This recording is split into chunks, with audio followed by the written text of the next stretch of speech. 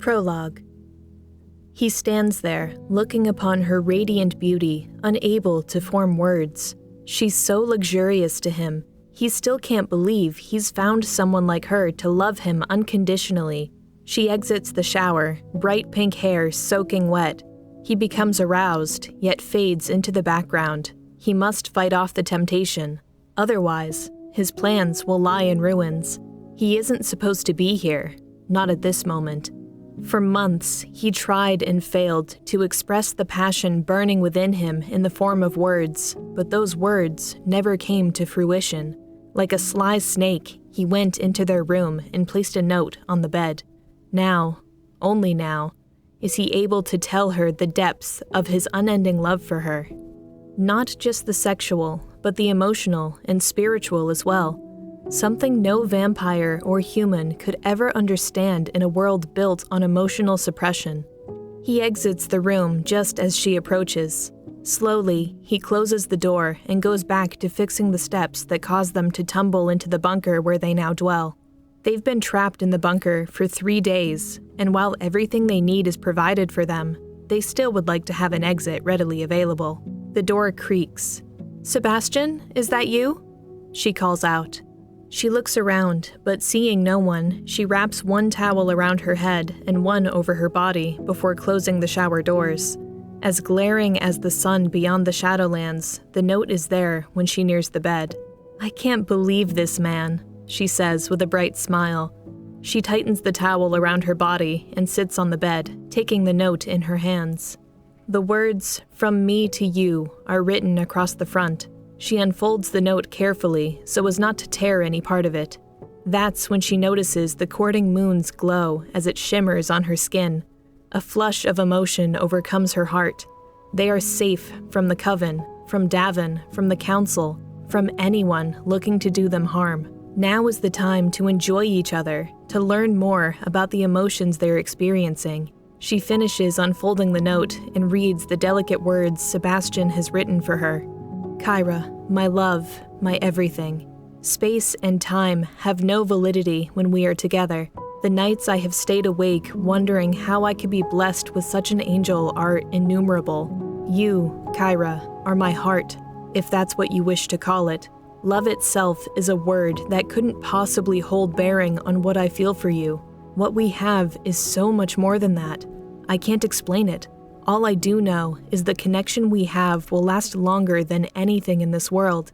As bright as the moon shines in the night, I will love you, never fail you, always be there for you, give my life for you, and live for you.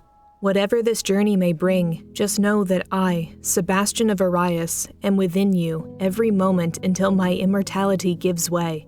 I love you, Kyra, always." Holding her hand to her face, she tries to keep tears from ruining the note. "Kyra," says Sebastian, holding a collection of pink roses. "Did you read it?" She removes the towel on her head and places the note on the nightstand near their bed. "Yes, it's beautiful." Sebastian takes a single rose from the bouquet he's holding and places the butt of it in her hair.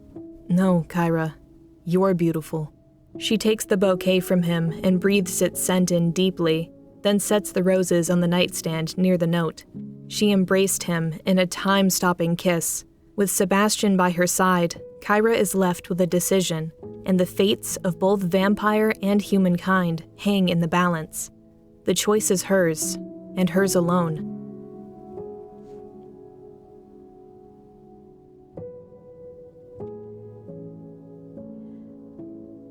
Chapter 1. The Decision. It's all so new. This tantalizing feeling of togetherness Sebastian and I have developed since we've been here in this little paradise my late father provided. With all the knowledge I've gained from that interactive holographic projection, or IHP, as I like to call him, I'm able to see more clearly. It's a shame my father wasn't able to update its programming with the answers to the questions that led to the creation of the Alliance Sanctuary before he passed away. In any event, we will find the answers we seek soon enough. Each day since we've been here, I plant my head in Sebastian's lap and caress his legs as I read all about the history of our people through the IHP. Sebastian's always here with me, every step of the way, translating, teaching, and learning. It's surprising to learn just how much information is kept from us, from all of Hymain. So many lies are fed to us. It's no mystery why they keep all humans in seclusion. This is our history, a history that should never be forgotten. They only withheld this knowledge to solidify their power, to centralize the governing world under one rule that they alone control. In the beginning, it was a hard pill to swallow. But the more we learn, the more sense everything makes. This isn't about laws or governance. It's about power and control. To keep the reverts in Hymain ignorant so that the ruling class of vampires can use the humans as they see fit. The only thing they see us as is cattle. I know that now, and it must be stopped. It's been a year since I met Sebastian, and today marks the anniversary. The power of the courting moon gives us the will to survive together. We believed the passion between us would eventually die down as time goes on, but it has only grown stronger. When making our journey across the Shadowlands into neutral territory, we could barely function without an adoring embrace. Every couple of hours we had to stop to make love, and even now, each time is more intense and passionate than the last. I still have fond, lustful memories of the time he gave me a taste of his full potential. The moment I first tasted his blood was, and still, is blissful and luxurious. I will always long for more. In the months we've been in this underground fortress, I've learned to summon and control my vampirism at will with the help of Sebastian. And each time we make love, my fangs sprout, drawn forth by the love and lust between us. Having him by my side has helped me get through the initial shock of everything I've learned from the IHP's database. The more time I spend learning from the IHP, the more it seems like I'm getting to know my father. While this thing is only a projection of him, it carries the emotional connection and reasoning abilities of him. It lets me know how sorry he was that he couldn't be there to raise me, to help me understand who and what I am. How sorry he was for all the torment and heartache my mother had to go through these years without him. Sometimes, at night, after an in-depth conversation with the IHP, I cry myself to sleep. This program is the father I never knew I needed. Whenever I cry, Sebastian is always there to dry my tears and rub my feet until I fall asleep. I don't think he will ever know just how much I love him, how much I depend on him. The more time we spend together, the more honest and open we become. A few months ago, Sebastian finally confessed his plans for me the first time we met. He admitted that he'd initially planned to make me his first victim, but his connection with me overpowered his thirst for blood. The intense struggle within him led to this conclusion, the fact that he had to make me his. I reminisce about the first time we met and what he had to go through to make it into Hymain. I had no idea the first time he saw me was on television with my adopted father, Bruce. While I was only on camera for less than a minute, he knew in those few moments that he would fall in love with me. He confided his love for me to the head guard, Baldassare and Verinia, the same guard who thought Sebastian would never go near human blood. Baldassare told him the rules and laid down the laws of the Coven. Had he followed Baldassare's advice, I very well could have been his meal. He told Sebastian that a human could never fall in love with a vampire, and the only way to stop the suffering of love was to kill me, to sever the connection before it dragged on for too long. I guess that's why Baldassare was surprised when we approached the gates of Verinia. He believed that my life was going to end at the fangs of Sebastian, which is why he teased him about only being a synthetic vampire. This is the reason Sebastian often told me I would become his meal someday. At the time, a part of him struggled with the knowledge that he was breaking the laws written by his coven, but they deceived him. They deceived us. In those seconds when he laid eyes on me, something in him changed, forcing him to risk everything just to have a simple conversation with me. This is one of the many reasons I'm grateful for our time here. It allows him to gather the courage to get it off his chest and tell me the truth. So many things have come out in the open for us since we've been here. And now, with all of Hymane's and Verinia's moral decay, we must put an end to the suffering of all those who wish to live a different way of life. Sebastian told me when we first got here that if I want to change the world, it must be done subtly. I, in turn, said that I have no desire to change the world, but only to help those few who want to live as their nature allows, to love without repercussions and to embrace passion without fear of oppression. But to do this means we have to fight his family, his coven. They are the gatekeepers, and they are holding all the cards, all the knowledge as to why loving someone more than yourself is forbidden. Once we understand why the secret is so guarded, we will know how to bring them to reason. The IHP told us this would be harder than either of us can fathom and that we must endure. Facing these evils together is the only way we can get through this. You look lovely today, Sebastian says, standing over me with a cup of hot tea. Lovely isn't the first word that comes to mind in the morning when I haven't washed my face or fixed my hair. Today is the day we're going to set off into the Shadowlands and bring those vagabonds here to help rebuild the Kingdom of Dragoius, to return it to the glory it once was. Armed with more knowledge than I have ever known and control over my vampirism, I am certain those who once loyally served my father will now be more than willing to help me. After we talk it over and consult the IHP, our decision is final. No longer will people suffer at the hands of the Council and the Coven. I just hope that vampires and humans will be able to live together in harmony as my father envisioned. I look up at Sebastian, and he's shirtless, as usual, tempting me to pull him into bed with me. He often does this on purpose just to see how much self-control I have. Needless to say, when it comes to him, I have very little. Thanks, sweetie, I say, taking the tea and setting it on the nightstand next to our bed. Well, that's a first. He grins, sitting at the foot of the bed. I smile and grab his hand. Actually, no, it isn't, I counter, pulling him toward me and then climbing on top of him. There's no rush, my love. We can take our time, he says. He removes my blouse. His hands are warm like summer. About 3 months back, his core temperature changed. He no longer has the icy Arctic feel to his skin. His body temperature has grown to mimic my own, increasing the pleasure whenever our bodies come into contact. Shall we make love before or after breakfast? He murmurs. Why not both? Your breakfast is already before you. His fangs grow, as do mine. I slowly remove his boxer shorts and wrap my legs around his waist. Kyra, I know we've been together for over a year, and this may seem trivial, but I have to ask, what made you fall in love with me? My face wrinkles and my fangs recede. I release my interlocked feet from around him and sit upon the variety of pillows next to the bedpost. I look into his eyes, searching for emotional change, questioning why he would ask me something like that so far into our relationship. When I first approached you, you ran away screaming. I pushed you away when my mother caught us in my bathtub in Verinia. Why did you come back for me? What made you fall in love with me? Does love really need an explanation, Sebastian? Does love even have an explanation?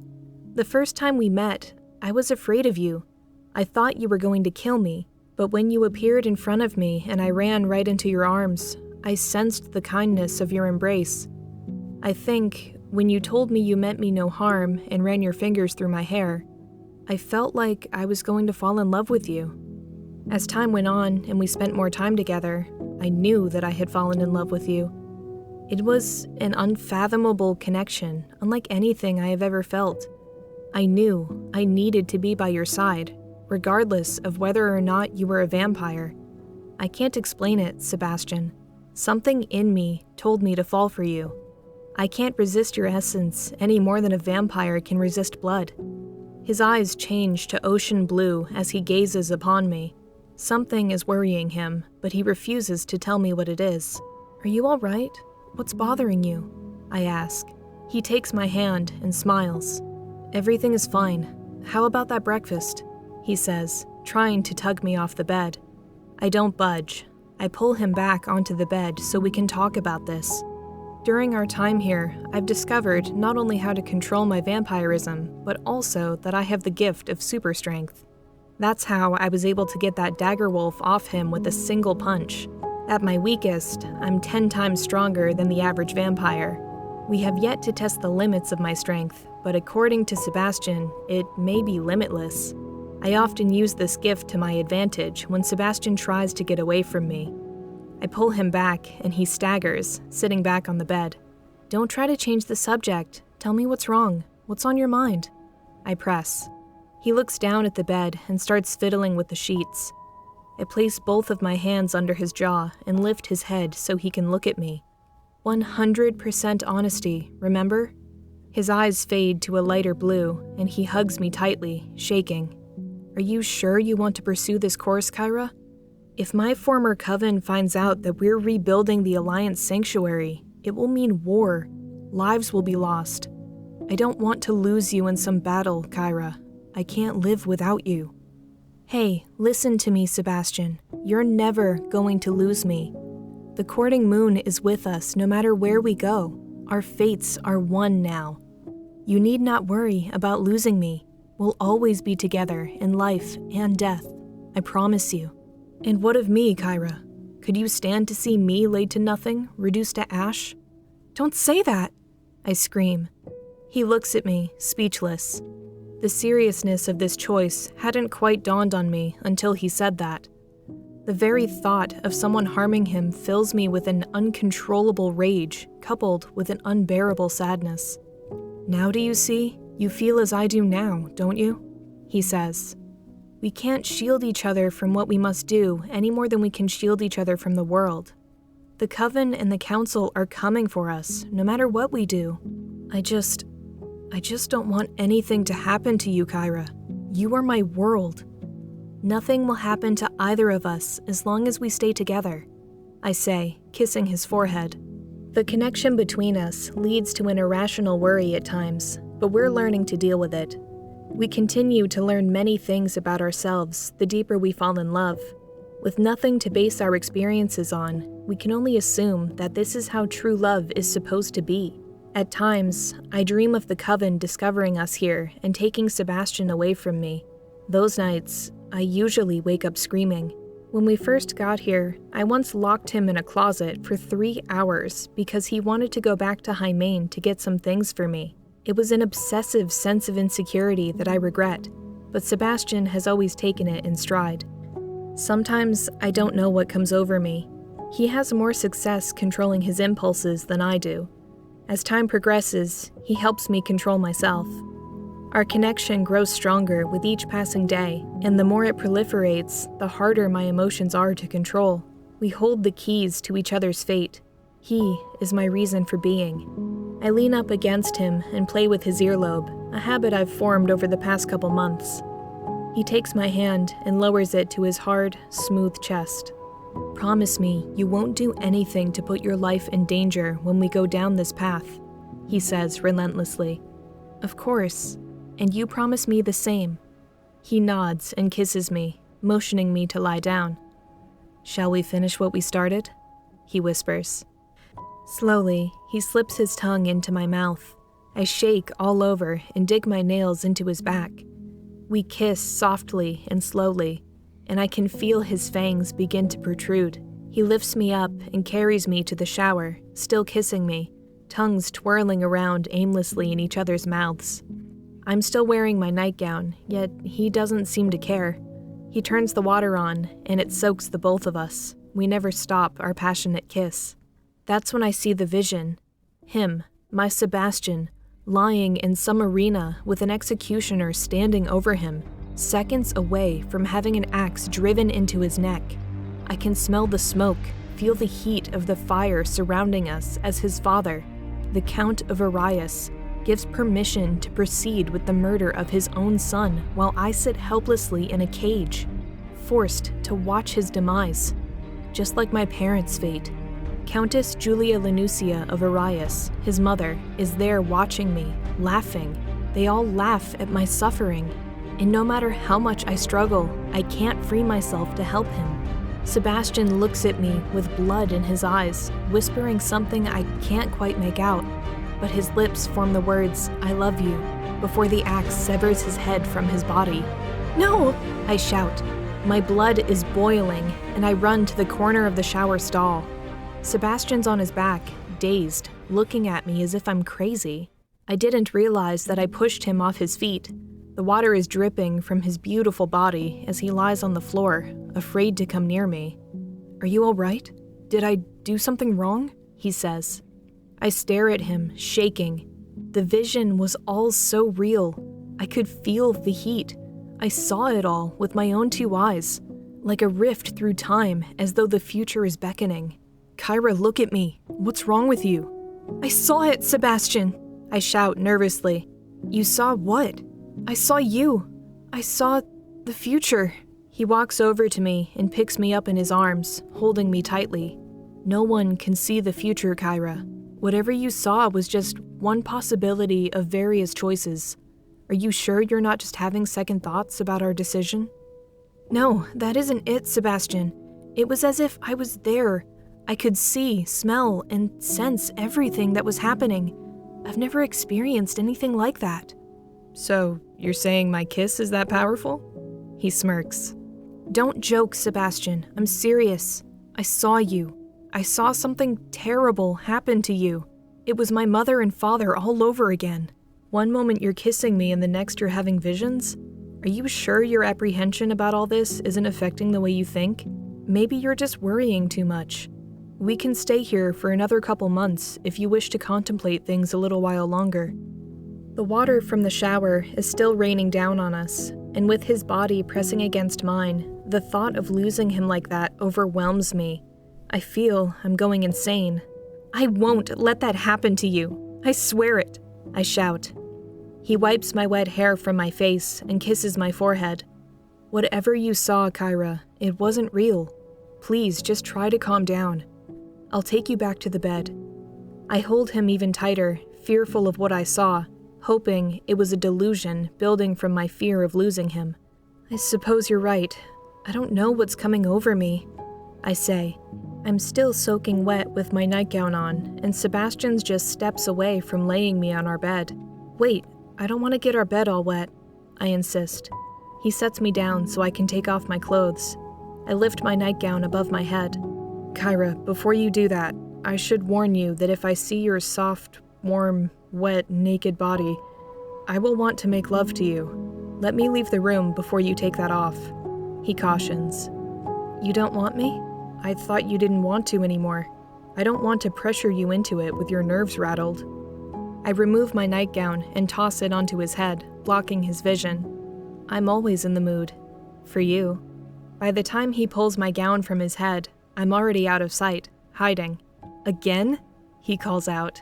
I try to withhold my laughter as best as I can.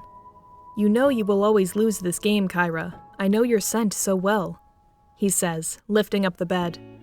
"I have to find a better hiding place," I say, crawling back out. "Are you sure you're okay to do this?" he asks. I jump on him and wrap my legs around his waist. "Lay me on the bed and take your woman, Sebastian." His eyes turn a dark blue, and he licks my neck, slowly lowering me onto the bed. My fangs protrude, and I bite his shoulder, causing his cock to turn rock hard. It's pulsating, wanting nothing more than to enter my soft, wet pleasure chamber. I release my fangs from him and climb farther on top of him. I want to try something new. I lean his head back. I take a pillowcase and wrap it around his eyes, blinding him. Slowly, I go down, caressing him from his chest to his navel. I grab hold of his throbbing manhood and lick the tip, moving my tongue round and round before swallowing it as deeply as I can. He moans sensually, grabbing hold of the bedpost. I use the base of my tongue, licking the front of his cock while deep-throating each time I go down, tickling his balls. He takes my head and pulls my hair, screaming in pleasure. Up and down I suck, saliva dripping from my mouth all over his cock. "Stop, I'm going to come, Kyra!" I pretend as if I don't hear him and continue to suck faster and harder. He can't take it anymore. I can feel him about to explode. He grabs my shoulders and my head to pull me off, but with my superior strength, I'm able to subdue him. "You want me to come like this? You want me to come like this?" He bellows, shoving his cock deeper into my throat. I take it all. I want him to feel the same sexual pleasure he's given me so many times before. Oh, Kyra, ah! He screams, unleashing his seed into my mouth, his whole body shaking. I swallow it all, every drop. I've wanted to taste him for so long, but was too shy to even suggest doing so. After that vision, and after having seen him die, whatever shyness I have about sexual experimentation is gone. I look up at him. He has ripped the 2 beams out from the bedpost. I wipe my mouth and lick him from his navel to his chest, stroking my soft body up against his. I take the pillowcase off from his eyes and look at him, smiling. He doesn't move. The shock of it all still smothers his thoughts. I love you. So much. I know you do. I kiss his neck. Where did you learn to do that? I roll off him and lie next to his shivering hard body. I've been practicing on those cucumbers I grew. I thought you hated cucumbers. I always wondered why you planted them. Surprise, I giggle. I've never felt anything so sensual in my life. I'm just glad you were able to control your fang protrusions, he jokes. I slap his shoulder and bust out laughing. I'm glad you enjoyed it. Your turn, he says, climbing on top of me, biting my neck. There it goes again. That bliss, that euphoric bliss I've become addicted to. With his cock still throbbing, he enters me slowly, gripping my backside and squeezing my walls onto him. I wrap my legs around him and my feet straighten to a point. My mouth is gaping open, and I pull him off my neck so I can gaze into his eyes. He gives me a look, the same haunting look he gave me in my vision. Sadness overcomes me. The thought of him dying by the hands of his father fills me with depression. I turn away, fighting back the tears, hoping he doesn't notice, but he fed on me, and we are already connected through mind thought. He senses what I'm thinking. Kyra, look at me, please, he says. I can't do this, Sebastian. He pulls away and lies next to me. I curl up into a ball and let the tears flow. Everything will be all right. I'm here. I'm not going anywhere, he says, rubbing my back. I'm sorry. You don't have to apologize for anything. I'm here for you, no matter what. I turn to look at him. I'm going to lock you in the closet again. He pulls the blankets over us and holds me tight.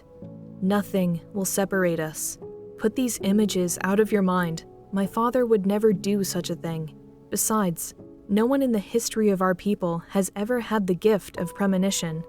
Whatever you saw can't be real, he assures me. I wrap my arms around him and pull my body against his. I just want to stay like this forever, I say faintly. The pain of losing him is overbearing. This is the first time I have ever told him to stop. You're so supportive of me, Sebastian. Of course I'm supportive. You're my mate. You have my heart. Promise me one thing before we leave tomorrow. Anything. If we ever approach your father on the battlefield, promise me you'll run. No matter what happens, you just run. Don't look back, no matter what may happen to me. I ask of him. I can sense his thoughts as I wait for his apprehensive reply. If you're in danger, nothing will stop me from coming to your aid. No, Sebastian, you run. Do you hear me? You run. I shout, shaking his head back and forth. But, Kyra, please, promise me. Okay, I'll run, I promise, he says disconcertedly. I kiss his forehead, then look him in the face. His eyes are jittery, and his lips are trembling. You're lying, I shout, throwing the sheets off us. I try to get up off the bed, but he pulls me back in. Please, Kyra, calm down. You can't expect me to just leave you if you're in danger. You cannot ask that of me. He shifts my body to face him. I can't bear the pain of your demise. My vision was... Your vision wasn't real. It was just your subconscious reacting to your preconceived fear of losing me. What you saw will not happen, I promise. My hands shake as I dig my nails into his back. He flinches, sensing the passion and emotional turmoil I'm going through. I know it's hard to control it at times, Kyra.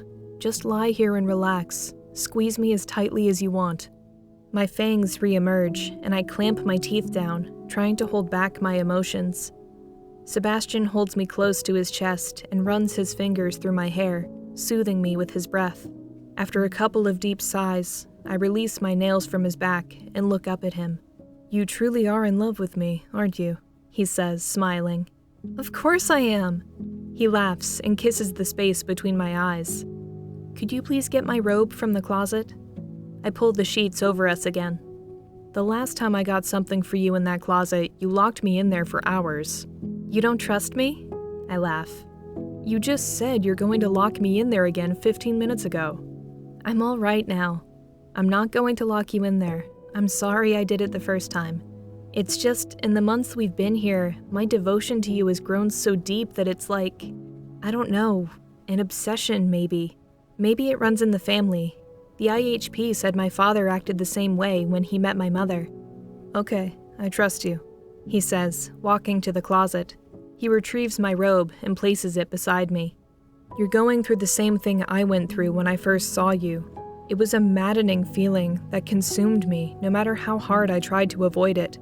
It's what led me to your lands every night all those months ago. It gets easier, I promise." I put on my robe and kiss his cheek. "I'll be in the shower," I say. "I'll join you." "No," I shout. "I mean, it's okay.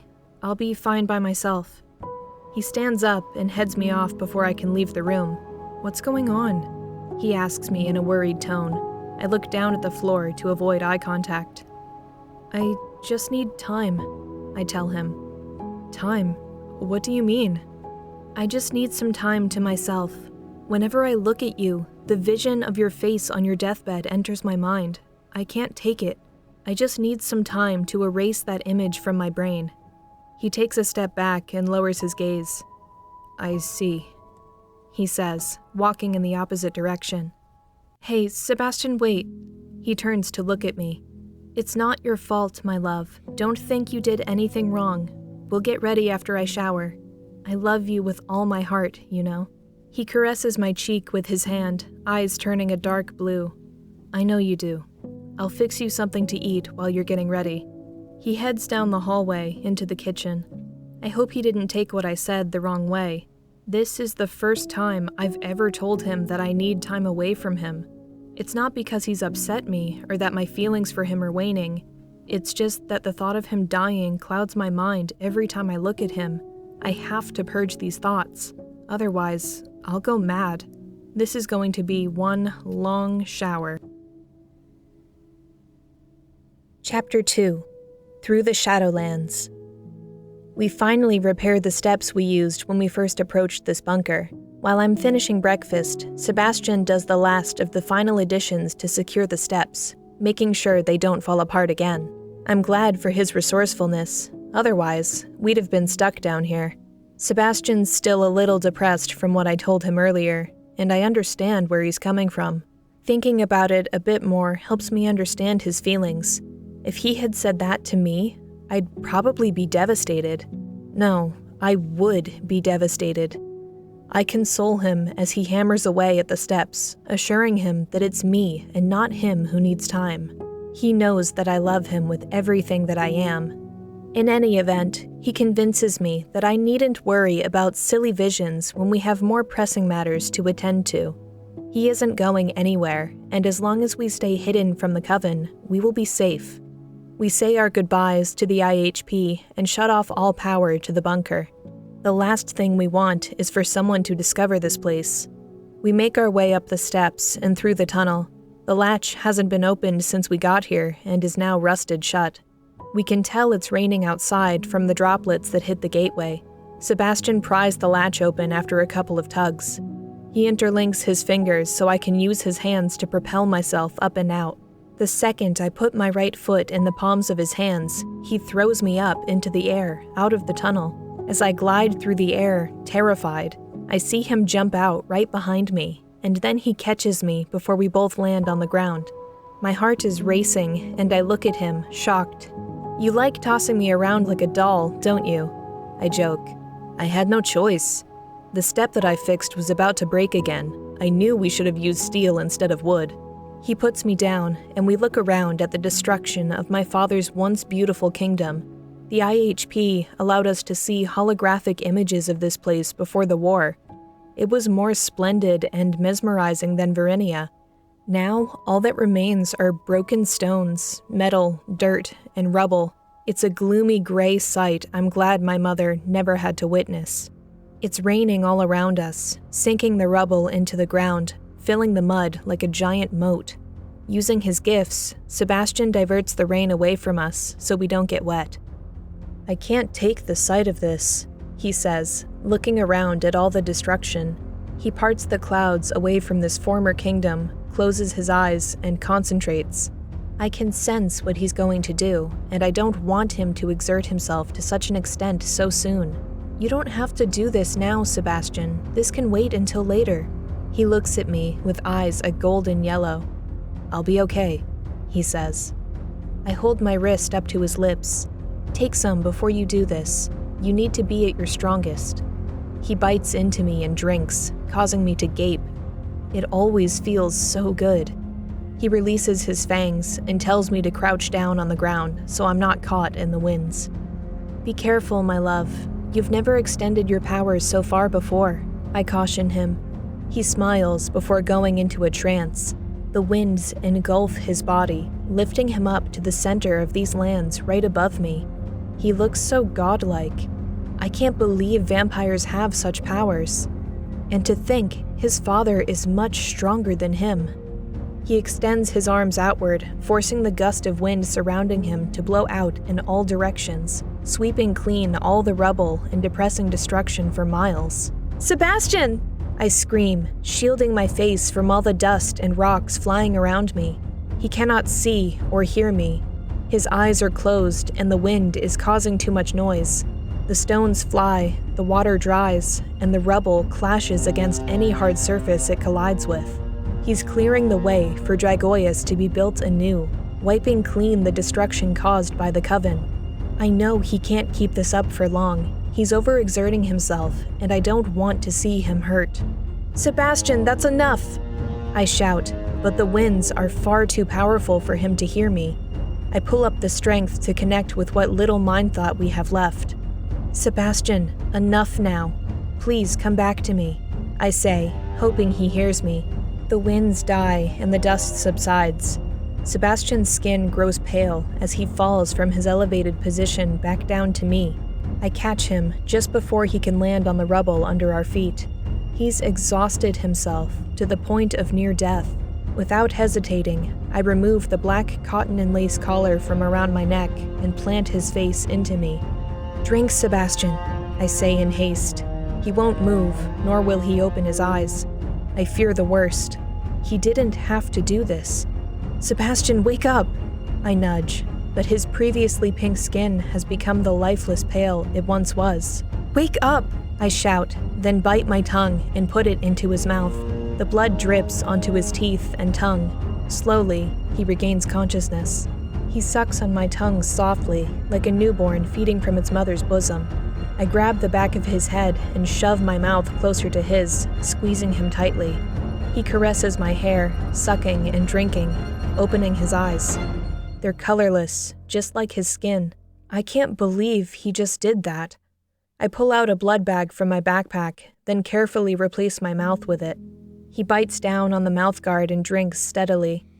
I sit him up, massaging his shoulders and neck, hoping he's all right. "What did I tell you about putting your life in danger, Sebastian? How many times do we have to go over this?" I complain. He finishes the blood bag and takes a deep breath. I wipe his lips and look at him in worry coupled with a hint of anger. His skin returns to the pink it was before, and his eyes shade with blue and white. "Thank you. I don't know what happened. I've lost all control. It felt like I was fading away. Had you not broken me from my trance, I don't know what would have happened." "For the love of... don't ever do something like that again!" I bellow in sadness. He grabs my face with his hands and turns my eyes to look around us. Everything is gone, as if the land had never been touched by the destruction the Coven caused. For miles, there is nothing but land and hills completely washed clean. Surrounding us are the stones of rubble that we can easily use to rebuild this kingdom in our own image. It's a wonderful new start. If only Sebastian hadn't almost killed himself doing it, I could better marvel in its glory with happiness. Rejuvenated, he stands up and pulls me to my feet. I cover the opening to the tunnel with dirt so as to conceal its location. Sebastian goes into my backpack to get another blood bag. I hadn't realized how much he exerted himself until he went for that second bag. He usually only needs my blood for nourishment. I pull out a sandwich from my bag and sit on the ground, taking a bite. Sebastian's eyes are turning red from all the blood he's consuming, yet they'll only stay that way for a moment. As I sit here chewing, Sebastian gazes at me and smiles. I know what's going through his mind, but we're vulnerable out in the open without any bushes or trees to conceal us. And this is the first time in months we've been outdoors. The fresh air does us good. Seeing him in daylight with his newly pinkish skin gives me pleasure. I can see in his eyes that he wants me. I'm wearing a pair of black jeans and a t-shirt with minimal skin showing. Still, he is tempted. I have my legs open toward him while eating my food, and I don't notice the effect it's having on him until his eyes turn blue. Because of my vision and the depression it caused me, we weren't able to finish what we started before. I close my legs and turn away from him to finish my sandwich, but he's already beside me. I kiss his forehead with food bulging out of my left cheek. As much as I want you right now, we can't, I say, before downing the last bite of sandwich. He takes me in his arms and kisses my neck. I know, my love. I can feel the trembling in his body. He still wants me just as much as when we first met. I gather the rest of our belongings and throw my backpack onto my back. I can't believe you were able to do this, Sebastian. Everything is wiped clean. When the rain starts to fall again, these open dirt lands will grow grass, and they will flourish with life once again. I'm sure of it, he says. I put my arm on his shoulders and just stare in amazement. Words cannot express how lucky I am to have found you, I say passionately. He looks me in the eyes and kisses me gently. I could say the same about you. I hop onto his back and brace myself for his profound running speed. Let's go rebuild my father's kingdom. We leave the lands of Dragoius and approach the place where Davin Cummings had trapped Boya and my mother. Boya's grave is still intact, as are the cuffs that bound Davin to the tree where we left him. We must see to it that Boya's body is moved to Dragoius once everything is settled. Davin's body is gone, but his arms are still attached to the cuffs around the tree. He either fell victim to a dagger wolf or those vagabonds came back for him. Either way, I'm glad he's gone. He deserved his fate many times over. If Davin and that bastard Dartmouth were capable of such evil, there's no telling what the Coven will do if they find us. We must keep a low profile until the time is right. What we plan to do will destroy the fabric of power the Coven in Varinia has over everyone in this world. The thing the IHP told us that neither Sebastian nor I knew was that there are various vampire kingdoms out there, 9 in total. And of all the kingdoms, Hymain is the only one occupied by humans. They've hoarded the reverted humans in a single area close to Varinia for one purpose: to feed. Of all the 9 kingdoms in our world, the only purpose of Hymain is to become the wine that fills the glass of those high-ranking noble vampires who occupy Varinia. That's the only reason Hymain is so close to Varinia. It's the reason Hymain is kept in the dark about everything. It's why humans are kept oblivious and infantile, so we don't figure out our real purpose to them. We're all just cattle. The council may be content to live the life of fodder, but I am not. People like Masego Omalara and many others my father saved from the offering didn't choose to be cattle, and nor should they be. It must stop here and now. With the exception of Varinia, none of the other kingdoms have the privilege of drinking human blood, and as far as I'm concerned, no one should, not against their will and surely not until death. It's going to be a long journey, but I believe we can gain followers in all the kingdoms. First things first, though, we must rebuild. Sebastian walks over to Davin's detached arms. They've already decomposed to the bone. There's no other trace of him. Not a very dignified death, I would say. Sebastian comments. I look down at his arms and think back to the times he abused me and tried to drown me in our bathtub back in Hymain. He didn't deserve an honorable death, trust me, I say. A few months back, we received a note from Masego saying that my mother was taken back to Hymain once she regained her strength. Since then, the Coven has kept a close eye on my family, making sure Madam Cummings doesn't suspect my mother of her son's disappearance.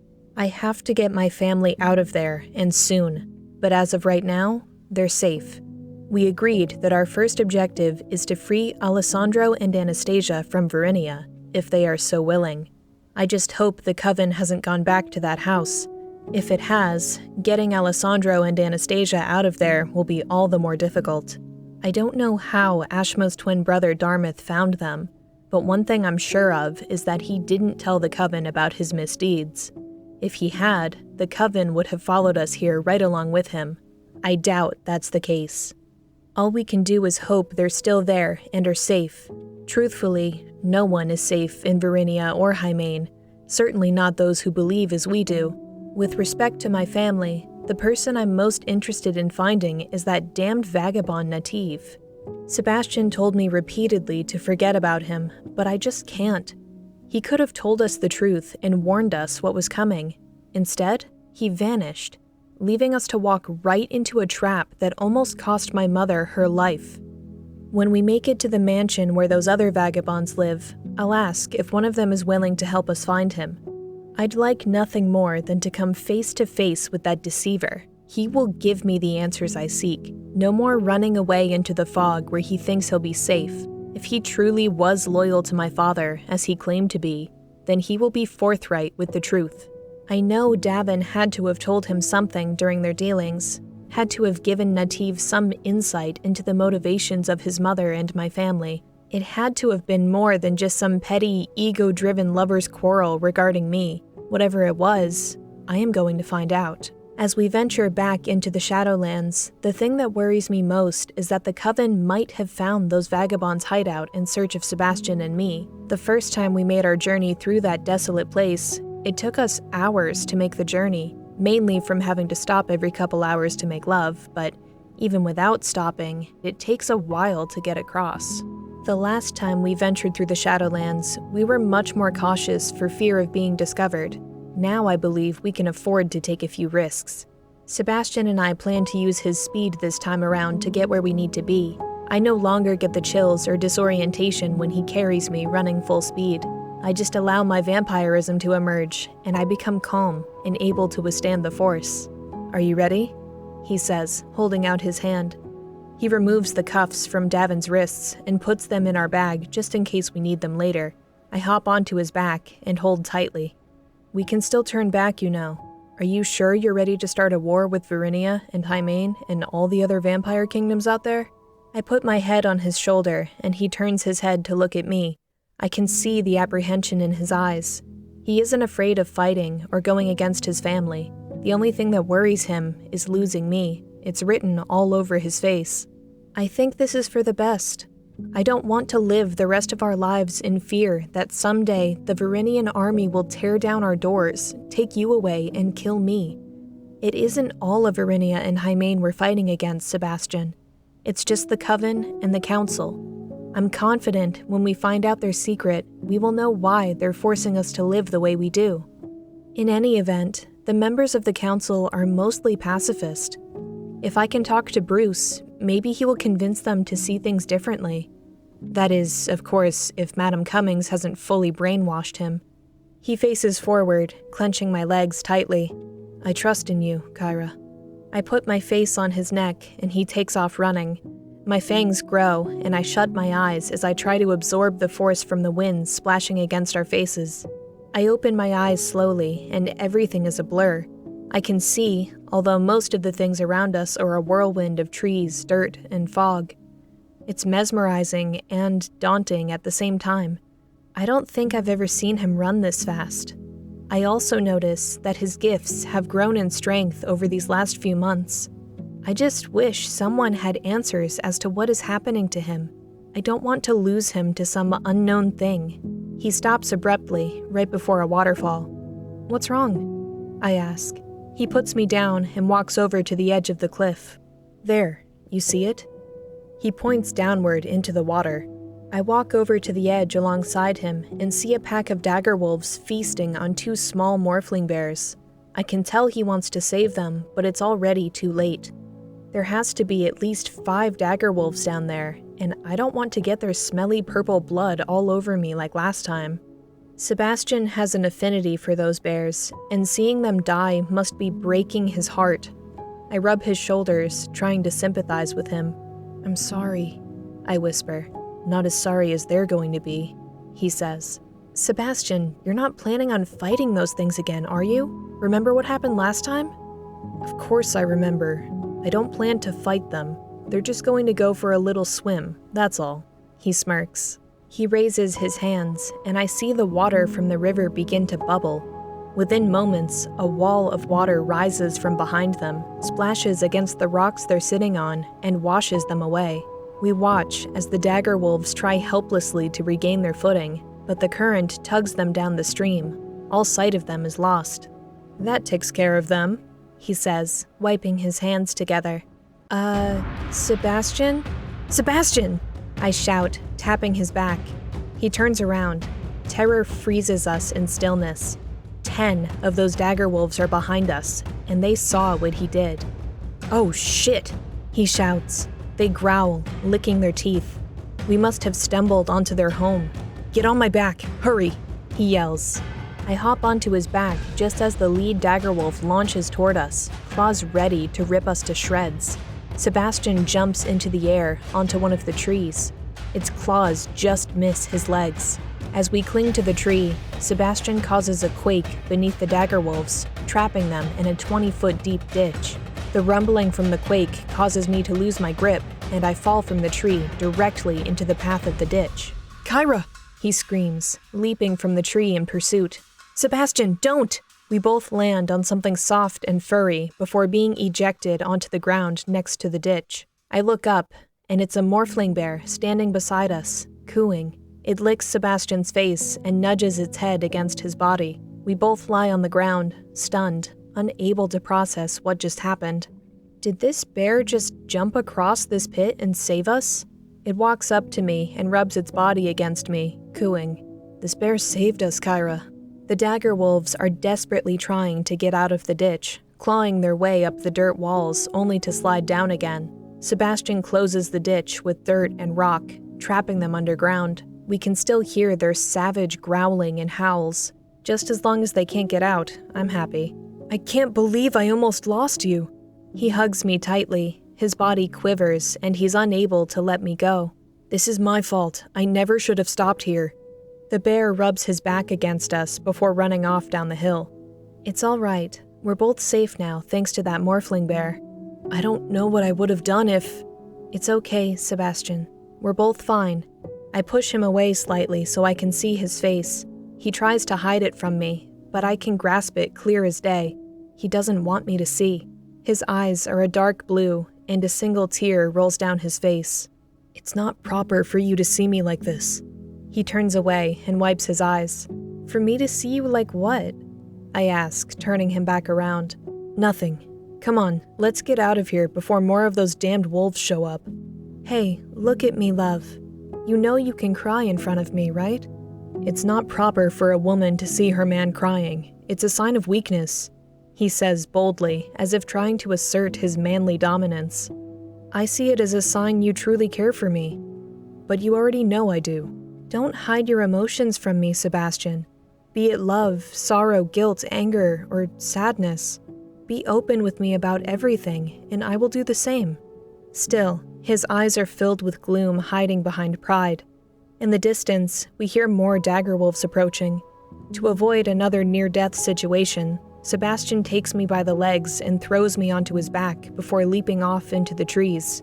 Down below, I see the little morphling bear that saved us, gallivanting by the stream where Sebastian had washed away the wolves. I hold on to him tightly. Those dagger wolves gave him the perfect excuse to avoid our conversation. One would think that after our minds have touched and over a year of being together, he'd be more forthcoming with his other emotions. I guess it's a male thing. Chapter 3. Our new home. The woods are a shadow of what they used to be. When we first made our journey through this place, it had shades of greenery that surrounded the plains but still was covered in a misty fog. Now, it all looks so empty, as if death has gripped it with shadowy claws, wringing out all life that once flourished here. And just like the horror that awaited us when we entered the lands where my father had built our home, the same now stands for the mansion. Everything, all the vagabonds have made, lies in ruin. Their home is set ablaze, with no trace of Masego Omalara, the 3 youngsters, or any of the vagabonds who live here. It's all burned to the ground. How could the Coven have found them? We left no traces when we left Varinia, and I'm damn sure Dartmouth didn't tell the Coven where he was headed when he made his way here. Perhaps he escaped from the vagabonds and made it back to Varinia, only to lead the horde to slaughter them all. If Sebastian and I hadn't been in that hidden fortress, maybe we would have suffered the same fate. The ashes and smoke from the burning buildings seem recent, and there's no indication of my mother being here when it happened. This really puts a sword into the heart of our plans. We were counting on the vagabonds here to help us rebuild Dragoius and the Alliance Sanctuary. With them gone, I don't know what we're going to do. It seems like wherever we go, there is always death and destruction. Sebastian puts me down, and we walk through the rubble and ash, looking for traces of bone to see if the vagabonds were here when it happened. If they used the same vampire-killing weaponry they used on us during our escape from Varinia, then it will be almost impossible to find remains. One blast from those things and a vampire is reduced to ash, and all that surrounds us is ash. We can't tell if this ash is from the mansion or from the vagabonds. "I can't believe this," Sebastian exclaims, kicking the dirt and burnt wood at his feet. I can see in his eyes that he's just as distraught as I am, even if he and the vagabonds didn't quite get along during our first encounter. I never thought my coven could be so destructive and cruel, but now I'm finally starting to see the truth, he says. I go to him and hug his waist. This is all my fault. If I hadn't fallen in love with you, none of this would have happened. Don't do that, Kyra. Please don't blame yourself. Events would have unfolded this way sooner or later. We're just the catalyst. He gazes into my eyes, stroking my back. I go to kiss him, but then we hear a ruffle from the smoky bushes around us. Sebastian covers me, preparing for whatever entity decides to leap out and attack us. That sure was fun, wasn't it? Says the young vagabond who helped us defeat Davin. He turns around to see us standing there, then looks shocked. More vagabonds follow behind him, all surprised to see us. My queen, what are you still doing here? We thought you would have gone back to Hymain to see your mother, he says. Sebastian and I look at each other, both confused and overjoyed. What happened here? I ask. Oh, this place? Yeah, we were assigned to burn everything before we left for a new area to settle in. Wait, so the Coven had nothing to do with this? Where are the others? Asks Sebastian. He steps forward to the oldest of them for answers. You remember Dartmouth, right? Well, we tortured him for months so he could give us information about the inner workings of the security in Varinia, and so we could pay him back for what he did to us. To our shame, he escaped last week thanks to Brainless here. Don't call me brainless, he tricked me. He said he just wanted some fresh air, says the young vagabond. You don't give fresh air to prisoners, you nincompoop, he scolds.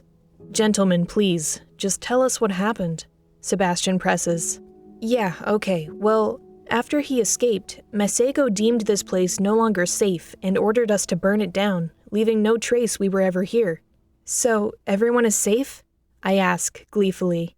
Yes, of course, the younger one says. We both breathe a sigh of relief. Take us to Masego. We have a new home for you all, I tell them, stepping back to Sebastian's side. Sure, we're not too far away from the group. We've traveled up this way a couple of miles. I'll take you to them. Sebastian grips my hand firmly, and his eyes light up. I think he's relieved at the thought that his former coven hadn't killed everyone. This is the second time we've attributed something to the coven that they had nothing to do with.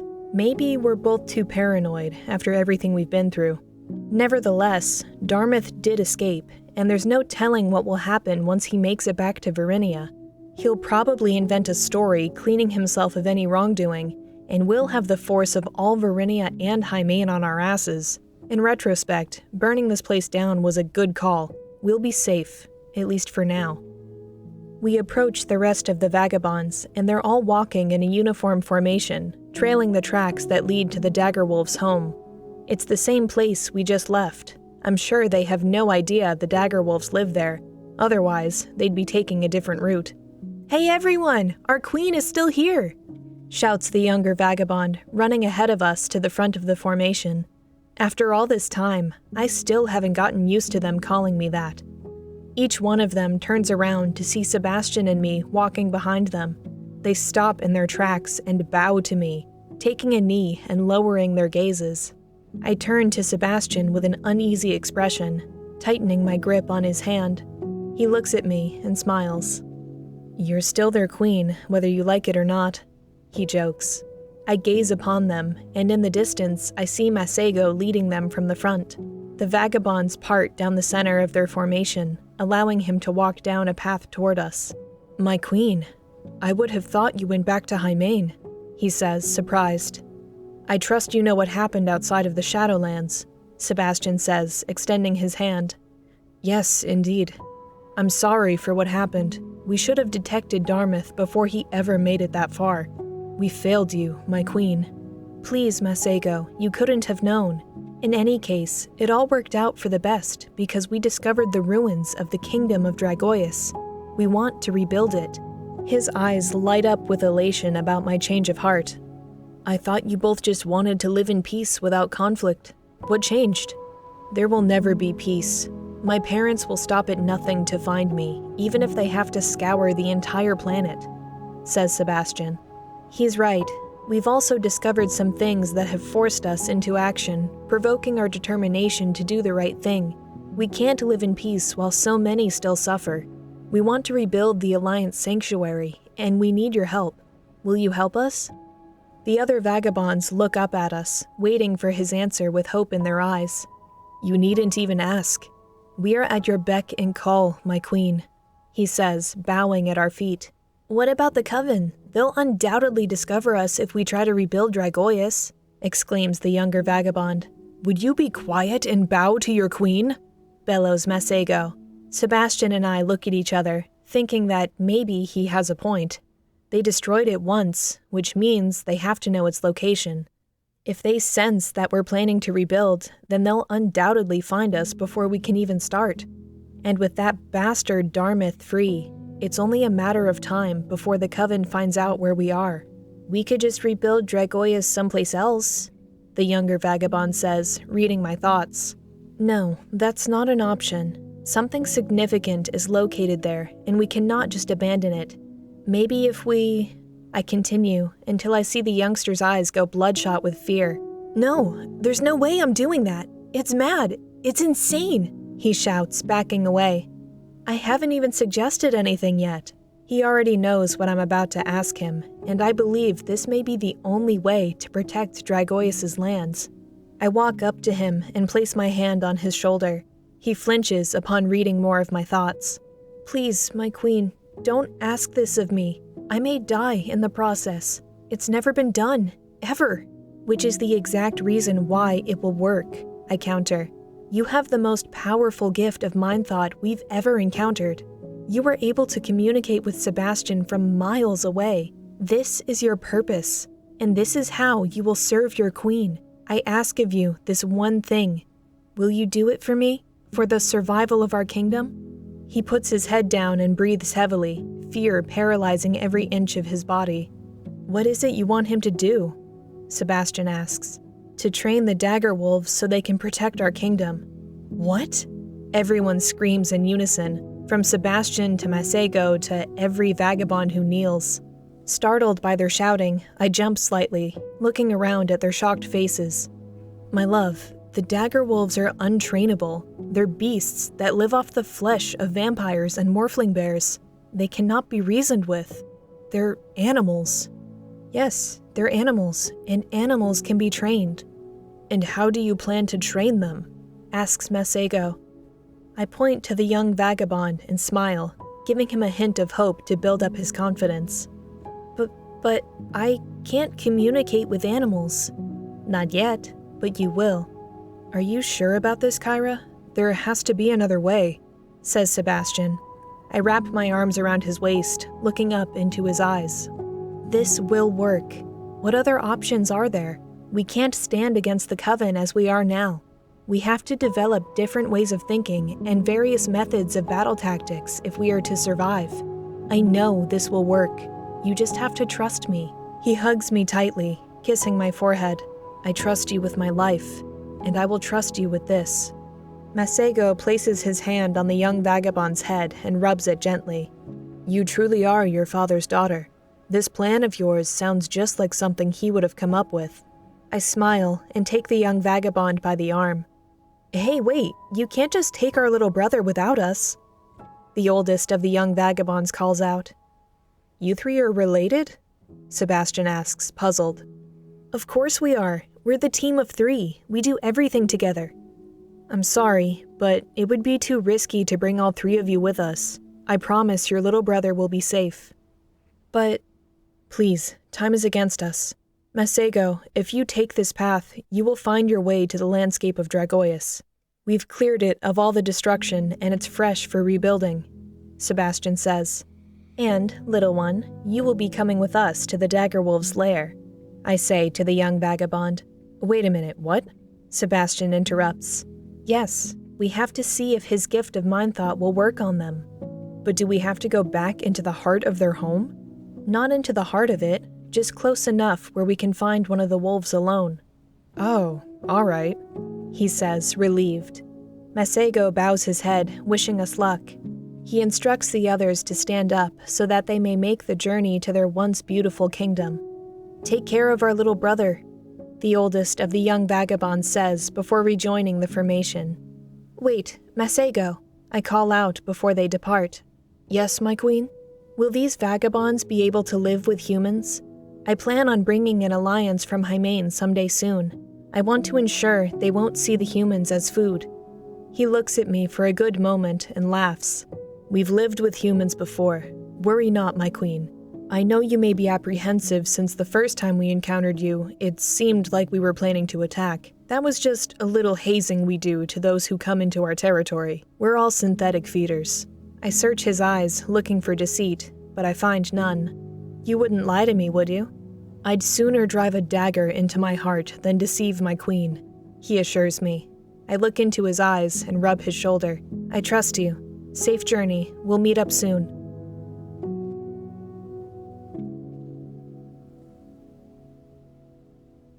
Chapter 4. A Deal with Beasts. The young vagabond conjures up every excuse imaginable to get out of trying his gifts on a dagger wolf. Despite his protests, I'm certain he can do it. I keep having to remind myself that this little boy is 87 years old. Sebastian wasn't mistaken when he said humans turned at such a young age are mentally frozen at the age they are turned. It's a real shame Masego didn't wait a couple of years before turning him and his brothers. They would be a greater asset if only they were a bit older.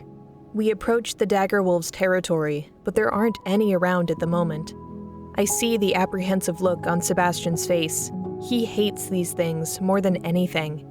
The young vagabond is stiff with fear, looking over his shoulder every minute, thinking that a dagger wolf will come flying out of nowhere to attack us. I wouldn't put it past those devilish creatures to do such a thing either. The mist of this place clouds us, and the darkness becomes more intense the deeper into this forest we go. The trees and fog that shield the Shadowlands from the sun are no longer visible as the darkness overcomes everything. It's quiet, so very quiet, which puts Sebastian on guard so he's ready for just about anything. As we approach the waterfall where we washed away those wolves that attacked the morphling bears, we see a steep hole in the ground. It has to be where those trapped wolves dug themselves out. I knew that hole wouldn't keep them contained for very long. This is a perilous feat, but it must be done if we are to protect our new kingdom. By now, I'm sure Masego and the rest of the vagabonds have reached the lands of Dragoius. Until we can rebuild and put a new beginning to what my father started, we will always be in danger. The way I see it, this is our only option. We jump down from the trees, landing near the hole. Where could they have gone? Sebastian wonders, looking in all directions. These dagger wolves are devious and highly intelligent. They will maneuver us, stalk us, and trap us until they're ready to make their move. I've seen it hundreds of times. The young one says, looking around cautiously. Are you sure about this? We can still turn back. It's not too late. Sebastian says. Could you do me a favor and part the fog? I ask him, sensing something is off. He lifts his hands and spreads them apart, cleaning the air of the fog that hides the visuals around us. Kyra! Sebastian yells when he looks over at me. I almost faint when I turn around and see a dagger wolf within inches of my face, licking its large, sharp teeth. We're surrounded. It looks like hundreds of them have descended upon us. The one closest to me howls a demonic shriek, forcing the others to howl as well. He has to be the alpha, the leader of the pack. The young one is frozen in fear, unable to move or do anything. Sebastian runs to my side, ready to use his gifts to push them away from us. No, Sebastian, don't. I whisper so as not to provoke them. He backs away, but not too far, just behind me. I hope you know what you're doing, love, he cautions. As the dagger wolves snarl and growl, the alpha moves closer to me, forces me back. I can see by the look in his devilish, hungry eyes that he wants to eat me. Maybe they're right. Maybe these ferocious, feral things can't be trained. The young vagabond runs toward us, coming between me and this beast. I failed you once, my queen. I will not do it again. He places his hands on his head and closes his eyes. The dagger wolf leaps toward the young one, teeth at the ready, and its claws inches from his chest. Suddenly, all three of us are thrown into a whirlwind of raw thought. It's like time itself has stopped. The dagger wolf pauses right along with us, stopping short of biting the young one's head off. Everything around us is pure light. No trees, no fog, no forest, no water, nothing. It's an endless void filled with nothing but light. Me, Sebastian, the young vagabond, and the dagger wolf all stand in the center of this room of light. Where are we? My voice echoes, sending rifts of sound waves into the distance. My construct. This is my hiding place when I want to escape from everything. I never knew I possessed the power to bring others into it. I guess when you're faced with death, anything can happen. The dagger wolf is afraid. This is the first time I've ever seen a dagger wolf display fear. It stumbles to stand on its four legs, wobbling about back and forth. It tries to run away with little success. I never knew a vampire could be this powerful. The only vampires with such power are my father and me, Sebastian says, stunned. Where am I? How is this possible? Says a faint voice coming from the direction of the dagger wolf. All three of us shoot astonished looks in its direction, paying close attention to what was just said. The dagger wolf turns around to face us. Where am I? He says. You can talk! The three of us scream in unison. This is impossible. This shouldn't be happening. Where have you brought me? I need to be with my pack, he howls. Try to calm down. You're in my construct. We need to discuss something with you before we can let you go. Let me go now or I'll kill all three of you, he screams, charging toward us. Sebastian shields me just as he jumps into the air, teeth and claws ready to make contact. However, terror is short-lived when we look up to see that he's been transformed into a tiny mouse. This is my construct. I set the rules of this place. You can be a dagger wolf or a mouse. The choice is up to you, the young vagabond says. What have you done to me? The alpha shouts in a miniature voice. Are we going to talk or not? Talk? I don't converse with my food. You are my food, and nothing will ever change that. Letting out a sigh, the young vagabond turns to me with hopelessness. Do you see, my queen? These things cannot be reasoned with. That's right. I cannot be reasoned with. I would no more reason with you than this woman would reason with a well-cooked piece of meat. You can't keep me here forever. You will eventually have to let me go, and when you do, my pack will feast on your bones. I can't believe we're being threatened by a mouse, Sebastian says. You may have made me a mouse here, but out there in the real world, I'm vicious and hungry, and I lead hundreds just like myself. Coming into our lair was the biggest mistake of your lives. You will make a fine meal for us tonight. Listen, we came here because we need your help. Other vampires are coming to destroy us. We need your help to protect ourselves, I say. He flips onto his back and laughs aloud in his small mouse-like voice. You want protection from your own kind? You're either joking or insane. We eat your kind. If these vampires you're so afraid of come here, then that will only mean more supper for my pack. Let them come. We'll eat them after we've finished devouring you. He leaps onto my foot and starts biting my ankle. Sebastian takes him by the neck and holds him tightly, squeezing him. I'm sorry, my love, but we've tried it your way, he says before slamming the alpha onto the ground. Listen, you venomous leech. You are going to help us. Otherwise, I'll crush you beneath my feet, right here and now. Let's see if your body can survive without a mind inside it. We'll also see how long your pack can survive without its alpha. You can't kill me here, the wolf says, unsure. If your mind believes it's dead, then it's dead, says the vagabond. So you will make us your slaves? We will do nothing of the sort. We just want you to keep any vampires from getting to our kingdom. In return, we'll give you a tribute of Calcanae meat annually, I explained to him. Calcanae? That bird went extinct decades ago, the wolf says. I know of a place where they are plentiful. This deal is a win for you, no matter how you look at it. You get to eat any vampire who tries to destroy us, and you also get a hefty supply of Calcanae birds for your troubles. The young vagabond turns the wolf back into his original form. Is it a deal? The alpha snickers at me, raising his paw as if he wants to shake hands. So be it, but I want the first supply of Calcanae birds within a month. Yes, of course, I assure the wolf. Sebastian and the young vagabond look at each other in amazement. They cannot believe what's happening, in agreement with dagger wolves. Now, if we can return to the real world, I will inform my pack. Just know that if you try to double-cross us once we're out of this construct, I will blow you all so far away it will take decades for you to find your way back, Sebastian threatens.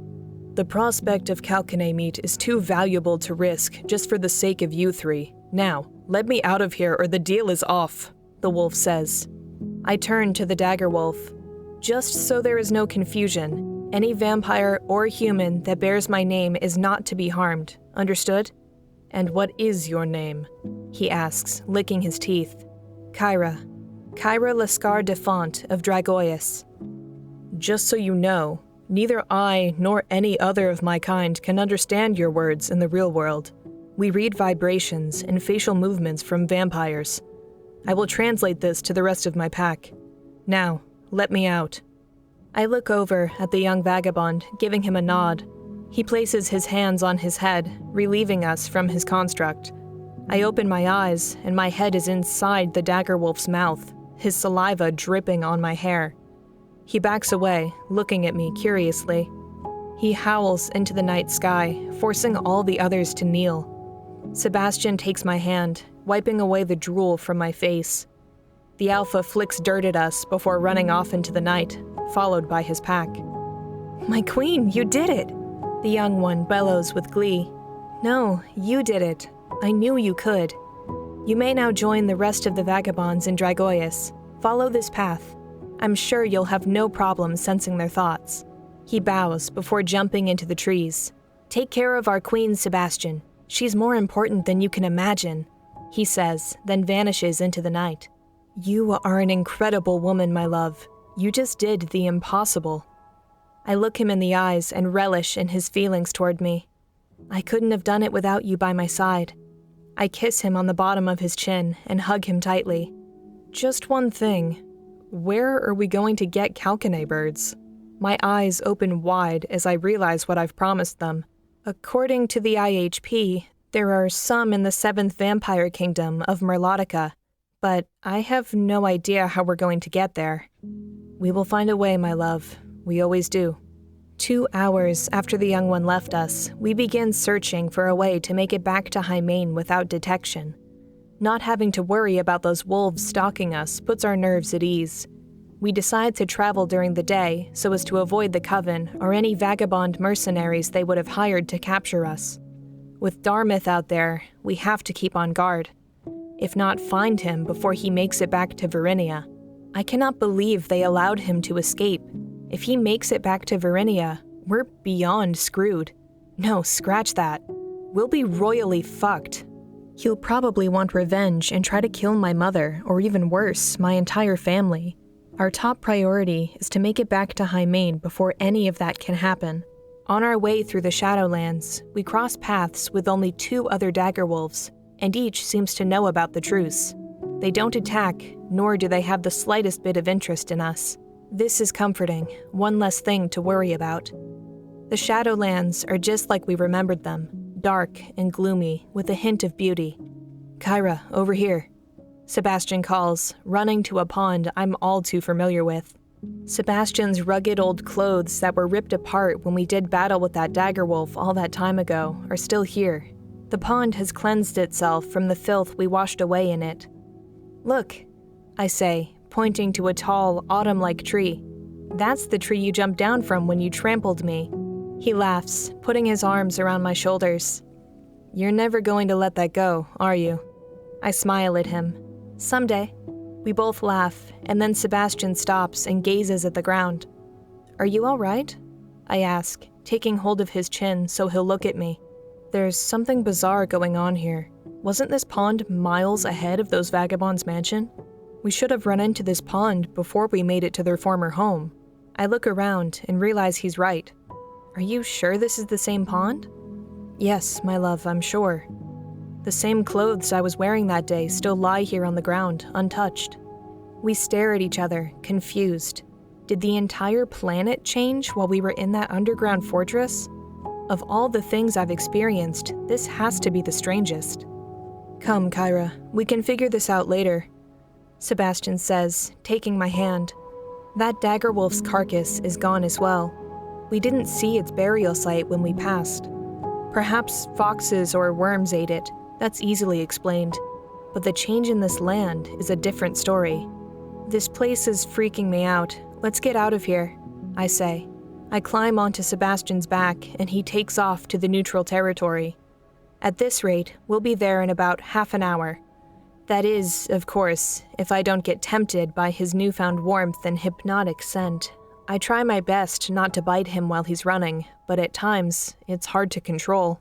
With my face planted in his neck, I rub my lips across his skin, and I start to drool a little. This can't be happening, not now. "Come on, Kyra, you have to stay focused," I whispered to myself.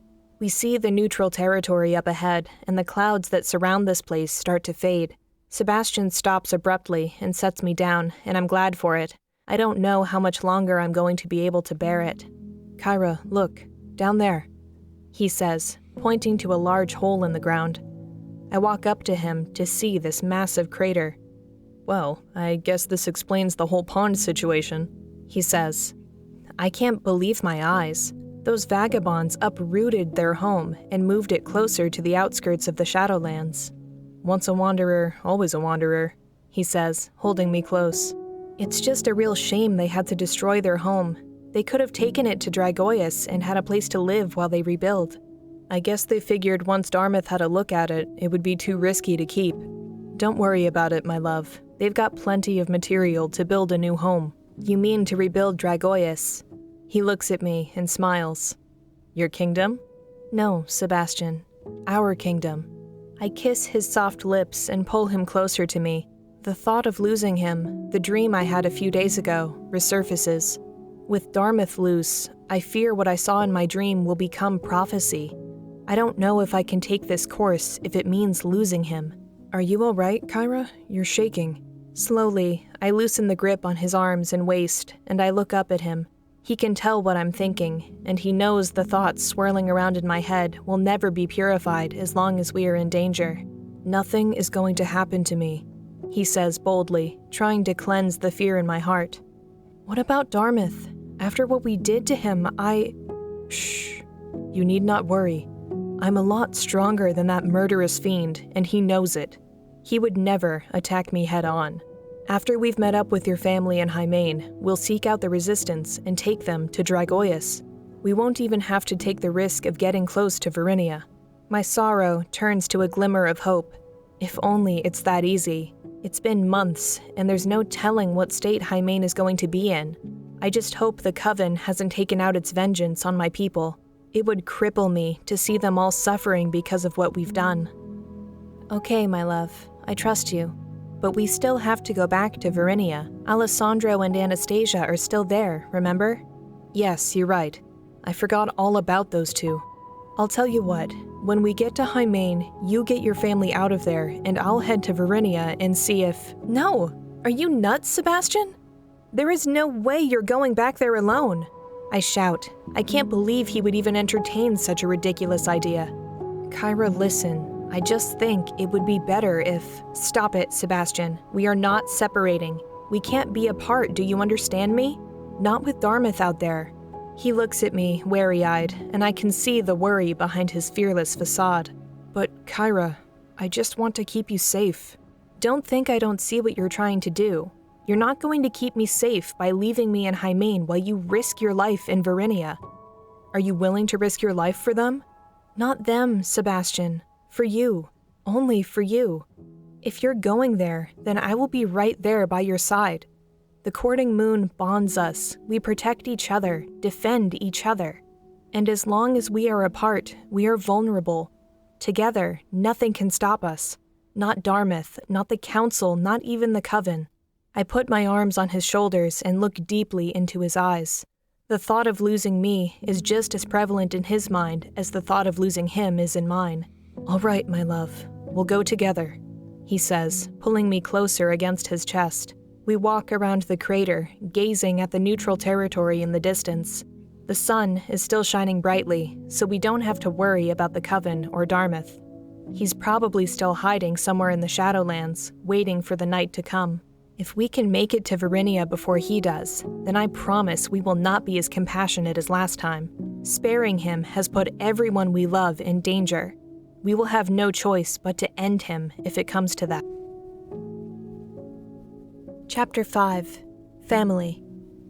We can't do this here, Kyra. The night will be upon us soon. We have to get moving, he says, trembling, trying with all his will to resist me. I can't take it anymore. When the sweat from his neck touched my lips and seeped onto my tongue, the gravity of our situation faded. All I can think about is having him inside me. We'd made it to the borders of Hymain undetected, only stopping to rest for a moment when it happened. Laying my head on his shoulders, I move my face into his neck, where the sensual droplets of sweat from his beautiful, smooth skin meet my mouth. From that point forward, all restraint falls apart. I have to have him. I take him by the hand, luring him to a nearby tree to give us cover. From here, I proceed to pull down his pants. He resists, even though I know he wants me. I look him in the eyes while placing my lips on his manhood, kissing slowly. Kyra, please, we're out in the open here, he says, grabbing the top of my head and moving it back and forth. His eyes roll and his fingers curl when I place my tongue on the tip of his cock, then run it down the front and onto the base. Kyra, we can't, he says, hands clenching tighter onto my head. Someone is going to see us, Kyra. Remember what we came here to do. I haven't forgotten, my love. Don't you think it's exciting, the prospect of getting caught? I envelop his pulsating manhood with my mouth. I look up at him, and he's smiling, fangs protruding. My walls are dripping wet, and there is nothing I want more than to feel him push inside of me, to feel the veins on his cock caress my womanly lips. I can't believe you're doing this, Kyra, of all times and places. He pushes my mouth so far onto his cock that the tip touches my tonsils. I grab hold of his backside and push him farther into my throat, then hold his cock there for as long as I can. Who goes there? Someone screams in the distance. Oh shit! Sebastian shouts, pushing me off him. He pulls up his pants, and I jump to my feet, scared shitless. He grabs me and runs in the opposite direction, vanishing from their sight. We both jump into some nearby trees after putting some distance between us and whomever that was. I look at Sebastian, and he looks at me, with the initial shock still wearing on us. I'm sorry, I say, before he bursts out laughing, holding his chest. We jump down from the trees, and he falls on me, laughing uncontrollably. I begin to laugh myself, wrapping my arms around him. "You're such a naughty little girl," he says, putting his arms around my waist and lifting me up. My heart is still thumping out of my chest. I didn't think anyone would be on the outside of Hymain so close to nighttime. This is the second time we've been caught in a compromising position, and it only fuels my desire for more. Sebastian puts me down and leans up against the tree, his laughter simmering. "I've never been so embarrassed in all my life," he says. He takes me by the hand and pulls me onto his lap. "Let's do it again." With my head on his lap, I look up at him and cry out in laughter. There is no way we're doing that again. The prospect of being caught is quite different from actually being caught, and that was a close call. Come on, let's go back. We have to find a way in there and get my family before it gets too dark. I stand up and pull him to his feet. "You don't want to finish what we started?" he asks, cock still bulging in his pants. "I promise we'll finish later, my love. We don't have much time left." "You started this, Kyra. You can't just leave me like this," he says, eyes faintly saddened. I wrap my arms around him and touch my lips to his. With everything that I have, I resist the urge to pull his pants back down and finish what I started. I have to remain focused, as time is running out. Once night comes, the vampires in Verinia will be out looking for us, and if Dartmouth made it back to the Coven, there's no telling how it will affect my family if they stay in Hymain. I'm not trying to be cruel, but we really need to go. When we're finished here, I promise I'll do anything you ask. You can have me any which way you can think of. He holds me tight and bites into my neck, then takes a sip of me. My mouth gapes, the pleasure overwhelming my logic, and I put my hands on his belt, ready to snatch it off. "Okay, I understand. Let's head back," he says, then kisses my cheek. I stand there shivering, trying to come to my senses. He did that on purpose. "You are so going to get it later," I shout before releasing my grip on his belt. He laughs before taking me in his arms and running back toward Hymain. We look around the area where we were spotted earlier. Everything looks clear, so we proceed to Hymain unimpeded. The sun is going down, so we may have to wait until first light tomorrow to head back to Dragoius. My family's safety has to come first. Sebastian and I agreed to tell my mother about Dragoius and my father's true identity. We don't have much time to waste in getting to Verinia, so my mother may have to make it there alone after we lead them through the neutral territory. The idea of having my family navigate the Shadowlands by themselves makes me nauseous. With the truce between us and the Daggerwolves in effect, we don't have to worry too much, but still, there are other dangers in that area. I know of the resistance here in Hymain, and I'm hoping they're willing to come with us. That will provide my family more protection. I'm not too sure how the prospect of coexisting with vampires will go over with them, but we have to try. My father believed it could be done, and as my grandmother once said, "We were all bloodsuckers once." Sebastian takes the lead in moving forward to the lands of Hymain. It's just like I remember it. "Try and stay hidden," I whisper as we cross the barrier into Hymain. "Ah!" he screams, jumping back. "What the hell was that? It's like I hit my head on a brick wall or something." He moves forward slowly with his hand outward.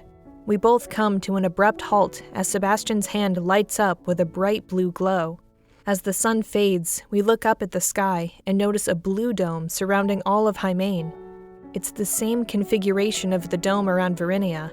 He puts both hands on this force field, pushing and knocking, but there's no way in. "This can't be. Hymain doesn't have technology like this," he says. "They've cut us off from your family, from all humans." I walk up to the field and place my hand on it.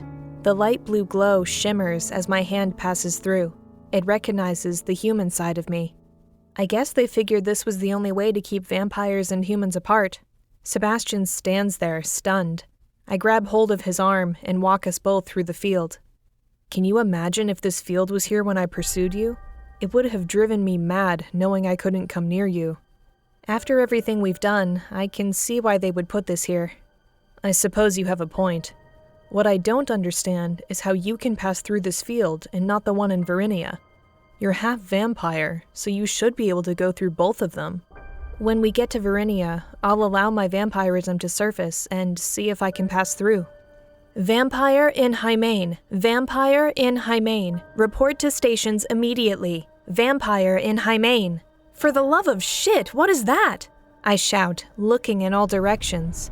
Bright lights appear all around us, and people come running out of their homes with pitchforks and stakes. This is not the Hymain I remember. Sebastian scoops me up in his arms and runs into the bushes. Your security systems sure have improved, he says. I look out into the field, where guards are armed with those UV weapons they have in Verinia. How are we going to make it to my house with them searching for us? We can't stay here, Sebastian. They'll find us eventually. I whisper. Well, I can take care of them with ease, but I know you probably don't want me to hurt any of them, right?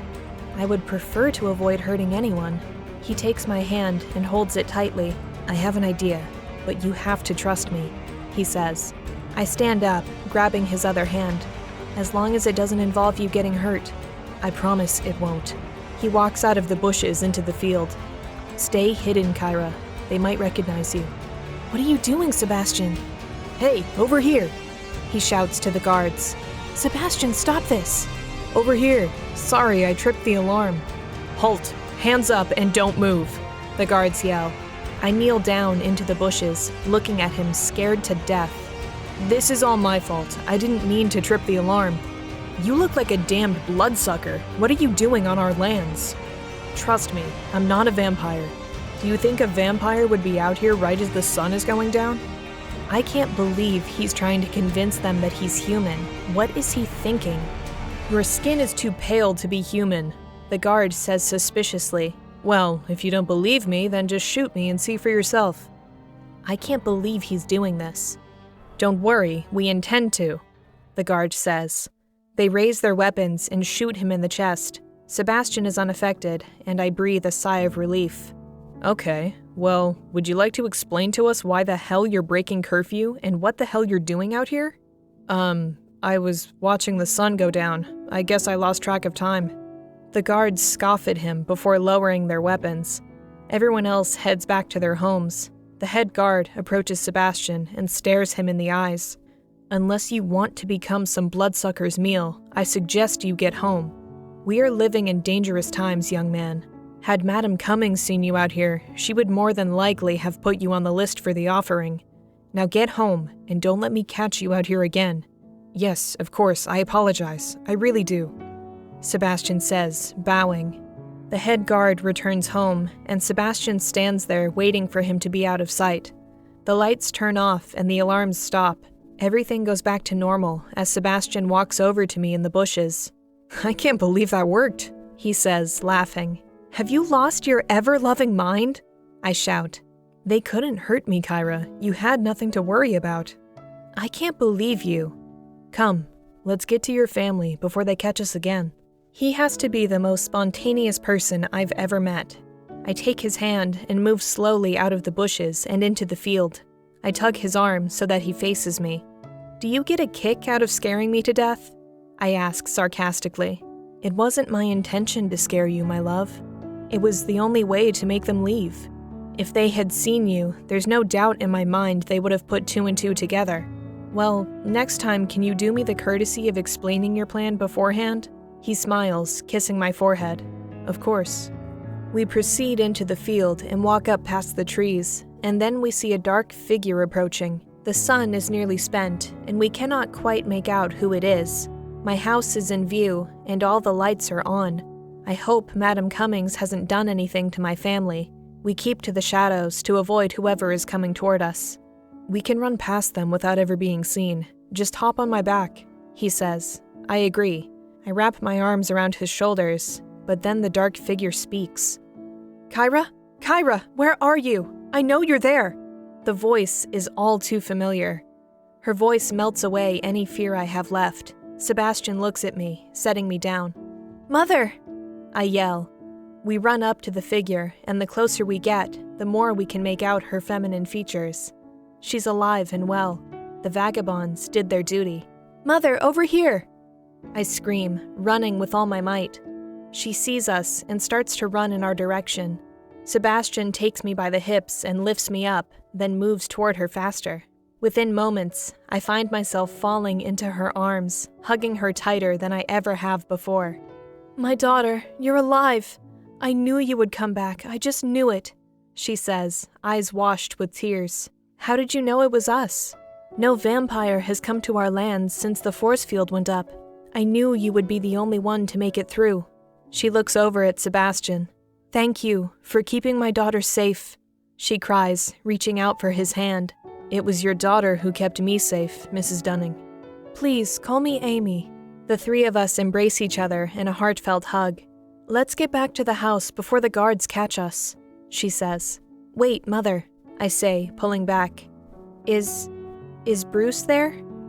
She looks at me shyly. "Yes, Kyra, he's there. It'll be all right. He knows everything. The two of you have much to discuss." "As do we. Your mate was something neither one of us could have imagined," says Sebastian.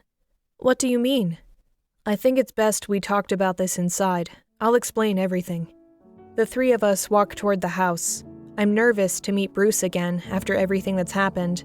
Knowing he isn't my birth father and that he kept those secrets for so long still has my pent-up anger boiling. I have no idea what I'm going to say or how I'm going to react when I lay my eyes on him. We step onto the porch, and I can hear Monica and Isaac playing inside. Words cannot describe how much I've missed them. When I place my hand on the doorknob, Mother takes my other hand in hers. "You have nothing to be apprehensive about, Kyra. He isn't upset or disappointed. Over the last few months, he's come to his senses, I assure you," she says confidently. I nod and take a deep breath before turning the knob. The door flies open when Isaac pulls on the other end to see who's coming into the house. "Kyra?" he says in his sweet, innocent voice.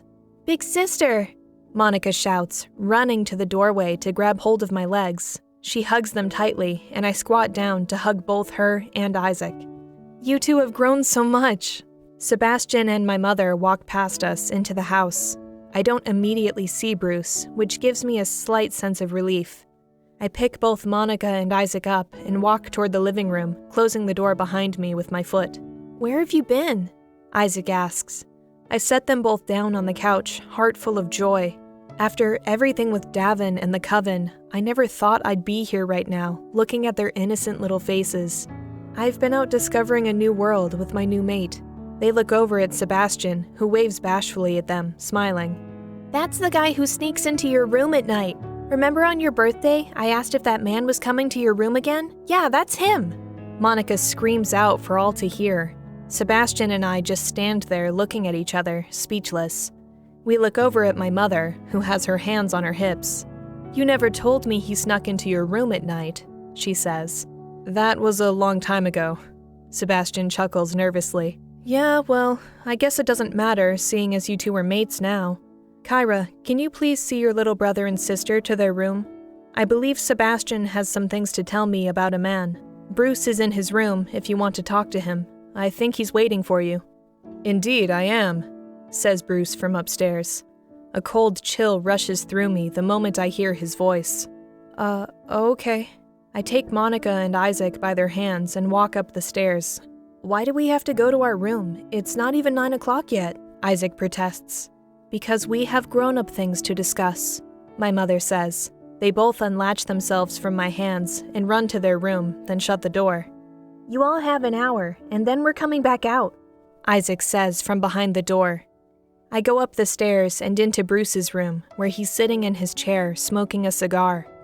In all my years, I have never seen him smoke. I guess the stress from all this is taking its toll on everyone. "So, you decided to come back?" I can get a sense of his emotional state. He's soiled in sadness. "Yes, I've come back, but I'm not staying." He turns his chair to face me, and his eyes are riddled with gloom. "If you're not staying, then why come back?" I look down at the floor, trying to contain my emotional distress. There are so many things I want to say, but I can't just start screaming at him. I can see from the look in his eyes that he's endured hard times, just as we have. "Well?" "Listen, Bruce, I know it must have been hard for you raising me all these years, knowing I'm not your biological daughter and worse yet that I'm half vampire, but..." "But?" You have no idea what I've been through to keep you a secret from everyone. Is that the reason you wanted me to marry that murdering savage, Davin Cummings? Was it payback or something? No, I did that because it was what Madam Cummings wanted.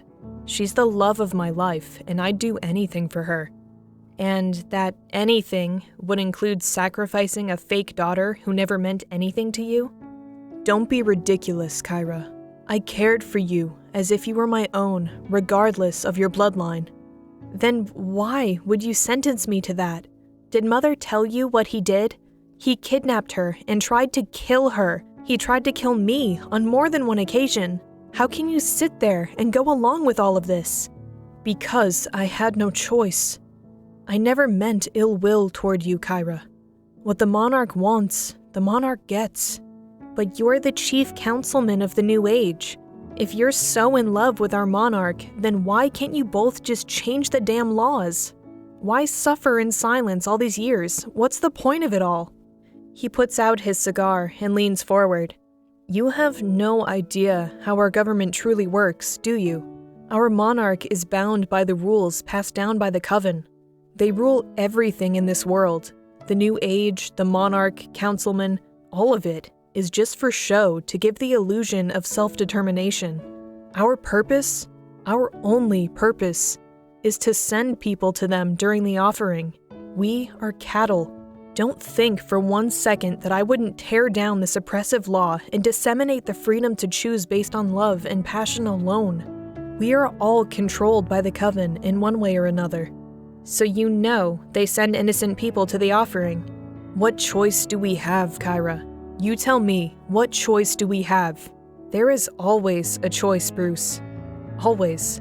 He scoffs at me, turning back around in his chair, facing the wall.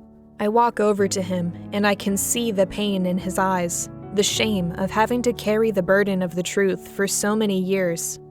Does Mother know about all of this? No. Only members of the council and the monarch know. And my real father, did the Coven order his death? His death lies solely on the shoulders of Balathan Cummings. He hated vampires, and to see one of them on our lands meant a swift death. The moment he found out your father was courting a human, it only infuriated him more. When the Coven found out about his death, they planned to have Balathan removed from power, but he died before they could. I only heard years later that the Coven didn't want your father to be a martyr to some rebel cause, which is why they wanted him to live. I glanced down at my feet and walked to the opposite end of the room. This whole time, I blamed him and myself for allowing innocent people to be handed over for slaughter. I don't understand why this information wasn't in the IHP's database. There are only two explanations. Either my father didn't get a chance to upload this information before he was killed, or he didn't know himself. So, how is your relationship with Madam Cummings? Are you two still lovers? I hear him sigh before he speaks, and I can sense the emotional distress he's in, although I don't understand why. I have not seen or spoken to her in months. She heard about what her son had done and fell into a deep depression. When the Coven put the dome around all of Hymain, she withdrew from everything. As a result, she's become more ruthless than ever. She's vowed to have your head. You are not safe here, Kyra. I know, we're not staying for long. I've vowed to fulfill my biological father's mission. I'm taking Mother and my brother and sister along with us where they will be safe from Jessa Cummings and the Coven. You're welcome to come with us. He stands up and approaches me, eyes solemn and composure shaky as if he's aged 10 years since I last saw him. I'm sorry, Kyra, but I think I'll be staying here. You'll know where to find me. As you wish, I say, heading to the hallway. I hear him subtly weep. I go down the stairs to where my mother and Sebastian are sitting on the couch. Is everything all right down here? Mother turns to me with a slight grin on her face. I'm glad those vagabonds took such good care of you, Mrs. Dunning, says Sebastian. She looks at him with confusion. Vagabonds? The last thing I remember was watching the both of you step into the light of the courting moon. After that, everything went black. When I woke up, I was lying here on the couch, completely healed. Sebastian and I look at each other happily. I'm relieved my mother didn't get the chance to speak with any of the vagabonds. They probably would have bombarded her with constant praise and submission. I doubt she would have been able to handle that. I've told her everything I know about your father, my love, but she already knows about most of it, he says. Thank you, Sebastian. I sit next to him, placing a kiss on his forehead. Aw, you two are so sweet to each other, my mother says, blushing. Sebastian shies away, stands up, and goes into the kitchen. Would it be all right if I made you both some tea? He asks. Yes, of course, she responds. I look at Sebastian as he navigates our kitchen with ease. He looks so different from the last time I saw him. He seems changed, as do you. For the better, I hope, I say with a smile. So, did he tell you about Dragoius and the IHP database? Yes, Kyra, he did. Your father let me know a little bit about his kingdom before he died. Sebastian also told me what you two are planning to do. She looks at me fearfully, and I know what she's about to say. She takes my hands in hers and moves closer to me. I can see it. She's going to try to talk me out of what I feel I must do. I look down at our intertwined fingers, and my palms start to sweat. We both know the path we've chosen is a dangerous one, but it is one we must face. They will stop at nothing until they find us. Sebastian is too important to them. Afraid to do so at first, I slowly raise my head and look my mother in her eyes, and I brace myself for her words. I turn to Sebastian, and he's sitting there by the teapot, looking cute, waiting for the water to boil. Kyra, she says, I understand that you are a grown woman now, and you are free to make your own choices, but please, I implore you to reconsider the path you're choosing. You cannot go up against the Coven. Nothing good will come of it. Sebastian turns around and stares at the both of us. Mother, I understand what you're saying, and I know the dangers this road will lead to, but the moment we chose to be together is the moment we chose to live as fugitives. We'll be on the run for the rest of our lives if we don't fight. There is nowhere we are safe. Sebastian told you what happened to the Alliance Sanctuary, didn't he? Yes, he did. And the same will hold true for all of us if we don't make our stand, just as my father wanted. Sebastian comes back into the living room, holding 2 cups of hot tea, then sets them on the table next to the couch. He sits next to me, placing his hand on ours. Mrs. Dunning, Amy, I love your daughter with every ounce of everything that I am. I will not allow any harm to come to her for as long as I live. I made that promise to you when we first met, and I make it now. You have my word. She takes her tea and blows on its surface before taking a sip. I'll be holding you to that, she says. I take a sip of the tea, putting my hands on his knee, hoping my mother understands why we're doing this. This isn't about just me and Sebastian anymore. It's about saving the people of Hymain from being slaughtered. This is about finding the secrets the Coven holds. There has to be something more to all this. They wouldn't kill an entire kingdom just to stop them from finding love. Something deeper has to be going on here, and we have to find out what. How long do you two plan on staying? She asks, putting down her cup. Sebastian and I look at each other, wondering how we're going to tell her. I put my hands back on hers, taking a deep breath. Well, actually, Mother, we came here to take you back to Dragoius with us. You, Isaac, and Monica. She bursts out laughing. Are you serious? She says, reaching for her cup again. Yes, that's the reason we came back here. We have to get you all out of Hymain. You're no longer safe here. Sweetie, listen. It's been over 6 months since that incident in the Shadowlands, and nothing bad has happened. I don't think... Mother, please. I interrupt. You don't understand. That vampire who helped Davin abduct you got away. If he makes it to Verinia and tells the Coven what happened, you will be doomed if you stay here.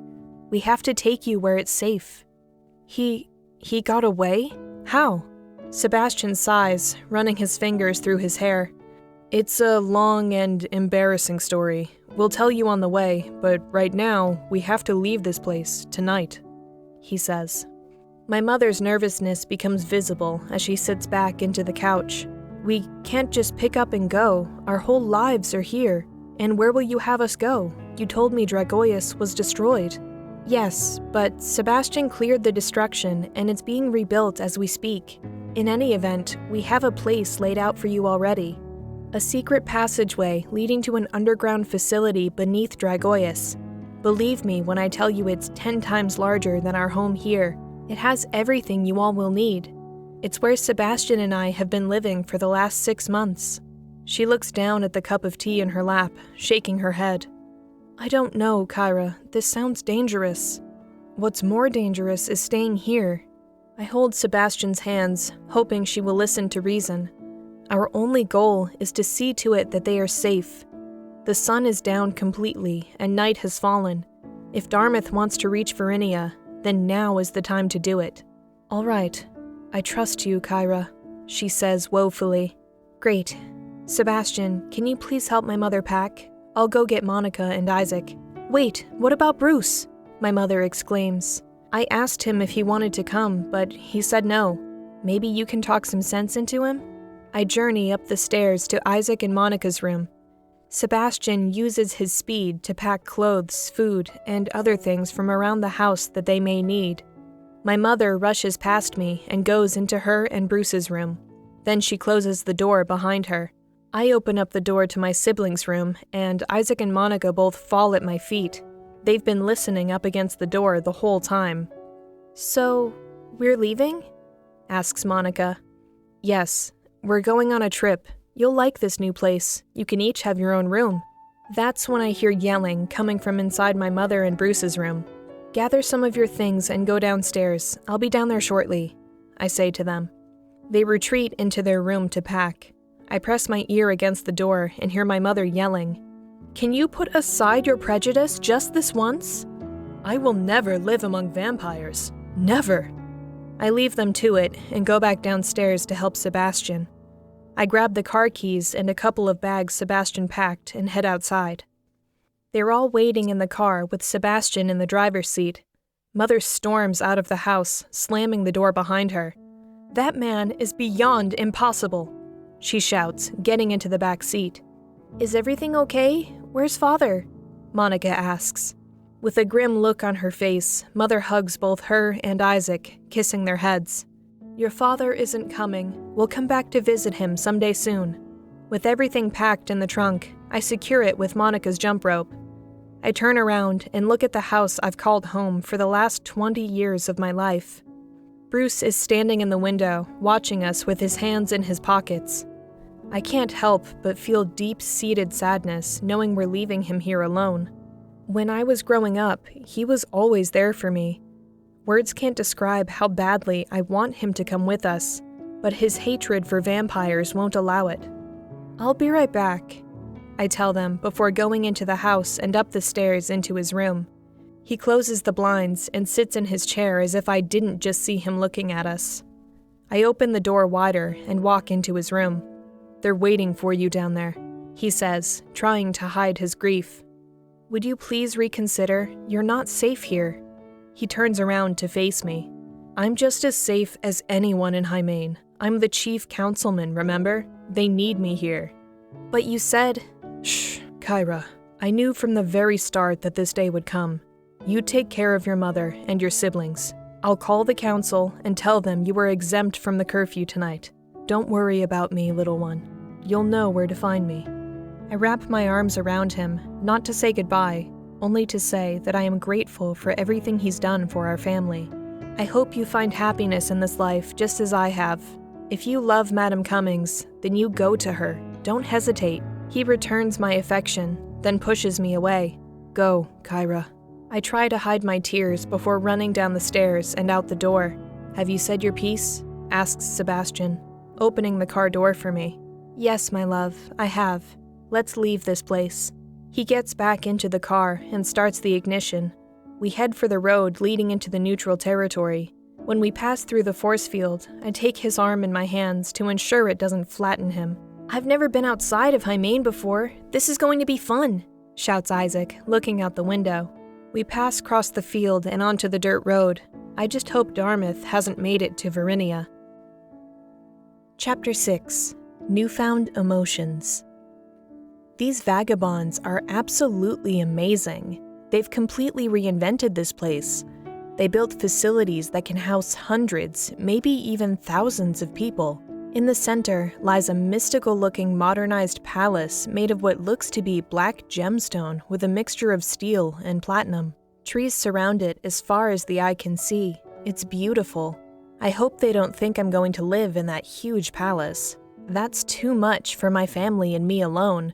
It's impossible for me to believe they built such a place in such a short amount of time. As Sebastian drives over the hill out of the Shadowlands, we can see the moonlight hit the palace, bringing rays of light that shimmer around all of Dragoius. Everything is so futuristic and lively. I'm completely stunned by all of its beauty.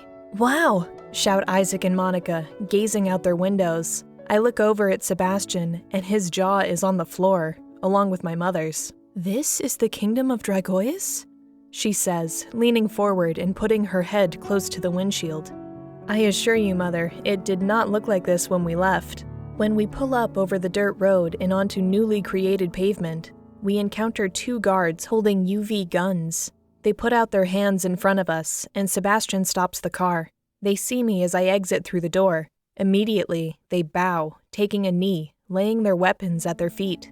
"My queen, welcome home," they say in unison. "Queen? You're a queen?" says Monica, running out of the car and to my side. "Kind of," I reply. "This way, Kyra of Dragoius. Allow us to show you to your new home." One of them talks into a small gold bracelet around his wrist. It appears to be a communication device. A familiar voice echoes from the device, and one of the guards heads to the car to collect our bags. "Masego would like for you to come with us. He's waiting at the newly formed council building near your home," he says. I look at the road ahead, and it's a long one. Far too long for my little brother and sister to walk. "We can just drive there. It'll be faster that way," I say. The other guard at the gate steps to the side and reveals a passageway that leads to an underground transport. I begin to wonder if they discovered my father's underground bunker where I plan to have my family stay.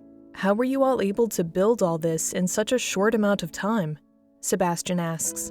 One of the guards throws our bags into an aluminum chute that sucks down a path into the transporter. "If it weren't for you, we wouldn't have been able to build anything at all. When you cleared these lands of all the rubble, you also cleared it of the UV radiation that has kept us from these lands all these years. I would never have thought a vampire could stand the radiation this place was emitting since the Coven's attack, but somehow you did, and we thank you." My heart skips a beat. If Sebastian had still been vulnerable to sunlight, he would have died the second we stepped foot on these lands. I wrap my arms around him tightly, thanking the moon and the stars. He hugs me back, kissing my forehead. "Those guys look scary. Are they vampires?" Monica asks, clutching my mother's leg. "It's all right. They're our friends. You have nothing to fear," I tell her. "Right this way, my queen," the guard says, leading us to the transporter. Each one of us steps into the glass-enclosed tunnel, then climbs into the chute. "Please, hold on to something," the guard says. We slide down and enter a steel cage, much like the oversized elevators I've seen on old television shows of the past. Once we're all in, the guard presses a button, and in a flash, we're off. We can see through the sun-shielding glass ceiling where we are going. It's all so amazing. "How could you have built all this so fast?" I ask him. He looks at me and smiles. "Masego had us working around the clock, no sleep or rest. The first thing we built was the synthetic blood refinery. Feed and work was our motto. Masego wanted everything to be perfect upon your return. You see, you've given us hope again. The hope that we can live in peace and not as vagabonds. Freedom from the Coven and their sadistic rules," he says proudly. "That's all we've ever wanted," says Sebastian. We enter the palace from underneath and fly up into the center of a transporter room. The door opens, and there stand Masego and the 3 childlike vampire brothers. "Welcome home, Kyra of Dragoius," the youngest one shouts, kneeling before me. What's going on?" asks Isaac. "I'll explain later," Mother says. "It's good to see you again, Amy Lescar-Defont. Do you remember me? I'm the one who carried you back to our place and helped you get better," shouts the youngest one gleefully. "Mind yourself," shouts Masego. "I'm sorry for his behavior." He can be quite eager at times. It's okay, we're used to it, says Sebastian. I walk past them, looking at the beautiful architecture of this place. It's even more beautiful than the Coven's palace. Do you like it? Masego asks. Like it? I'm in love with it, I respond. This is the Council's ward, where you will choose individuals to help govern and develop plans to infiltrate the Coven. I look to my mother and siblings. They look weary from the journey, and I'm sure they're quite hungry, as am I. Masego, do you remember me mentioning a significant something that we couldn't abandon? You didn't happen to build this place in the very center of the kingdom, did you? I ask, hoping he says no. If they made this marvelous place on top of the tunnel that leads to that bunker, then the IHP and everything down there will be sealed from us. Oh, you mean that tunnel? Yes, we discovered an underground tunnel, but no one was able to enter it. There's a shield preventing us from doing so. I figured that's what you were talking about. We built the living room of your palace around it. You can access it whenever you like. I breathe a sigh of relief. Thank you, Masego, for everything that you have done. He bows slightly, holding out his hand and pointing toward the door leading into the palace. There you will find everything you need. Your family will be safe with us. I nod, walking toward the door with Sebastian's hand in mine. Isaac runs to the door and opens it wide, revealing such a magnificent sight it could rival the glory of the courting moon. Wow, this is yours, Kyra? You never told us you were rich, he shouts happily. Sebastian and I look at each other and smile. The first thing I want is for my mother to access the IHP so they can learn everything there is to know about my father. It will give us the time we need to somehow make it into Verinia for Anastasia and Alessandro. If, of course, they haven't been discovered by the Coven, and that's a big if. We make it to the center of the living room. It's the size of 3 homes in Hymain. There it stands, the open tunnel leading into the bunker. They repaired all the steps Sebastian and I tried to fix. The vagabonds have done some brilliant engineering feats to this place. It's incredible. This way, Mother. I lead them into the tunnel. Sebastian grabs Monica and Isaac and hoists them onto his shoulders and back. We walk down, and the gravity catches us just as before. My family is terrified, flailing about and trying to grab a hold of something. The light comes and goes, and we land on the bottom of the bunker, unharmed. The IHP and the ceiling lights turn on, sending chills of astonishment through my mother. "A man?" she says, drawing nearer to the IHP. "Amy, you made it," the IHP says, flickering from the electromagnetic pulses around the room. "What is this place?" Monica says. Sebastian scoops Monica and Isaac up and takes them into the kitchen for something to eat. My mother holds out her hand to the IHP, but is unable to touch it. Her hand passes through it as a beam of light. "This is the interactive holographic projection of my father. He'll explain everything," I say to her. A single tear rolls down her face and she falls to her knees, unable to take the weight of what she's seeing. "All this time, this was here, and I had no idea," she says. I put my hand on her shoulder and squat down beside her. "I know, Mother. I had the same reaction when I found this place. You'll be safe down here. There's plenty of food, water, and places for you to sleep." She takes my hand and nods, sniffing back tears. "I know you two have things to do. We'll be fine here, Kyra. You go and do what you have to do," she says. "I love you," I say, kissing her hand. Sebastian has already made some sandwiches and tea for Monica and Isaac, which they begin to eat. "We'll be back soon. Mother is in the living area if you need her," I say, taking Sebastian's hand. "Sure thing. This place is amazing. I can't wait to go exploring," says Isaac with his full mouth. "Don't destroy anything," I tease. They both giggle, giving each other a sinister look.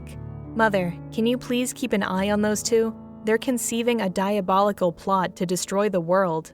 "No, we're not," they shout. Mother picks herself up and laughs through teary eyes. "Be safe out there, Kyra. You too, Sebastian." "We will, Mother," I say, kissing her forehead. "I don't think Dartmouth would be dumb enough to go back to Verinia, not after having tortured the Queen's daughter the way he did," says Masego. "Are you sure?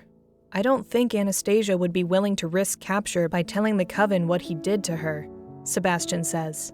"It doesn't matter whether or not the Coven knows what happened. We still have to go back there for them. If only we had someone on the inside to feed us information. I sit at the head of a rectangle table they designed for council meetings. Masego insists that I allow someone to go there in my stead, but no one knows the tunnel system as Sebastian does, and there's no way I'm going to allow him to go there without me. Time is wasting, and we need to get there as fast as possible.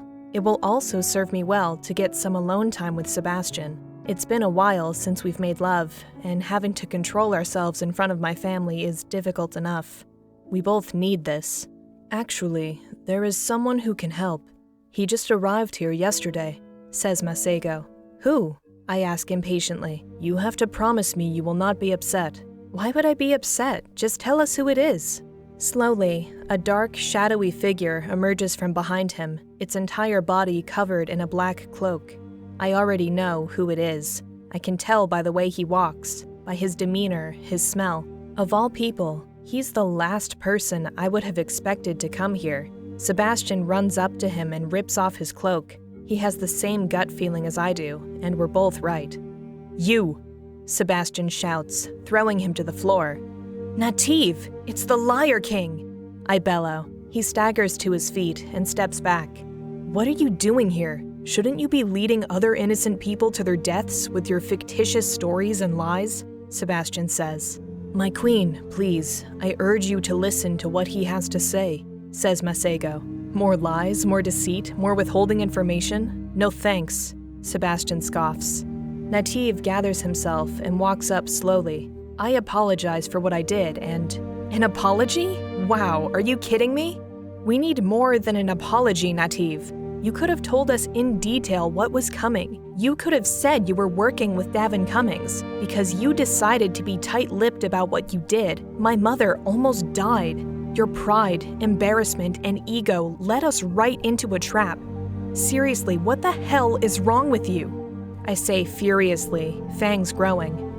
He drops to his knees and puts his head down out of shame. You're right about everything. I should have told you what I did. I will hold the blame for what happened that night for the rest of my life. Just know that I had no idea Davin was going to do that. If I had, I would have warned you, I swear. Sebastian comes to me, wrapping his arms around my shoulders, pulling me close. My anger fades and my fangs begin to recede. I see the remorseful look in Nativ's wide, wary eyes as he faces what he once called his queen. I squat and raise his head with my hand so that he can look at me. Stand up, Nativ. I'm sure you had no knowledge of what he planned to do. However, from this day forward, you must vow never to tell another lie or mistruth for as long as you are a part of my kingdom. Agreed? Hope transforms his eyes from a dull gray to a glistening green as he hops to his feet cheerfully. I promise that I will be nothing more than your loyal subject, my queen, he says, bowing slightly. I stand on my tiptoes and put my lips near his ear. All right, Nativ. I expect that my queen business from the other vagabonds, but not you. Don't be so formal, I whisper. He nods, taking a step back, smiling. I gaze over at Sebastian, and he looks pissed beyond words, his eyes a fiery red. I hadn't grasped what I had done until I realized his facial expression is that of jealousy. I sense the blood passion within him boiling, and he looks like he's ready to kill Nativ. I take his hands and run into the palace living room, then shut the door behind us without saying a word to either Masego or Nativ. I hold him tight, trying to calm him down.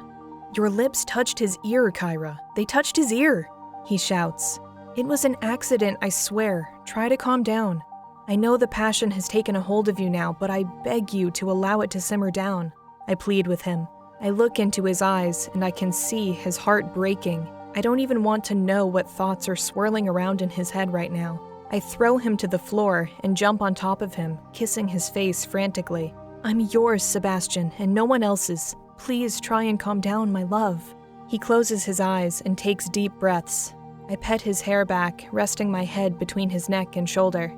It's going to be okay, I tell him, kissing his neck softly. He wraps his arms around me and squeezes.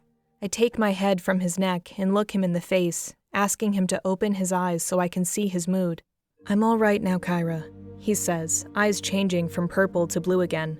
I am so sorry. I don't know what came over me. When I saw you whisper in his ear like that, I just...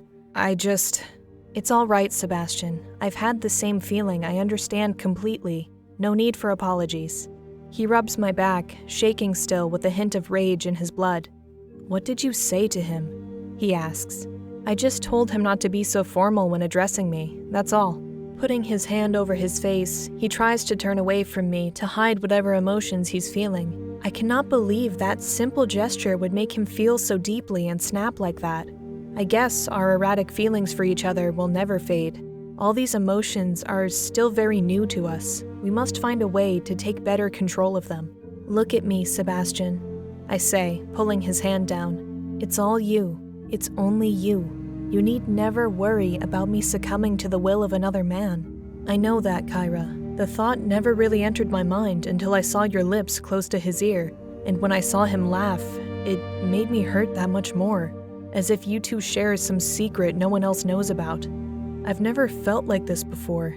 Jealousy isn't something I'm used to. I find it unfathomable that I would feel in such a manner that would spark this kind of rage. Images of you and him during a tryst, him touching your soft skin, pressing his lips against your thighs and making his way up to your... Ugh, I'm going to kill him! He screams, fangs fully extended. Sebastian, I would never do such a thing! I hug him tightly. His eyes turn red again, and I'm forced to allow my vampirism to surface so I can hold him down. Please, Kyra, don't ever do that to me. I wouldn't be able to take it. He yells. Look at me. Look at me right now. I grab a hold of his head. We are bound by the courting moon. I am yours for eternity. Nothing, and I mean nothing, can come between us. I swear it. I can't believe you're acting like this, Sebastian. What has come over you? He takes deep breaths and closes his eyes again. Kyra, he calls, putting his hand on my face. Imagine, if you will, a woman putting her lips to my ear and whispering something to me, and I walk away smiling. Just imagine it. This is silly. Please, just do it for me. I close my eyes and imagine what he requests of me. Still, he lies there with me on top of him, brushing my hair with his fingers. My hands shake as the rest of my body shivers. Are you all right? He asks, trying to lift me off him. I'll rip her apart, I shout, squeezing his arms. Now do you see? He says with a slight smile. I plant my face in his chest, holding him tightly. I can't imagine another woman touching you. I don't even want to think about it. He takes my head, and we look each other in the eyes and realize how deep our bond has become. We don't know if someday our emotions will normalize or continue to be erratic. All we can do now is exhibit some sense of self-control. If not for us, then for the safety of others. My father fell prey to his emotions when he fell in love with my mother. We cannot allow that to happen to us. There's far too much at stake. I think I'm good. You can stop squeezing my arm now, he says. I try my best to erase the thoughts of him with another woman from my mind and release my grip on his arm. He reaches over and rolls up his sleeve, revealing the bruise in the shape of my fingers. My jaw drops. I had no idea I was squeezing him that hard. He rolls his sleeve back down and kisses my nose, as if what I did to him is of no consequence. I never meant to hurt you like that, Sebastian, I say in shock. I roll his sleeve back up, only to find that the bruises are already healed. It didn't hurt, no need to worry. What does hurt is the thought of you with someone else. That hurt is equivalent to 1,000 deaths. I kiss his arms and roll his sleeves back down. I have to learn to control my strength when emotions are frantic. I try to stand up, but he grabs my waist and pulls me back down onto his lap. I'm sorry for the way I behaved.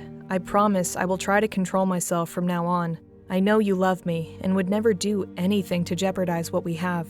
Can you forgive me? He says, eyes turning a bright pink, mimicking the color of my hair. I pet his cheek and kiss his forehead softly. You have nothing to apologize for. What flows through you also flows through me. I understand what you feel with every fiber of my being. I promise never to do anything that will trigger those emotions again. Now come. I'm sure Nativ and Masego are probably wondering what we're doing. I try to stand up again, but he pulls me back down, sliding his hands up my skirt. He loops his fingers through the lace of my panties, slowly taking them off. Now, Sebastian? You want to do this now? I ask, trying to hide my sexual frustration. We never got to finish what we started outside of Hymain, he says.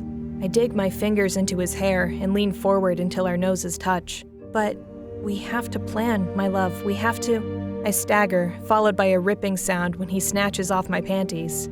His forceful demeanor in taking what he wants when he wants causes my womanly lips to drip wet. He takes my torn panties and smells them deeply before throwing them off to the side. Sensually, he takes my fingers from his hair and entwines them in his before biting my wrist. It fills me, it lifts me just as it always does. Without a second's more hesitation, I undo his belt and rip his pants off. "All right, Sebastian, you win," I shout before burying my tongue down his throat. I suppose Masego and his guest can wait a little while longer. Chapter 7. A Letter of Warning. Sebastian gets up to go to the door, as it's the only thing in the room that survived. Everything else lies in ruin.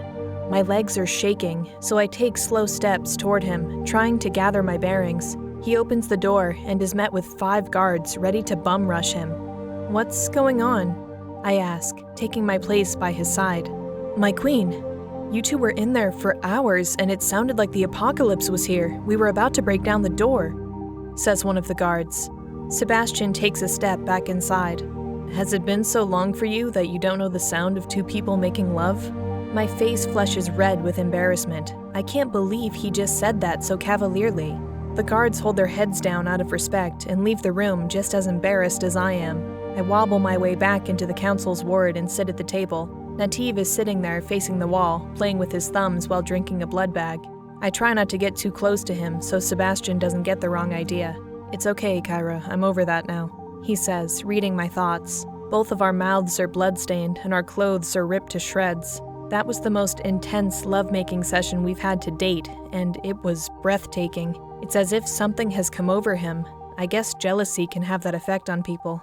We made love with such intensity that now I can barely walk. Masego hands us each a wet washcloth so we can wipe our mouths. Then he orders one of the guards to get us a change of clothes. We're both exhausted and in need of a recharge. While Sebastian got his fuel from the blood that flows through my veins, I, on the other hand, need some food. I've found that even though I am half vampire, I cannot survive on blood alone. The human side of me calls for swanberries, soup, meat, bread, and a host of other things for nourishment. I cross my arms on the table and put my head down, taking deep breaths. Before I can even ask for it, Sebastian places a plate of food right in front of me. The smell of it gives me goosebumps and my mouth starts to water. "We were planning on giving this to your family, but since they're not here, I guess you can have it, my queen," says Masego. Plate after plate after plate they stack in front of me with food I didn't think still existed. Chicken, steak, roasted potatoes, asparagus, sweet potatoes and marshmallows, some pinkish form of bread in a star shape that smells like roses, ham stuffed with cheese. I can't believe my eyes. I guess, since many of the vagabonds here were once human, they know their way around the kitchen, but I never expected this. "There's no way I'm going to be able to eat all this," I say, grabbing a handful of swanberries and mixing them in with the potatoes. When I take a bite, my taste buds tingle and my stomach calls for more. Sebastian sits at the table with me and bites into the bread. "So delicious," he says, slicing piece after piece and putting it into his mouth. "Kyra, before you eat the bread, I think you should know it's mixed with blood," he says, chewing away. "Wait, is anything else here mixed with blood?" I ask, putting down my fork. "No, my queen. We made the bread specifically for your mate. A token of gratitude for clearing our kingdom of the radiation, allowing us to rebuild. However, one thing puzzles us. How was he able to step foot onto these lands without turning to ash?" Sebastian looks at me, cheeks full of bread, as if waiting for my approval to let them in on our little secret. I take a piece of chicken and bite down on it before wiping my mouth. I wash it down with a glass of water and place my hand on Sebastian's arm. Nativ turns around and looks at us, waiting for an answer along with everyone else. "Well, you see, Sebastian is immune to sunlight and UV rays." They both stare at us, stunned. "How is that possible?" asks Nativ. "We don't know. We were hoping you would know, and we thought to ask you during our first encounter. But you didn't know why Kyra's father experienced the pain he felt when he fell in love with Amy Dunning, so we didn't see the need to ask," says Sebastian. "What does that pain have to do with it?" "That's when it all started," I say. "Perhaps it's your blood that gave him this gift," says Masego. No, I don't think that's it. You told us my father experienced the same pain, so I'm sure the two aren't related. I'm sure the Coven knows, which is why we must face them. I need to know what's happening, says Sebastian, finishing the bread. I wipe the crumbs of bread from his lips with my thumb and turn to Nativ. Well, Masego said you had some information for us. Mind telling us what it is? He stands up, takes a rolled-up piece of paper from his pocket, and clears the table a bit. With all due respect, Kyra, going into Verinia is suicide. It isn't the same place you once knew. You see, Sebastian was supposed to have been the ruler of Verinia the day he consummated his bond to Princess Anastasia. That was their plan all along. With the Count of Arias' power, combined with the political will of Queen Maria, Sebastian was to control all 9 kingdoms. That's why your parents tried so hard to have a child, Sebastian. Now that you've left them, they will stop at nothing until you've returned. You're too valuable to them. For that reason, they've set a curfew for everyone and militarized the daily lives of all residents. A kill order has been placed on your head, Kyra. Nothing can be gained from going there. Sebastian's eyes glow red and his fangs grow in length. I'll never let it happen. They'll have to kill me first, he shouts. I take his hand and rub his arm, giving him comfort. We don't have a choice. If Dartmouth gets there, he will tell them where to look. I caution. Oh, him. You don't have to worry about him anymore. He made it to Verinia days ago. As soon as he got to the gate, Baldassare, the head gatekeeper, seized him. The Queen found Anastasia and Alessandro tortured to near death some months ago. They told her what happened, yet left out the details of your involvement. A kill order was placed on Dartmouth for what he did. Sebastian and I look at each other with relief. Just like that, one major headache is no more. If he had told them about us, they'd be marching on us as we speak. How do you know all of this, Nativ? I ask. He hangs his head low, looking at his feet. I probably should have told you this a long time ago.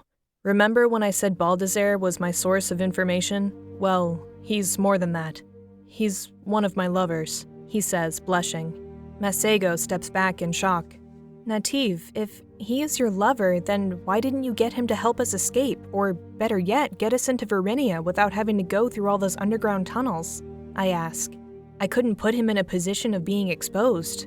He says fretfully. I see the seriousness in his eyes, so I let the subject go. When he told us he had a source, I never suspected it to have been that frightening-looking gatekeeper I encountered when Sebastian first took me through the gates of Verinia, and even more so, I never would have thought them to be lovers. Nativ once told me he had his lover taken from him, just like many other vagabonds. I guess we all can be afforded some level of privacy. After I have my fill, I wipe my hands with the wet towel Masego gave me and take the piece of paper Nativ has in his hands. What is this? I ask. A letter from Anastasia. I'm sorry to tell you this, but Alessandro and Anastasia have been separated again. Alessandro was exiled to that house Sebastian built in the forest of Verinia. He's under lock and key, surrounded by guards at all times. Anastasia was placed back into re-education, her memories of everything that happened with all of you wiped clean. After months of research, they found that re-education doesn't work on those who possess the gift of mind thought. The program partially worked on Anastasia, since she can only use her gifts of mind thought through direct physical contact. Either way, her memories are lost. They're grooming her to fight for Sebastian just as before. She was able to smuggle out this letter before she went to the re-education center. It was meant for the both of you. Sebastian takes one half of the letter in his hand, and I the other. Her handwriting is scratchy, as if she wrote it in a nervous panic. Kyra and Sebastian, I sincerely hope the both of you made it to safety. Unfortunately, Alessandro and I were not so lucky. It seems like fate has torn us apart once again. Whatever happiness you find in this world, I'm optimistic it will be as blessed as the time Alessandro and I had together. Kyra, even though you and I didn't always see eye to eye, I thank you from the depths of my heart for helping to bring Alessandro back to me. If it were not for you and your determination to be with Sebastian, the events that brought us together never would have happened.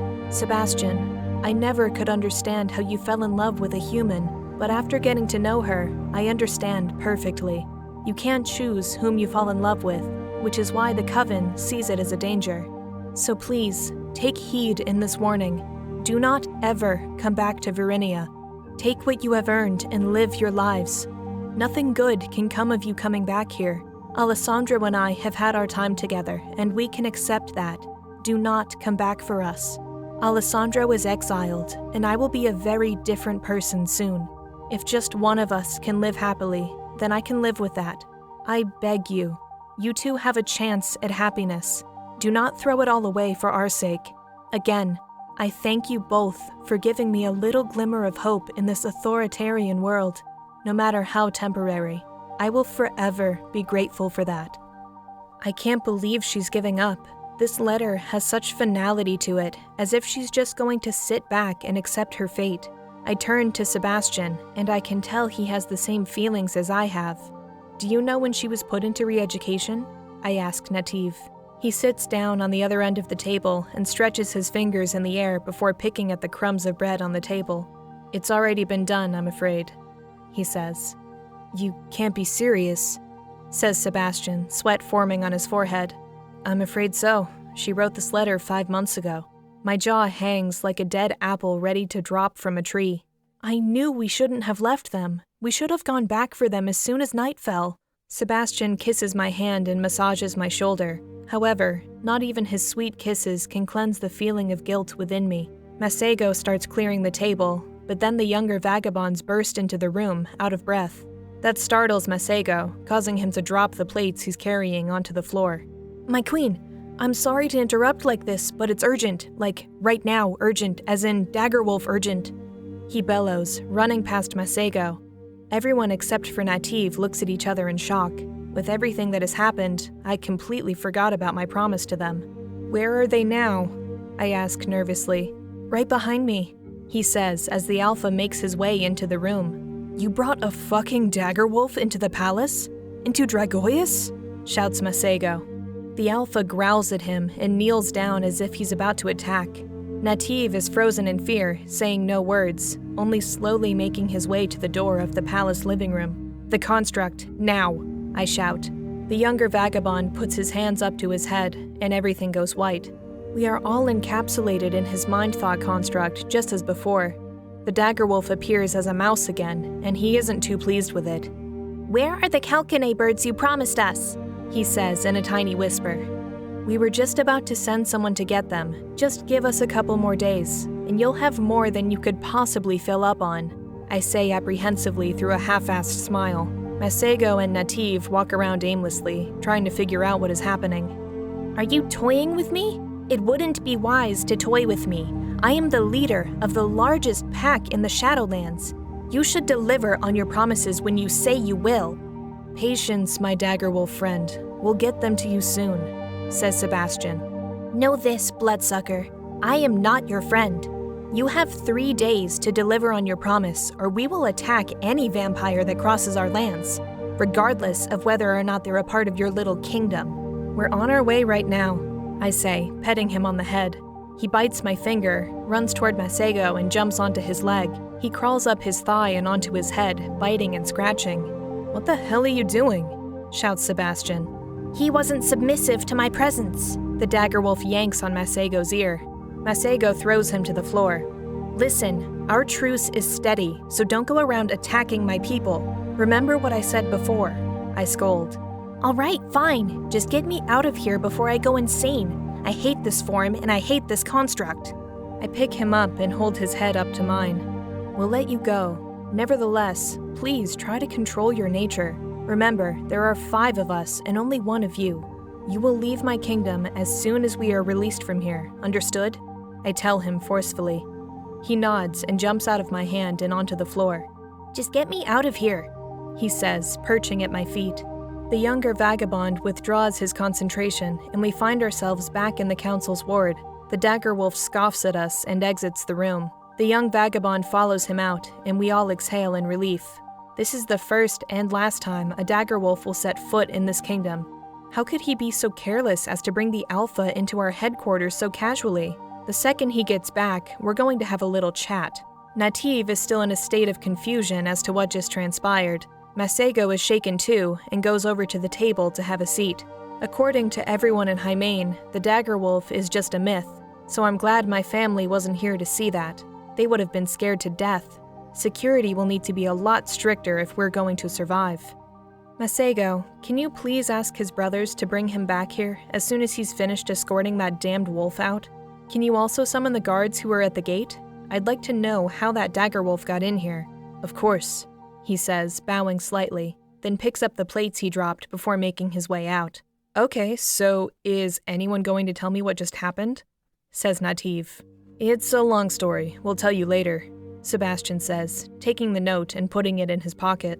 My worry increases as it's been 5 months since that letter was written. In that time, they could have conditioned her to desire Sebastian till death. The thought of her trying to seduce him with her lust influence just as she did me kills me inside. We have to get her back to Alessandro before that can happen. Maybe he can bring her memories back just as before.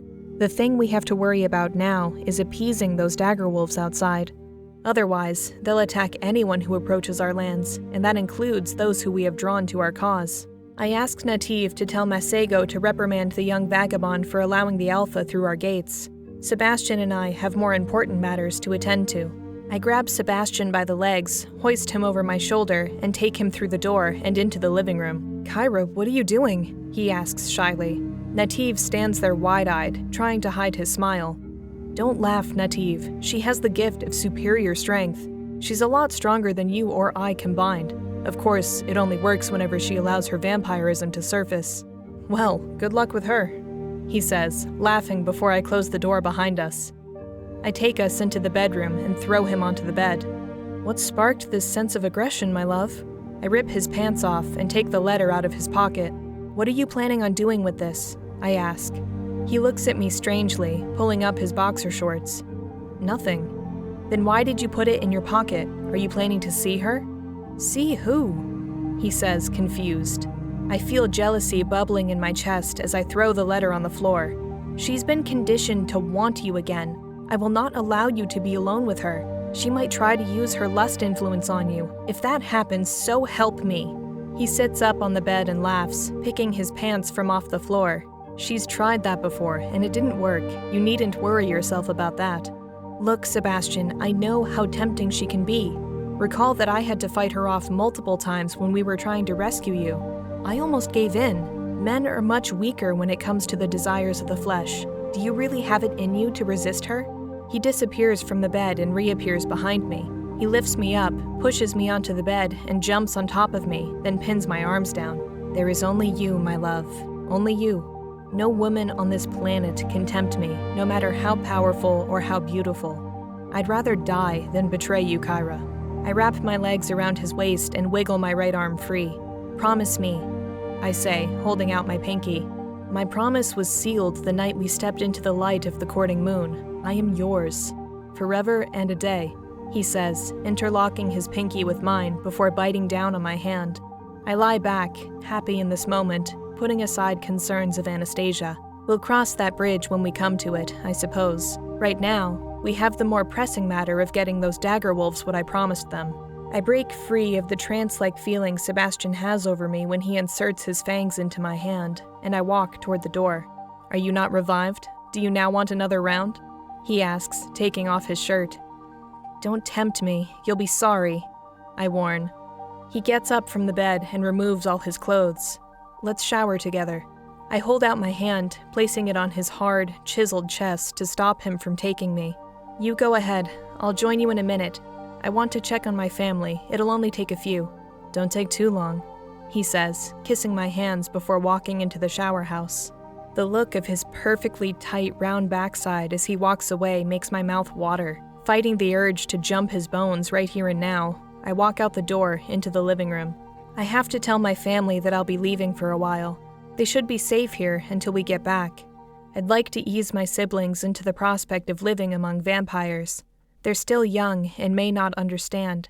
Seclusion from the rest of the kingdom will have to do for the time being. I'll work on explaining things to them that the IHP can't when we get back.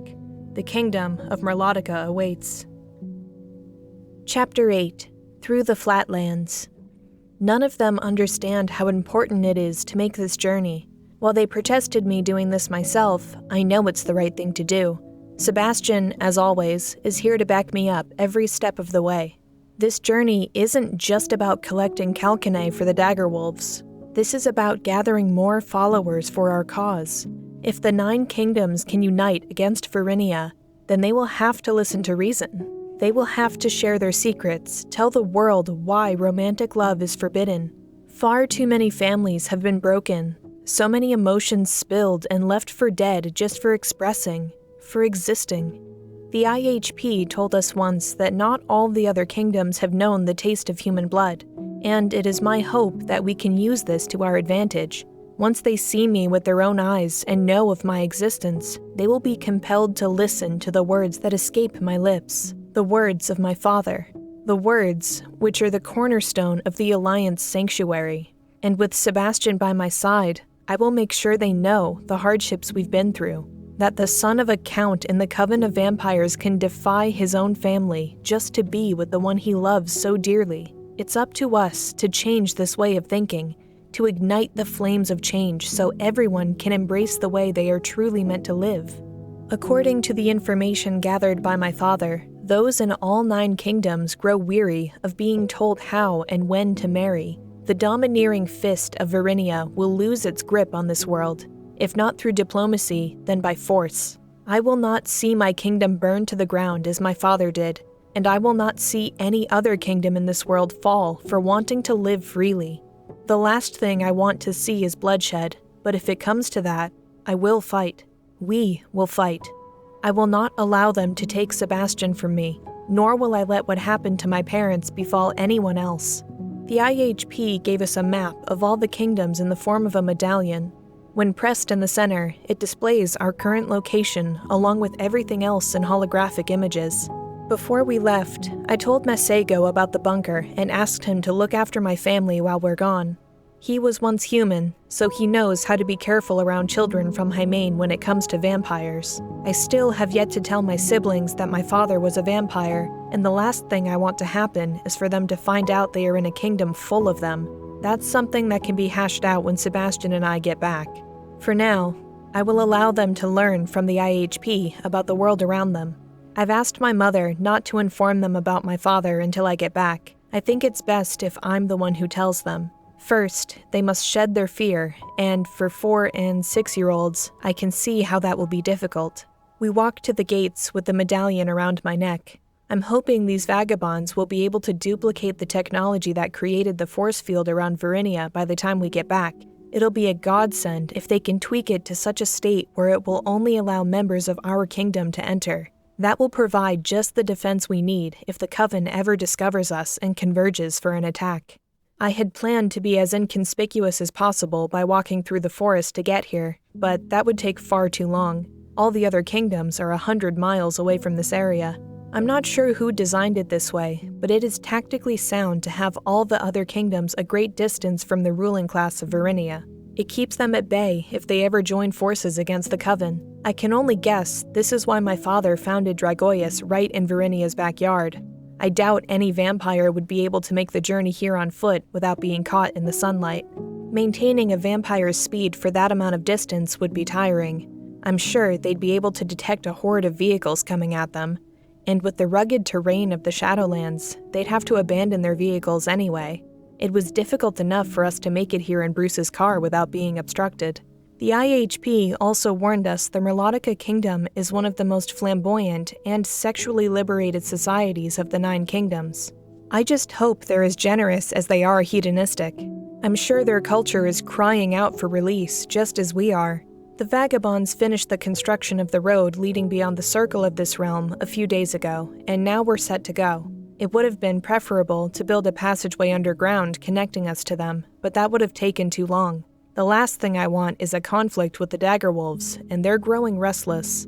Sebastian opens the gate, and Bruce's car is waiting for us. Masego ensures me that no Daggerwolves will be entering our kingdom while we're gone. "Are you sure about this?" asks one of the guards, holding open the gate. I place my hand on his weary shoulders, sensing his fear of losing the Lescar de Font bloodline. "Yes, I'm sure. Don't worry about us. We've been through a lot worse," I assure him. Sebastian opens the passenger door and holds out his hand, waiting for me. "Take care of our kingdom while I'm away." I give the guard a quick glance before going to the car. The gates close and Sebastian starts the engine. I can't wait to see what we'll find in Merlotica. No one I have ever known has ventured beyond the realm circle that encapsulates the Shadowlands, Hymain, and Verinia. Putting on my seatbelt, I caress Sebastian's knee. We're going into uncharted territory, my love.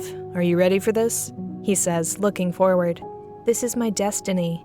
You are my destiny. We'll make this journey together, just as we always have. He turns to look at me, rubbing his thumb on my lips. Let's go then. As per our usual travels together, we stop twice to make love and hunt. It takes us 2 days to make it out of the realm circle and into the flatlands. The road they made for us wasn't a straight one, as it should only have taken a couple hours to get to this point. The first time we stop is to hunt. It's not until I check the trunk for something to light a fire do I see the supplies accompanied by a note from Masego. He's filled the trunk with blood bags and food for us, enough to last at least a month. I wish he had told us this beforehand. We had to navigate a couple dagger wolves, who weren't a part of the Alpha's pack, to hunt. Needless to say, I'm glad to be out of that place. I grow sick of seeing so many dagger wolves scattered across the plains. Sebastian hates them more than I do, so I'm sure he's just as relieved. As we make it into the flatlands, we can see the cities of the First Kingdom. The map we have displays all 9 kingdoms, all within a couple of miles of one another. They all have the look of massive glowing domes surrounding a hole. It's reminiscent to how our solar system orbits the sun, with Verinia as its center. The subtle difference in these kingdoms is that they are twice as large as Verinia. That's probably due to the millions of vampires that each one houses. The first one in near sight is the closest to the flatlands. Carissa is the 9th kingdom, according to the map. It's strange how they number them in such a way that the closest would be the 9th. That isn't important to us at the moment, however. We have 2 kingdoms to pass before we make it to Merlotica, and it's going to be a long drive. I want to make it there during the day so as not to look too suspicious. Sebastian is already driving as fast as the vehicle allows. I didn't realize until now how much he enjoys driving. He enjoys going full speed on the open road, something he'd been deprived of with all the trees and gravel of the Shadowlands. He says it reminds him of the revamp games he and Alessandra used to play back in Verinia. I can tell by the look in his eyes that he misses those days. On the other hand, it can also be that he just misses his friend. He slams his foot on the accelerator and drives even faster. The glow from the force field that encircles Carissa grows closer beyond the hills. The look in his eyes is fierce, as if something is stirring within him. Is everything all right, my love? I ask as he accelerates further. Yes, I'm sorry. I just get a little excited when I'm driving. Would you like me to slow down a little? He slowly lifts his foot from the accelerator. Merlotica is a long way off. You can go as fast as you wish, I say, laying my head down in his lap and putting my feet outside the window. The wind blows my dress up to my waist, exposing my light blue panties. Luckily for us, we're the only 2 people out here. Go faster, Sebastian! I bellow, clutching his knee and forcing his foot to slam down on the accelerator. I look up at the excitement in his eyes, and his fangs become apparent. The faster we go, the more the wind whips through his dark, silky hair. The adrenaline rushing through him makes me moist. He smiles before jerking the car right to avoid a large rock in our path. I find myself doing something I'd never thought I'd do, or even consider doing. I flip over onto my back and remove my dress. Holy shit, he says, upon looking down at my half-naked body. With my head in his crotch, I can feel him pulsating underneath his jeans. Look at me, Sebastian, I call, fondling my breast.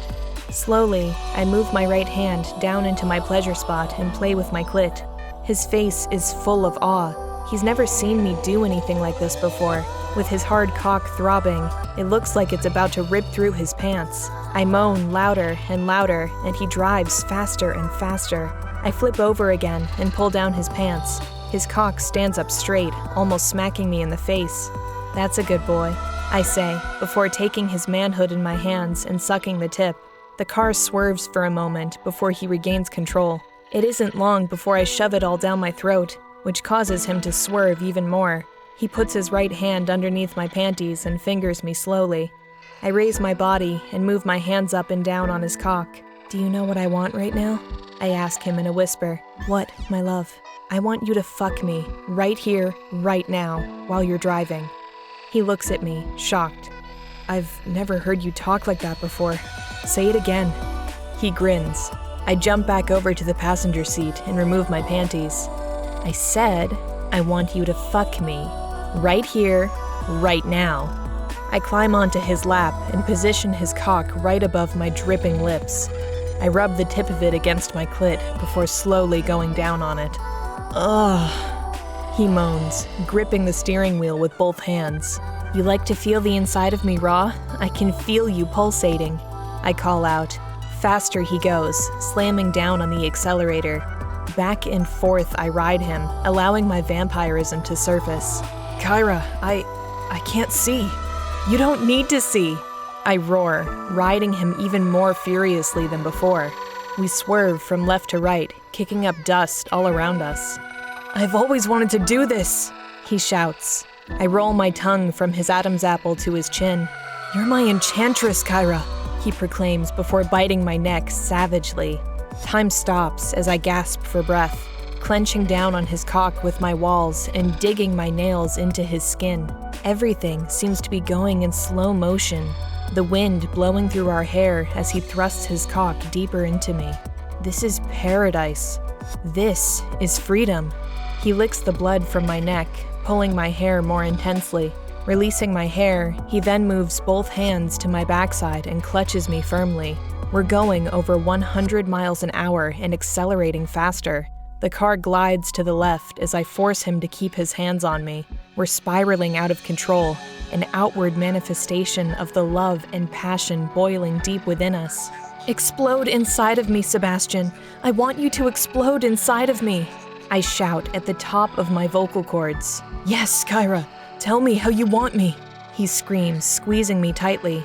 I'm coming, Sebastian. I'm fucking coming. The moment is near. We both feel the sensation of an inevitable climax with explosions of synergy interacting as one. He squeezes my backside with both hands as we come together, screaming so loud the echo could reach the Kingdom of Carissa. The car spins out of control. It tips over and flips violently, crashing into the ground, breaking the windshield and side view mirrors. We hold onto each other tightly, still wrapped in the passion that fuses us. The car continues to spin like a tornado, the insides crashing us all around. None of that matters. The only thing that exists is this moment. It cocoons us like the electromagnetic field that encompasses the planet. His moans flush my inner walls with juices, and the wetness drips all over him. Feeling his body shiver only makes my fangs extend farther, boiling my blood with my love for him. The car finally stops, crashing into a ditch, completely ruined. I feel my eyes turning shades of pink and light blue, awakening the savage, lustful vampire that is hidden within me for far too long. My fingernails are buried in his back, as are his on my backside, leaving scars that will soon heal. As we pant like dogs in heat, I lift my head from his shoulder and look at him in the face. Are you all right? I ask, trying to catch my breath. That was amazing. I don't think I've ever climaxed that hard before, he says, brushing the dirt, glass, and metal from my hair. With the euphoria passing, I get up from his lap and look around. Both front doors are destroyed, and the rear doors are missing altogether. The windshield is gone, and a giant hole has plunged its way into the roof of the car. What have we done? Sebastian says wearily. He's cut up pretty badly, but I sustained the worst of it. I look at the bruises, cuts, and scars all over my body from the broken glass and metal. I'm covered in blood, as is he. His wounds are already healing. My wounds, however, are still leaking blood. My fangs retract as the shock of what we've done overwhelms me. No, Kyra, bring it back, you must, says Sebastian, holding my head in his. He takes his index finger and rubs his blood on my tongue, causing my fangs to grow once again. I look down at my wounds, and they begin to heal rapidly. I wave my arms in front of my face as all the cuts and bruises disappear right before me. It's incredible. I didn't know I could heal like this, I say, wiping the blood from my arms and face. It's a miracle we survived. He smiles and dusts the glass off from his chest and hair. I've survived much worse, my love. I step out of the car and look at the carnage our love lust just created. What the hell were we thinking? He chuckles, climbing out of the car through the windshield. I can fix it, don't worry. This is my fault. I don't know what came over me. Worry not, Kyra. I'll have this fixed within a couple of hours. Can you check to see if our supplies are still intact? I look back into the distance, and there's nothing but a trail of blood bags, water, and food scattered across the field. The trunk is wide open, and it doesn't seem to want to latch shut. Sebastian, I'm afraid that's going to be a no, I say, sitting on the trunk, trying to close it. I can't believe how reckless I behaved. We could have been killed. That was the greatest experience of my life, says Sebastian. He jumps on top of the car and closes the hole in the roof by kicking the dislodged piece of metal back into place. He doesn't seem the least bit worried that everything we're trying to accomplish could have ended just moments ago. He comes to me, looks down the path, and sees the mayhem that used to be our supplies. Wow. Well, I guess it's a good thing we're almost there. We can restock when we get to Merlotica, he says without a bit of worry. We can never do something like that again, Sebastian. We could have died. He turns to me, hugging my shoulder. We could have crashed head-on into a brick wall and still survived it, my love. We would have just healed. It isn't that easy to kill a vampire. I face him, taking hold of his waist, drawing myself closer. You, maybe, but what about me? I'm only half immortal. Who's to say I can't be killed easily? Who's to say I won't die of old age? His eyes turn a fiery red, signaling anger. I try to back away slowly, but he takes hold of my arm and pulls me closer. Don't you ever talk about dying, Kyra. I swear, don't you ever talk about dying. I can't bear it. I wrap my arms around his shoulders and kiss the space between his eyes. I will never leave you, Sebastian, not even in death. You are what you are. You've tasted my blood on numerous occasions. Still, you remain the same, and you will continue to be by my side for as long as an immortal life allows. You promise? I ask, clouded with doubt. The courting moon promised us this, so we must follow through.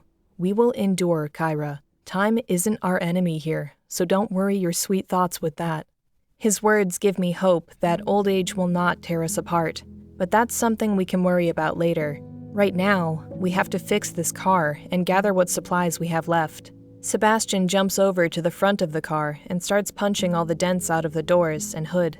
I go back down the trail to salvage whatever I can. I gather most of the fruit still in its packages and a couple of blood bags that are still intact. In the distance, I can see the Kingdom of Carissa and its skyscrapers. Planes without wings buzz through the sky, and pools of water there seem to defy gravity, trickling down on forests attached to houses. It's stunningly beautiful. People in Hymain would never believe me if I told them such technology exists. I grab what's left of our supplies and head back to the car. Sebastian is already finished fixing what he can.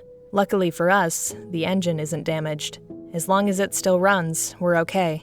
I put the 2 blood bags and fruit I was able to salvage back into the trunk. Sebastian slams the trunk shut and ties it closed with a piece of rope he found in the back seat. Would you like to stop by there? He asks upon seeing me looking at Carissa in awe. We'll eventually have to go there. Right now, we should focus on getting to Merlotica. We can't afford any more delays. I don't want those dagger wolves becoming any more restless than they already are. That also means no more sex until we get back to Dragoius, agreed? His hands shake, and he flops to the ground, holding his chest and rocking back and forth. It hurts, he screams. What happened? Sebastian, what's wrong? I gasp, kneeling on the ground beside him, taking his head in my hands. He stops rocking and looks up at me as if he's perfectly fine. My soul hurts because I can't believe you just said no sex until we get back home. I curl my lips and drop his head onto the ground. Don't do that, Sebastian. I thought you were having that same pain you had a year ago. The pain of not being allowed to have you is just as unbearable. I grab his hand and pull him back to his feet. I didn't say you weren't allowed to have me. We just need to stay focused. He puts his head down like a wounded puppy. I can't keep away from you. You know that. I'm not asking you to. Let's just make it through this. After we get back, we'll celebrate for days and nights. We can do anything you want. Anything? He gloats, pulling me closer. I pluck at his nose. Yes, anything. Then let's go, he shouts, scooping me off my feet and putting me into the passenger seat. I can't make you any promises when we get to Merlotica, he mumbles. Sebastian, I taunt, giving him the side eye. He starts the engine, and it runs smoothly, undamaged. It's a miracle the tires and engine weren't utterly destroyed when we flipped over. It would have taken me a while to fix those, he says. With all the windows, including the windshield, broken to pieces, there's nothing to shield us from the wind as it whips through the air. Sebastian, wait, stop the car for a second. I jump out the window and climb onto the hood. What are you doing? He asks, as I rip the roof clean off from the rest of the car. There's no point in having a roof when all the windows are gone. He covers his head to protect himself from the pieces of metal that come loose. I toss the roof to the ground and hop back into the car. With my fangs at full extension, Sebastian takes my face in the palms of his hands and caresses my cheek. You have no idea how much that just turned me on. The mission, Sebastian, you promised. Did I? He says, running his fingers down my shoulder. Goosebumps cover my skin, and my hair stands on end. With every inch of my willpower, I take his hand and put it back on the wheel. Let's go, my love. Nighttime is almost here. We don't have much daylight left, I say. Taking a deep breath, he smacks himself in the face and shakes his head. Yes, you're right. Let's get out of here. He starts the car again and revs the engine. I look over at him, and he has yet to take his eyes off me. I cover my legs with my dress as much as I can to keep him focused. Should I sit in the seat behind you? I ask. He sighs and squeezes the steering wheel before cutting off the engine. Yes, sit in the back seat. I'm having a hard time concentrating when you're right here, calling to me with your beautiful bosom and... He places his hand on my leg. I feel my own desire knocking on the back of my brain, wanting him to continue his hand movements up my dress and onto my inner thigh. Yeah, I'll sit back there. I open the door to step out, but he pulls me back in and onto his lap. He kisses me gently, running his fingers through my hair. You know I love you, Sebastian, but we have to go. I return his kiss. I put my hands up under his shirt and stroke his hard body. If we have to go, then why are your hands on me? He says with a smile. Because You're right. I'll move to the back seat. I try to get up, but he takes hold of my thighs and forces me to stay put. It's almost nighttime, my love. We really do have to get going. Besides, we just made love an hour ago. Is your need for me that strong? I ask. He moves his hands up my dress and grabs my breast gently. And yours isn't? I pull my dress over my head and throw it into the passenger seat. But we don't have much time. I kiss his neck and unbuckle his belt. I know, he says, pulling down his pants. I look down and see his throbbing bulge protruding from his boxer shorts. No, we can't do this, Sebastian. We have to get going. We both look up at the sky as the sun sets, casting hues of orange, red, and white. If we stop now, it will be the first time we've ever fought off the urge successfully. Shaking, I try with all my power to stop from taking his cock in my hand. I jump off his lap, grab my dress, and climb into the back seat. We have to snap out of it. Come on, start the car. But, he stutters, sitting there in shock. When we get back home, anything you want, remember? Anything. He takes several deep breaths before starting the car. I reach into the trunk through the hole in the back seat for a blood bag. Will this help? I ask, handing it to him. The only thing that can satisfy me is you, nothing else, he says. I take the blood bag and put it beside me. I'm sorry, Sebastian. Please don't be upset, I say regretfully. You have nothing to apologize for, Kyra. You are 100% right that we need to get going. It's just hard for me to control myself when I'm around you. It's hard for me to... Let's just get there and be done with this as soon as possible. He revs the engine and puts the car into gear. I lie down in the back seat and cover my eyes with my arms, trying to put the image of his cock out of my mind.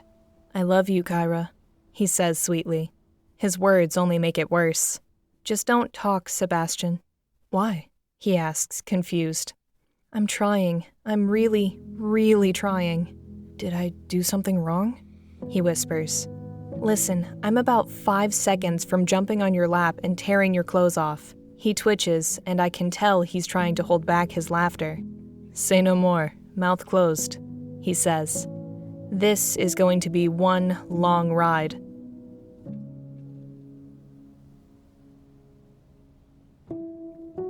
Chapter 9. The Gates of Merlotica.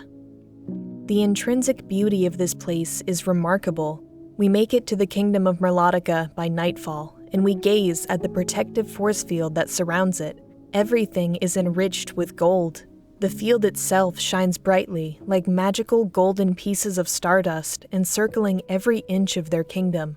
A large pool of water surrounds the dome of their kingdom, and it sparkles various colors like a rainbow. Sebastian, pull up there, I request. There's a large bridge made of golden stones that stretches from the gates of their kingdom to the surface of the forest area of the flatlands, where Sebastian and I currently sit. It appears to be the only way in or out of their kingdom, short of swimming. In the center lies a massive white and gold tower so high it touches the clouds, almost like the description of the Tower of Babel I've read about in stories. It seems to be emitting bright lights all around and shines down on the entire kingdom. Its beauty stuns the both of us. It's all so incredible. 4 tall, hooded vampires draped in gold clothes guard the bridge. Each has a sword that emits UV rays from the hilt. Sebastian pulls up to the bridge, parking the car behind an old rugged oak tree. "Well, this is going to be a challenge," he says. "Can you swim?" I ask. "It looks like we're going to have to," he says, removing his shirt. That's when we hear rustles in the bushes behind us. Sebastian takes my hand and pulls me behind him. "Get back in the car," he whispers, slowly walking backward. "I'm afraid swimming won't be necessary, Sebastian of Arias," a voice calls from the darkness. The only thought that crosses my mind is the Coven and their vengeance. They found us. They must have surveillance within each kingdom. "Who's there?" Sebastian shouts, guarding me with his body. "Your parents and the Queen have been looking for you. I would never have thought you would make it all the way out here. You weren't supposed to have known about our kingdom until you were wed." Sebastian's eyes glow red and his fangs protrude. "Show yourself," he bellows. "This must be the human woman you ran away with. There's a bounty on her head for 100 million blood chips." The voice comes closer to Sebastian, and I back away slowly. "No one is going to touch her."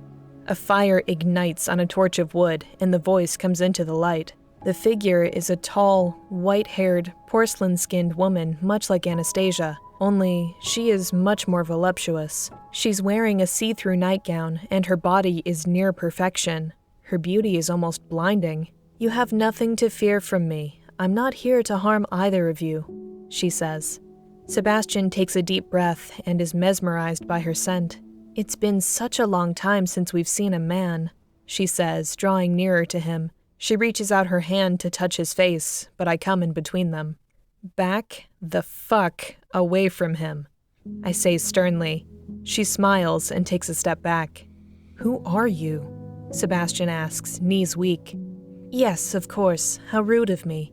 My name is Evangeline, daughter of Queen Maria of Verinia."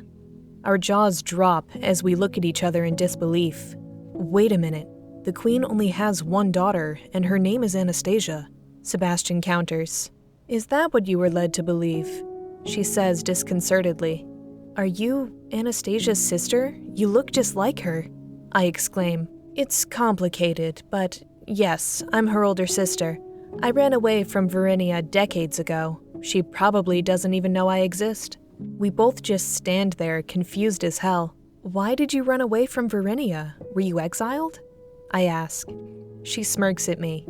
"You ask a lot of questions for a mere human. I'm surprised he hasn't turned you."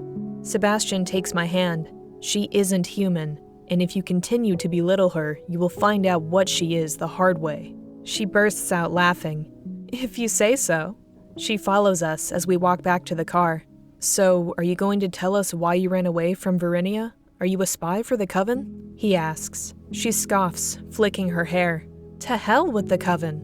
To hell with Verinia. To hell with my mother. To hell with all of them," she screams out. We both back away, eyes wide. "I guess they hurt you in some way," I say. She sits on the ground and puts out the torch. Sebastian turns on the one headlight that still works on the car. "I ran away for the same reason I'm sure you did. They killed the one man I ever loved, threw him into the sunlight and watched him burn. When I found out my mother ordered his death, I ran away. I was set to marry the first son of Count and Countess of Arias. I was only 18 at the time. How could they break the heart of a girl so young whose only crime was love? In my wanderings, I stumbled across these other kingdoms. The Queen of Merlotica granted me sanctuary. Wait a minute, you were set to marry me? I wasn't even born yet. You would have been waiting for a couple of decades to wed me. I know, Sebastian, I know. That's one of the reasons I ran away. Evangeline, I hate to tell you this, but they're doing the same thing with your sister. They've put her in re-education twice. Kyra, do you still have that letter? He asks. I go into the glove compartment and pull out the letter, then hand it to her. She walks over to the headlight, opens it, and mumbles the words to herself. They want her to marry you? She says, looking at Sebastian. Yes, she's taken your place in being forced to marry. She looks at us in awe. History repeats itself. The only reason they want our bloodlines to join is for power's sake. Sebastian, your bloodline is the most powerful of all vampires. You and your father are the most gifted vampires this world has ever seen. If your bloodline merges with Queen Morea's, it will give birth to a godlike immortal, and that immortal will reign as emperor over all the vampire kingdoms. This has been their plan all along. It's a miracle they didn't kill Anastasia's mate like they did mine. Alessandro is too important to the Coven. He has the gift of mind thought that allows him to read the thoughts of humans. No other vampire I have ever known has such a gift, and they are only able to read the thoughts of other vampires. The only other vampire is a young vagabond in Dragoius, although I'm sure he can only read Kyra's thoughts because she's half vampire. Evangeline drops the letter, disappears from my sight, and reappears in front of me. Half vampire? Impossible! She exclaims. My father was Emmanuel Lescar de Font. Perhaps you've heard of him. Her eyes turn a daunting blue, and she drops to her knees. I think I'm going to throw up, she says, holding her stomach. I roll my eyes, picking up the letter off the ground and putting it back into the glove compartment. Sorry if I disgust you, I say sarcastically. No, you don't understand. You don't disgust me at all. Quite the opposite. Do you have any idea who you truly are? Do you have any idea who your father was? I think I know everything there is to know about him, I say confidently. Nonsense. If you knew, you wouldn't be standing there so casually. The truth has been buried for so long that not even he could admit it to himself. I sit on the hood of the car with a confused look. Admit what to himself? Are you sure you're ready to hear this? Yes, we're ready, Sebastian says curiously. She stands up to walk over to the car, then sits right next to me. Your father's full title was Emmanuel Lescar de Font of Varinia. He was the king of Varinia, Queen Morea's mate. If Emmanuel is your father, then you, I, and Anastasia are sisters. At that moment, it feels like my flesh has just melted off my bones. I don't believe that for 1 second, Sebastian says with skepticism. Believe what you want, but it's true. He renounced the crown to Varinia before Anastasia was born. The word was that he and the Coven had ideological differences. This is impossible. It's just impossible. He was a viscount with his own lands in Varinia and used it as a front to draw people to his cause. When they discovered he was in love with my mother, they made him a vagabond. We were both told this by his followers and the IHP he provided us. What you're saying cannot be true. It just can't be. I protest. Take off your right shoe, she says, jumping down from the hood. Why? Please, just humor me for a second. I take off my shoe, and she does the same. Hold your foot up to the light. Do you see that mark? It looks like a star, doesn't it? Well, look here. She holds her foot up next to mine. To my shock, she has the same mark. It is the mark of our bloodline, she says. Sebastian grabs both of our feet and looks closely for comparison. She's right, my love. Hold on for 1 freaking second. My father had bright red hair, which is why my hair is pink. You and Anastasia have white hair. Why isn't your hair pink or red or whatever? Anastasia and I have the same mother and the same gift of light shifting. This gift causes us to have colorless features. I'm sure if you had this gift, you'd be just as we are. This information hits me like a bolt of lightning. When I think back on how Anastasia tried to have sex with me in the tunnels all those months ago, I become nauseous. I'm sure she didn't know about our blood ties, but still, it's freaking me out. Haven't you ever wondered why Varinia has no king? Why do you think the Coven made him a Viscount upon discovering his betrayal and didn't just kill him the way he did my lover? He probably kept it hidden to protect his followers or himself. Either way, it doesn't change the fact that blood binds you and me. I'm guessing Anastasia doesn't know who her father is. She admires Emmanuel. We have to confront the IHP when we get back to Dragoius. It has a lot of explaining to do. And you're coming with us, Evangeline. She looks at us and starts laughing. What's funny? Sebastian asks. I'm not going anywhere. This is my home. I can't just leave and... Listen, Evangeline. Things are in motion that cannot be stopped. We'll explain that to you on the way back, but right now, we need your help in getting into Merlotica. We need to retrieve some Calcanae birds. That's the reason we came here, I say. Calcanae birds? You came all the way out here for Calcanae birds? Well, among other things.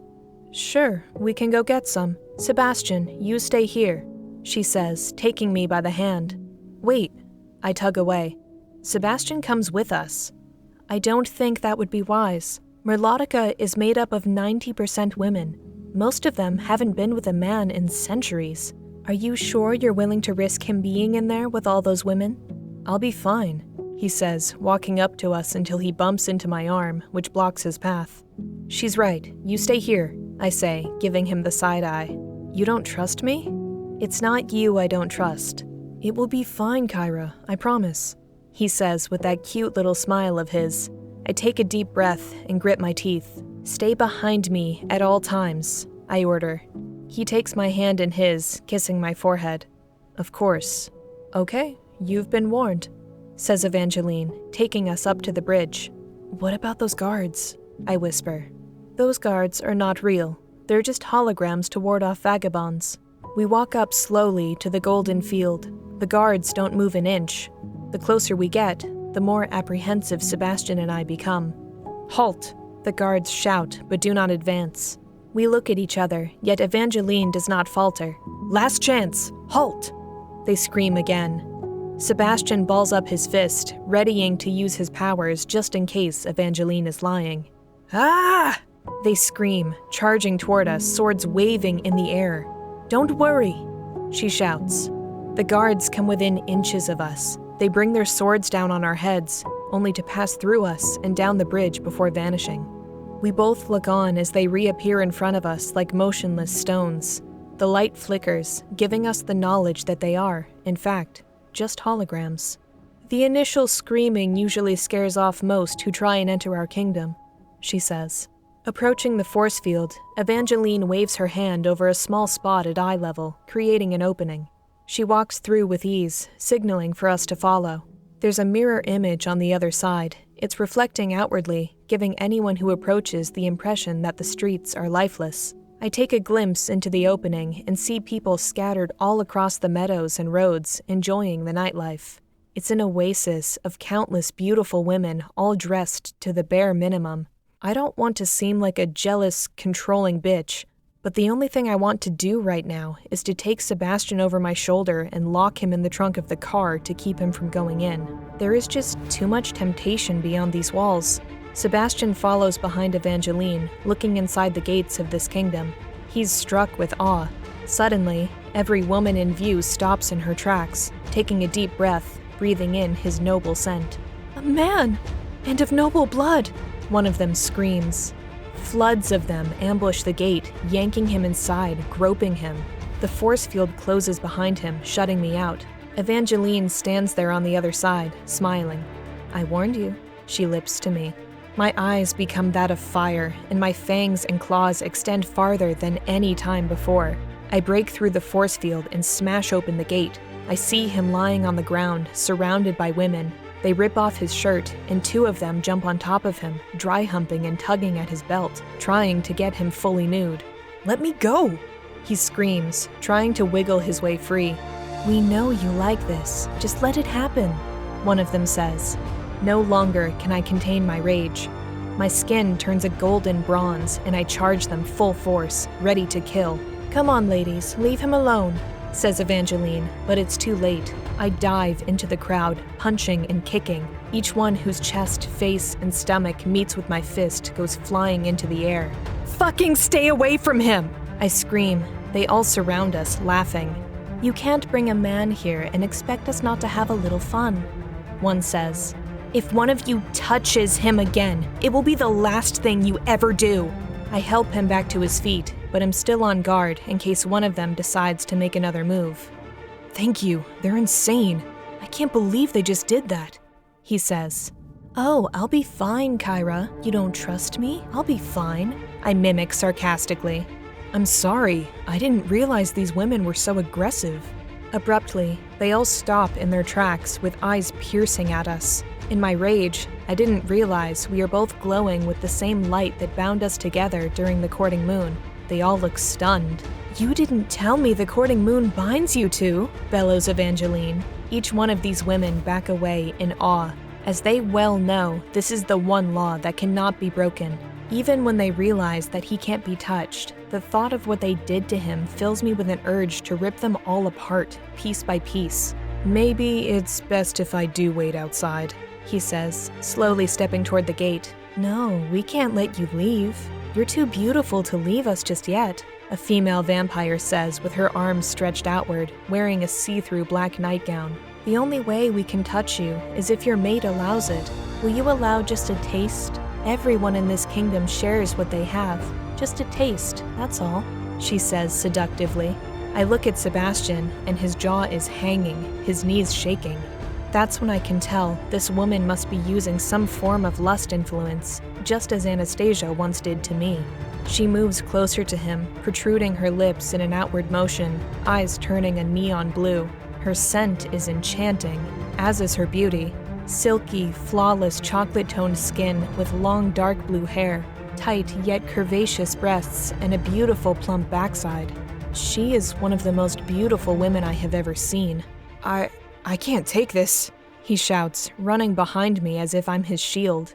She reaches out her hand to me and caresses my right cheek. My rage is eased and is replaced with desire. Her lust influence is strong, almost undeniably wanting. She puts her other hand on my shoulder as I close my eyes and exhale. Just a taste, my sweet young little vampire. That's all we want, she says enchantingly. Goosebumps erupt along my skin as I find myself caught in her powers of aphrodisiacal persuasion. We'll let you watch as we have our way with him. Visions of my love touching and kissing another woman flood my mind. An endless sea of beautiful women all having their turn with him. I know that I cannot allow that to happen. Whatever power she has over me fades, and the rage reemerges. You're not going to fucking touch him, bitch! I scream, pushing her off of me and into the wall of the gate doors. Once again, they back away in shock. Impossible! No one can resist Vanitia's lust influence, one shouts. I look at Sebastian, and he's on the ground, curled up in a ball, covering his face. It's too strong, he repeats. Distraught with fury, I look back at this lust-crazed woman. Whatever you're doing to him, stop it! She gets back on her feet, dusting herself off. Just one night with him and I'll stop. It won't be long until he loses all self-control and rips my clothes off right in front of you. She smiles. I run over and tackle her to the ground, wrapping my hands around her throat. She tries to fight me off, but it's no use. With my gift of superior strength, I'm able to overwhelm her with ease. Look, bitch, if you don't stop what you're doing, I'll choke the freaking life out of you. He's mine. She thrashes about, trying to get free, but my lock on her is steady. I keep the pressure on until she gives me an indication she's ready to yield. You don't understand. It's my obsession. I have his scent. I cannot stop until I have him. She struggles to say. So what you're saying is that I should kill you now? I interject, tightening my grip. Evangeline comes up from behind me and grabs my shoulder. Kyra, she's harmless. Let her go, she whispers. As long as she's after my Sebastian, she's dangerous in my book. They're all dangerous. You're the one who brought a man into our kingdom. Didn't anyone tell you what we're about? One of the women shouts in the distance. Sebastian stumbles to his feet, shaking himself off. Walking over to me, he still seems pretty wary. I look over at him and imagine him and this woman they call Vanitia embracing each other while I sleep, engaging in a secret tryst and enjoying the wonders of sensual bliss, all the while laughing at me. It compels my anger to grow uncontrollably, making me that much stronger. I'll kill her, I say in my mind, choking her even tighter. Kyra, he says, his lips close to my ear. Calm down, my love. Not too long ago, it was me with my hands wrapped around Dartmouth's neck. You pulled me from the edge that day. Now it is I who must ask the same of you. Don't become a killer. I close my eyes, taking deep breaths as he kisses the back of my neck. Slowly, I loosen my grip and let her go. She lies there, struggling to breathe. I'm sorry. I shudder, backing away. I look up, and everyone is staring at me, horrified. We are a peaceful kingdom. We've never seen such violence. One of them utters. If I didn't know any better, I'd say that you were in love with him. Coven law forbids romantic love. I'm sure you are aware of this, says Vanatia, coughing. A crowd forms around us as everyone in the streets and shops gathers to see what is going on. I'd planned for us to come in here inconspicuously. I guess that's no longer going to happen, says Evangeline, face-palming. He looks so familiar. Is he a member of the Coven? One says. That's when we both start to get nervous. If any of these women are loyal to the Coven and recognize him, we'll both be screwed. Of course not. He's just a new carpenter we hired from the Kingdom of Redsong. There's nothing to see here, people. Carry on. Evangeline says nervously through a fake smile. I think it's best if I wait outside, says Sebastian. Yes, you do that, she says, taking his hand and leading him toward the gate. Leaving so soon? Says Vanatia. She blocks their path. Yes, I'm going to wait outside until she's finished her business here. Please step aside, he says, on guard. I'll wait with you, Vanatia says. The gate doors open. He looks back at me nervously, and I can tell she's emitting her lust influence again. Vanatia, for fuck's sake, leave the man alone! Evangeline pushes her out of the way. She tosses Sebastian out of the gate and slams the doors closed. You're coming with us, Vanatia. I don't trust you, she says, grabbing her arm. As you shouldn't, Vanatia replies. Never in all my days would I have thought that my heart and mind would be tested this way. The images of them touching and groping will soon drive me mad. He should have never stepped foot in this damn place. These women take sexual culture to an entirely different level. I know it's the way of the vampire, but this is ridiculous. What the hell is wrong with these people? Chapter 10. Queen Goldrose's Lustful Alliance. In an unfortunate turn of events, it turns out this Vanatia vampiress is just the person we came here looking for. Evidently, she keeps an entire shop of calcinae birds where she works. This is going to complicate matters. Every time I look at her, I get the urge to strangle her. She's the one who jumped on Sebastian's lap and dry humped him before I was able to stop them. Just thinking about it makes me tremble in rage. We make it to Evangeline's apartment, which is located in a large, high golden tower that shimmers with tiny orbs of light when the glow from the field hits it. It's like walking into a fantasy. Nevertheless, I can't allow that to distract me. I have to convince this crazy woman to give us the calcinae birds. Evangeline drags her into the apartment and pushes her up against the wall as she kicks and screams. It isn't about love, it's about sex. I have to have him. I have to, she shouts as Evangeline handcuffs her hands behind her back. We're bound by the courting moon. You dare violate that? I ask. She sits down on a wooden stool, hanging her head. You have to permit me. I beg of you, just one night with him, please, she says desperately. I can't believe the way she's behaving. She's 1,000 times worse than Anastasia when she hasn't fed. Listen, Vanatia, I know romantic love is forbidden, but Sebastian and I are in love. He is my mate. We've been through hell just to be together, and there is no way on this blue sphere I'm going to allow him to be with someone else. I was his first, and I'll be his last. Is this true? She asks, looking at Evangeline. Do you want to tell her, or should I? Evangeline says, pulling out a blood bag and sitting on the floor. I allow my vampirism to fade and walk over to the couch. Vanatia takes a deep breath. She can smell my human blood. Wait a second. Are you not a vampire? Why do you smell like a human now? She asks, surprised. Where do your loyalties lie? If you are loyal to the Coven, then I will tell you nothing, I say hard-heartedly. Loyal to the Coven? The Coven killed my lover, just as they did many others here in Merlotica. I look at Evangeline and she nods, confirming what Vanatia is saying is true. All right, but just know the only reason I'm going to tell you this is because my half-sister here tells me you have an unlimited supply of Calcane birds, something I desperately need right now. That's why we brought you here. Half-sister? What do you mean? I'm the daughter of Emmanuel Lescar de Font. My mother is a human from Hymaine. I'm half human, half vampire. My mate, the one you're so desperate to sleep with, is Sebastian of Arias, son of the Count of Arias. I rule my own kingdom far away from here. This is a rebellion against the Coven and their rule. Wait 1 second. You have your own kingdom, Kyra? Exclaims Evangeline. Yes, I mentioned Dragoius to you when we first met, remember?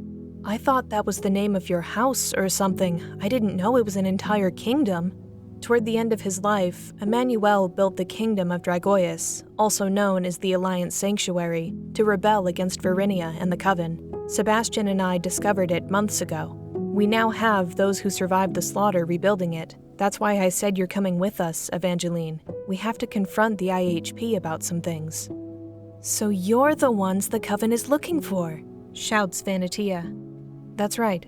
Now, where are the Calcane birds? Just a moment. Tell me about this kingdom of yours. What's it look like? She inquires.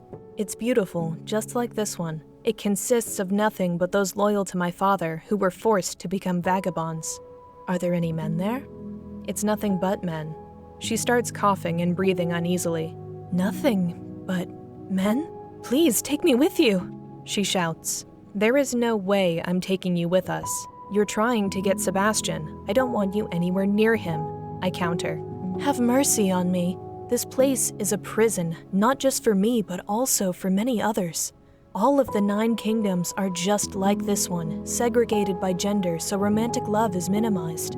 This loveless existence is torture. If you do this, I promise I will not go near him. I swear it to you, here and now.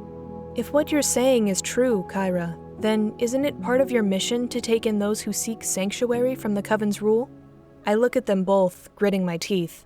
The thought of her being close to Sebastian on her way back to Dragoius boils my blood. I don't trust her. I'll bring as many Calcane birds as I can with us on our way there. You said you needed those, right? All right, damn it. All right. I'll take you with us. Thank you. Know this.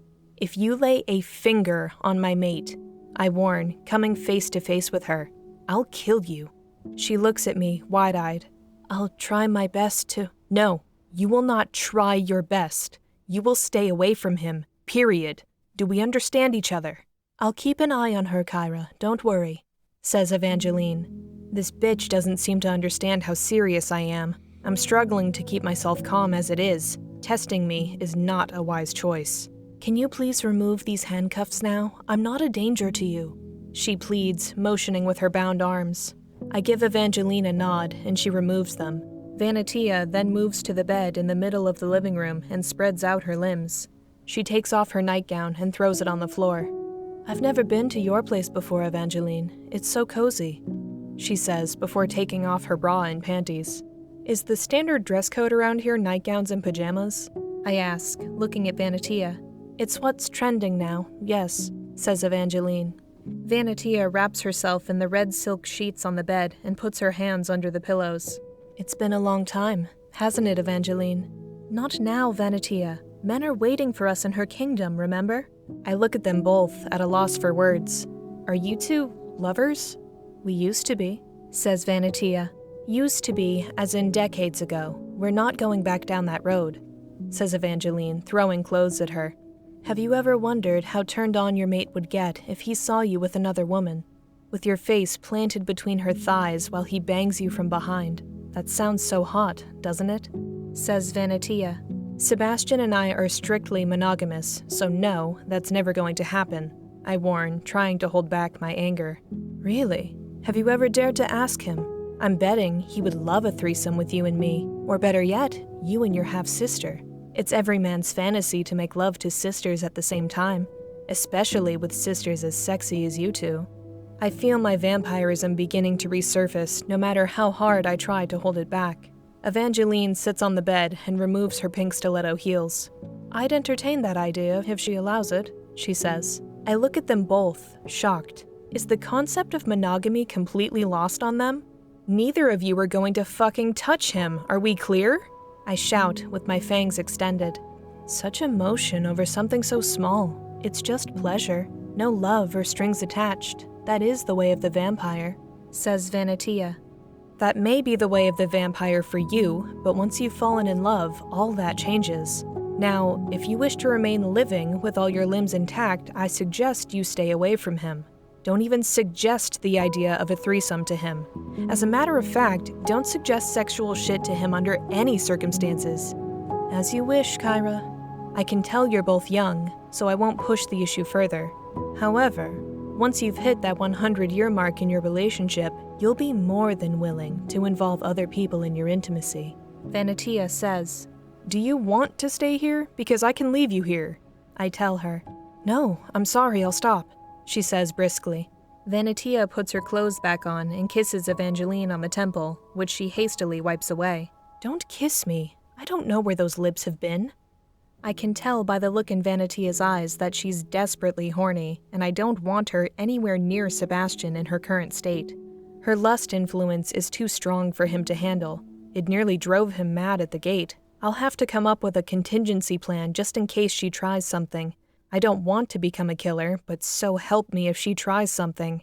She finishes putting on her clothes and goes into the kitchen. The night is spent, and the sun shines red rays of light that are filtered by the protective force field. I'm stealing a blood bag, Evangeline. When I'm done, we can go to my shop for those birds your sister wants, says Vanitia, going through her kitchen. Oh shit, we have to go, now! Evangeline screams, looking at an LCD monitor near her door. I run over to see what's got her so spooked. What's wrong? Asks Vanitia. The monitor displays a selection of heavily armed guards running down the hallway to her door. Vanitia moves us out of the way to look at the screen. She drops her blood bag in terror. Someone must have seen us, says Evangeline. Bang. Open the door, Evangeline. We know she's in there, they shout. We are so fucked, Vanitia proclaims. Open the door. No one needs to get hurt. Her Majesty Queen Goldrose wants to have a word with that fugitive you're harboring. I move them both out of the way and look through the peephole. They all have UV weapons. There's no way out of this. Open the door, Evangeline, I say, pulling Vanitia behind me. I can't. You can't just... Listen, my kingdom needs me.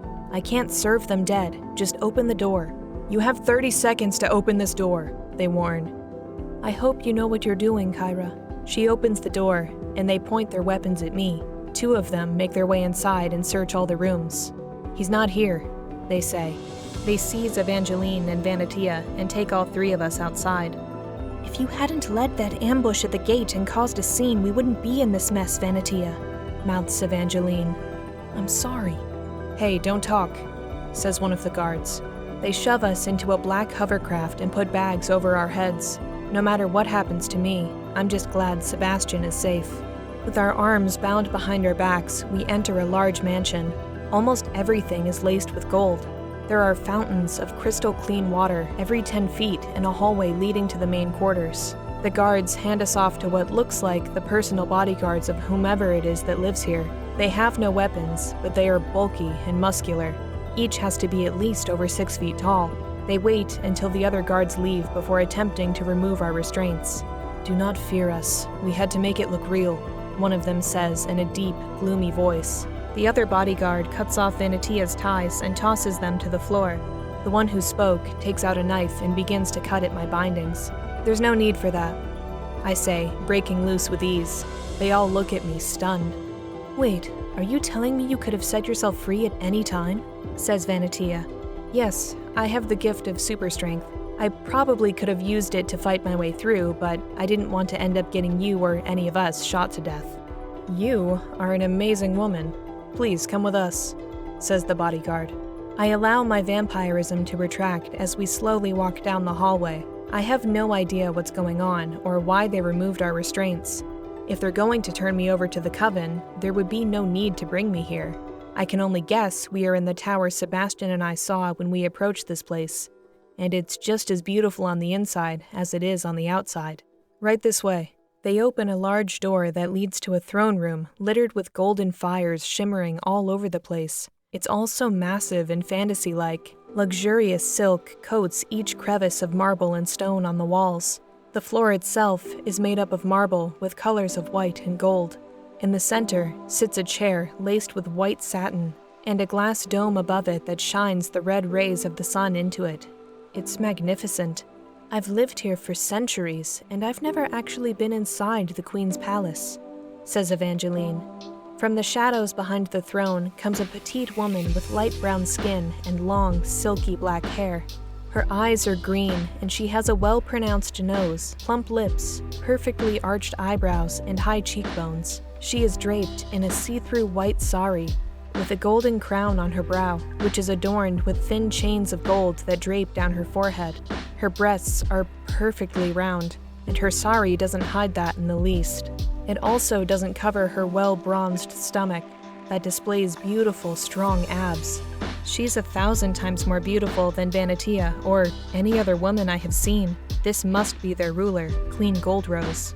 When she steps into the red light that shines from above, her face becomes clearer. She looks like a young girl, maybe not more than 17. Since I've been in this palace, I've felt so insecure and inadequate.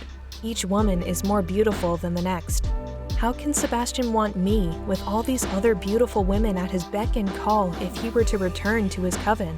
It just doesn't make sense. "Bring her to me," she says in a sweet, childlike voice. She sits on her throne and crosses her legs sensually. "The report said you were a human. Did Sebastian turn you?" she asks, holding my chin in her thumb and index finger. "If you're going to turn me over to the coven, then just get it over with." I seethe. She erupts with laughter. "I have no intention of handing you over to those authoritarian misfits. Then why did you bring us here?" She stands up, caressing my hair. "Look up there," she says, waving her hand in the air. A projection appears right in front of us, showing Sebastian near the car we came in. "I've had my eye on you since 10 miles out from my kingdom. I have 2 questions for you, Kyra. 1, why did you come to my kingdom of all places? And 2, how is it that your mate can survive in sunlight?" Evangeline and Vanitia both run up to the throne to see the projection. "He's more magnificent than I could imagine," says Vanitia, licking her lips. I may have to strangle this woman a little harder next time so she gets the point. I back away from the projection and sit on the floor. "If you're not planning to turn me over to the coven, then what will you do? Why should I tell you anything? Kyra, please know that I am not your enemy. I despise the coven just as you do. However, there are far too many supporters and members of the coven in my kingdom to oppose them outwardly. I just want to know why you came here." I sigh, wondering if it would be tactically plausible for me to tell her the truth. If her words are true, then she will be a great ally in this upcoming war. I keep my cool and stand back up. "If I tell you everything, then you must pledge your loyalty to my cause. You should know that I am much stronger than everyone in this room. I will not hesitate to attack." She takes off her crown and looks at me with her hypnotizing jewel green eyes.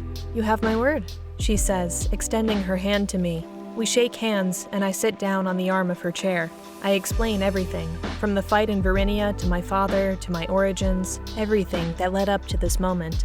Her skin glistens with golden particles that float off her body and into the air when she smiles. The excitement within her isn't too hard to recognize. Now I see why they call her Goldrose. She's as beautiful as a newly blossomed flower dipped in enchanting gold dust. Both Vanitia and Evangeline sit near us, hanging on my every word. They listen as if I'm telling a newly minted love story that no one's heard before. At the conclusion of my tale, I see my half-sister Evangeline shed a single tear. "That's amazing. I can't believe what you two have been through. You truly do love each other," she says. "I heard rumors of a kingdom called Dragoius many decades ago.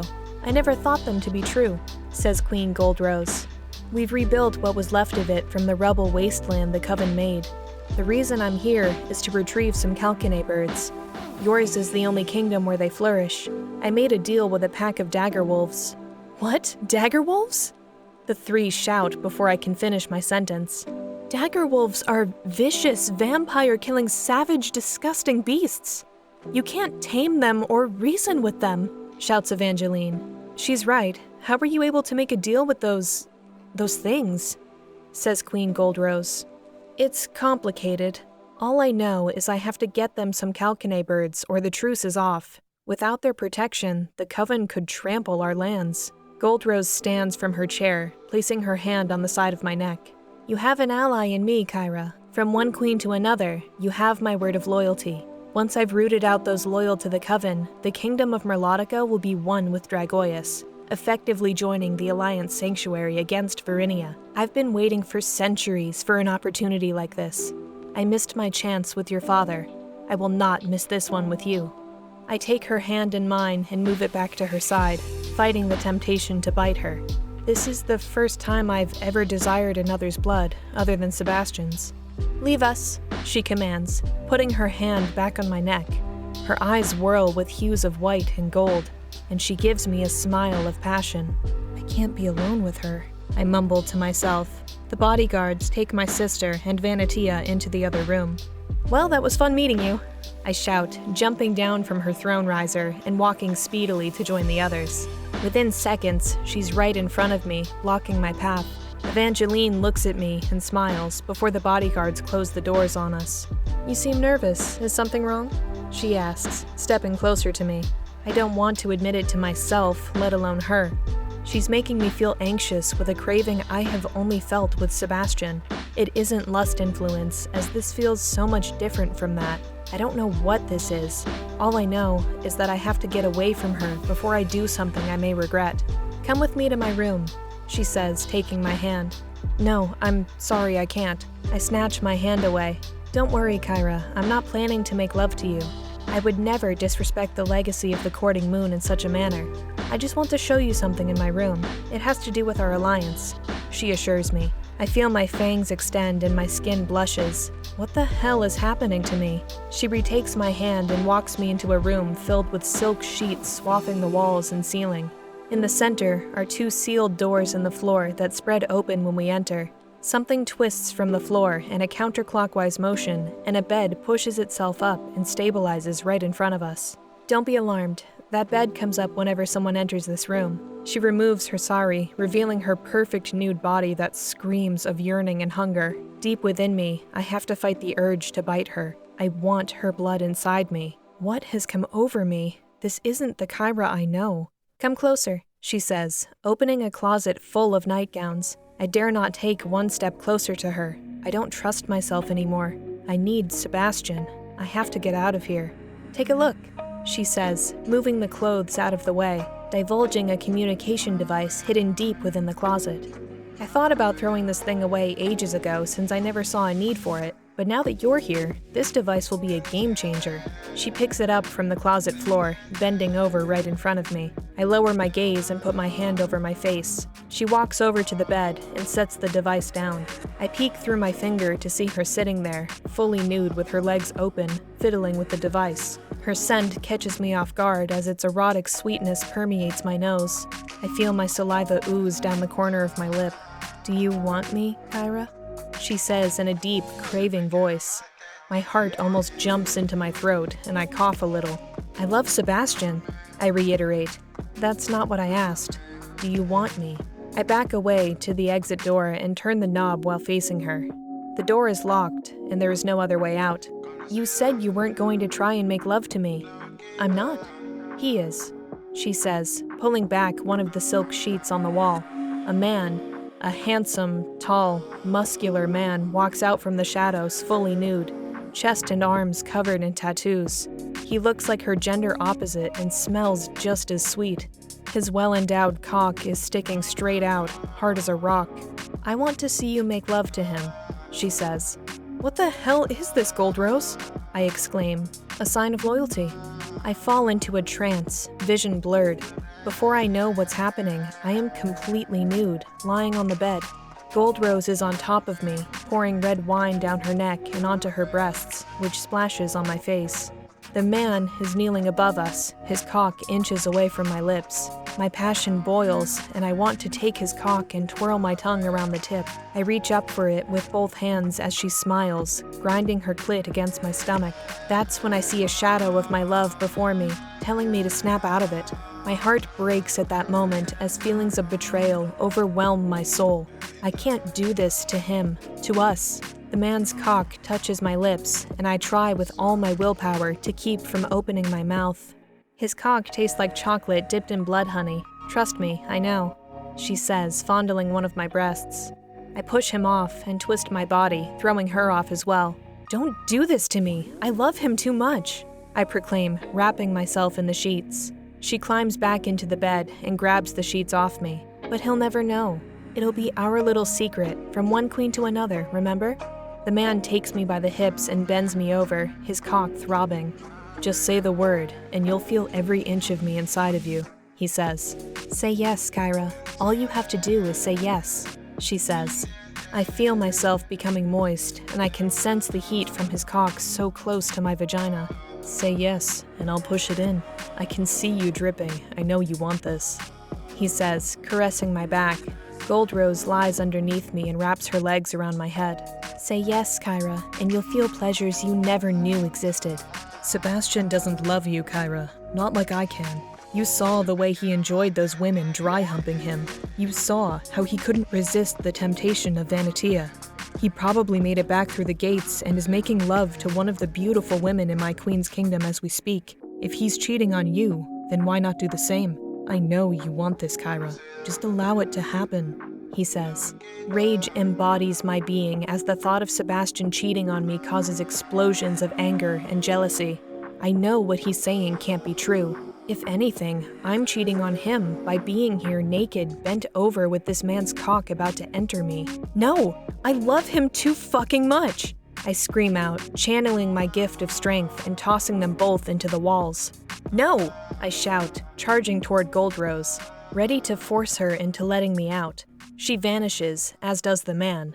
I find myself lying in the throne room, fully clothed, with Goldrose sitting over me in her chair. I'm drenched in sweat, with my claws and fangs fully surfaced. You passed the test. You have my loyalty. I jump to my feet, swiftly looking around and swinging my arms. What the hell just happened? I yell. I'm sorry I had to put you through that, Kyra. I just had to make sure you were true to your convictions. Put me through what? What the fuck is going on? I shout, seething with anger. I used a technique similar to what the Coven uses when they want to re-educate someone. I needed to see how deep your loyalty is for your mate. I wanted to know if you're willing to see this through to the end. The bodyguards rush back in with lightning speed to guard their queen. Words cannot describe how pissed off I am right now. I want to beat her bloody for doing that to me. Calm down, Kyra. It was a test, and you passed, says one of the bodyguards. I'm going to pass my fist across her face, I bellow. What's going on in here? Says Evangeline, walking back into the throne room with Vanitia close by. I ball up my fist and take deep breaths to calm down. It wasn't my intention to upset you, Kyra. I just needed some reassurance. My sister takes my arm and pulls me away. Are you all right? She asks. Yes, I'm all right, Evangeline. Your queen likes to play mind tricks on people without their knowledge or consent. Believe me, Kyra, I am now your ally. I will never do anything like that again. You would grant me some leeway in proving your convictions, wouldn't you? After everything I've told you, and everything I've been through to get this far, you still thought it necessary to do that to me? Yes, it was necessary. For me. Everything in that vision was for your eyes only. Your inhibitions were lowered, as was your sense of loyalty. Your libido and need for blood were heightened as well. Only someone who was true to their love and their cause without any doubt could have said no. You passed, and now the Queen of Melodica will stand with you. My fangs and claws retract as I wipe the sweat off my forehead. I cannot believe this woman. Don't be too alarmed, little sister. She did the same thing to me when I asked for asylum all those decades ago. I walk up to her, but her bodyguards block my path. It's all right, let her through, she says. She puts her crown back on and sets one leg on the arm of her chair, revealing her see-through lavender silk panties. Even still, she is so beautiful to me, but whatever lustful feelings I had toward her have faded. I approach and put my right hand on her knee. Don't ever do anything like that to me again. She puts her hand on top of mine and leans forward, fangs at the ready. You have my word. I turn to the others and jump back down from the high ground of her throne. Come on, let's get those Calcanae birds and head back to Dragoius. Wait, shouts the queen. We turn around, startled, as her bodyguards approach us near the doors. I would like to make a request of you, if I may, she says, walking down from her throne, eyes sparkling a dark gold. Ask? There is a movement here that wants to revolt against the Coven. It will be convenient for the both of us if they can go to your kingdom. With them away from danger, I can see who my allies are and build a proper resistance against the Coven. How many are you talking about? I ask with caution. 502, if I'm not mistaken. My mouth gapes upon hearing this number. There is no way we're going to be able to take that many people with us without being discovered. She lifts her head and smiles. Doesn't Evangeline have the gift of light shifting? I can't hide that many people at once, exclaims Evangeline. Yes, you can, once you've been outfitted with this, she says, holding up a device similar to what was in my vision. It's the same technology we use for our protective force field. If you focus your energy on the white bulb on the top of the device, it will mimic your gift and expand into as wide a range as you need. She hands the device to Evangeline, and Evangeline touches the white bulb. It does exactly as she said it would, engulfing the two bodyguards and making them disappear. This is amazing, Evangeline says. Thank you for this. I'll be more than happy to take them with us with this device at our disposal, and I'm sure the vagabonds in my kingdom will be more than happy to know I'm bringing over 500 women back with me. Evangeline bows, thanking the queen for everything she's done for her. Vanitia steps forward and kisses Her Majesty's hand before bowing. As the bodyguards see us out, I hear her mumble something almost too faint to hear. The fall of the Coven. I have only dreamt of this day, she says before returning to her crown. Chapter 11. Back to the Shadowlands. It isn't until night falls and we make it outside the gate of their kingdom that I realize something. Sebastian, alone, with over 500 women from Merlotica foaming at the mouth to have a man of noble blood. I start to think that maybe I should have locked him in that closet again as opposed to bringing him with me. Vanitia provides us with a hefty supply of Calcanae birds as promised.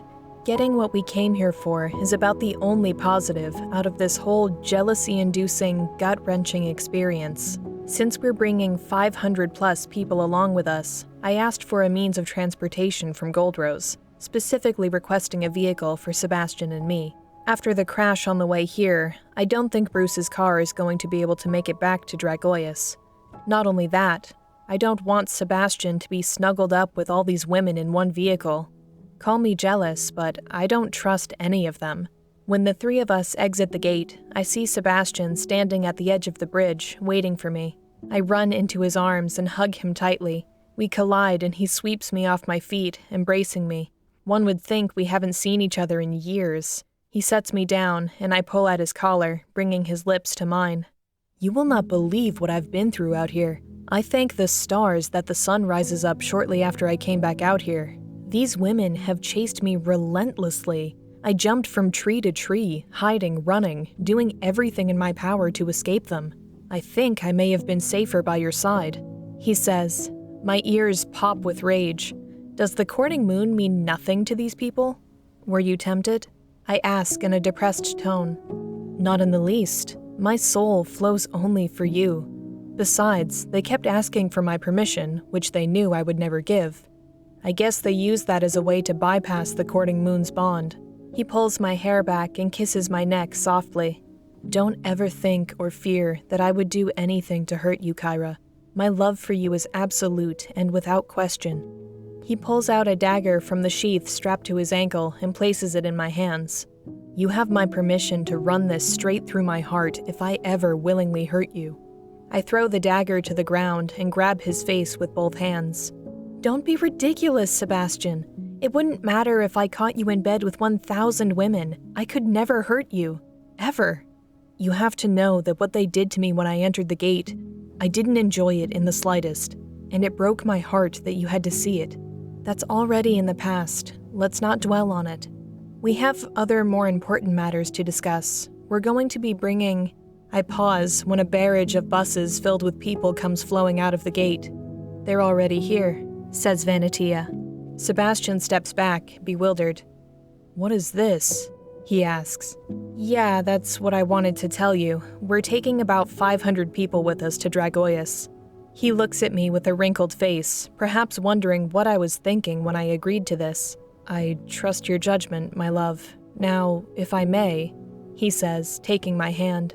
I forgot that he hadn't fed all day. I put my wrist up to his lips, and he bites down, filling me. I drop to my knees, mouth gaping as Evangeline and Vanatia look at us confused. Thanks, my love, he says, wiping his mouth, feeling refreshed. Do the fangs hurt you that much? Says Evangeline. Sebastian helps me to my feet and smiles at them. Oh, no, I didn't hurt her. You see, I have... Shh, I pivot, putting my hand over his mouth. Yes, I'm sensitive to his bite. It hurts a lot. He looks at me wide-eyed as I slowly remove my hand. I don't want them to know that his bite has a euphoric effect. If that information gets out, they'd only pursue him more persistently. He understands what I mean just by the look in my eyes. He agrees to put up a front right along with me. I'm sorry, Kyra. I didn't mean to bite you so hard. I'll try to be more careful next time, he says, trying not to laugh. All 20 buses pull out of the gate, followed by one 4-door sedan, driven by one of the Queen's bodyguards. He navigates around the buses and pulls right up to Sebastian and me. The windows are tinted to protect them from the sun, as are the windows on all the buses. Having met with each one of these travelers before, agreeing to take them sets my mind at ease. They're all too excited to learn that my kingdom is filled with male vagabonds. The only rule I set forth before agreeing to take them is that they mustn't bite a human unless permission is granted. The underground movement in Hymain is going to play a vital role in our plans, and I can't have vampires in my kingdom who can't live around mortals peacefully. It's dark, and the only lights around are from the headlights of all the vehicles. The bodyguard steps out of the sedan and hands me the keys. As promised, he says. He heads back to the bridge and through the gate. Both Sebastian and I enter the vehicle. Upon tasting my blood, Sebastian knows everything I know, so he isn't too surprised when he sees the communications device in the back of the sedan. With this, Dragoius will have direct contact with Merlodica. I hand him the keys and sit in the passenger seat. The buses are in line formation, waiting for us to depart. Evangeline sits in the back seat with the amplifier, waiting for my instructions. Vanatia opens the back seat door opposite Evangeline and tries to sit before I stop her. What's wrong? She asks, stepping back out. You're going to ride on one of those buses, I say forcefully. But why? I thought we were all friends, she says, eyeballing Sebastian with a smile. I don't trust you around my mate, I tell her. She closes the door, disappointed. She walks over to the driver's door where Sebastian is sitting and leans forward, poking her head inside. Do you always let her speak for you? She says. Sebastian turns to her, taking hold of my hand and squeezing it tightly. She is my queen, my lover, and my mate. All that I am is in her. Nothing can break our bond. Not temptation, not death, not even your lust influence that you're so casually emitting right now. It would be wise of you to learn that, he says confidently. I try to hide my gleeful grin. For now, maybe, she says, touching his arm. Vanatia, I'm about 5 seconds from leaving your ass here. She snatches her hand back before rolling her eyes and walking off. Sebastian rolls up the window and presses the button on the steering wheel. Do you think it's a good idea to bring her with us, my love? He says, starting the engine. Don't worry, you two. She hasn't had a man in a full century. Once she's had a taste of some of the men in your kingdom, I'm sure she'll be a lot easier to get along with, says Evangeline. I hope so, Sebastian says, pulling in front of the armada of buses. We plan to get to Dragoius before dawn, and with Evangeline in the back seat, I don't think Sebastian and I will be able to sneak in a quickie on the way there. I guess it's a good thing she's riding with us. She'll keep us focused. Evangeline turns on the device and focuses its range around our little convoy, allowing the source to scatter, immersing all of us in its field. I wave my arm outside of the window, signaling to the buses that we're ready to go. Sebastian pushes his foot down on the accelerator, and we all drive off into the night. I hope those vagabonds won't be too alarmed when our convoy pulls up in front of my kingdom. If anything, they should be pleased. Sebastian pulls over to the side of the forest to stretch out his limbs. Everyone else disembarks from the buses for a blood bag snack. We've been driving for hours and need a little break. I'm cocooned in the passenger seat, unable to find the will to move from the comfort of my little spot. Evangeline hops on top of the sedan with her blood bag to admire the scenery of the glowing kingdoms in the distance. It's been years since any of them have seen the outside of Merlotica, which would explain why they're all climbing on top of the buses. Some decide to scatter to the treetops to view what lies beyond. Sebastian walks off into the forest, but not too deep where I won't be able to see him. "You really love him, don't you?" says Evangeline through the sunroof. "More than myself," I reply, stretching out my arms. "Then you'd better keep an eye on him," she says, smirking. I look over to the forest and Sebastian is gone. I try not to let my insecurity get the better of me, so I sit back and kick my feet up on the dashboard. I trust him, Evangeline. I'm not going to worry myself with his every move. It's not him you should worry about, little sister. He can take care of himself. While we're resting, why don't you tell me about our father? What kind of man was he? I'd like to hear your perspective. She finishes her blood bag and tosses it into the trunk before climbing back into the back seat through the sunroof. I'm sure the man I knew was completely different from the man you've learned about. Emmanuel had his charms, but he was still a member of the Coven. I know nothing of him before he renounced his throne. Well, tell me what you do know, I say, turning to face her. He was kind, just, and lovable. He was forced to marry my mother by a vote from the Coven.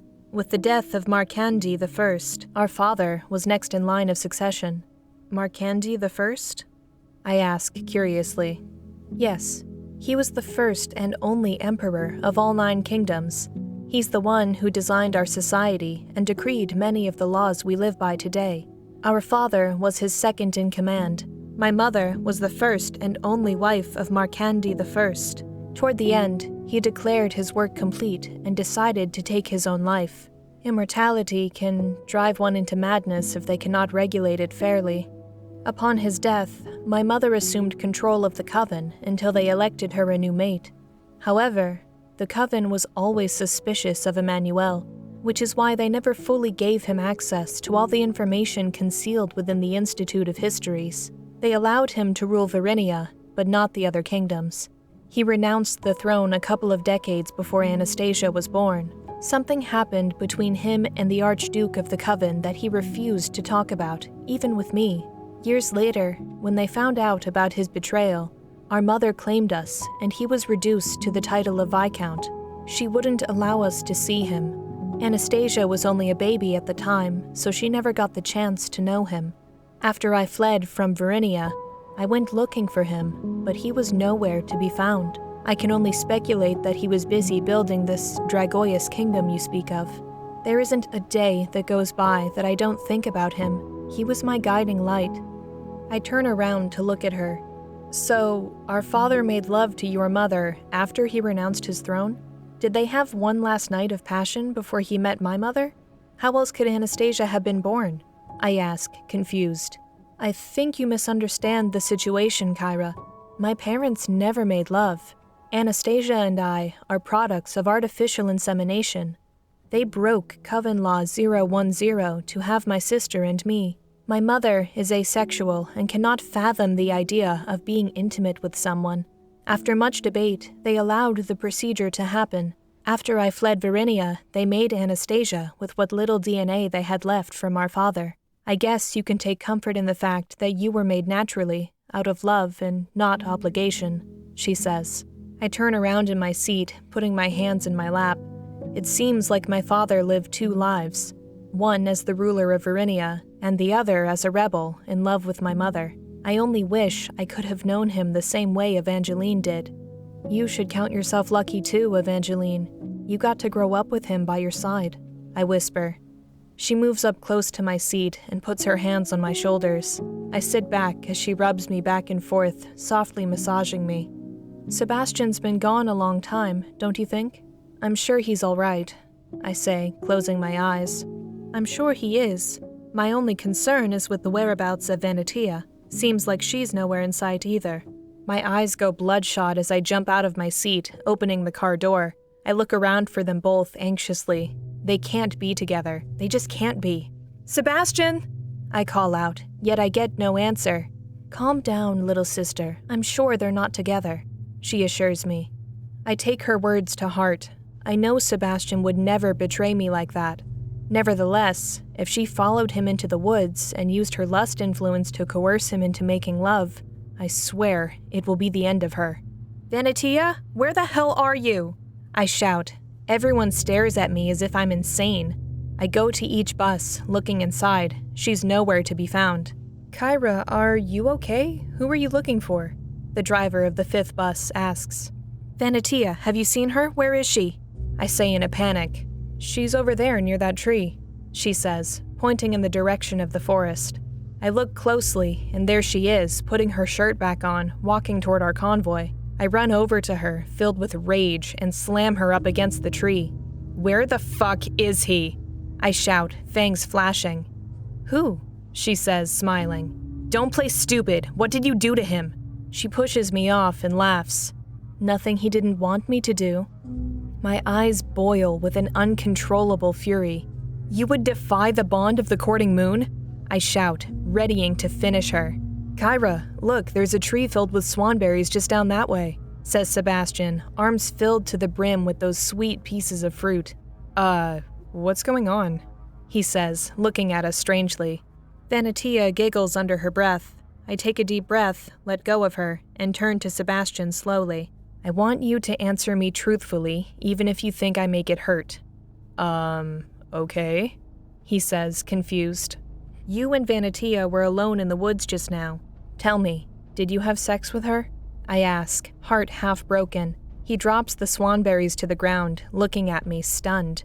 He's asking me with his eyes how I could ask such a question. Of course not. I was in the woods by myself. I never even saw her. Don't lie to her, Sebastian, says Vanitia with a little smirk.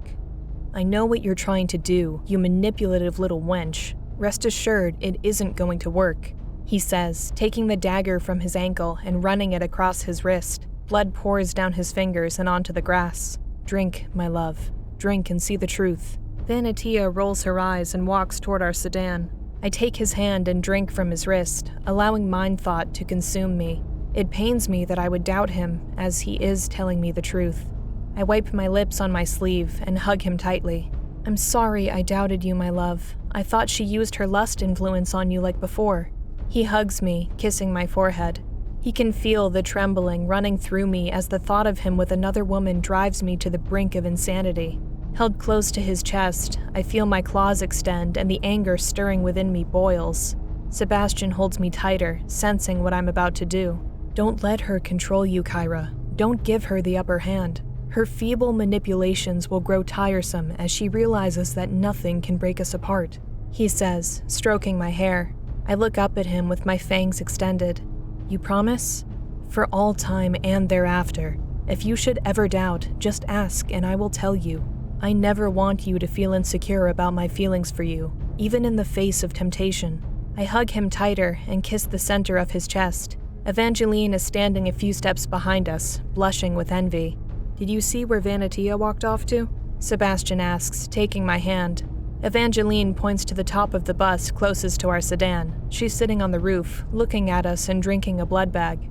What do you say we just leave her here? There's no telling how much of a headache she'll become if she's living in our kingdom with us, Sebastian suggests. Evangeline speeds towards Vanitia, plucks her up by the torso, and speeds back to us, then throws her on the ground at our feet.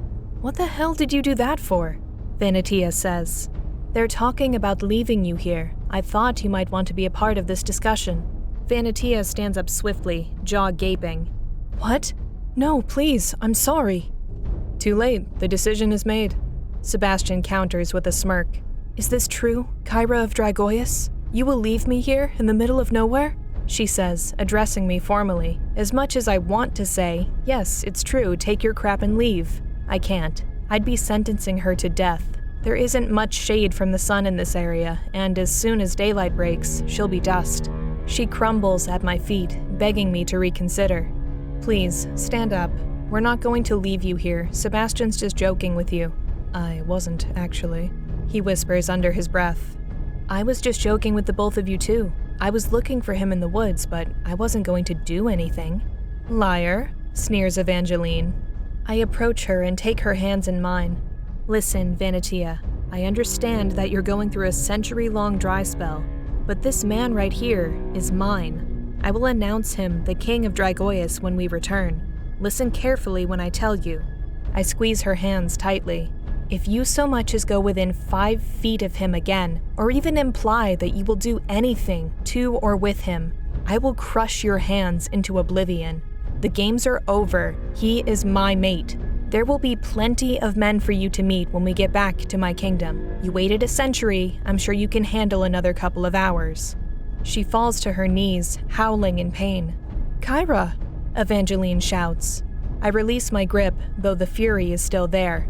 Don't disrespect the courting moon, or me, with your uncontrollable lust. It isn't becoming of a citizen of my kingdom. She looks up at me, teary-eyed, rubbing her hands. It is my obsession. You don't know how high these sensations are for me. It is my gift. With increased lust influence comes increased desire. I can't control it. I have his scent, and I cannot stop until I have him. If you only understood what it's like, she confesses to me. Maybe it's best that I do stay here.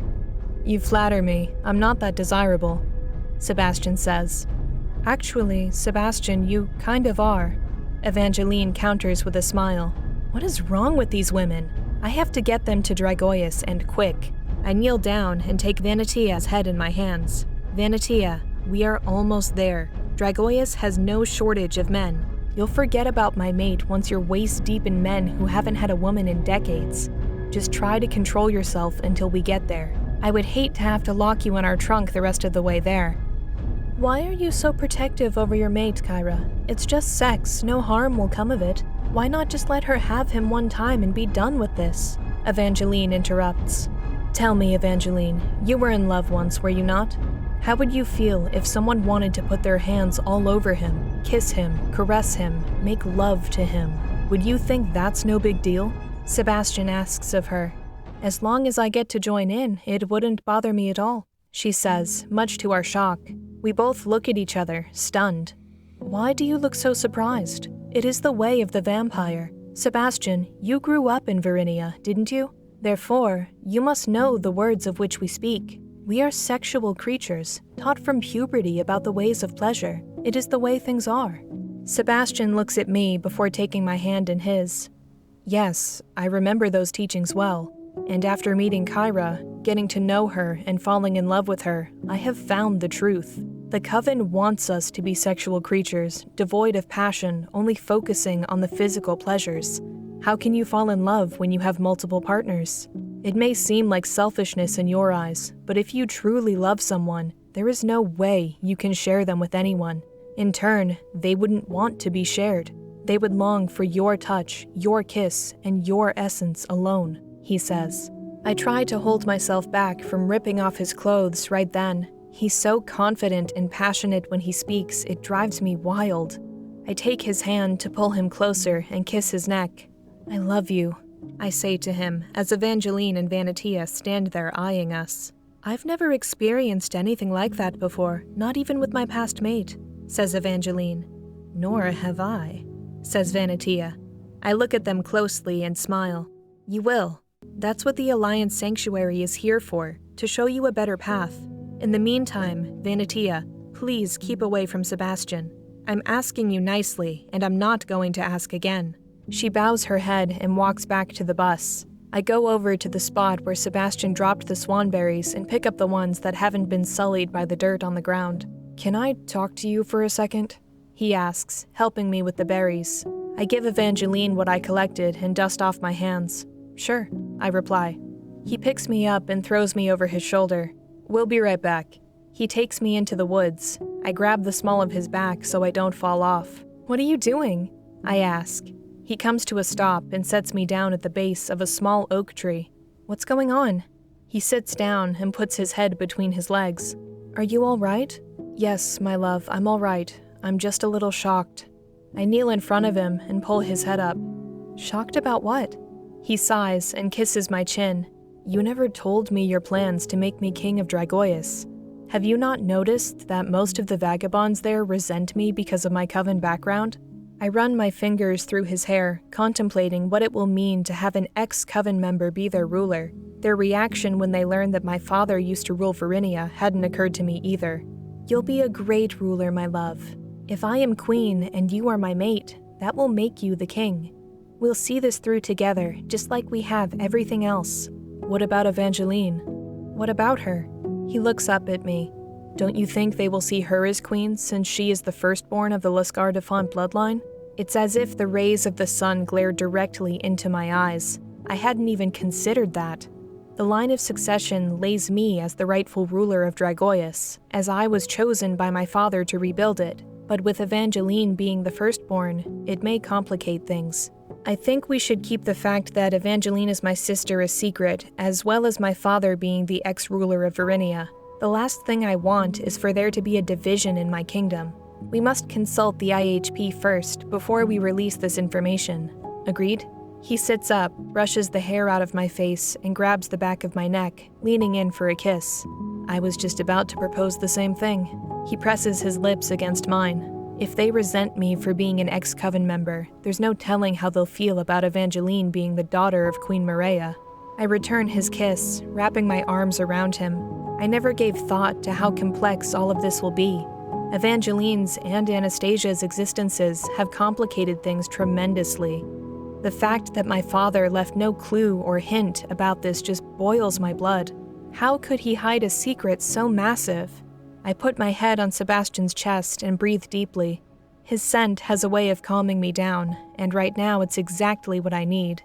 Ahem, we hear someone say from behind us. Sebastian looks up, and I turn around to see Evangeline standing not too far from us. Can we help you? Sebastian says shyly. Sorry to interrupt, but dawn is approaching. We stand up and see the subtle light in the night sky emerging across the plains. You're right, we need to get going, says Sebastian, standing up. He places his hand on the small of Evangeline's back and heads directly to the convoy. Your hands are so soft, she says, grabbing his wrist. I've only seen softness like this in vampires who have an aphrodisiac in their blood. Is that why you dropped to your knees when he bit you, Kyra? Sebastian snatches his hand back and crosses his arms. Of course not. I just take good care of myself. She walks closer to him and retakes his wrist. Allow me to see for myself. Her fangs protrude. Evangeline? Don't even think about it, I bellow. She drops his arm and smiles. Looks like I have my answer. I give her a disconcerted look when the sun's brightness shines over the horizon and its rays seep through the trees. Smoke begins to emanate from her as she howls in pain, trying to find shade. Oh, crap! I shout, running by her side to block out the rays from the sun. Sebastian takes the both of us in his arms and runs over to the vehicle, then throws her in and slams the door shut. I drop to the ground, disoriented, trying to regain my bearings as Sebastian's speed almost causes me to vomit. Everyone else is secure on the buses, looking at us, or should I say, looking at Sebastian. Through the shaded windows of the buses, I can see them chatting among themselves. They know why I'm immune to sunlight, but not Sebastian. He pays them no mind, opens the door on the passenger side for me, and helps me to my feet. The sedan smells of roses. It's the same aroma I smelled when Anastasia and I traveled to Verinia together and she was exposed to the sun. Evangeline is already healed, and she stretches out in the back seat. Are you all right? He asks her. Yes, I'm good, thank you. She smiles. Sebastian pricks his finger and puts it in my mouth to keep me from becoming sick. Every time I taste his blood, I get a high from it. It calms my nerves, and I start to regain my senses. He must have run at top speed for me to feel this delirious. I guess it was necessary to get Evangeline out of harm's way. I take his hand and put it on his lap, feeling refreshed. Thanks, my love. He starts the engine and pulls forward ahead of the convoy. Evangeline sits up in her seat, takes my collar, and pulls me close. I turn to see that her eyes are glowing a light pink. You never told us how your mate is able to survive in the sunlight, little sister. Is that one of your gifts? Did you do this to him? I turn all the way around to face her. I sidestepped this question back at Queen Goldrose's palace, and I still don't have an answer. I don't know why, Evangeline, nor does he. We've been trying to figure this out ever since he changed. It seems like no one knows anything about anything. It's very frustrating. I exclaim.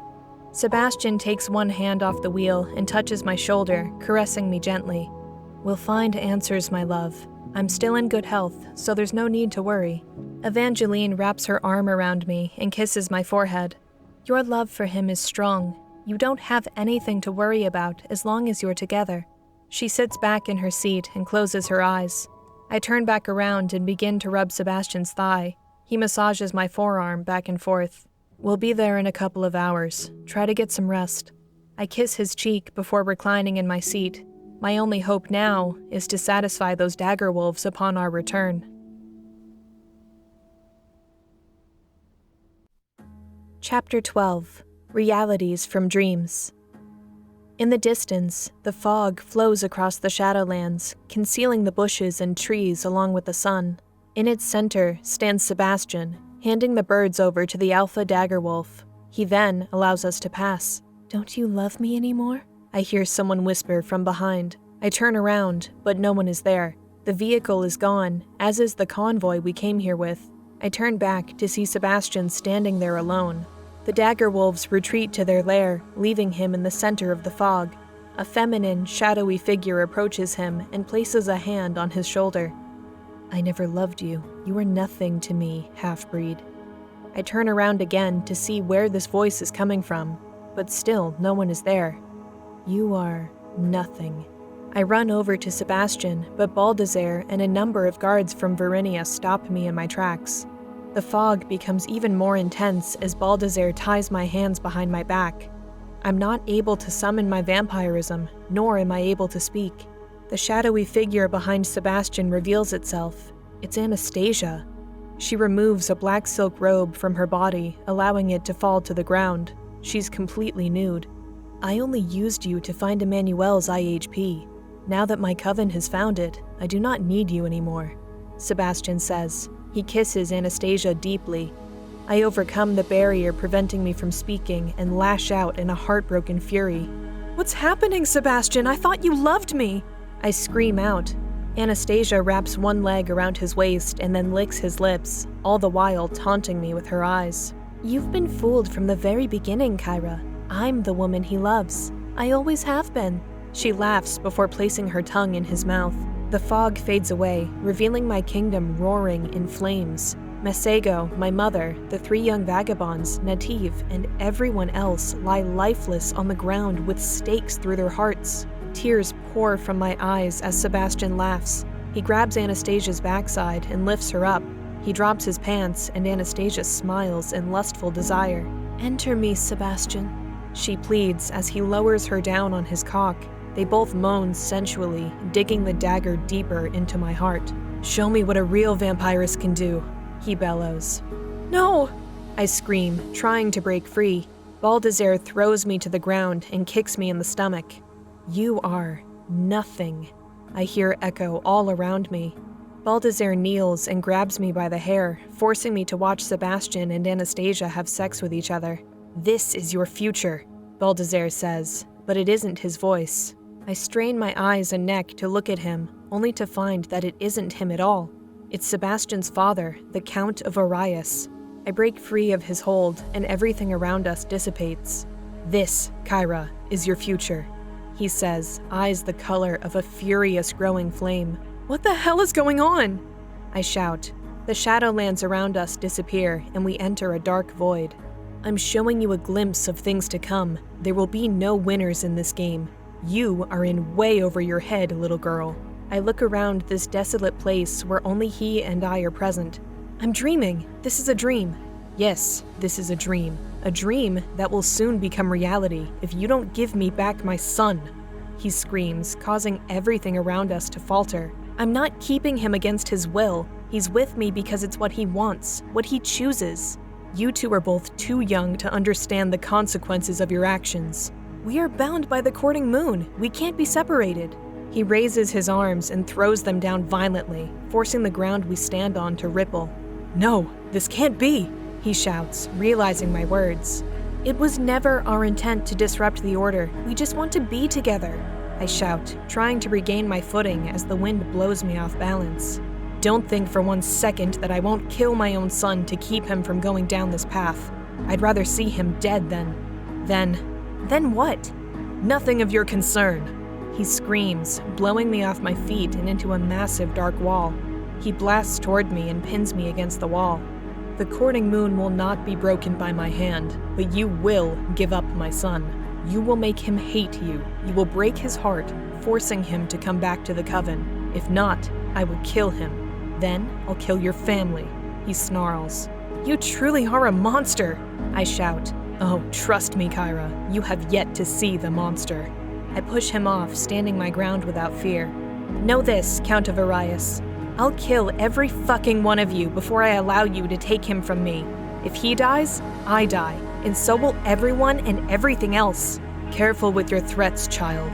I am the most powerful vampire that has ever lived. Starting a war with me and the Coven is extremely unwise. We don't want a war. We just want to live in peace without these restrictive laws. Give me back my son, and you shall have that. In fact, I'll give you a little bonus. You give Sebastian back to us, and we'll outlaw the offering. No one in Hymain will be sacrificed again. Think of the lives you'll save. Sacrifice your own happiness for the greater good. Is that not what it means to be noble? I look at him unconvinced, snickering. You expect me to trust you?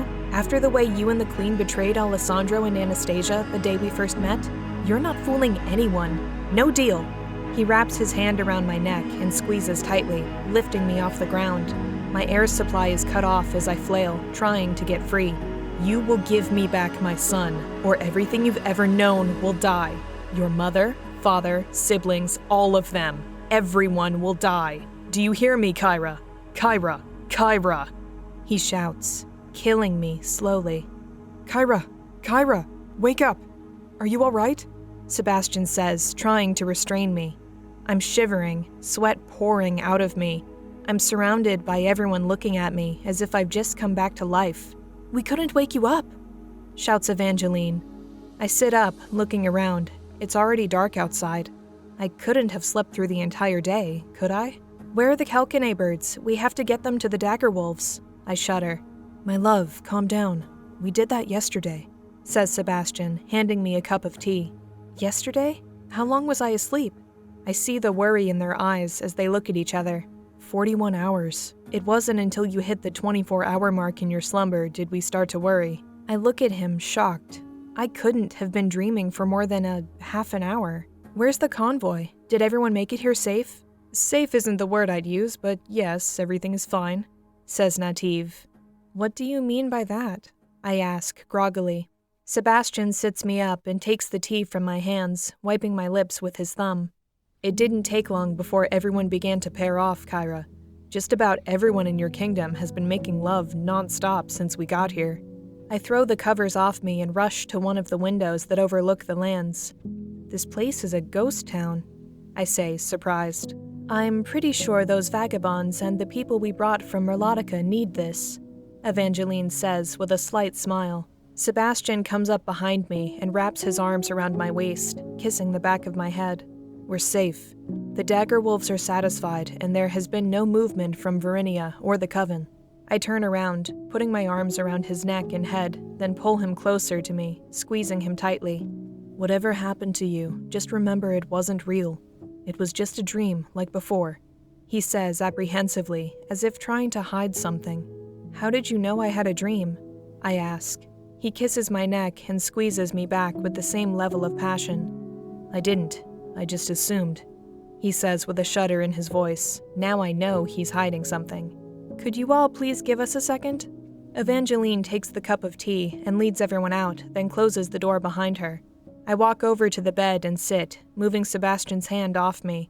Hurt fills his eyes as he pretends to know nothing about what I just went through. Sebastian, are you hiding something from me? What do you mean? He says, backing away. Come here, I say in a commanding voice. He slowly walks over to the bed, taking tiny steps. I grab his arm and sit him on the bed next to me. The mood in his eyes changes rapidly as he looks down, trying to hide them from me. We promised no secret would come between us. I need you to be honest with me, Sebastian. You're hiding something from me. I can feel it. I take his chin in my hands, raising his head. He takes my right hand and rubs it against his face. I didn't want you to be frightened. I was only trying to protect you. Protect me from what? Do you know about these dreams I've been having? He releases a sigh and caresses my knee with both hands.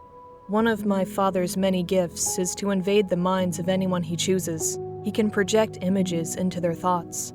He'll take your worst fears and show them to you, twisting what you think is real. He's been doing this to me for months, trying to get me to come back, but I've resisted him every time. I never thought he would start doing it to you as well, Kyra. I jump up in disbelief. Sebastian, you knew about these dreams this whole time. Why didn't you tell me? I wasn't sure it was him in the beginning. I thought you were just having nightmares. It wasn't until now, when we couldn't wake you up, that I knew for certain. I sit on his lap and wrap my arms around him. He's been tormenting you like this for months? What is wrong with you, Sebastian? You should have told me. I roar, squeezing him tightly. He slides his hands underneath my nightgown and massages my back. I thought I was protecting you. It was a mistake. Please forgive me, my love. I kiss his temple, gently, moving my hands under his shirt. Is there a way we can stop him from doing this? I ask. Placing his hands under my arms, he pulls me away to look me in the face. It's already been done. I had our engineers integrate a dampening signal around the protective force field. As long as we're here, he can't touch us. I breathe a sigh of relief and lie down on the bed. How's my family? They're doing great. I checked on them when we first arrived. The IHP has slowly been able to undo the brainwashing your brother and sister have developed about my kind. And look, he says, holding a golden medallion attached to a bronzed necklace. Your mother made it. He places it in my hand slowly, so I won't drop it on the floor. This is beautiful. I put it around my neck over the trinket I swore to Sebastian that I would always wear. Oh, no, my love, he says, taking my hands. It's not a necklace. She told me to hang this above our bed. I take it off and hand it back to him. For what reason? He lays the medallion on the bed next to my legs. He looks a little embarrassed to tell me what she said. I grab the back of his neck and kiss his cheek. Well, I ask, smiling. She said, this is to help us make children, he says slyly. I burst out laughing, holding my stomach. She told you that! I shout, unable to control myself from rolling on the bed. Yes, she did. I didn't know how to reply. I just said thank you and took it. He stands up and hangs the medallion on the wall above the bedpost. The light from the chandelier hits it perfectly, as if a drop of angel's blood is shining brightly, blessing us, as did the courting moon.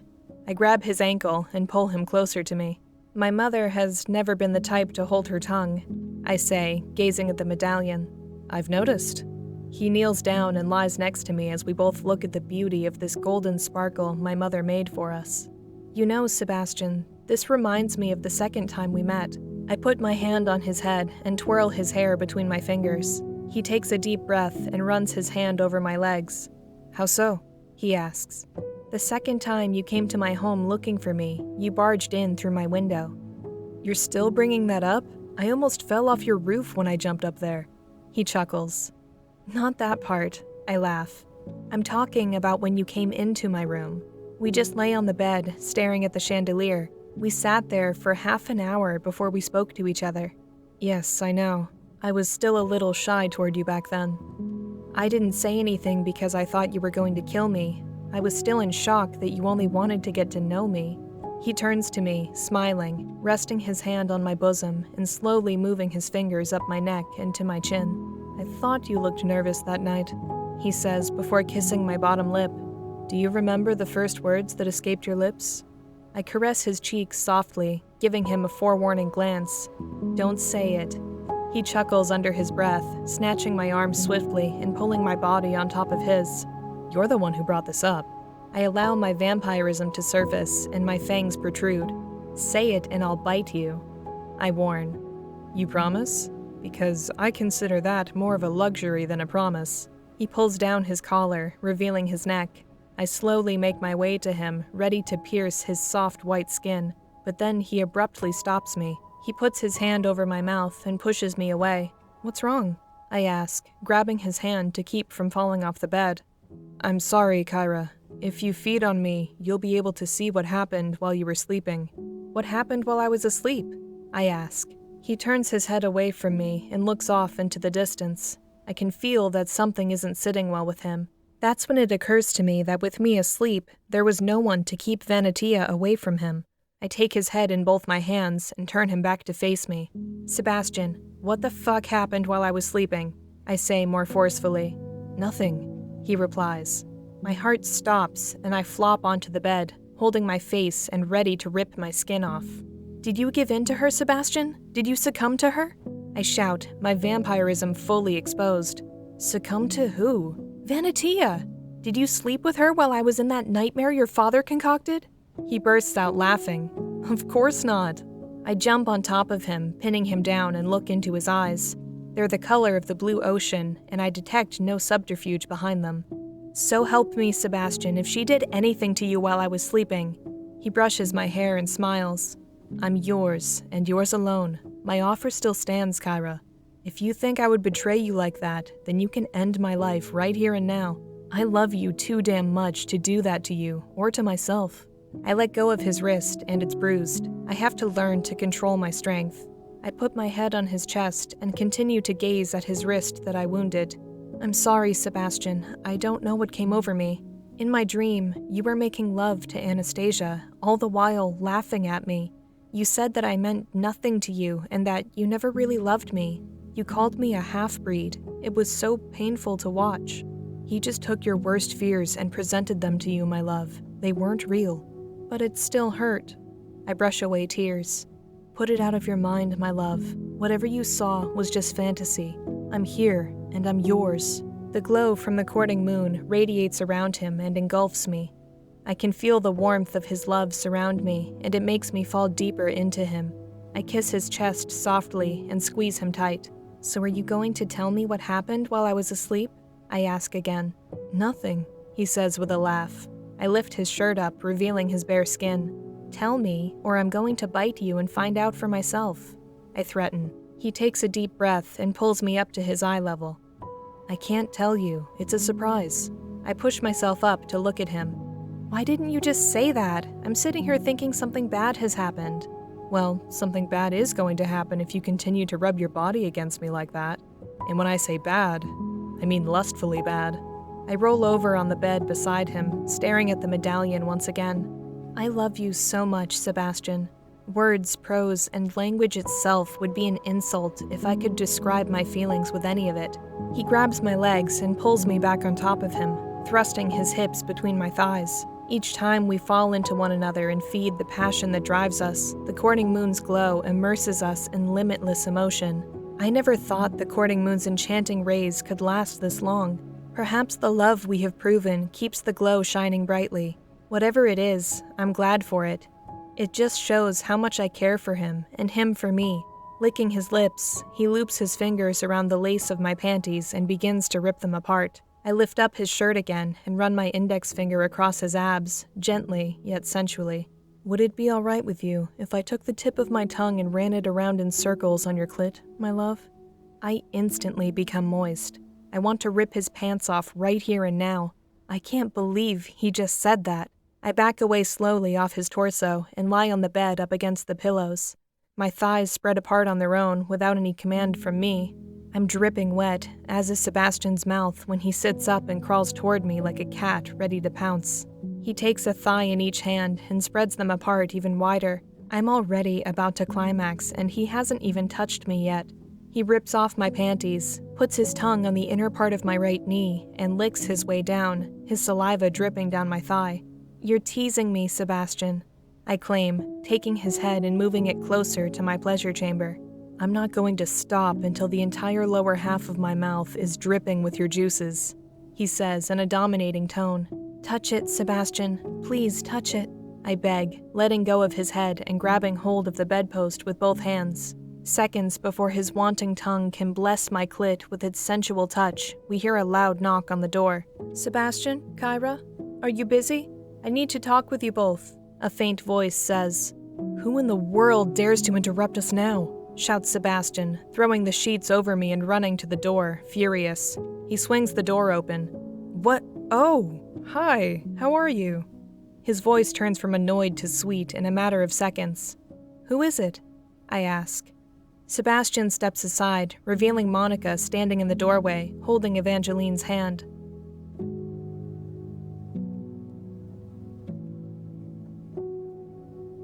Chapter 13. A Change of Heart. And you see, my child, hundreds of years ago, the Earth consisted of 7 continents, each with its own uniqueness, its own languages, and its own cultures. The world used to be so much more diverse than it is now. Hundreds of millions of years before that, the Earth was one supercontinent known as Pangaea. Geologists and other scientists predicted that these continents would continue to drift apart. No one knew back then what would befall our world. At some time near the end of the 21st century, a massive asteroid collided with our planet in the middle of what was known as the Pacific Ocean. It not only killed billions, but also brought about accelerated subduction, as well as tectonic plate convergence all over the globe, forcing the continents together. All islands and most of the smaller land masses were wiped away underwater. Those who survived saw themselves in foreign territory in a place that was once their homeland. Thus began the Great War. People fought over land, water, food, and any other natural resource they could get their hands on. It wasn't until the first humans transformed into vampires that the Great Peace began. All of humanity united against a common enemy, and for those few short decades, people were able to live in happiness as long as the vampire purge didn't reach their doorstep. But of course, not all peace is meant to last. More and more people began to transform into vampires, and those conducting this purge were hard-pressed to kill their own brothers, wives, and mothers, and so on. Soon, vampires outnumbered humans, and the old systems of government fell to the aristocracy. All of vampire kind came under one rule built on nobility, obedience, and the strict rule of hierarchy and the law. Hence, the Coven of Vampyres was born, molded by its leader, Emperor Markandi I, the one who formed and ruled over all 9 vampire kingdoms and created the Kingdom of Vampyre as a de facto central ruling body for his nobility. Since that time, there has been no war, no fighting, and no individualism. It wasn't until certain vampires began reverting that Markandi's system of control saw a weakness. He would not tolerate weakness in any of its forms. That's why I had to let you go, Evangeline. That's why I never told any of your sisters of your existence. Markandi ordered me to kill you for falling in love. He had to believe you were dead. He had to believe I was loyal enough to carry out this order. I asked Queen Goldrose to keep you safe, as I knew you would probably head to the kingdom of Merlotica first. I knew your sisters would find you someday. Make no mistake, you will need each other. You will need Anastasia as well. You'll need every ounce of support you can muster if you wish to defeat the Coven. It is your only chance. The IHP flickers before shutting down to recharge. All of us stand still in disbelief. Monica and Isaac look at me wide-eyed upon realizing my true origins.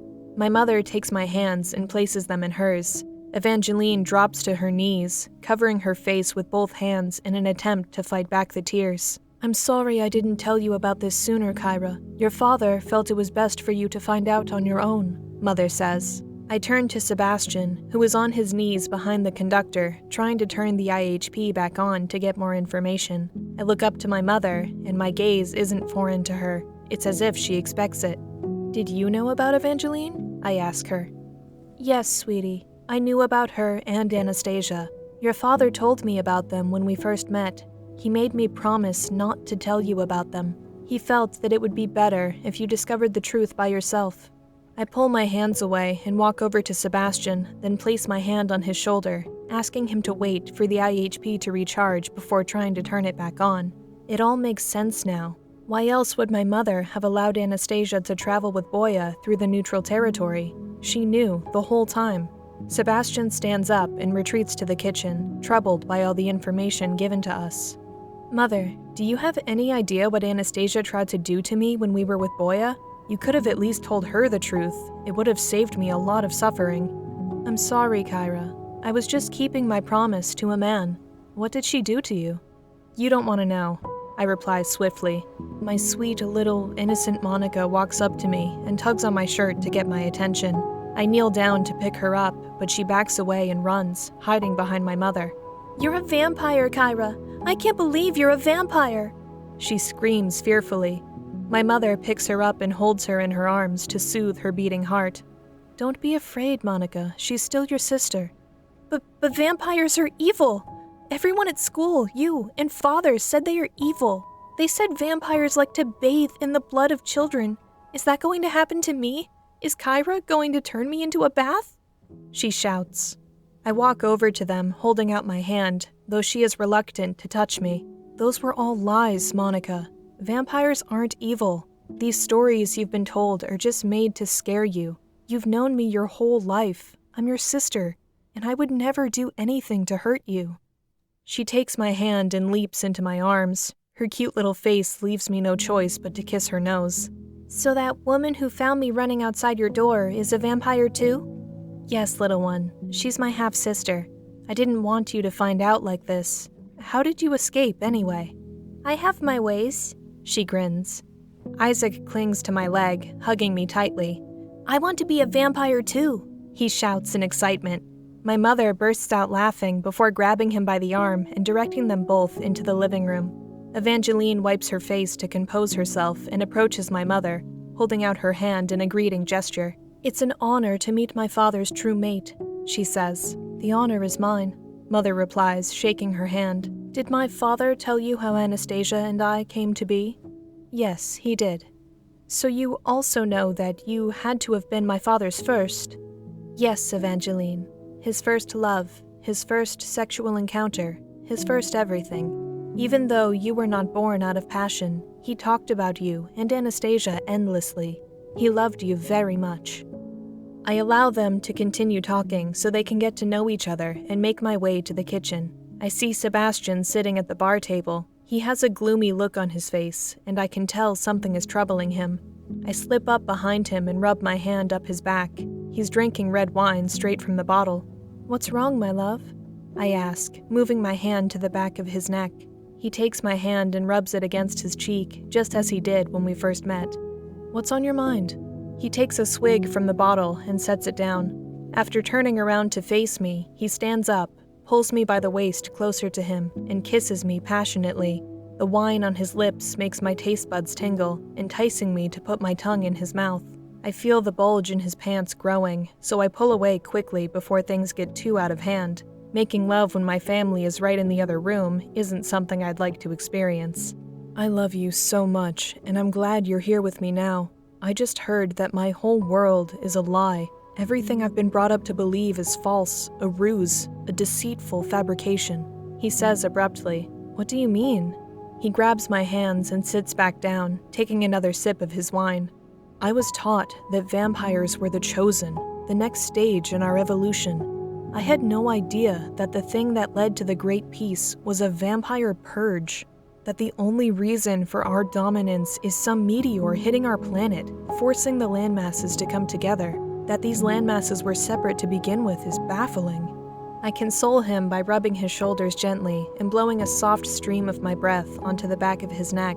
I see goosebumps form as I rub down the small of his back. He enjoys it, as always. We were both kept in the dark. I had no idea about any of that either. We can't change the ignorance they tried to instill in us. All we can do is seek out the truth and allow that truth to be seen by others, so the lies they tell will be exposed.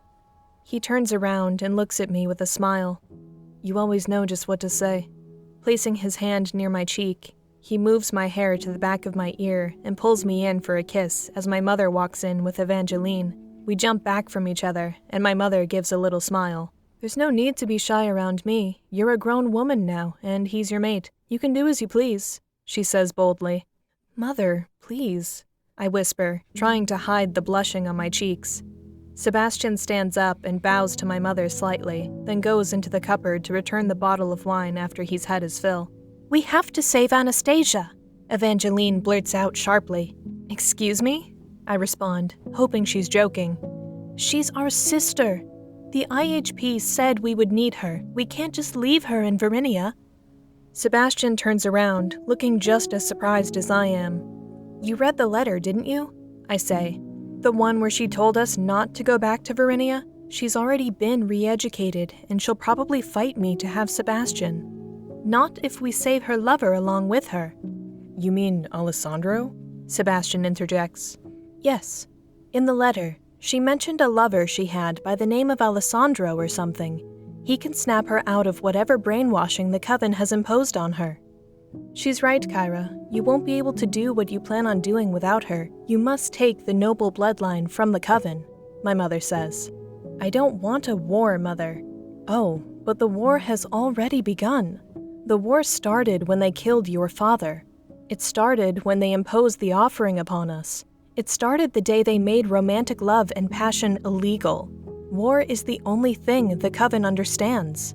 I look over at Evangeline, who is nodding in agreement. Sebastian rubs my shoulder gently. You are the queen, my love. Whatever you choose to do, I'll be there to support you, he says. I sigh deeply, knowing that going back there is suicide. If Nativ is right about Verinia being militarized, then there is no hope of us making it there alive, let alone saving Alessandro and Anastasia. How do you propose we get them out of there, Evangeline? It's not as if we can just teleport in and out of that place. She may not even want to come with us. She's probably the way she was before, obsessed with Sebastian and loyal to the Coven. She takes a seat at the table, never taking her eyes off me.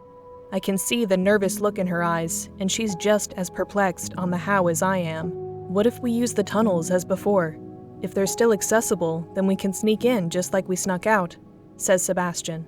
That won't work. If you recall, Nativ said those tunnels are now blocked. There's no way for us to get in undetected. We have to find a way to get her out of there, Kyra. She's our sister. I raise a single eyebrow at her and smack my lips. If only she knew what type of person Anastasia is, she wouldn't be so adamant about meeting her. How about an underground tunnel? My mother suggests. No tunnels lead to Verinia from here. Everything is cut off from Verinia and Hymain beyond the Shadowlands, says Sebastian. Well, we could create one. I wince at her suggestion. Then again, she may be onto something. With an underground tunnel that connects our two kingdoms, the Coven will be taken completely by surprise. We can infiltrate their systems, funnel people from their kingdom who are willing to rebel, and bring them here. It'll be worth it to try, says Sebastian. I put my hand on his knee and rub back and forth. How long would it take to complete this task? We're talking miles upon miles of tunnels here. We'll have to discuss this with Nativ and Masego. Would you like me to go and get them? Evangeline asks, heading toward the exit.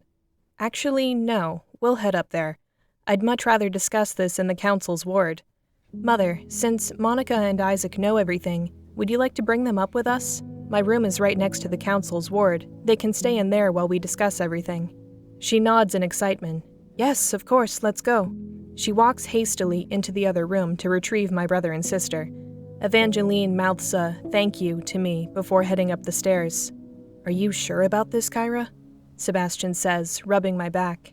Let's just see what Nativ has to say about it. I'm hoping Verinia's security systems don't track movement underground.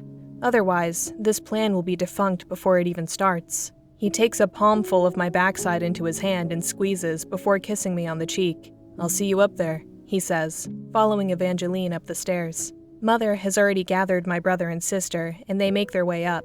I turn around, take the bottle of wine Sebastian was drinking from the cupboard, and take a whiff. To my surprise, it isn't alcohol, but water. Why would a vampire need to drink water? I go to the sink and pour it down the drain. The liquid is as clear as day. He's drinking water. When I kissed him before, I tasted the wine on his lips. How could it have turned to water? I take a sip, and sure enough, it's water. The bottle, however, says Chateau Margaux. I can't believe this brand still exists, let alone is stockpiled down here. Are you coming? Evangeline calls. Yes, I'm coming, I reply. I put the bottle on the counter and head up the stairs. Upon making my way up, I see Isaac and Monica jumping on my bed. The door to the council's ward is already open, and I see Evangeline whispering something in Sebastian's ear. The hair on my skin stands on edge when I see her so close to him. He laughs and whispers in her ear as if they share some secret no one else knows about. She puts her hand on his shoulder, playfully yet flirtatiously. I try to keep my jealousy under control until I recall Sebastian not allowing me to feed on him for fear of me seeing what happened when I was asleep. So it isn't Vanitia after all. It's Evangeline, my own blood sister. My vampirism surfaces in an uncontrollable rage. Monica, Isaac, could you please go into the living room? I order behind gritted teeth. They see the seriousness in my eyes and depart to the other room. Sebastian turns around to see me on the brink of insanity and rushes to my side with lightning speed. "Evangeline, please gather the kids and wait outside. Hurry," he shouts. He picks me up and sets me on the bed to calm me down, but it's no use. My vampirism has taken over, and all I can feel is raw emotion. "Kyra, please calm down. It isn't what you think," he says. I push him into the air, and he crashes into the ceiling, then falls to the floor, landing on his back. I sit there stunned at what I've just done. "Kyra, what's gotten into you?" my mother shouts. I did not intend to push him that hard. "Oh my God, Sebastian, are you all right?" I say, kneeling next to him. "Madam Amy, could you please wait outside? Your daughter and I are going to have a little chat, and don't worry, we do this all the time. We're just playing around," he says, writhing in pain. He sits up and smiles, trying to hide his aching from the fall. If you say so," she stutters before closing the door. He lies back down and releases a howling sigh. "You know, Kyra, that really hurt." "I am so sorry, Sebastian. It wasn't my intent to push you that hard." He stands up and flops onto the bed. "It's fine. I'm all right." I sit next to him and lay my head on his chest, trying to hold back tears. "So is it true? You and Evangeline?" I ask, hoping he doesn't shatter my heart to pieces with his reply. "It isn't what you think." "Just tell me!" I scream, holding my face. These emotions are too unbearable. It's no mystery as to why the Coven forbids love. It feels like my soul is trying to pry itself out from my chest. "It was supposed to be a surprise, Kyra, but I guess if it puts your mind at ease, I'll go ahead and tell you. He says before I cover his mouth. "Wait a minute. What you two were just whispering about was my surprise?" "Yes. What did you think we were talking about?" "But you two were laughing, and you seemed so happy with her." "Just like when you whispered in Native's ear and I went insane?" He laughs. I look up at him, wiping away my tears. "So you and Evangeline didn't—" "Kyra, I'd never, under any circumstances, lie with another woman. I am yours. Everything that I am is yours," he shouts in a commanding tone. I sit there shocked at his tone of voice. He puts both hands under my arms and pulls me up onto his chest, takes the dagger out from the sheath strapped to his shin, and places it in my hands. "If you feel that I have failed you, my love, just go ahead and drive it into my heart." Closing his eyes, he extends his arms outward, opening his chest to me. I throw the dagger across the room and plant my face in his chest, hugging him tightly. "How many times must we go through this, Sebastian? I don't know how to control these emotions. You seem better at it than I do." He brushes my hair back so that I can see him clearly. "I've been taught to control my emotions from a very young age, as vampires feel so much more deeply than humans. You're still adjusting to your vampirism. Just give it time. All will be well." I kiss him from his chest to his neck with my hands wrapped around his waist. I can't believe I would even consider that he would betray me like that. I have to learn to stop jumping to conclusions so recklessly. We stare at each other for a good moment before he tilts my head to the side, bites my neck, and drinks. My body shakes as always. We have a meeting, and my desire to take him now will have to be suppressed. He releases his fangs while rubbing my back slowly. After coming to my senses, I look up at him with sorrow. I still can't believe I hurt him like that. I don't think I'll be able to forgive myself for it. "What's wrong?" he asks, wiping his lips. "I can't believe I pushed you so hard. I felt my heart stop when you crashed into the ceiling. I have to learn to control my strength." He chuckles and gives me a look that it isn't as severe as I'm making it out to be. "That was nothing, Kyra. I've been hit far worse than that by Alessandro during our revamp games." He wipes the blood from my neck with his index finger and licks it clean. "Do you miss him? Alessandro, I mean. Do you ever think about him or your family?" He lies on the pillow, kicking off his shoes. The bite on my neck heals. I allow my vampirism to surface. I know he doesn't want me to bite him due to the surprise he's keeping from me, but there isn't anything in this world I want more right now. My fangs extend as I rest my head on his shoulder. "Yes, I think about him sometimes. My coven raised me. I didn't see my parents often growing up. Alessandro had been my dear friend all my life, so I guess you can say that I miss him." I see the reminiscent look in his eyes and start to worry maybe he has doubts about what we're doing. Do you ever regret having me? He presses his index finger to my lips to stop me from saying another word. Don't even allow the thought to escape you. I regret nothing. I ponder his words, looking into his eyes, following them slowly to see a mood change, but nothing comes of it. You are all I need in my life. How much do you love me, Sebastian? Enough to forgive you after having been pushed into the ceiling, which caused me to crash onto the marble floor. I knew it! You hate me now! I cry out. I'm joking. He laughs, laying his soothing hands across my face. Are you sure? I don't think I can forgive myself for hurting you like that. He puts his index finger under my chin and caresses my bottom lip with his thumb, leaning in for a kiss. My blood is still stained on the cracks and curves of his mouth. It's something I don't mind when he presses them against mine. I lick the roof of his mouth with the tip of my tongue before grabbing the back of his neck to push his mouth deeper into mine. I want to bite him now more than ever. He pulls away so we don't go too far. We have to focus on the task at hand. There is no doubt that if we make love right now, everyone, including my siblings, will hear us. Do you think Alessandro would be willing to join us? I ask, trying to get my mind off wanting him. I think he'd be a great addition to our cause as long as Anastasia is by his side. And stop grazing your fangs against my shoulder, he warns, smiling. What? I'm just being playful. I lie, trying to hide my true intentions. I know what you want, Kyra. Your surprise is on the other end of that door. If you bite me now, you'll ruin it. I jump up and head to the door. Kyra, wait! He bellows. Before I can wrap my hand around the doorknob, Sebastian cuts me off. What's wrong? I ask. I put my arms around his waist and pout, trying to get him to move. Are you sure you're ready for this? He asks unnervingly. Why do you seem so nervous? Is this a good or bad surprise? Oh, it's a good surprise. I just don't want you to be shocked when you see it. I think I'll be fine. I slowly move him out of the way. I open the door, and Monica and Isaac are clinging to a man who's facing the opposite direction. Kyra, he came after all, Monica says innocently. The man turns around, and his gaze alone almost knocks me off my feet. Hello, Kyra, he says, extending his hand. Evangeline and I helped him get here. He was in danger in Hymain, says Sebastian. Of all the people I expected to see, it's Bruce. The only father I've ever actually known, standing here in my kingdom.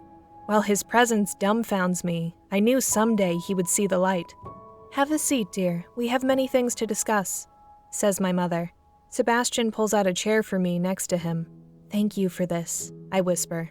Anything for you, my love. I take my seat, and everyone else follows. My mother takes Monica and Isaac into my bedroom and closes the door. I look around the table, and both Nativ and Masego have bite and kiss marks all over their necks. I can only imagine what the women from the Kingdom of Merlotica were doing to them. I just hope they can focus long enough for us to hash out the details of the plan we're going to lay out. Chapter 14. The Coven's Offer. All hope he once had seems lost in his voice after explaining to us how Hymain has become just as militarized as Verinia. The Coven has taken a more active role in the governing of Hymain, and the Council of the New Age is no more. Madame Cummings is now the puppet monarch of Hymain. The Count of Merlotica has complete control over my former homeland. It's ironic how they made the Count of Merlotica the authority of Hymain while his queen sympathizes with us. During our time in our underground sanctuary, the IHP told Sebastian and me of Coven Rule 040, the King and the Count. Each kingdom is given a ruler and an inheritor. If the king or queen does not produce offspring prior to their death, then the Count of that kingdom will assume the throne. This rule is rarely ever enforced due to vampires' immortality. This is only a rule and not a law, so it can be altered at any given time. All counts from each kingdom reside in Verinia, along with the rest of the nobility and members of the Coven. Not all those who live in Verinia are of noble blood, but a majority of those who reside there are. Before the Emperor passed, he selected rulers for each of the 9 kingdoms, while the Coven was charged with electing the counts. This emperor must have been Marcandi I, as told to me by Evangeline. Verinia doesn't have a count, as the kingdom itself serves only as a place where nobles and high-ranking members of the Coven can gallivant in the spoils of their luxurious lifestyles. A refuge, if you will, from the mundane lives of their kingdoms. It's strange how Sebastian was born and raised in Varinia while never having set foot in the Kingdom of Dragoius. If the Coven is successful in their plan to produce offspring from him and Anastasia, the child will be the most powerful vampire to have ever lived, thus creating a new emperor to rule over all 9 kingdoms and Varinia. Their tyrannical rule knows no bounds. We must prevent this at all cost. I love Sebastian too much to allow that to happen. Nothing will keep us apart, not laws, wars, rules, or the like. Bruce and my mother sit at the table, talking, as he explains everything that's happening in Hymain. His eyes are wary, as if he's seen death itself. "Excuse me, but can you speak louder so we all can hear?" says Masego, impatient to see the point of his presence. There's a bit of tension between Bruce and Masego. "Yes, of course. Earlier, when I said the council had been dissolved, that was only the half of it. All 37 members of the council are gone. They've been imprisoned in Varinia and will soon be gifted to the offering." My mother grabs her chest and exhales fretfully. Everyone in the room looks as shocked as she does upon hearing the news. "That can't be," I exclaim. "It's the truth, Kyra. Madam Cummings begged the Coven to spare me, which they did after a lengthy debate. It was only a matter of time before they took me as well. I'm thankful your mate got to me first," he says. So you were afraid. Poor little you were afraid that someone would whisk you away in the night and take you to Varinia for slaughter. Doesn't feel too good to be on the receiving end now, does it? Does it?" yells Masego. Bruce lowers his head in shame. "Am I missing something here?" says Evangeline. "You were the chief councilman of the New Age. You had to have known about the offering's dirty little secret. You had to." "Listen, I only knew what I needed to know. You can't blame me for what happened during Balathan Cummings' reign. I had no clue they were taking the innocent until recently. If I had known, I would have forced the council's hand in putting an end to it." Masego's eyes turn red, and his demeanor is one of anger. I can tell he doesn't believe a word Bruce is saying. "How about we all just take a second to see things as they are? Let's not forget, the Coven is the one to blame for all of this. Let's keep our objectives clear," says Sebastian. He takes my hand and adjusts his seat to be nearer to me. "We don't need to fight among ourselves," he whispers to me. I give him a little smirk and kiss his hand. My mother blushes upon seeing our affection. I take my mind off it and focus on the rising tension in the room. I order a few of the guards to have Bruce brought something to eat. He looks like he hasn't bathed or slept in days. "How did you run into Bruce in the first place?" I ask Sebastian. "It was her idea," he says, pointing to Evangeline. "She wanted to see Hymain." "Why?" I ask curiously. "Because I've never seen it before. An entire city full of humans? I couldn't resist the urge to see it just once. How did you get past the force field?" Sebastian looks at me and then gazes over at her. "You tell her," he says. "I She abducted a guard who was patrolling outside of the force field and used him to get in. Then she drank him dry," Sebastian says abruptly. "We couldn't just let him go," she says, defending her actions. "It's all right. There's no need for you to explain.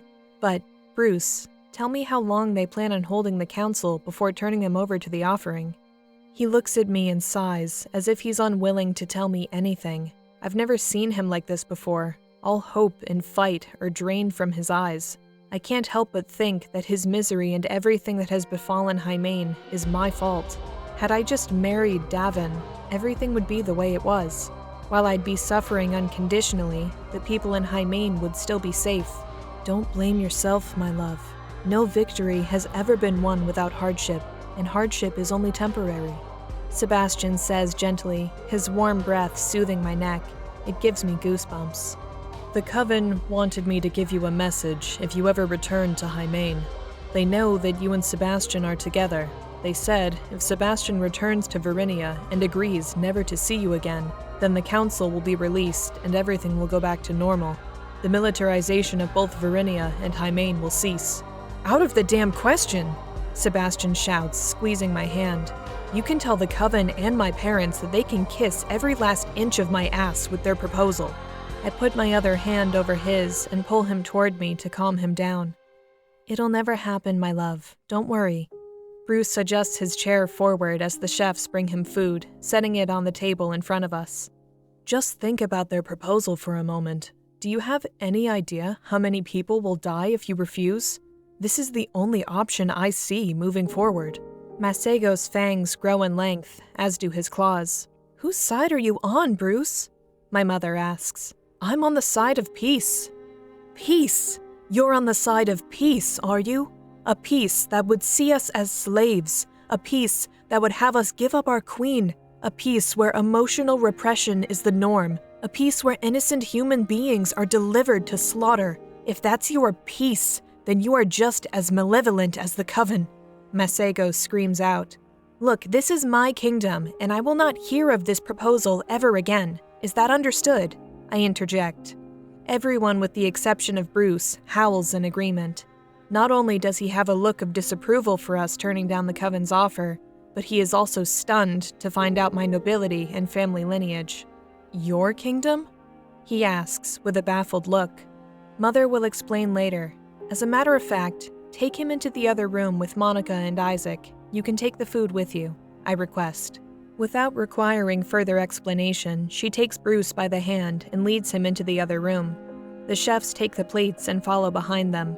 My mother knows what I'm thinking, though too modest to say it aloud.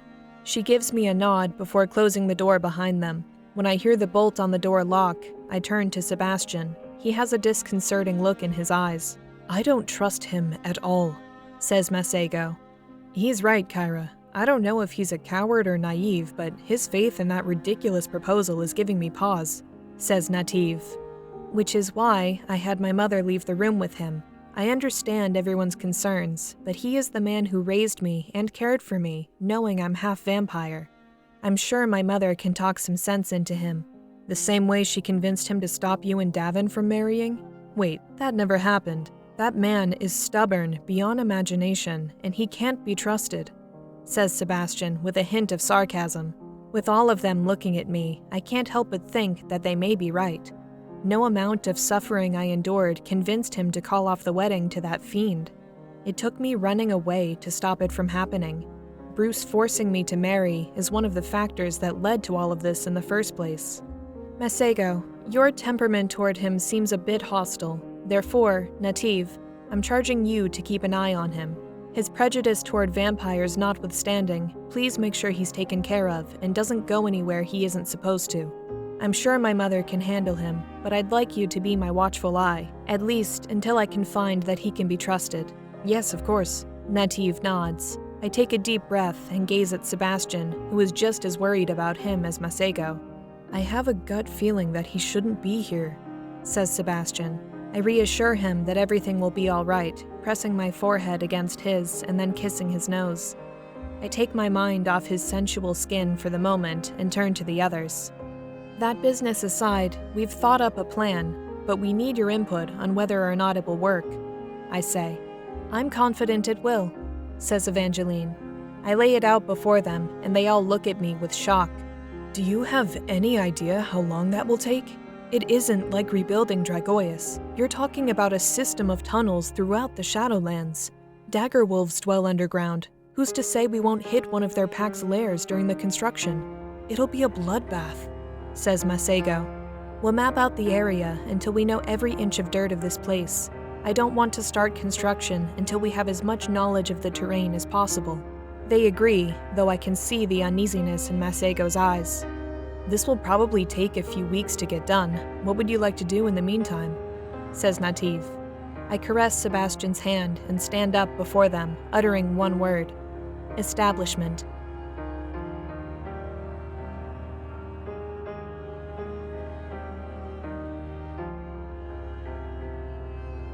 Chapter 15. Something special before the ball. A few days have passed, and many of the people we brought over from Merlotica are settling into their new home. Quite a few have already paired off and found mates. The day I spoke of establishment, I wanted to make it clear that the laws in my kingdom will be drastically different from those created by the Coven. Everyone in my kingdom, according to the Alliance Sanctuary Code established by my father, will be entitled to certain freedoms long removed from their daily lives.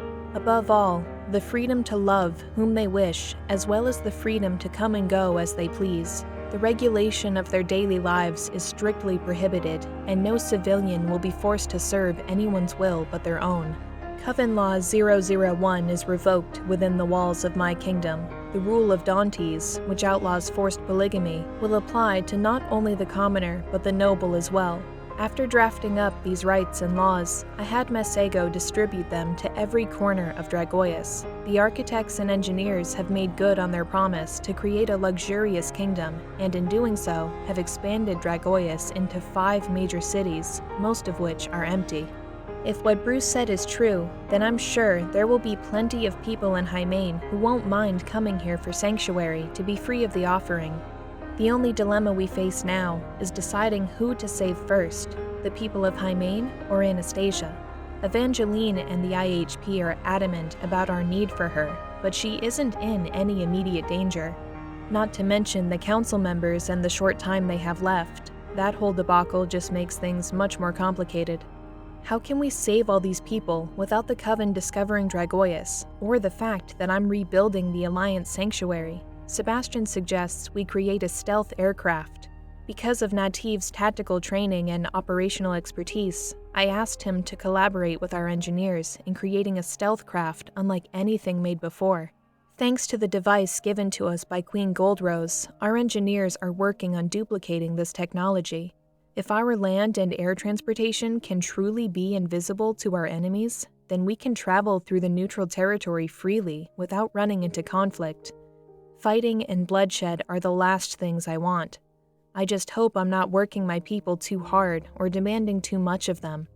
Mapping of the Shadowlands began yesterday, and I asked the young vagabond to accompany the mapping group just in case they run into any daggerwolves. It's a real shame the Alpha doesn't know where all of his packs are lying underground, and his refusal to show us is just making the process take even longer. Daggerwolves are the most stubborn creatures I've ever come across. Either way, both the mapping and the design of the aircraft are coming along smoothly. Never in all my years did I think I'd be leading a revolt against something I was led to believe has godlike power. My mother always told me that it's in my blood to be a leader. I didn't understand what she meant until now. It's almost as if I have a sixth sense when it comes to leading people. When I speak to a crowd, a commanding rush overcomes me as if I'm born to lead. That could be the reason they made me the manager of the translation division when I worked at the council's headquarters back in Hymain. I was only a teenager at the time, yet they saw I had qualities that increased production. Perhaps my mother is right after all. It is in my blood to lead. Despite all the hardship we face and the tribulations we'll continue to endure, I still wouldn't change any of it, not for the world. As I prepare my notes to address the entirety of my kingdom, Sebastian massages my shoulders, breathing his sensual breath on the back of my neck. I planned to announce him as King of Dragoius, but he convinced me otherwise. While I still planned to follow through with my promise to make him the ruler of this kingdom, he advised me to wait a while longer to make the announcement. There are still those among us who doubt his commitment to the Alliance Sanctuary due to his Coven ties. Then again, how would they react if they learn its founder, my father, was not only a high-ranking member of the Coven, but also the ruler of Verinia for a short time? So many things have been revealed in such a short period. I'm not sure how to process it all, let alone tell the citizens of my kingdom. My kingdom. Those words still sound so strange to me. I never actually stopped to think that I am now a ruler of a kingdom, the leader of a rebel revolt, the daughter of a vampire.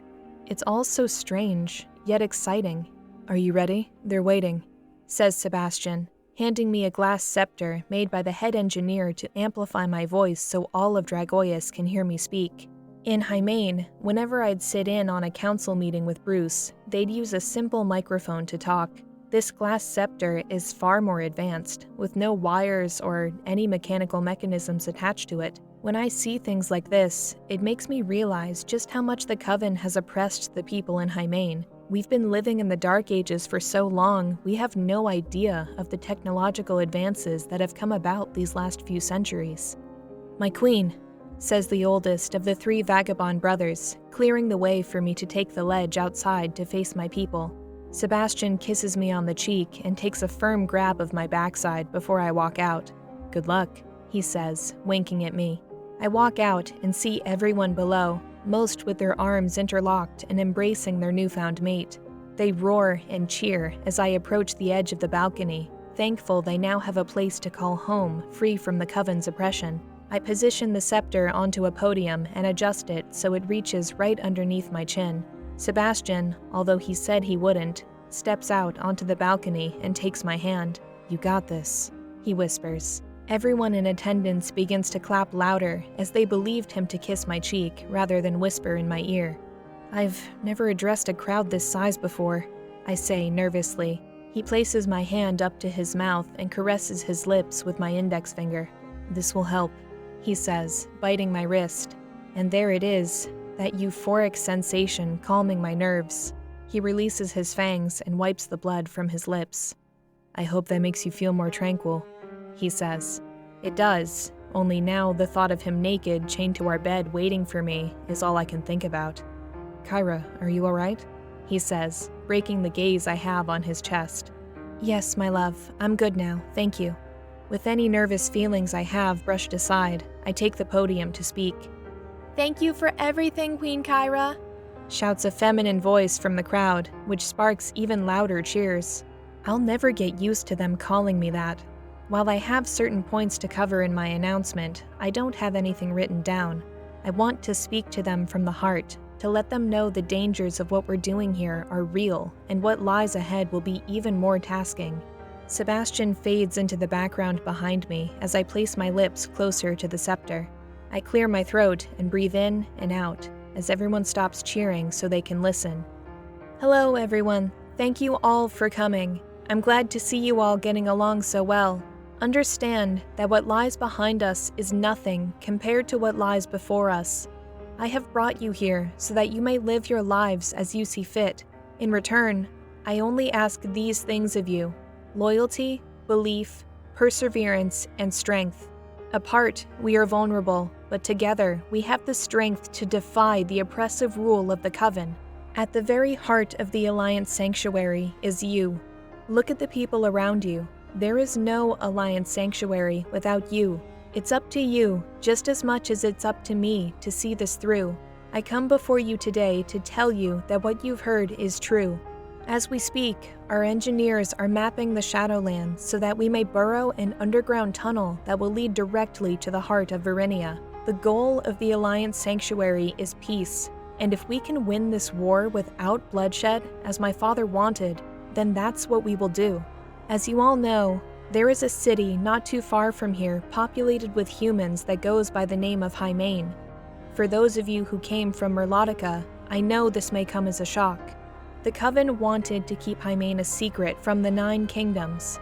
Part of the creed of our society is that vampires and humans can live together in peace. As I've spoken to each one of you personally, I'm confident that you all will welcome those we bring from Hymain with open arms. "You can count on us, my queen," shouts one of the vagabonds, followed by applause. "They seem extremely enthusiastic," says Sebastian. "Yes, well, sex can do that to people," whispers Masego, much to Sebastian's amusement. "Thank you, everyone.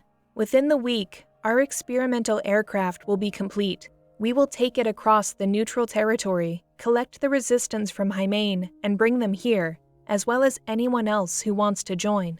But tonight, allow us to celebrate the rebirth of Dragoius. Allow us to bask in the glory of the Alliance Sanctuary's revival. I invite you to the newly built ballroom located here in my home. Let us rejoice in our newfound freedom to dance the night away and drink our fill. The doors will be open at midnight. This will be a masquerade ball, bearing the colors of red and gold. Gold to signify our thanks to Queen Goldrose, and red for the rebirth of the Alliance Sanctuary. So return to your homes and do what you must to ready yourselves. You have 4 hours until the doors open. I trust this party will be one to remember. Before you go, just remember the heart of this kingdom is within you and all around you. They can burn our cities and homes to the ground, but they will never extinguish the fire that burns in us when love is present. Allow nothing to crush your will to fight for what is right, and I promise this place will live on for eternity. And to the vagabonds who stood by my late father and me in our time of need, hear this. I declare from this day forward that you are no longer to be known as vagabonds. You are citizens of Dragoius. From now until forever. Understood? From now until forever. I bellow with passion from the deepest pit of my gut. All the trials and suffering Sebastian and I have gone through to realize this moment all come pouring out of me in those 4 words. I mean every word from the bottom of my existence. With the crowd's roaring applause and cheers, I didn't hear Sebastian sneak up behind me and scoop me off my feet into his arms. He plants a spellbinding kiss on my mouth in front of everyone. All the women looking up at us swoon upon seeing his affection for me. My cheeks blush with shock and embarrassment. He waves to the crowd and carries me back into our home. I didn't know you could be so inspirational, says Nativ. Everyone, I need you to leave us in peace, like right now, orders Sebastian. Are you all right? I ask him, still in his arms. You have no idea how much you turned me on just now, Kyra. If I don't have you right now, I'm going to explode, he says before kissing me gently. But my siblings are in our bedroom, I remind him. Okay, fine. There are countless rooms in this place. I'm sure one of them will be good enough. He desperately begins searching for a room as if he's about to have a panic attack. I can't believe I turned him on this much. The glow from the courting moon starts to shimmer a little on his skin. His passion is high, just as his need for me is. I start to think that maybe I shouldn't do what I'm about to do, but it entertains me when I drive him wild with yearning. I press my lips against his neck and suck, twirling my tongue around in circles. The hair on his head and neck stands on edge, bringing a little smile to my face. We have to go, somewhere, anywhere, now. Engulfed in his vampire passion, he races us down the hallway until we enter a room decorated with water and fountains. I've dubbed it the water room due to the decor, fish tanks, and waterbed. He tosses me into the air, and I land on the bed. The small trickling waterfall behind the bedpost swooshes from the force of the wind, splashing onto me. Sebastian, I call when I notice he's already undressed. I've never seen him so eager to have me.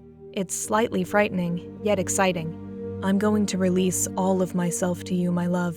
I've never seen you take such a commanding stance. I love it. A lot. But Sebastian, we have to prepare for the ball. We have to...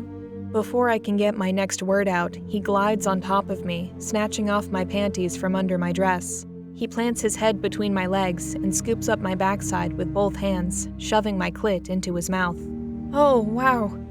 I grab hold of his head, trying to push him away to no avail. Sebastian, we can't. We have to. The ball is... Oh my God, don't stop. Moments into his tongue lashing, I already feel as if I'm about to explode in his mouth. My toes curl and my fangs protrude. I wrap my legs around his head as he begins to fondle one of my breasts. I never want this to stop. I need you always. I moan. My queen, are you all right? Someone says, knocking on the door. Leave us alone, I shout, trying to hide the lust in my voice. Is there no privacy in this place? Says Sebastian, wiping his mouth. We hear a small, muffled sound on the other end of the door. All is well. You won't be bothered anymore, my mother says faintly. My face goes red with embarrassment. She knows, Sebastian. She knows what we're doing. I whisper in angst. Then so be it, he says, flipping me onto my stomach and then pulling my backside up against him. I arch my back and plant my face into the soft water pillows, waiting for his length to enter me. The waterfall behind the bedpost splashes us. Its cold droplets cause goosebumps to form along my skin. After a while, I realize it's Sebastian using his gifts to control the water, making it rain down upon us. He takes my hips in both his hands and draws me nearer. He licks, making me moist and ready for what's to come. I then feel the tip of his rock-hard cock on my backside, and he starts to slap it against my dripping gash. He's never done this before. Up and down, the tip caresses my clit until he slowly enters me. I bite down on the pillow, puncturing it with my fangs, causing the water to gush all over me. Deeper he pushes himself into me, and it feels like his cock has grown 2 inches since we last made love. My fingernails sharpen to claws as I scratch the bed. pricking the plastic that keeps the water from pouring all over the place. The courting moon's glow, now a bright, daunting blue, radiates over us both. He grabs a handful of my hair, pulls my head from the water-soaked pillow, and pounds me harder. I grit my teeth to keep from screaming when he bites the upper part of my back. The pleasure is too immense to take. Ah! I scream. I can't believe we're doing this just hours before our house is to be filled with people from the entire kingdom. He pushes himself deeper and deeper, so far that it begins to hurt a little.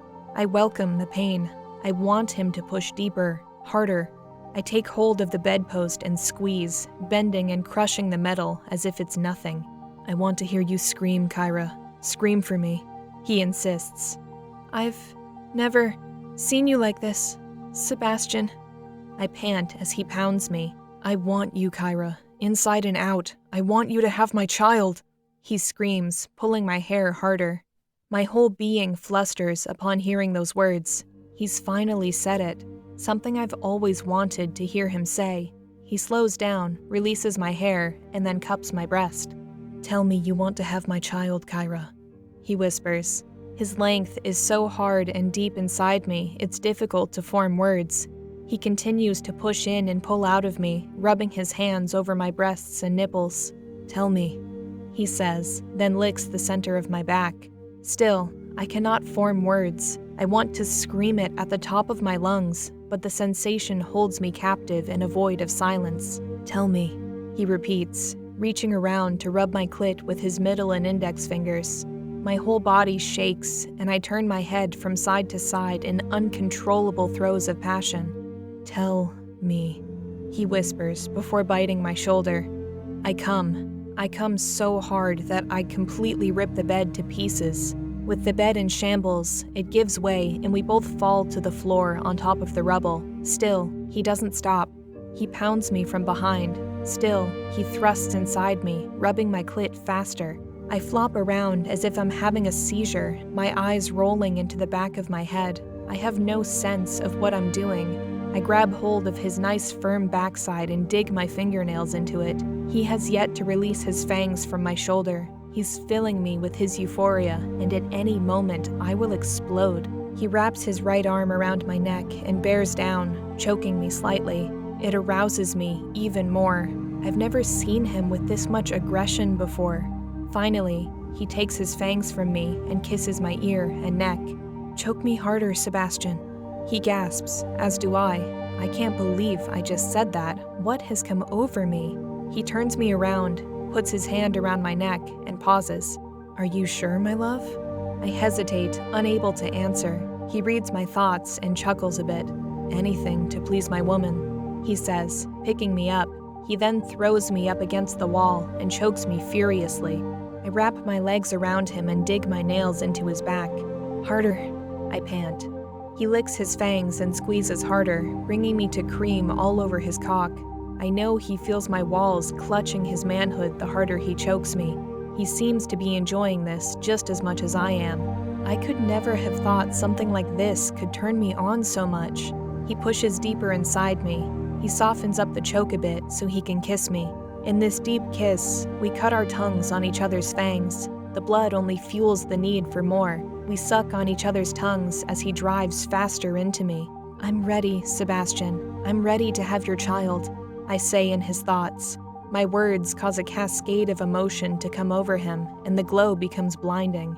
We close our eyes tightly, readying ourselves for the oncoming climax. Let's come together, he says. I scratch his back like a wild beast and hold him tightly. My legs are shaking like crazy, making it hard for me to keep them wrapped around his waist. He breaks the lock my feet have around him and hoists my legs onto his shoulders. We never disconnect, our lips embrace. He takes my backside into his hands and moves me up and down his cock. We are one, thoughts and body alike. We already know when it's going to happen. It's only a matter of time. I wheeze and squeal with each pump of his cock, trying my best not to crush him with my superior strength. I twist my feet around the back of his neck and extend my arms onto the wall I'm up against. He clutches my backside tighter and moves me up and down his cock faster.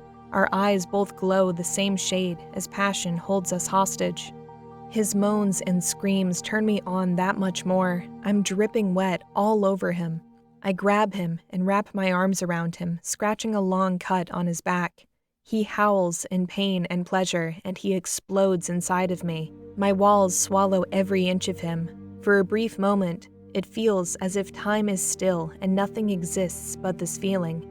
Sebastian's eyes glow a bright purple before he falls backward, crashing onto the wet floor with me on top of him. I move my legs down from his shoulders and put them around his waist, yet I don't stop. I just keep riding him furiously. The sensitivity of his cock makes him shake wildly. I know he feels it, but he doesn't tell me to stop. He grabs my waist and tries to push me off. It doesn't work. I continue to ride like crazy, unable to stop myself. His cock is still rock hard, and I take advantage of it. Oh my God, Kyra, you have to stop. But I can't. Lust has me now. I bend down to him and bite his neck, hard. Kyra! He wails, legs shaking. I still grind up and down his cock. I'm going to come again, Sebastian. I can't stop. A man can't come twice in a row. It's impossible. It's impossible. He shouts, blasting his juices inside me again. I come only moments later. We both scream so loud the water around us falters and the windows crack. Exhausted, I flop onto him and stop riding. We both lie there, barely able to breathe from fatigue. We're both shaking, unable to do anything else. He's still inside me, and I move down on his manhood farther, as I don't want him to pull out yet.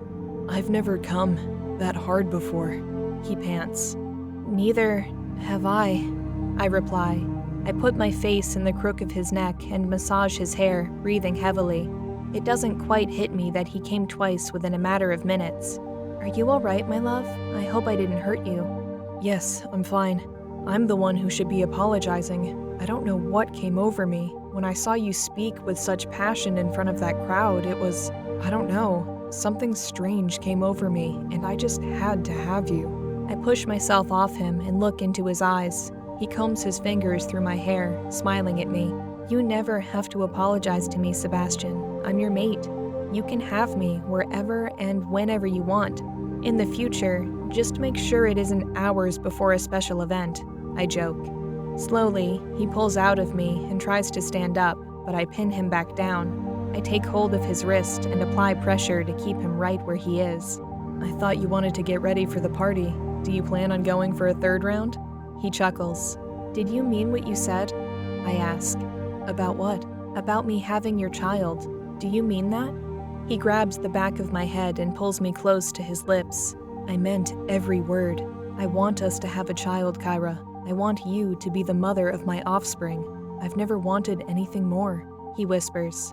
I feel my eyes begin to change color, and I see a pink hue before my pupils. He rubs my brow and pulls me even closer. Why are you crying? Don't you want the same thing? He asks, wiping away my tears. I don't think I've ever been happier than I am right now. He rubs his lips against mine as my tears drop onto his face. My fangs recede, and our glow shimmers away gracefully. Words cannot define how much I love him. I go to slip my tongue into his mouth, but we hear footsteps on the other end of the door, followed by a knock. Sweetie, are you all right in there? It's been a while, and the doors will be opening for the ball pretty soon, my mother calls. We look up at the clock. We have about 45 minutes until the ball begins. 3 hours? We've been making love for 3 hours. I shout with the same surprised look Sebastian has. Did we enter a time warp when we came in here? I could have sworn we were only in here for about half an hour, he says. You've been in there for a while, actually. Sebastian must have been doing cunnilingus on you for the first hour or so. It lasted a while, says Evangeline through the door. Sebastian's jaw drops with embarrassment. I snatch whatever soaked bed sheets I can find, wrap them around me, and run toward the door, then open it swiftly. Evangeline backs away slowly with her hands in the air. You were listening to us? I screech, advancing toward her. I was just trying to... I'm sorry, she says, at a loss for words.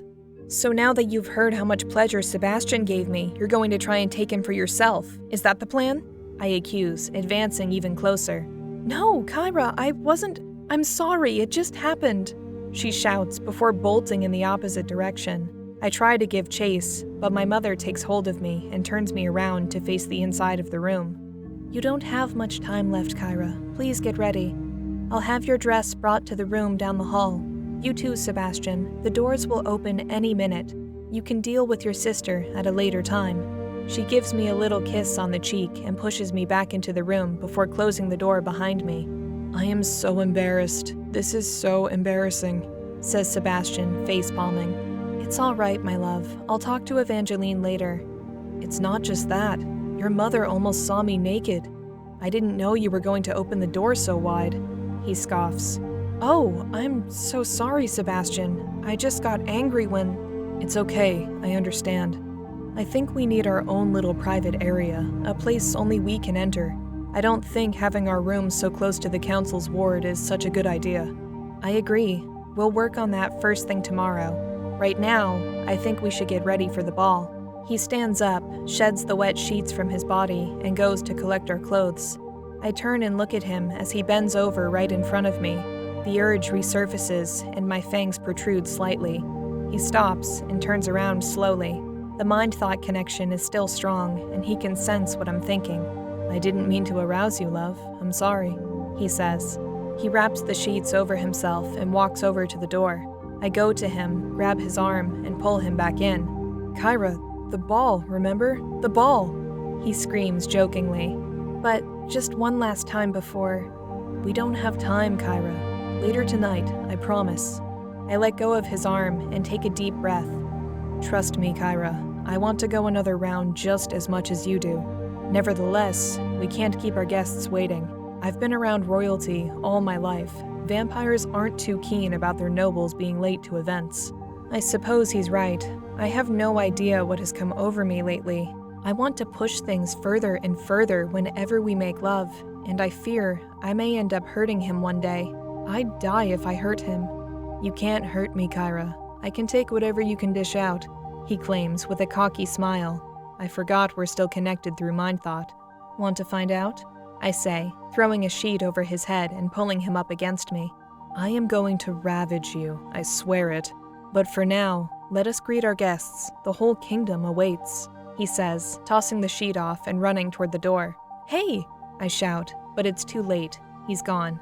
I pick up what's left of my clothes and hang them on a nearby chair. I go into the shower to wash myself off quickly before my mother comes back and asks what's taking so long. I have to find a way to control myself when I'm around him. It's been over a year since we first made love, though the passion still hasn't waned. If anything, it's only become stronger. I suppose I like it this way. In any event, I need to get ready for this ball. The last thing I want is to keep them waiting.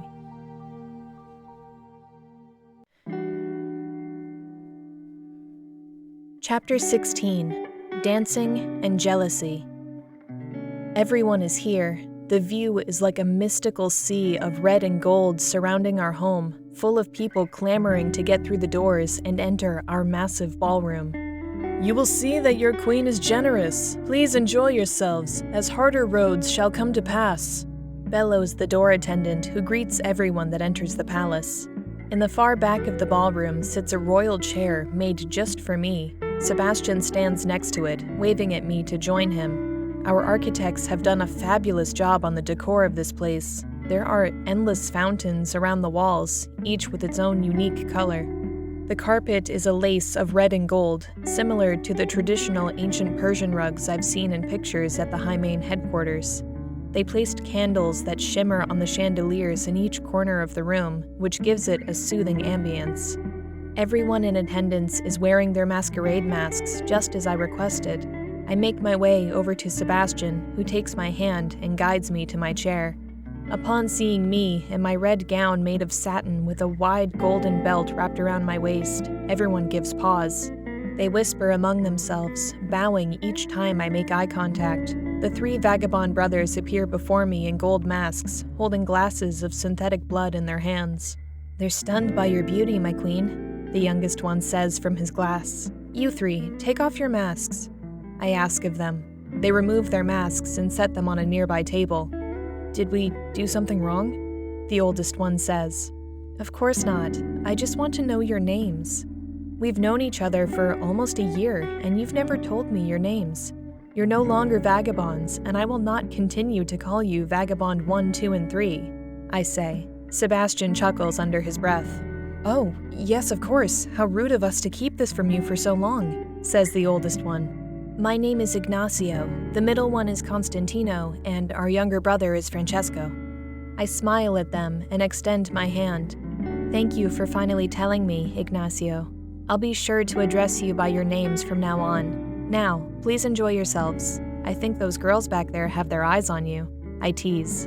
The youngest one blushes before turning around to wave at them. No time to lose, says Constantino, taking his younger brother by the arms to go and talk to them. Ignacio approaches Sebastian and holds out his hand in a friendly gesture. Sebastian's brow wrinkles as he looks down at Ignacio's hand and then at me. Are you asking me for a dance? Sebastian jokes. No, of course not. He laughs. I just wanted to tell you that, in the beginning, I had my doubts about you. It's hard for me, for any of us, to trust a member of the Coven, although, after all the things you've done for our queen and us, I'm inclined to give you my trust. I'm glad our queen has someone like you to look after her. He extends his hand. Sebastian shakes his hand and smiles. Thank you, Ignacio, was it? Yes. Thank you for saying that. And seeing as I'm no longer a member of the Coven, I'm sure you'll have no problem trusting me in the future. Yes, of course I won't. I'm sorry to have ever doubted you. Now, if you will excuse me, my queen. He bows slightly and joins his two brothers. I still find myself becoming flustered when people are so formal with me. His gesture of friendship is cute. Although he's twice my age, he still seems like a child at heart. I wish Masego had waited until they were older before turning them. None of them will ever be able to experience some of the things a mature vampire enjoys. Now that I know their names, it makes me sad for them, doomed to an eternity of adolescence. What torment. What's on your mind, my love? You've been staring into space for a long moment, says Sebastian. Oh, nothing. Just thinking about stuff. When he bends over to kiss me on the cheek, Vanatia walks toward us with a man on each arm. You clean up quite nicely, she says, sipping from a glass held by one of her suitors. One of them is the engineer who designed the layout of our palace. The other is an architect who laid the groundwork for this magnificent ballroom we now occupy. It seems like they both have similar taste. I can't fault them for their choice in a mate. Even though I sometimes despise her for going after Sebastian, I can't ignore her beauty. The two of them escort her up the 3 little steps leading to my chair, all the while bowing as if she were royalty. The waltz will be starting soon. Would you like to join me, Sebastian? Just one dance. She smirks. She extends her hand, which I grab instantly. Do you want me to crush your hand in front of the entire kingdom? I whisper, low enough to make sure only she can hear me. It's just a waltz. Why so much emotion over something so small? My queen, may I have this dance? Asks Masego, with his usual light-hearted face filled with a little twinkle of happiness. I look at Vanatia, then at Sebastian. Masego stands beside me with his hand extended, waiting for my answer. I'll be all right, my love. It's just one dance. Masego looks as if he hasn't danced in decades. Will you do him the honor? Says Sebastian. I let go of Vanatia's hand and stand up. Yes, of course I will. I take Masego's hand in mine while giving Vanatia a sly look. Sebastian takes her hand, which causes my heart to race. I stared daggers at them both as we walked down to the dance floor. I noticed Sebastian's hands shaking and his hair standing on edge. That's it. She's using her lust influence on him. I shove my way toward them, dragging Masego along with me. Excuse me, but if you don't mind, I think the queen and her mate should have the first dance, I demand. I nudge Masego into her arms and take Sebastian away from her. Thank you, Kyra. I started to feel her influence rush through me, says Sebastian, taking deep breaths. What the? Says Masego, confused. I'm sorry, Masego. I'm sure Vanatia will be happy to oblige you with the first dance. He looks at me, then at her. All right, shall we? He says. Vanatia gives me a look of disappointment and takes Masego's hand. Before they go off on their own, I take her by the arm and pull her close. Don't think I don't know what you just tried to do, damn you, I whisper. That was an accident. Sometimes I have a hard time controlling it. That's bull and you know it. She glances at me before winking, giving me a devious smile. I ball up my fist when Sebastian takes my hand and places his hand underneath my arm to prepare for the waltz. I'm going to end up having to kill her, Sebastian, I say through a fake smile.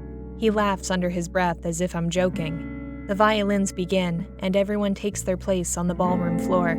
We start to dance, and Sebastian whisks me away in his arms, moving to the rhythm of the music.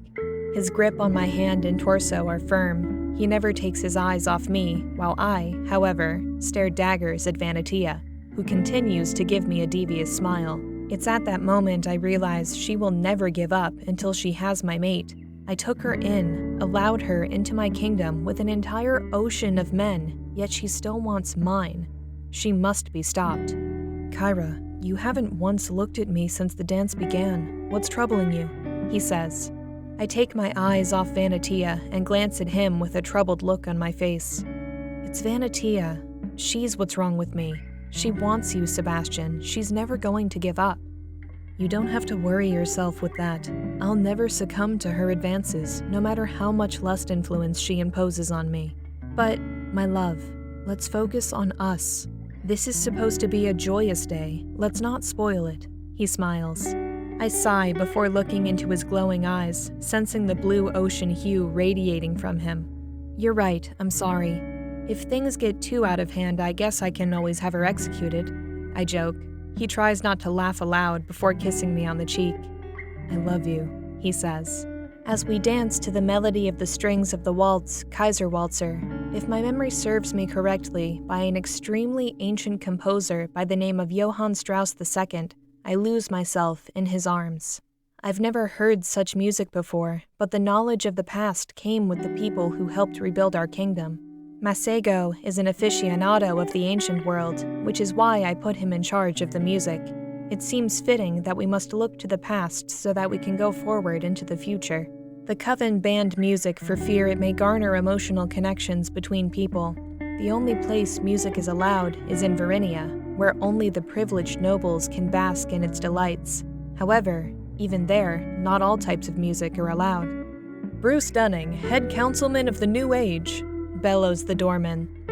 We stop and turn to the entrance and see Bruce walking into the ballroom in a clean-cut golden tuxedo with a red bow tie. It looks just like Sebastian's suit, although his is red with a golden bow tie. My mother must have had a hand in designing both of their tuxedos. As Bruce navigates through the crowd, I can see the disdain in his eyes. Everyone he makes eye contact with can feel the tension in his demeanor. My mother walks over to him and takes his hand. The waltz ends, and all the men bow to their female counterparts before leaving the dance floor to mingle and drink. Can you at least attempt to compose yourself, Bruce? My mother asks scornfully. I don't know why you made me come here. I have nothing but contempt for these people. I brought you here so you can see that vampires aren't that different from us. They just want to live in peace, just like everyone in Hymain. My mother responds. I hate them, Amy. I can't stand to be around them. They're killers, predators. They're the reason for all our heartache. I just can't do this, he says, pulling away from my mother's grasp. That's funny that you hate us so much, all the while working hand in hand with the Coven to send your own people to slaughter. Perhaps you'd like for us to take you back to Hymain, you ungrateful bastard, says Evangeline, heading him off before he can walk away. Sebastian, my mother, and I all stand there in shock. Listen, you call us killers, but in my centuries of living, I've never once killed anyone. I've never even tasted human blood. Well, with the exception of that guard Sebastian and I used to get into Hymain, we saved your life and brought you here when we didn't have to. We risked our necks to see to it that you see your wife and children again. Now, if you don't drop your prejudice and start learning to live with vampires in peace, then I will personally and gladly take you back to where you came from, and you'll be at the mercy of the Coven. If that's what you want, then tell me now, she warns, eyes glowing red. I'm glad Bruce isn't able to see her mood eyes, otherwise he'd run off terrified. I don't need your threats, bloodsucker. Who said anything about threats? She bellows, fangs slowly extending. Calm down, the both of you. You will not make a scene here in front of everyone. Evangeline, please take a breather and get yourself some refreshments. And why don't you find yourself a man or a woman while you're at it? I say. She scoffs, giving me the side eye. Yes, little sister. I guess I can use a little something to calm my nerves. One of the servers hands Bruce a glass of white wine with a spoonful of synthetic blood. I swiftly block the server from mixing the two. No, he's human, I whisper. The server takes the spoon and pours the blood into his mouth before walking off. Disgusting. How can you stand to be around them? Bruce asks my mother. Look, you are not going to ruin this evening for me, Bruce. If you hate it here so much, then go back to your room, I command. Sebastian rests his hand on my shoulder as the music starts to play again. Fine, good evening, he sneers. He gives my mother the glass of wine before storming out.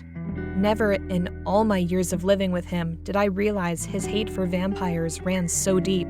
Perhaps bringing him here was a mistake after all. Some of our guests migrate to other parts of the hall, seeking rooms for privacy. With the heavy alcohol consumption, most are hard-pressed to keep their hormones under control. The ballroom is nearly empty, and the music plays soft tones of romantic melodies. I see Vanatia across the room, entertaining two men, laughing loudly. Sebastian is next to one of the fountains, talking to my mother and Masego. He smiles at me now and then, making sure I'm all right. I'm surrounded by a group of women who continuously thank me for allowing them into my kingdom. I don't know how many times I've said "you're welcome" in such a short period. A couple of them offer their services in decorating some of the rooms in my home, as well as other places around Dragoius. I suppose a woman's touch will be more than welcome. I'm sorry, but I must pull our queen away for a moment, says Evangeline, snatching me away by the arm. What in the world are you doing? I ask, staggering about, trying to regain my footing. There's something I have to show you, she says with glee. I set down my glass of wine before she pulls me away in haste. I'm perfectly capable of walking, you know, I scold. She releases her grip and guides me up the stairs, where I hear moaning and sounds of lovemaking. You've only ever been with Sebastian, haven't you? She asks. I pause and wonder where she's planning to take me. What are you getting at? Come on, Kyra, don't be shy, she says, retaking my arm. I can tell she's drunk, and with the amount of blood alcohol she's consumed, it's a miracle she's still standing. It's through here. She presses her hand against one of the doors, opening it wide. The sounds of sex become louder. Wait, are there people in there? I whisper nervously. Yes, they're making love. Let's watch them. Are you out of your mind, Evangeline? I'm no voyeur. You want to learn how to please Sebastian, don't you? I know how to please my man, Evangeline. We've been doing quite fine, actually.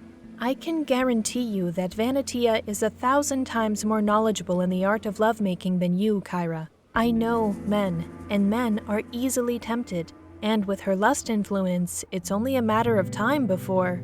Don't say another damn word. Sebastian would never. He would never betray me like that.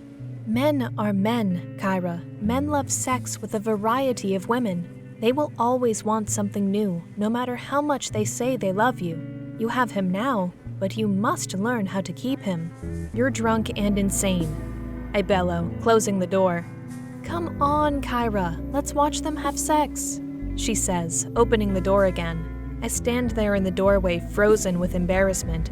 They don't stop, nor do they even flinch. The couples continue as if we aren't even here. With my jaw dangling in the wind, Evangeline slightly pushes me inside and then closes the door behind us. It isn't just one couple in this room. There are two couples, each sharing the same bed. I don't know what to do. I'm completely frozen in stillness, unable even to form words. Have a seat, Kyra. Just watch and learn. I'm sure Sebastian has had to learn this way as well, with him growing up in Verinia. This is the way of the vampire. I look at her stunned. I can't believe she's doing this to me. Make sure you put on a good show. Your queen is watching, she says to them. Has that blood alcohol killed all of your brain cells? You're not paying attention, Kyra. Watch and learn, she says. I look at this lust-filled orgy. Two of the women bite the wrist of the man lying on his back on the bed. They drink and lick. Two of the other men slowly push their cocks into the two women, who have their backsides arched upward. Another woman walks over to the man, who is lying on the bed and being fed upon, and slowly lowers her backside onto his face. He rolls his tongue up and down from her gash to the center of her backside. I feel beads of sweat form on my forehead. I've never seen anything like this. "Are you suggesting I have a threesome with Sebastian?" I whisper through gritted teeth. She sneers. "I'm not suggesting anything, little sister. I just want you to see what your mate has probably seen all his life. You may think your sex life is fulfilling now, but in 100 years, when things begin to go stale, you may want to look back at this moment. Everyone needs a little spice in their relationship. If by spice you mean a drunken orgy, then I think I'll pass." Their moans become louder as the last woman, who has yet to join in, crawls underneath the two men and shoves the cock of the man lying on the bed into her mouth. The last man stands off to the side, rubbing and caressing his cock. "He seems lonely. Why don't you give him a party favor?" she asks of me. "What do you mean?" I say with a hint of annoyance. "You know what I mean, Kyra. Go over there and touch his cock." She giggles. "I will do no such thing." She waves to him, signaling for him to come closer. I recognize him. He's one of the guards I first saw at the gate when we made it back safely from Hymain with my family. He stands next to Evangeline, and she takes a handful of his firm, round backside. His cock pulsates as he strokes it up and down. "Touch it, Kyra." She rubs his muscular pecs and abs, pushing him closer to me. "Stop it, Evangeline. What if Sebastian walks in here?" "The door is locked. You don't have to worry." She takes his cock in her hand and rubs it slowly. Her lust influence makes his body tremble as sweat drips from his body. "Isn't he the sexiest man you've ever seen?" she asks. "Sebastian is the sexiest man I have ever seen." I shoot back. She smiles, winking at me before licking the tip of his cock. He moans slightly, closing his eyes. "To please your man, you must be willing to do anything for him, things he's never even thought of. Take your right hand and cup his balls like this," she says, moving the palm of her hand under his cock. "If his length is a good size, not too big, not too small, then you can use your other hand to squeeze his backside while you deep throat him, like this," she says, placing her lips on his cock and slowly moving down on it. He grabs the back of her head and pushes himself deeper into her mouth. She plays with his balls with one hand and squeezes his backside harder with the other. That's when I hear a knock on the door. "Kyra, are you in there?" It's Sebastian. "Oh shit!" I yell, terrified. "He's going to kill me!" "Relax, Kyra. You've done nothing wrong." "That's not the point. I shouldn't even be in here." I start to sweat profusely. I can't believe the situation I've allowed myself to be in. With all the moans coming from this room, I fear what he might do. His knocks turn into a loud banging as he tugs on the doorknob. "Please don't be in there, Kyra. May the gods have mercy on my soul if she's doing what I think she's doing on the other side of this door," he cries out. I'm frozen in terror. I don't know what to do. One of the women screams as she climaxes, followed by the moans from the man lying on the bed. "I want you to come in my throat. I want to swallow your seed," the woman says. "Shut the hell up, all of you," I shout. "No. No, no!" Sebastian screams, banging on the door harder. "You see, I told you this would happen, Sebastian. She's in this room right now, enjoying the pleasures of another man. You just heard her say she wants to swallow another man's seed. Is it not justifiable for you to enjoy pleasures with me now? Come, Sebastian, there's an empty room down the hall. I'll please you in ways you can't even imagine. Let me help you out of this suit," I hear Vanatia say. "Fuck no!" I scream, running to the door and ripping it open. The door splinters into pieces, shocking everyone. I see Sebastian standing there fighting back the tears. I've broken his heart. I can see it in his eyes. "What the hell are you doing in here, Kyra?" He screams. "My love, I promise you I haven't done anything. This is one huge misunderstanding. Vanatia told me you came up here with a man. How can you do this to me?" "What? I didn't come up here with a man. Evangeline brought me up here." "You told me you loved me." I take him in my arms and hold him tightly. "I'm innocent, my love. I swear to you." "You don't really believe that, do you, Sebastian? If she were innocent, then she would have opened the door as soon as you called her name. I suspect she was using the time to put her clothes back on," says Vanatia with a smirk. Shut the hell up, Vanatia. It's true, Sebastian. I brought her up here. I just wanted to teach her some new sexual techniques so she can better please you, says Evangeline. Sebastian pushes us out of the way and goes into the room, eyes burning red. Did any one of you touch my mate? He asks forcefully. No, says the man on the bed. We were too busy enjoying each other. Our queen just sat in the corner and watched. My fangs protrude, and I bite 2 small holes into my hand. I don't know what Sebastian begins to say, but then I shove my hand into his mouth. See for yourself. I would never do anything to ruin what we have. I plead, hoping the truth in my blood will soothe his rage. He takes my hand in his and drinks, closing his eyes, allowing the knowledge to pour into him. Evangeline is drunk. I should have never allowed her to bring me up here. He runs his fingers through my hair and then releases my hand. I wipe his lips, and he opens his eyes. He moves me aside and approaches Evangeline. So you wanted her to touch his cock, did you? He scolds, fangs growing. Well, I was just trying to teach. Stop it. Please, just stop it. The only man she'll ever need to learn from is me. I thought Kyra and I made things clear back in Merlotica. The lustful way of the vampire is a system of control built so that no emotional attachment can be forged between 2 people. The thought of her being with someone else, even if it is just meaningless sex, kills me. It fucking kills me. You all will eventually learn that. Vanatia rubs her hand on Sebastian's back and turns him around to face her. The hair on the back of his neck stands on end, and I see him start to shake. This bitch is really pushing her luck. Sebastian, try to listen to reason. Do you really think she could have resisted that man? I mean, look at him. He's beautiful and rock hard. There are ways for someone to hide the truth in their blood. I'm certain she's hiding the fact that she slept with him. Look at her. She's all sweaty and nervous. It's only fair that you get some payback. Just come with me later tonight after she's fallen asleep. An eye for an eye, Sebastian. She whispers in his ear, thinking I don't hear what she's saying. Unable to control myself any longer, I take Sebastian by the waist and throw him into the room, far away from her. She gives me a devious smile. You can't guard him forever, she says before I slap her so hard she goes flying down the hall and crashes into a wall. Kyra! Shouts Evangeline in shock. I'm going to beat her to death, I bellow, making my way toward her. Kyra, wait, she's drunk. She doesn't know what she's saying. Evangeline pleads, trying to hold me back. She knows exactly what she's doing. She's been trying to bed him from the moment we met. We took her in, gave her everything she wanted, but she still won't give up. This nonsense has to stop. Evangeline takes me by the shoulders and spins me around. Kyra, look at what you did to your mate, she shouts, stepping aside.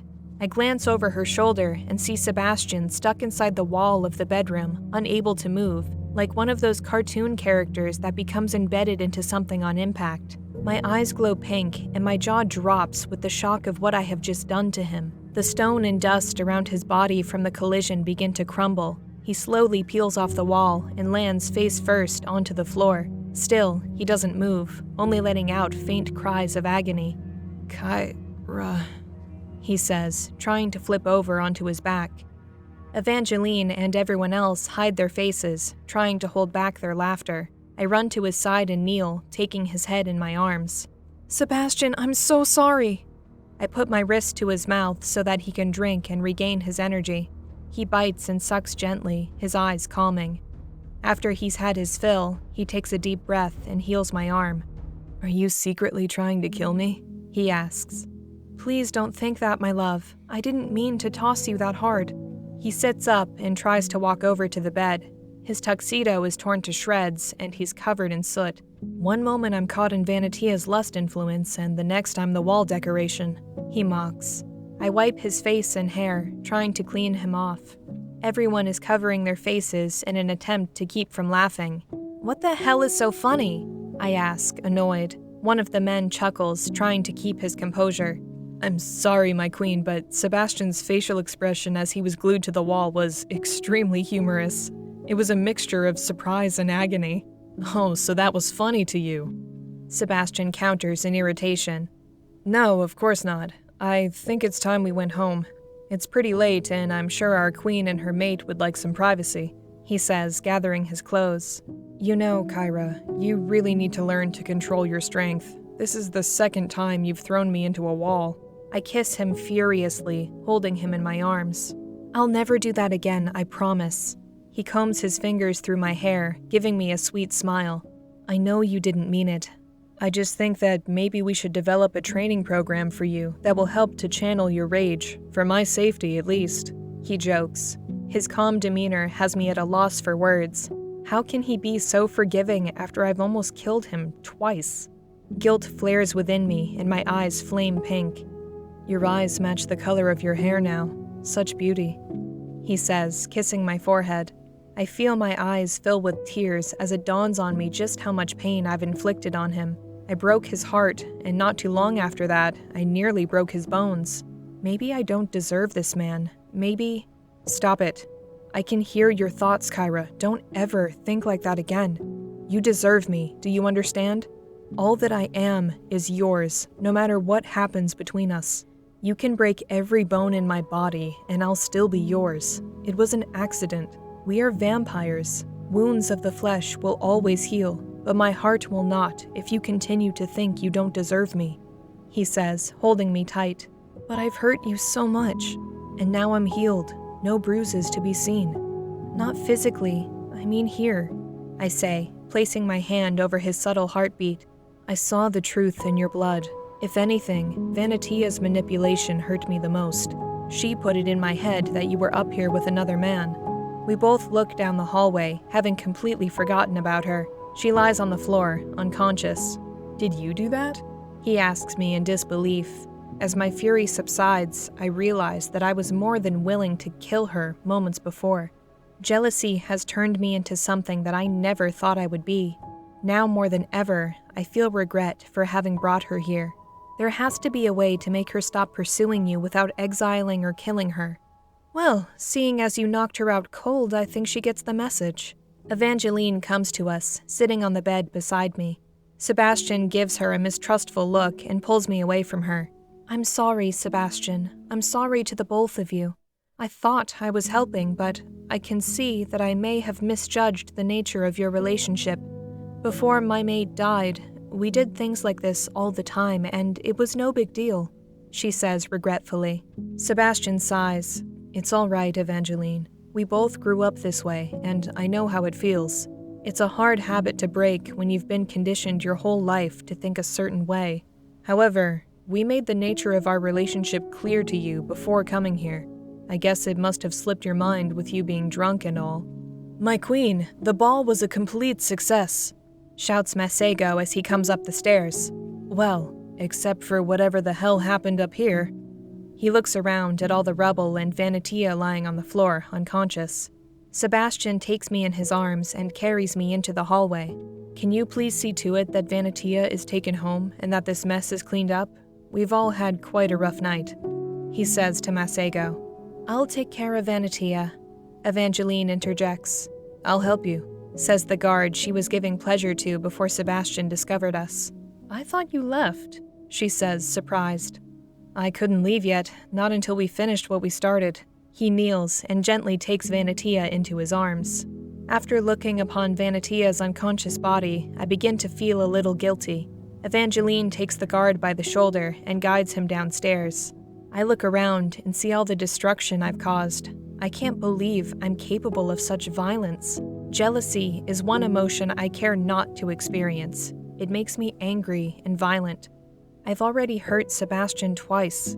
Stop thinking about that, Kyra. I'm fine, and I'm going to remain fine. You just have to learn to control your strength when you get angry.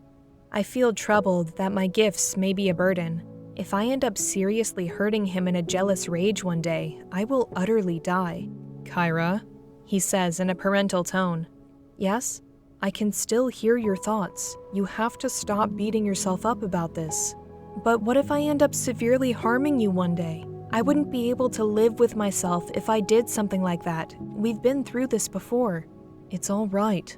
No, it's not all right. If I ever become jealous or angry, I'll just run away from you until I've calmed down. I'll just have to trust you can handle whatever it is that made me angry yourself. I can't risk hurting you again. I love you too much to bear it. Masego comes back up the stairs after having retrieved a broom and dustpan to sweep up the mess I made. Masego, I didn't mean for you to clean this up yourself, and certainly not now, Sebastian says. I know, but everyone has gone home for the evening. Well, except those who are still making love throughout the palace. And as you both know, I'm a neat freak. I can't possibly rest knowing this mess is here. I'll have nightmares about it. He jokes. I chuckle as he begins to sweep. You know, I couldn't help but to overhear your dilemma. I know emotions are new to the both of you, and you're still learning to control them. If you wish, I can provide you both with some meditative techniques that have helped many others and myself. Your father developed them. Many vampires he freed from the Coven struggled to control their emotions. Even he himself struggled when he fell in love with your mother. I can teach them to you if you wish. Sure, I'm willing to try anything. He gives me an approving nod, and I jump into Sebastian's arms. Now, take me to bed so I can sink my teeth into you. My fangs grow in length as the scent of him fills my lungs. As you wish, my love. We both bid Masego a good night and make our way downstairs.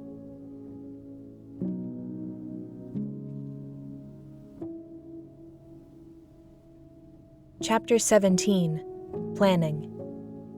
It's been weeks since the ball, and I'm happy to find out that our people have been successful in mapping the entirety of the Shadowlands.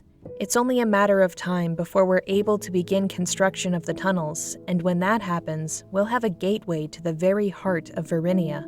With the help of Nativ and his companion Baldazer from the inside, we've been able to receive intel about the climate of Varinia's citizens. Since their kingdom's militarization, most feel the rights and privileges afforded to them by nobility have since been stripped from them, and it is unfair. It's also tragic to know that the bounty on my head has been tripled. It's unbelievable that the Coven will risk an uprising within their own walls just to break us apart. The construction of the tunnels can't come soon enough. If the Coven gets their hands on him, I don't know what I will do. My rage will be uncontrollable, and there's no telling whom I might hurt. One glimmer of good news is that the Coven is still unaware that I'm half vampire and that my father is Emmanuel Lescar de Font. Hell, they may quadruple the bounty if they ever find that out. To strengthen our resolve and to ensure our safety, I've had our engineers and scientists research the technology given to us by Queen Goldrose. We plan to use it in the manufacturing of the aircraft we're going to take into Hymain. I'm happy to know the engineers had a breakthrough yesterday. Using a few drops of Evangeline's blood, we're now able to utilize her light-shifting gift with a simple device. With this breakthrough, I ordered the entire Kingdom of Dragoius to be cloaked by the light-shifting device, making us invisible to anyone who approaches. Now, even if the Coven and the Varinian army do make it through the Shadowlands and past the Daggerwolves, they will have no idea where we are. It's the perfect cover. I want this conflict to end with as little bloodshed as possible. If this can be done peacefully, then so be it. Although, peace is a foreign concept to the Coven, as they slaughtered this kingdom in the past under the rule of my father. I'm confident this time around we'll be successful. If it wasn't obvious before then, it is now. The only way for Sebastian and I to be together is for the Coven to fall.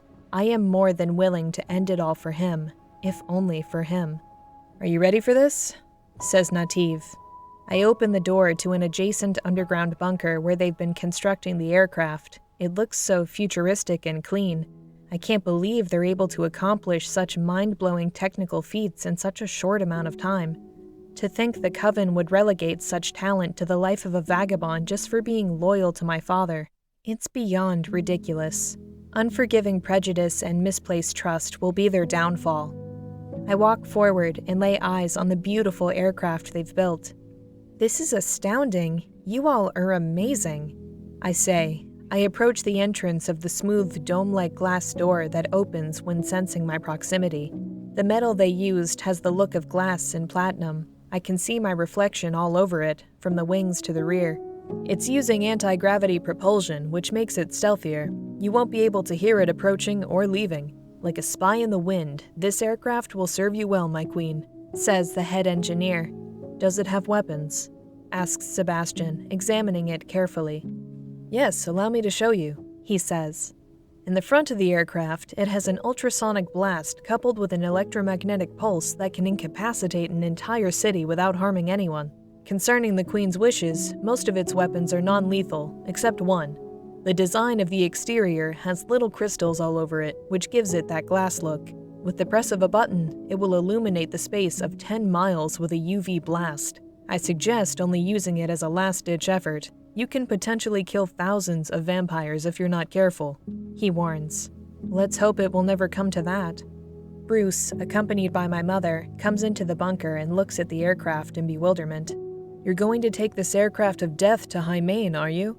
Do you plan to wage war on the very people who raised you? The people you grew up with? Says Bruce defiantly. Sebastian, my mother, Nativ, and I all look at him as if he is crazy. Are you mad? I do not intend to wage war in High Main. We're going there to get as many people out of that cattle farm as possible. It's only a matter of time before they're all sent to the offering. Make no mistake, Bruce, they'll slaughter them all if they don't get what they want. He scoffs at me as if he doesn't believe me. Meanwhile, Sebastian walks into the aircraft and sits in the cockpit. He fiddles with the controls, trying to figure out how it works. The aircraft starts to hover, and the glass surface begins to fluctuate. This is easy. I can fly this thing, he says confidently. Sebastian, you've initiated the UV weapon. We're all going to die, screams Nativ. Sebastian flies out of the cockpit and in a flash throws everyone into the rear carrier. He's a nervous wreck. How do I turn it off? He screams in a panic. Nativ bursts into laughter. The head engineer and his team all chuckle, wiping tears from their eyes. What the hell are you laughing at? How do I turn this thing off? He repeats, even more frantic than before. Calm down, Sebastian, I was joking, says Nativ, still rolling on the floor laughing. With his hands shaking, he takes deep breaths to calm himself. Don't joke like that, you buffoon, Sebastian shouts agitatedly. I didn't know you would react like that. He laughs. How'd you think I was going to react? Sebastian lifts his arms into the air and summons his elemental gifts to blow Nativ and the engineers out of the aircraft onto the cement floor. Each of them tumbles out and lands on the ground, rolling all over each other. After they regain their bearings, they continue to laugh, still lying on the floor. Sebastian walks off the aircraft to join them before blowing them out the door. Oh, come on, you can't take a joke, says Nativ before the door shuts behind them. Sebastian dusts his hands off with a sense of accomplishment and smiles. Sebastian, really? I ask with a smirk. Vampires can't have heart attacks, but that little joke of theirs almost gave me one. I go over to the door and open it to find they're still laughing. How do I turn it off? How do I turn it off? They mock, holding their bellies. That's it, Sebastian counters, effectively blowing them out of the bunker and into the grassy front yard of our palace. All sight of them is lost. Bruce stands in the middle of the bunker, horrified by what he just saw. You mean to tell me you vampires have powers? He says nervously. Sebastian looks at him confused. You were the chief councilman in High Main. You didn't know? The day we first met, you saw how my father levitated me to him when he found out I was no longer a virgin. Bruce stammers back, shaking. I thought my eyes were just playing tricks on me. My mother goes to his side and massages his shoulder to try to calm him down. Did you see that? Not only are they monsters that feast on human blood, but they also have ungodly powers. This is insane, he yells in anxiety. Mother, please take Bruce to his room, I request. Yes, dear, she responds, putting her arm over his shoulders and walking outside the bunker. Please get him some tea to calm him down. Sebastian turns to me with a look of guilt on his face. I'm sorry, Kyra. I had no idea he would react that way. I thought he knew about us. You don't have to apologize. Many in High Main, including those in a position of power, are kept in the dark about vampires. The seal to the top exit unlatches, and someone opens the hatch that leads to an elevator. We look up, and it's Nativ, accompanied by everyone Sebastian tossed out. Have you not learned your lesson? Sebastian says, lifting his hand toward them. No, wait, we're done joking around. We've come back to show you how the aircraft works, says the head engineer. Sebastian's eyes relax, and he lowers his hand to his side. It was just a joke, Sebastian of Orias, says Nativ, stepping off the elevator. Yes, I understand. It was funny. almost as funny as watching you all flail about in the wind as I blew you all out of here." Sebastian snickers. A couple of the others giggle under their breath when they look at Sebastian, trying to hold in their laughter. "Was it that funny?" he asks. "I'm sorry, I really am. I'm really trying," says one of the engineers, holding his mouth. Sebastian ignores him and approaches the head engineer, as do I. "You've done a fantastic job with this aircraft in such a short amount of time. I commend you," I say. He drops to one knee and bows his head, followed by the others. Nativ walks over to the aircraft and opens the latch to the front entrance, dusting off the soot that was kicked up when Sebastian blew them out. I squat down and place my hand on the engineer's shoulder and smile. "You don't have to bow to me. I'm not that vain." He raises his head, and a serious and deep expression overcomes his face, as well as the others behind him. I take my hand from his shoulder and stand up. "My queen, it is you who has given us hope again. For decades, we have waited for this opportunity. You and your mate have made all this possible. You have our word that we will not fail you the way we failed your father. This aircraft is but a small contribution to the Alliance Sanctuary. Know this. We will gladly give our lives for the success of the mission. Death is far more desirable than going back to the life of a vagabond. You commend us, but we're the ones who should be commending you for giving us hope again. May this aircraft see you fly right and steady on your way to Hymain," he says tearfully. Sebastian takes his hand and stands him up. "Your devotion is admirable. Thank you for your trust and loyalty. We will make good use of this aircraft. Both of our dreams will be realized very soon." Sebastian embraces him in a heartfelt hug.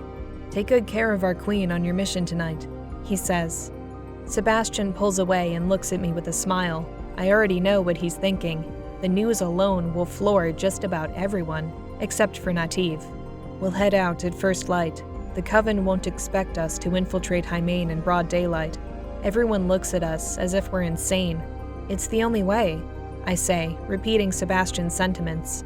"But, my queen," says the head engineer. I take Sebastian's hand and look into his eyes, knowing the dangers we'll have to face. "We won't be able to accompany you if you go during the day. We'll be vulnerable," he says with a hint of worry in his tone.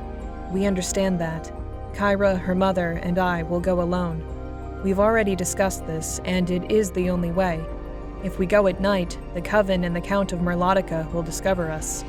We have to get the humans out of there when the Coven least expects it," Sebastian tells them. "But you can't."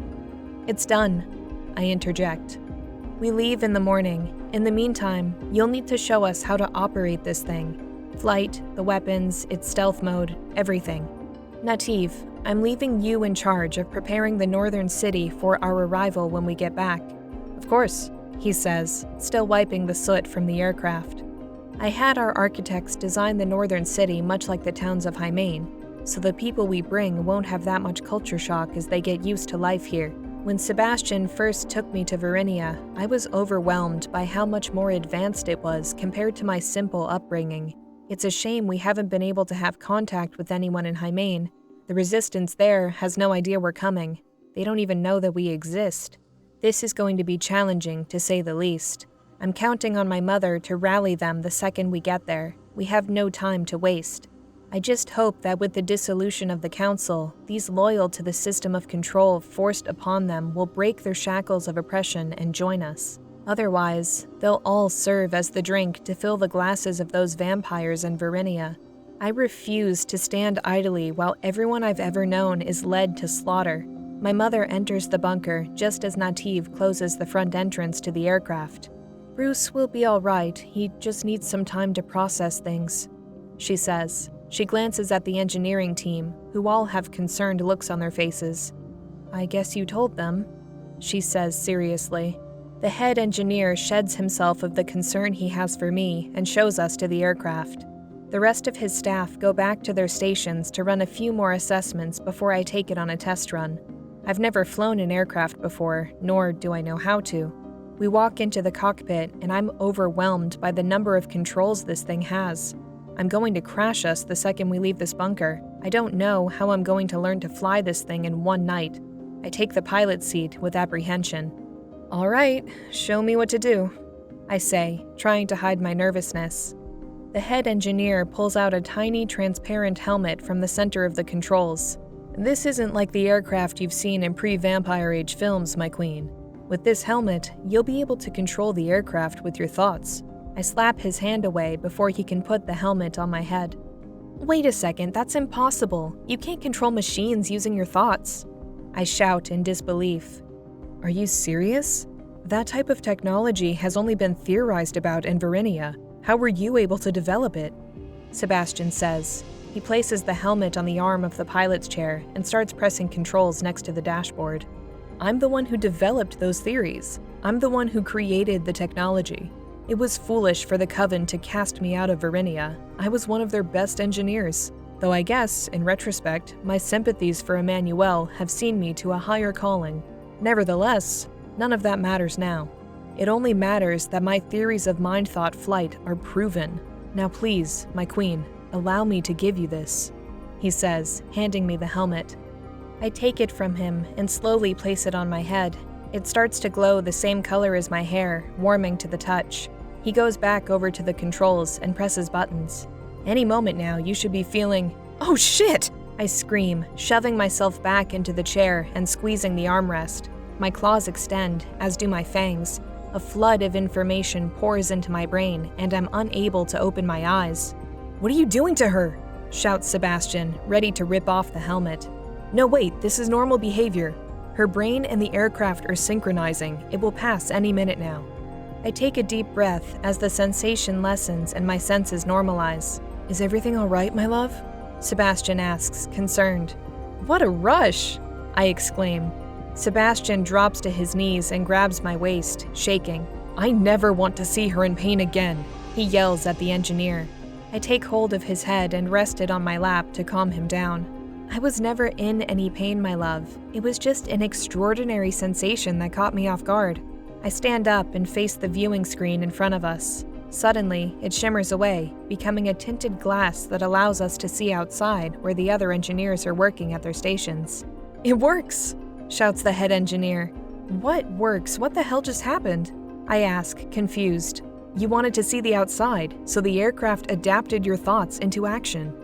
I walk over to the viewing screen and hold my hand out, touching the glass. It's like liquid. It shimmers with every touch like water when hit by a pebble. I breathe in and feel the information soak me up in a wave of pellucid control. I love this. "Open the exit doors," I command. They all look at me nervously, but I know that I'm in full control. I want to fly this thing so bad I can taste it. I want to feel the force hit me as we travel through the sky, unhinged and free. This aircraft and I are one. It can feel what I feel, sense what I sense, and see what I see. "As you wish, my queen," says the engineer, signaling his team to open the retractable roof above us. I concentrate my will and thoughts, allowing the aircraft to sense what I want. Within seconds, we are hovering 10 feet off the ground. Slowly, the roof opens wide, and all restrictions vanish. "Hold on," I warn as I take the aircraft out in a flash. Up into the sky we go, touching the clouds and leaving the protective force field that shields my kingdom. "Slowly, Kyra," says Nativ after losing his grip and rolling down to the center of the aircraft. "Stealth mode on, light blend confirmed," says the computer's mainframe. We all look down on the Shadowlands and marvel at the landscape and beauty of the trees, mist, and bushes. Now I know why sunlight can't penetrate these lands. The forest is far too vast and stunning. My father was right in choosing this place for Dragoius. It's so remote from the rest of the world. It's all so amazing. I lower us back into the skies of Dragoius, where my citizens have come out of their homes and places of leisure to see this marvelous spectacle. "Stealth mode removed," says the computer. We materialize before their eyes, stunning all those who've come to watch. We fly above and everyone cheers with triumph. "You have the advantage now, my queen. This one aircraft is more technologically advanced than Varinia's entire air force. You can outmaneuver them just as fast as you can think it.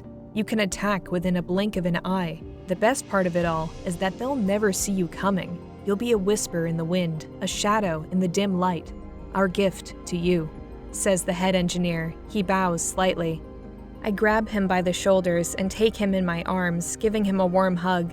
Thank you for this. This aircraft is out of this world. It's amazing, I say with unfathomable delight.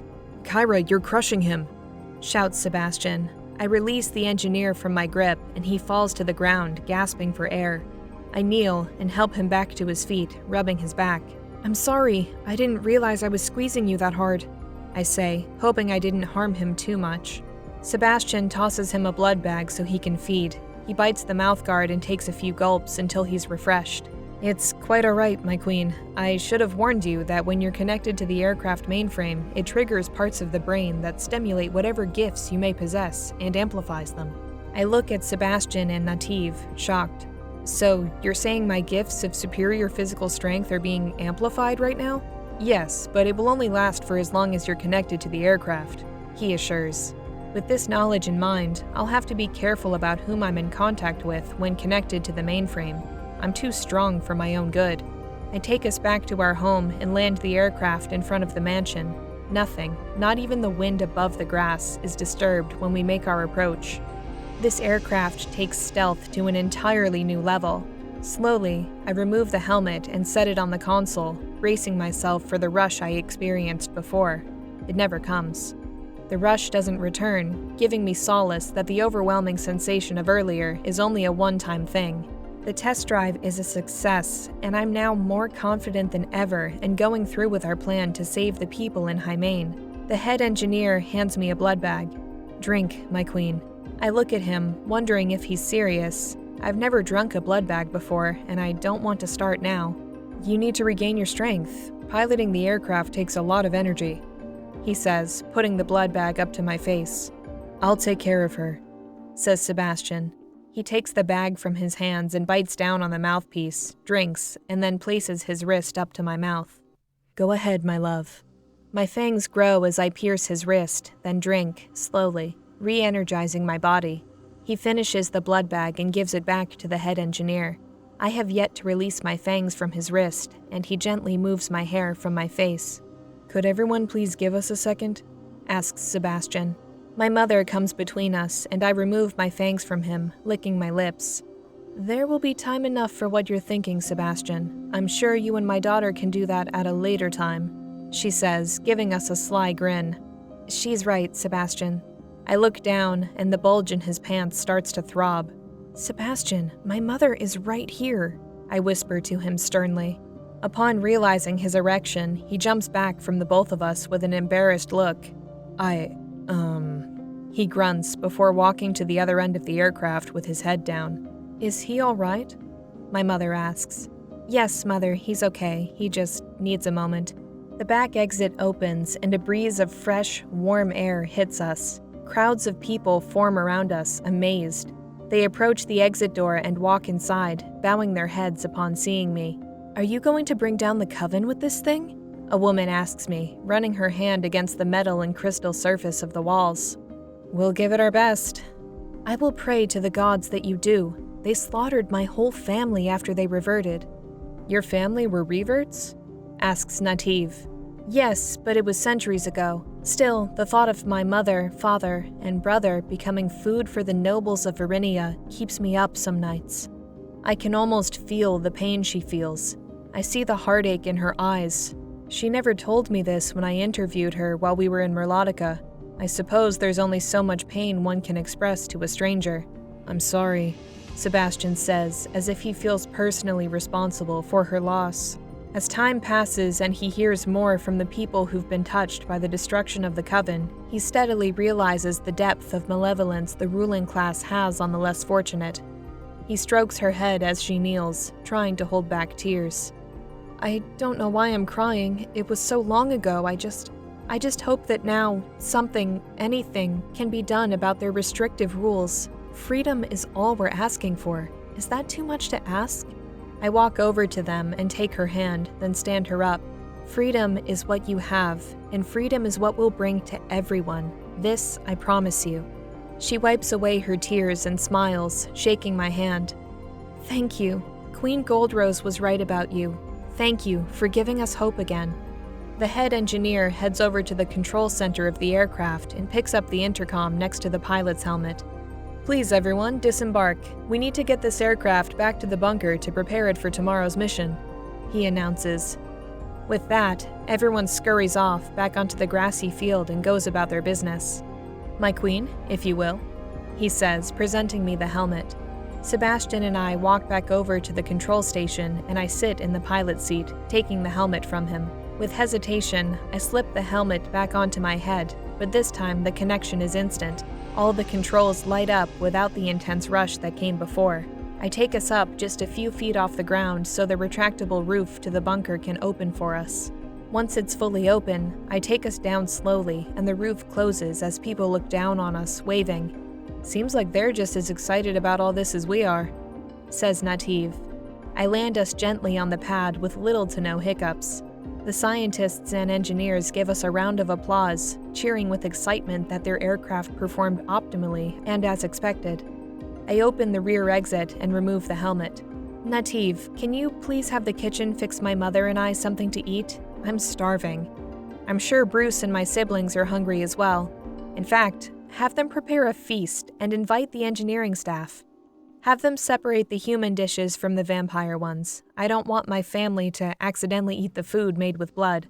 We're going to celebrate this success because in the morning, we head for Hymen." Sebastian kisses the back of my neck as everyone else heads down the aircraft and out the rear exit. "Do you have any idea how much I love you?" he whispers. "I just fed on you, so I have a pretty good idea," I joke, pushing him into the pilot chair and sitting on his lap. "This is going to work, isn't it?" He wraps his arms around me and then kisses my forehead. "I know it will, my love. I can sense it," he reassures me. I hold him close to my bosom and kiss the top of his head. "Come on, you two lovebirds. I'm sure these men want to wrap things up and prepare for dinner tonight," my mother calls to us. Sebastian caresses my forehead and cheek while gazing into my eyes. I know what he's thinking and what he wants, but we'd be hard-pressed to make it in time for dinner if we pursue our desires. "Maybe we can convince your mother to let us be late for dinner. After all, we have a grandchild to make for her," he says with a desirous smile. I tap him on the shoulder and burst out laughing. He can be so silly at times, just one of the many things I love about him. "Let's get out of here and prepare for dinner. I'll have the chefs make some of that bread you've grown fond of." I remove myself from his lap, then take a hold of his hand as we walk toward the exit. "I'd like to try some regular bread for a change," he says. Just then, something hits me. I remember when we were down in the underground bunker when he was drinking water out of a wine bottle. I've been meaning to ask him about that, but with everything that's been happening, it must have slipped my mind. We exit the aircraft, and I stop in my tracks and turn to him with a puzzled look on my face. "Are you okay?" he asks. "Can I ask you something?" He leans against the aircraft and kisses my hand. "Sure, what's wrong?" "Remember when the IHP told us about the meteor and you went over to the bar to drink? I took a swig of the bottle you were drinking from after you'd left, and I found it was water. Why were you drinking water from a wine bottle?" He stares at me as if I've just found out something I wasn't supposed to. His skin flushes red again, and he drops to one knee. I take his side and help him back up. "Sebastian, what's wrong?" I ask, holding him close. "I don't know. It feels like my heart is beating out of my chest." He takes deep breaths while I feel the center of his chest. His heart is beating rapidly, and his skin is burning up. This can't be happening again. It's been almost a year. "Are you in pain?" I ask with desperation in my voice. "No, it's just my heart. I think I'm doing better. It's slowing down." His skin cools, but his heart beats steadily, not the faintness it was before. I lay him on the floor while a couple of the engineers walk over to us to see what's wrong. "Please, everyone, he's doing all right. Just give us a moment." With no further observations, they go back to their stations to complete their work. I look at him, and his eyes transition from blue to brown, and then back to blue. What is happening to him? He inhales and exhales slowly, and his skin returns to normal. "I've been craving water lately. I didn't want to alarm you, so I hid that fact from you." "What? What are you talking about?" "You asked me—" "Yes, I know what I asked you, Sebastian, but that doesn't matter anymore. The only thing I care about right now is your health." He slowly pushes me to the side and jumps to his feet. He stretches his arms and legs and shakes himself off. "I feel better, my love. I actually feel rather strong. I don't know what just happened, but it feels like I've evolved in some way. Hey, could you open the roof for me, please? I'd like to try something, he says to the engineering staff.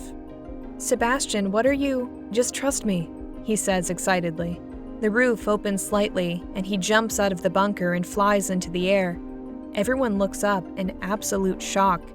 Perhaps he's using his gift of elemental control to keep himself up in the air. He comes back into the bunker and flies past me.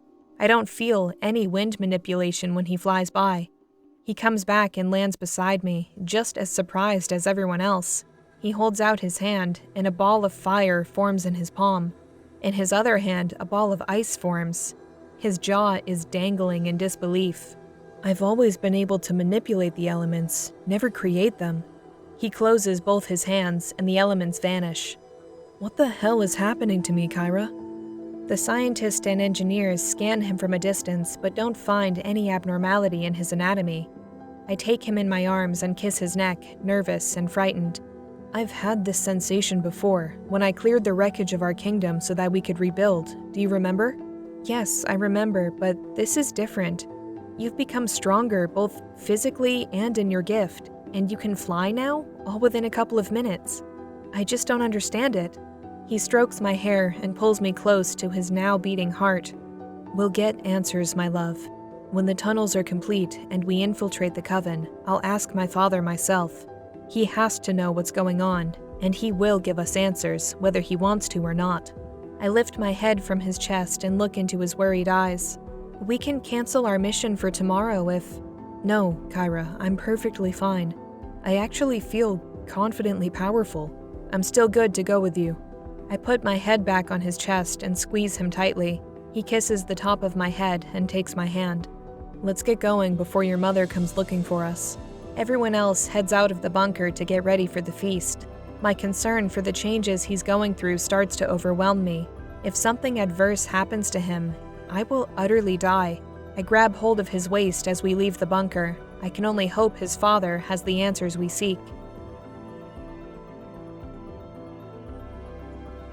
Chapter 18, A Path to Hymain.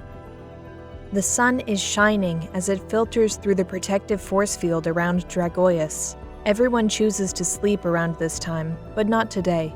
They're all up to see us depart in anticipation of the humans we're bringing here from Hymain. All communication efforts with the resistance movement in Hymain have failed, and we're out of options. Bruce told us within a week another offering is going to take place, and the captive members of the council are going to be turned into vampires in the coming months. Because they're descendants of the reverted, their resistance to vampire blood is weakened. And while the offering is only supposed to take place every 3 years, the Coven is using the people I grew up with as leverage so that I may reveal myself. To think they would slaughter so many people just to get to us. It's sickening to even think about. If we don't act soon, there won't be anyone in Hymain left to rescue. My mother finishes her breakfast and kisses my brother and sister on the head before joining Sebastian and me in the bunker. I'm sure Monica and Isaac will be okay under the care of Evangeline and Masego. Bruce asks us to take him with us to Hymain. I believe his past political ties to the people can help rally them into coming with us.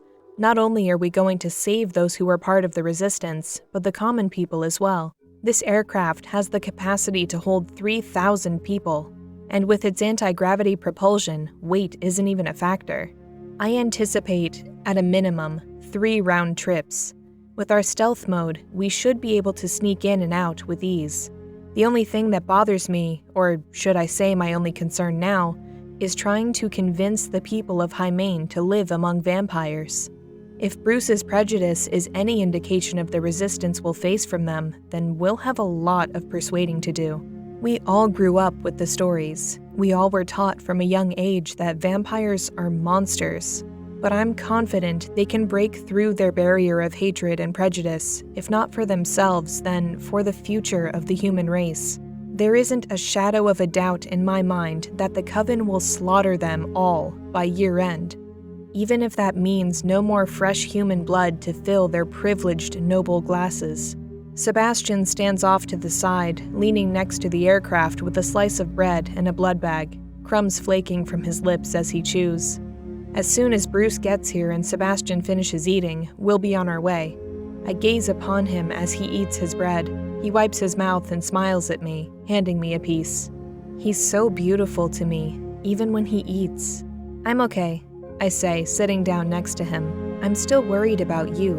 What you did yesterday was not normal. He places the blood bag under his arm and takes another bite of his bread.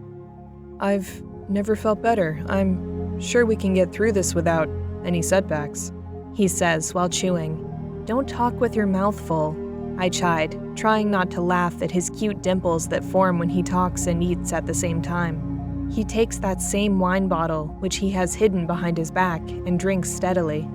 Is that water? I ask. He wipes his mouth and nods. Yes, but just to wash the bread from my mouth. I don't want to get it all over your arm, he says, taking hold of my wrist. What do you mean? I ask, before he sinks his fangs into my forearm. Each time he feeds on me, the lustful sensation intensifies. The next is more sensual than the last. I grab hold of his shoulder and squeeze, trying to contain myself before I become lost in the aphrodisiac effects of his saliva. Sebastian, please stop, I whisper, as chills affect every cell in my body. He releases his fangs and looks at me surprised. Did I hurt you? I'm sorry, I didn't realize I was taking that much blood from you. I wipe his lips with my hand and kiss his forehead. No, that's not it. You didn't hurt me at all. You know the effect your bite has, and I was this close to ripping your clothes off, I confess. He chuckles and takes a swig from the wine bottle. I go to kiss him again, but then Bruce enters the bunker, accompanied by Vanitia. What on earth is she doing here? Amy, can I talk to you for a moment? Bruce calls to my mother. Vanitia stands off to the side as the head engineer goes to his station to prepare the retractable roof for our departure. My mother and Bruce go behind the entrance door to discuss something I can't quite make out. Vanitia approaches us with caution as I stand in front of Sebastian to block her from getting too close to him. 2 guards whom I've assigned as personal protection come between her and me, and she stops in her tracks. Queen Kyra, may I please have a word with you? She asks, with a look of regret pouring from her eyes. Stay with him, I order the guards. Sebastian goes back to eating his bread. Yes, what is it? She kneels before me with her head down and starts to plead for forgiveness. I take a step back, wondering if this is a trick. Vanitia, get up, please. I'm so sorry for what happened the other night at the ball. When blood alcohol is in my system, it's hard for me to control myself. Please don't cast me out, Kyra. It will never happen again, I promise. I grab her by the shoulders and stand her up. I'm not going to cast you out, Vanitia. I was just going to throw you in an underground dungeon for a couple of decades, that's all, I say, trying to hold in my laughter. What? No, please, she exclaims, trying to kneel again. Relax, woman, I'm only joking. You take my threats too seriously. Just stay away from Sebastian and we'll have no more problems. I'm serious, I mean it, don't even look at him. You've lost all privileges to even be in the same room with him.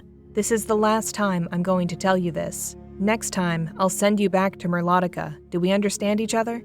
She breaks free of my hold and kneels again, head planted on the floor. Yes, I understand, she says with remorse. Sebastian walks over to us, having finished his meal, and lays his arm on my shoulders. Everything good here? Are we ready? My mother and Bruce are still arguing just outside the door when the head engineer gives us the signal that we are ready to board. That's enough, Bruce. I'm going, and that's final, my mother exclaims. My guards escort Vanitia out of the room. Sebastian walks over to the back entrance of the aircraft and looks up at the ceiling as it opens wide for our departure. Vanitia gives him a sly glance before exiting. Bruce gives chase to my mother, who pushes him out of the way to join Sebastian by the aircraft doors. You're still my wife. You will obey me, he shouts, grabbing hold of her arm. Ignacio, the oldest of the vagabond brothers, walks in through the door just as Vanitia is pushed out. His eyes turn a dark red and his fangs extend. Kyra, I know it isn't my place, but why is he speaking to the widow of our late king that way? He says. I see the concern he has, so I tell him to go over to the control center with Nativ. My mother pushes Bruce away and walks over to the aircraft. "I am the man in this marriage, and what I say goes," Bruce orders in a commanding tone, as if he has any authority over her anymore. When he goes to grab her again, Ignacio comes between them, shielding her as if he were her bodyguard. "What is your problem?" Ignacio asks, holding his hand out so Bruce doesn't get any closer to her. "This is between my wife and me," Bruce scoffs. "Bruce, you wield no control over my mother any longer. You command nothing. This is my kingdom, and you will treat her with respect. Now, what is it you want from her?" I scold, reminding him of where he is. "It's too dangerous. I don't want her to go back to Hymain. Most of all, I don't want my children to be here alone with a bunch of blood-sucking vampires. There's no telling what they might do." My mother rolls her eyes and joins Sebastian on the aircraft. Masego enters the bunker and approaches Bruce. He has a stern look in his eyes, yet they never change color. "Listen to me. Not one individual in this entire kingdom would ever dream of touching those children, so I suggest you not insult us in such a manner. Now, I wasn't born a vampire. I was to be cattle for the offering thanks to the spineless council you served so well. Your hatred for vampires is getting quite tiring. Perhaps your hate will vanish if you're forced to become one. Yes, that sounds like an excellent idea. Poetic justice, wouldn't you say?" Bruce takes a few steps back, but Masego advances, his fangs in plain sight. "The more I think about it, the more sense it makes," Masego threatens. Bruce sidesteps and walks away briskly to the aircraft, only to collide with Masego, who uses his speed to head him off. "I think you'll make a great vampire. With just one bite, you'll be one of us," Masego hisses, taking hold of Bruce's arm. "No, please don't!" shouts Bruce, trying to break free. Nativ, Ignacio, and all of the engineering staff are on the floor, laughing themselves to tears. Bruce is shaking out of his skin as Masego lets him go. He falls to the floor, holding his arm in terror.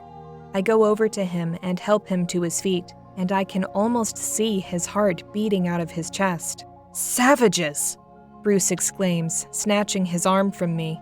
"You can't be turned by a simple bite. You would have to willingly drink the blood of a vampire to become one," I say. He shrugs me off and heads to the aircraft, annoyed. I give Masego and everyone else a scolding look, but it only serves to intensify their laughter. "Don't play with him like that, Masego. How do you expect him to warm up to you if you threaten him?" He bows his head, trying to hold back his laughter with subtle giggles. "It was just a joke, my queen. No threat was intended." I head to the aircraft and make my way on board.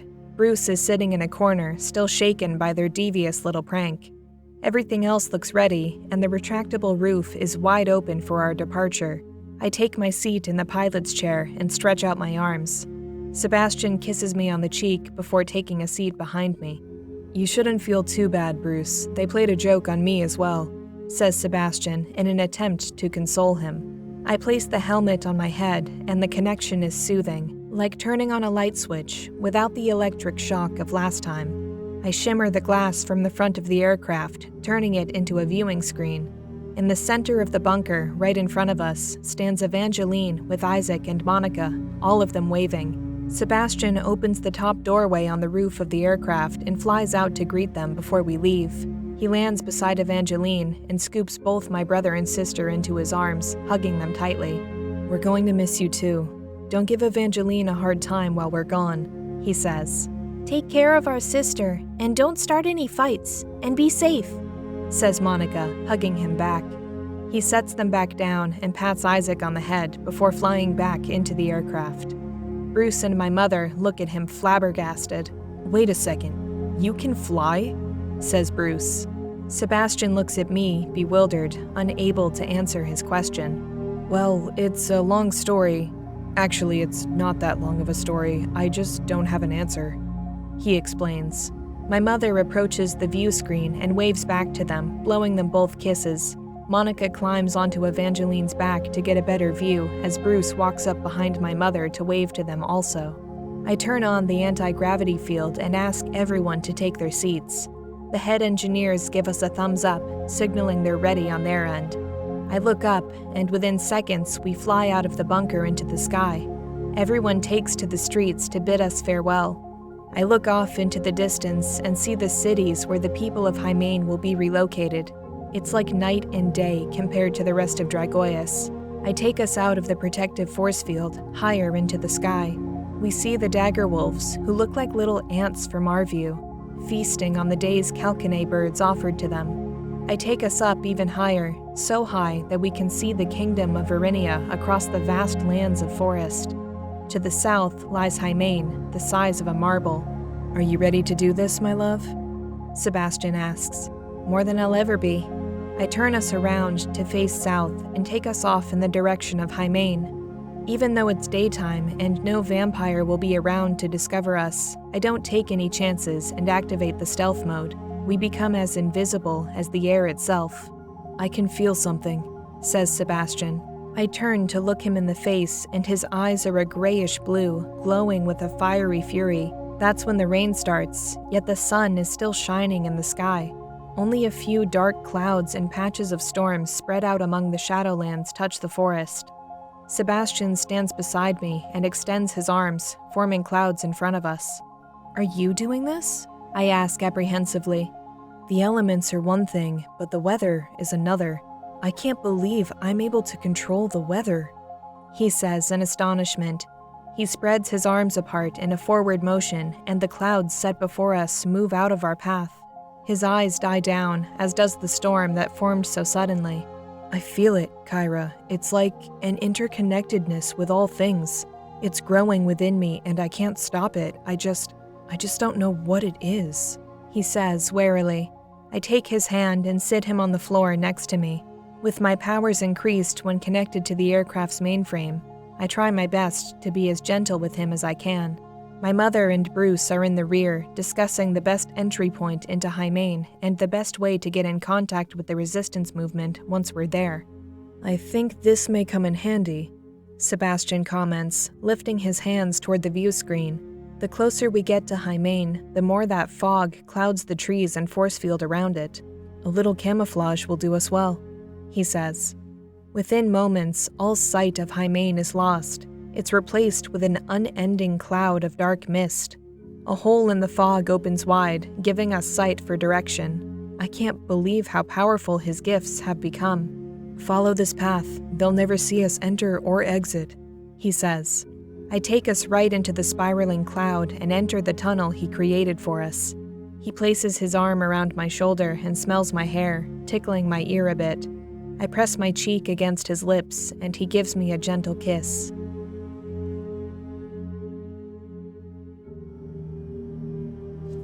Chapter 19. Goodbye to the place I once called home. A culling. That's the only explanation I can think of that explains why there are so few people left in Hymain. It appears the Treaty of Ronakia, which stipulates a truce between humans and vampires, is no longer valid. The streets, towns, and houses are mostly empty. There are no signs of laughter from children in the playgrounds and schools. It's as if this place has gone from militarization to an empty void of sorrow. All these deaths, all these sacrifices so that I may lead a life of luxury. This is all my fault. I will never forgive myself for this. The place I once called home now lies in ruin. The Coven will pay for this. My mother and Bruce take us to the leader of the resistance, a couple of blocks down from the place I used to call home. Sebastian lays a light fog all around the city and wherever else we venture so as not to be seen by those still loyal to the Coven, although it's hard to say who still may be loyal to them after everything they've done. With the aircraft parked just outside the limits of Hymain, I'm confident we will be able to gather as many people as we can find without being seen. We approach the resistance leader's home, but all the lights are out, and it looks abandoned from the outside. My mother slowly makes her way up the porch. Each step she takes makes an unnerving sound. As she puts her weight on the rigid wooden stairs, a loud noise comes from within the house. "You'll never take us alive!" someone shouts, followed by a gunshot through the window. My mother dives to the floor, as do the rest of us. "You murdering savages will never take us alive! I'd rather die free than become food for the slaughter!" The person shouts again, firing the gun through the window 3 more times. "You're all traitors to your race!" Gunshots blast through the air over and over again. "Ayumi, stop shooting! It's us, Amy and Bruce!" My mother screams. 2 more shots ring through the window before someone pokes their head out. My mother slowly raises her head, cautious so she won't get shot. "Amy, is that really you?" she says, putting her whole head out the window. "Yes, for the love of the gods! Where the hell did you get a gun?" My mother asks fretfully. The door swings open and a tall, muscular, bald, dark-skinned man with light green eyes and a sharp beard stands in the doorway. His shirt is half ripped open, exposing his abs, chest, and a number of tattoos. There isn't a shred of fat on his body. He looks like an ancient gladiator, ready for battle. I recognize him somewhat, as I think I may have seen him once when I was a child, the day my mother took me to the Woodrock Place for the first time. "Get in!" he bellows in a profoundly domineering voice. My mother runs into the house, followed by me, Bruce, and Sebastian. The man slams the door shut and bolts the locks. I look around and see Ayumi standing by the window, holding a shotgun larger than she is. "Amy, I thought you were dead!" shouts Ayumi, dropping her gun and running into my mother's arms. They give each other a warm, heartfelt hug, as if they haven't seen one another in years. "I'm very much alive, thanks to my daughter," my mother says, squeezing her tightly. "Sorry about shooting you. We thought you were sent by the Count of Merlotica to collect us for the offering," the man says, shaking Bruce's hand. "No need to apologize, Demetrius. I probably would have done the same thing," Bruce replies. I sit by the door, still shaken by all the gunfire we just heard. Sebastian kneels beside me. He takes my hands in his and rubs them gently. "No need to be so shaken, my love. You're bulletproof, just as I am," he assures me, kissing my forehead. I give a smile and stand up to join my mother. Ayumi looks at me stunned as I approach them. "You've grown up so fast, Kyra. You're a woman now," she says. I guess I shouldn't expect anything less. I haven't seen her since I was a child. I go to shake her hand, but she takes hold of my shoulders and gives me a tight hug. "Where have you all been? We're in crisis mode, and this shit is going to get a lot worse before it gets better," she says. "It's a long story. Trust me, we're here to help," says Sebastian, brandishing a single fang. They both take a long, hard look at him. Ayumi's eyes go wide, and her mouth drops in horror. "Holy shit, you brought a vampire here!" she shouts, pointing her shotgun at Sebastian. "Demon!" screams the man Bruce referred to as Demetrius.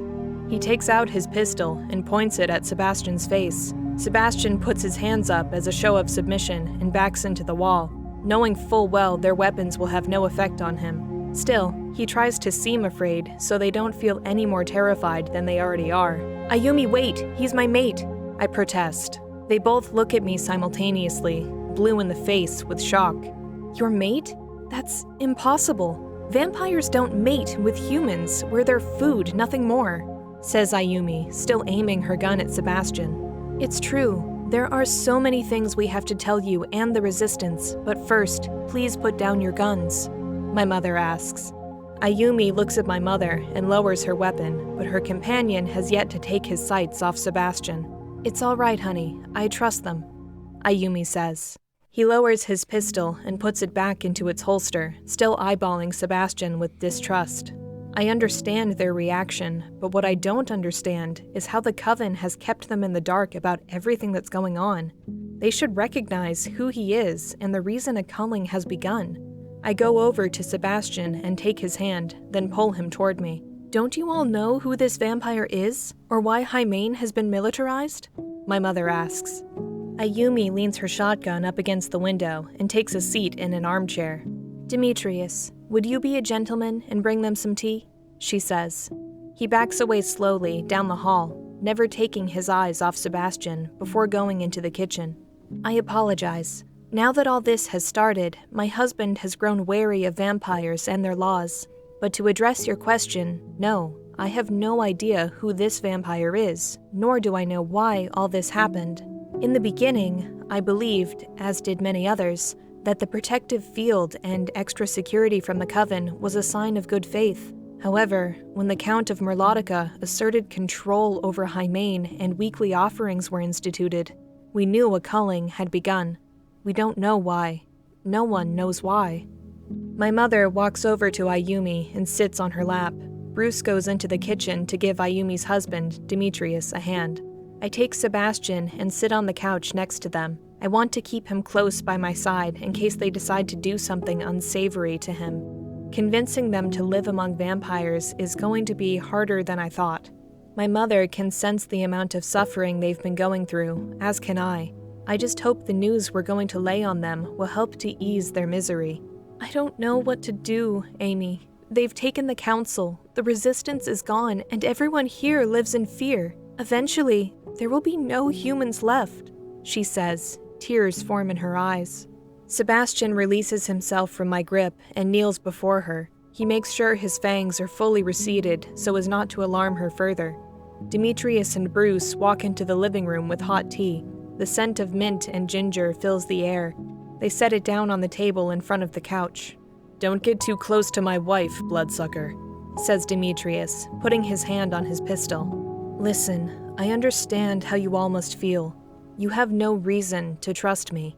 It is with a heavy heart that I must inform you that everything that has happened is my fault. I am Sebastian of Orius, son of the Count of Orius, a ruling member of the Coven. I fell in love with Kyra well over a year ago. We both fled the Coven and started a new kingdom deep in the Shadowlands. When we heard what was happening here, we came as soon as we could to take you all back there with us. Humans aren't the only ones suffering under the Coven's rule," Sebastian proclaims. Demetrius and Ayumi both look at me, stunned. "Is this true?" she asks. "Yes, well, with one minor little detail that Sebastian left out.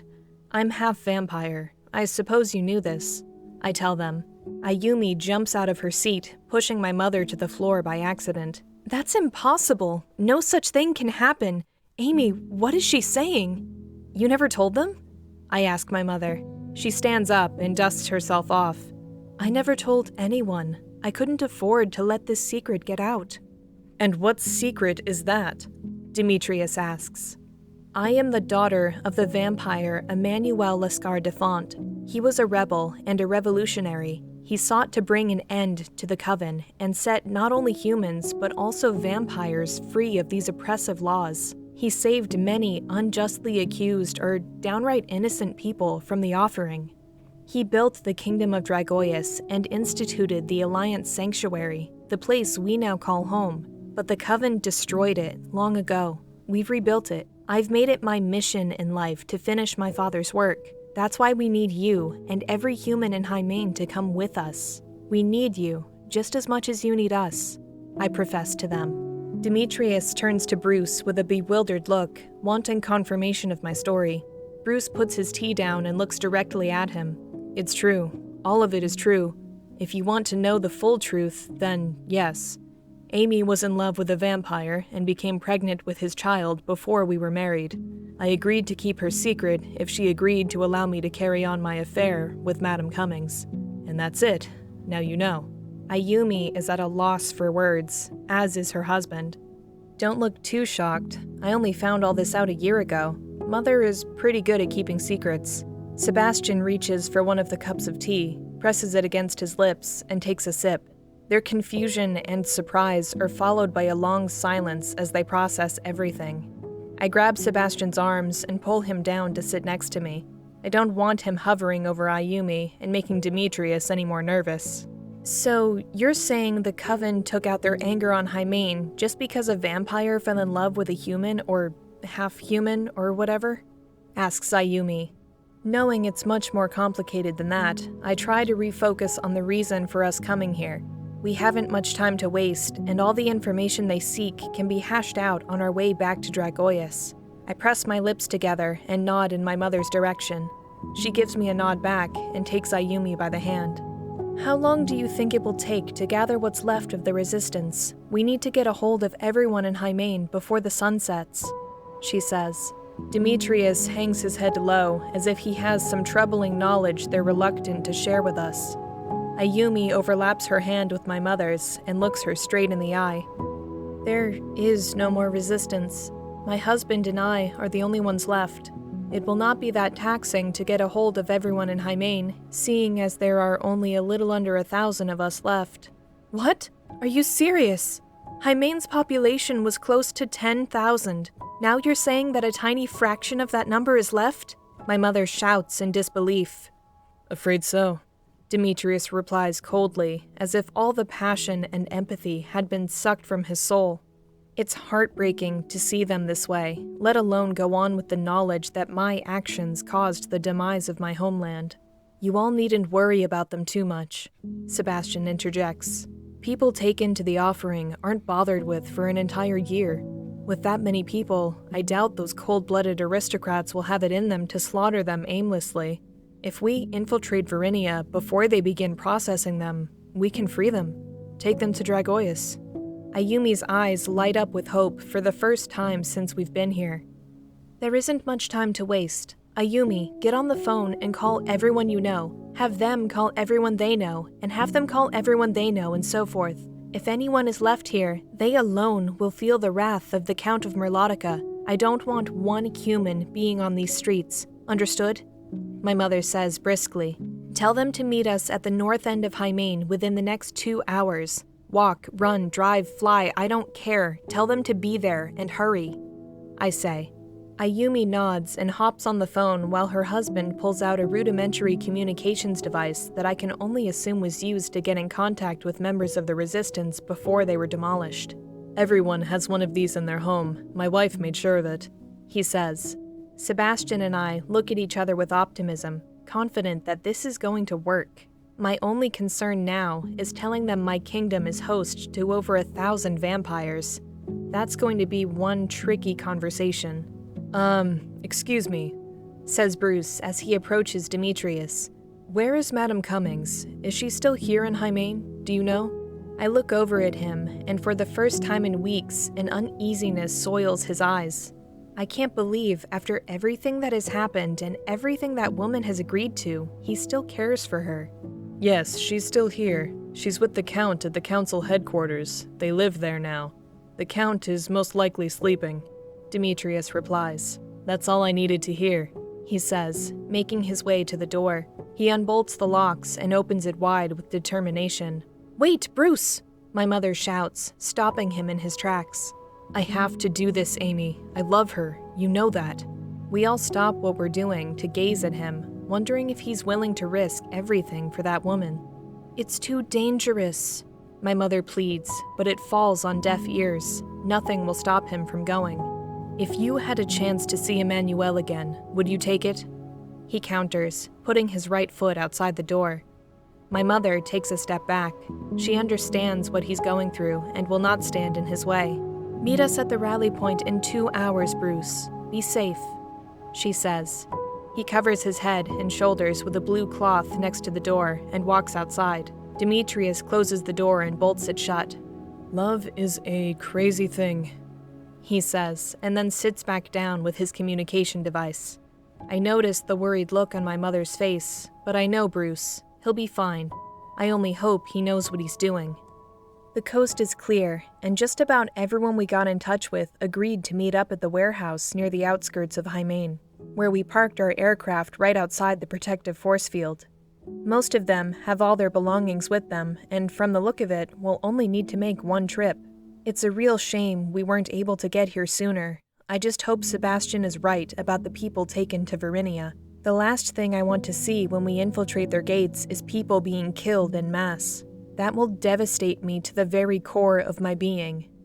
I'd blame myself for it, and to be honest, it wouldn't be anyone else's fault except mine.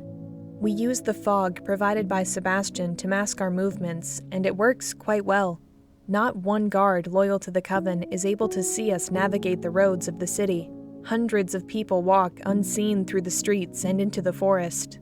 The fog is so thick it's difficult to see one's hand in front of one's face. I don't know how he did it, but he used his gifts to create spacious tunnels within the fog for us to navigate through.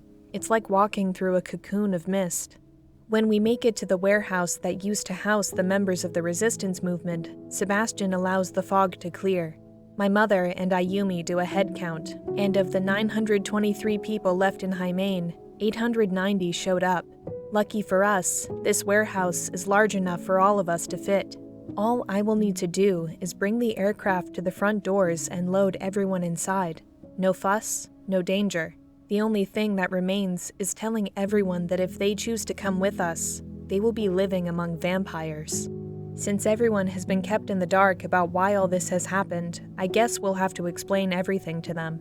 Maybe my and Sebastian's story will help to ease their worries about living with vampires. We already told Ayumi and her husband the makeup of my kingdom, and after the initial shock, they realized they have no other choice. I'm just glad their prejudice for vampires doesn't run as deep as Bruce's does. I'm also hoping not everyone else holds the same prejudice. I'd hate to have to leave anyone here. Their own fear and hatred may get the better of them, influencing their decision to stay. The only thing that awaits them here is sudden death, and I will not be responsible for any more deaths. Not while I can do something about it. Everyone assembles outside of the warehouse, and Demetrius unlocks the door and opens it wide. He and his wife direct everyone inside, while Sebastian stands guard a couple of feet out to ensure no one is following. I look off into the distance and see my aircraft untouched, waiting for us. Everything is going as planned, and I can't wait to get out of here. Do you see anything? I ask Sebastian over the radio given to us by Ayumi. Nothing. No, he says statically. I guess he's still getting used to using the handheld radio. This is the type of technology I'm used to working with, but to Sebastian, it may seem a little primitive. Hold the button down firmly and then talk, I say, trying to withhold my amusement.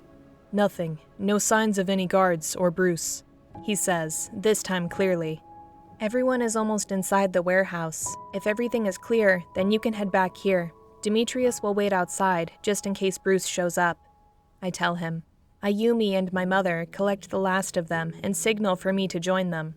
I wait right outside the door for Sebastian while Demetrius walks in the direction of the aircraft. Who built that thing? I've never seen anything like it, he inquires in wonderment.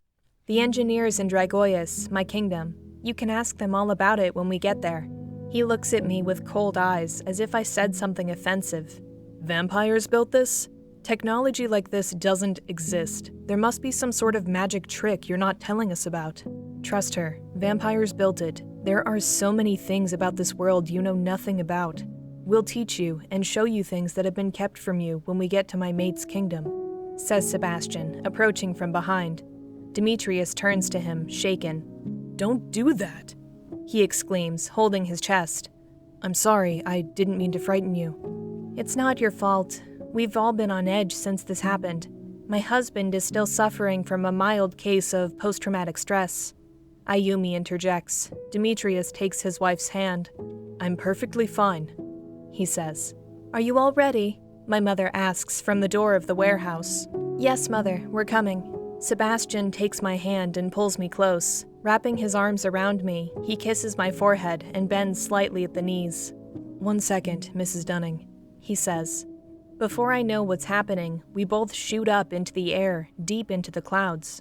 I grab hold of him tightly, completely shocked. Sebastian, what's going on? I stare into his eyes, trying not to look down and focusing my gaze only on him. Sorry, my love, but I didn't want them to see this. It would probably freak them out. For the first few seconds, I don't know what he means until he gives me that smile I've come to love so much. You're thirsty? I ask, clutching his waist. May I? His fangs extend. I turn my head to the side, move my hands down to his backside, and squeeze firmly. I'm going to want to make love if your fangs stay in for too long, Sebastian. As much as I want you, we have to make do with what little time we have. Right before his fangs touch my skin, he stops and looks at me. I suppose I can just grab a blood bag from the aircraft. Would you rather I do that? He asks, disappointed. I take the back of his head and push his face into my neck. All of me is at your beck and call. Never doubt it. He opens his mouth and sinks his fangs into me. I squeeze his backside and press him against me with such intensity I can feel his manhood grow. He sucks and sucks, forcing my reason to give way to passion. My skin blushes and a whirlwind of pleasure overcomes me. Take off your pants. I demand, lost in this blissful sensation. He releases his fangs and licks his lips. I kiss him ferociously, looping my arms under his armpits and taking hold of his shoulders. He breaks free of my lips and looks down. "A crowd is forming down there, my love. They're looking for us," he says, breaking me free from my trance.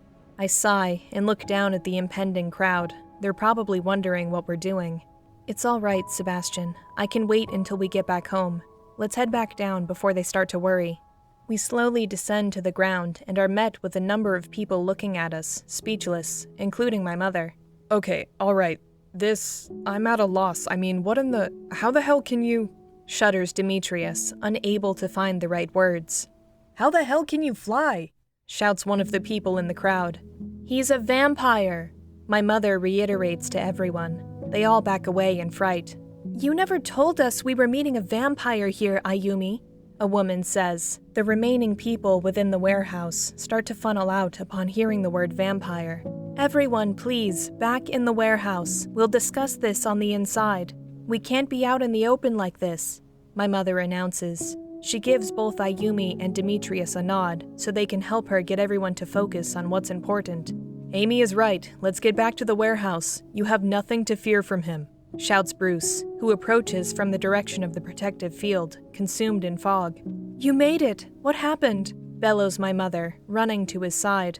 He takes a step back, kneels, and removes the cloth from his head, then shoves it into a backpack he seems to have acquired.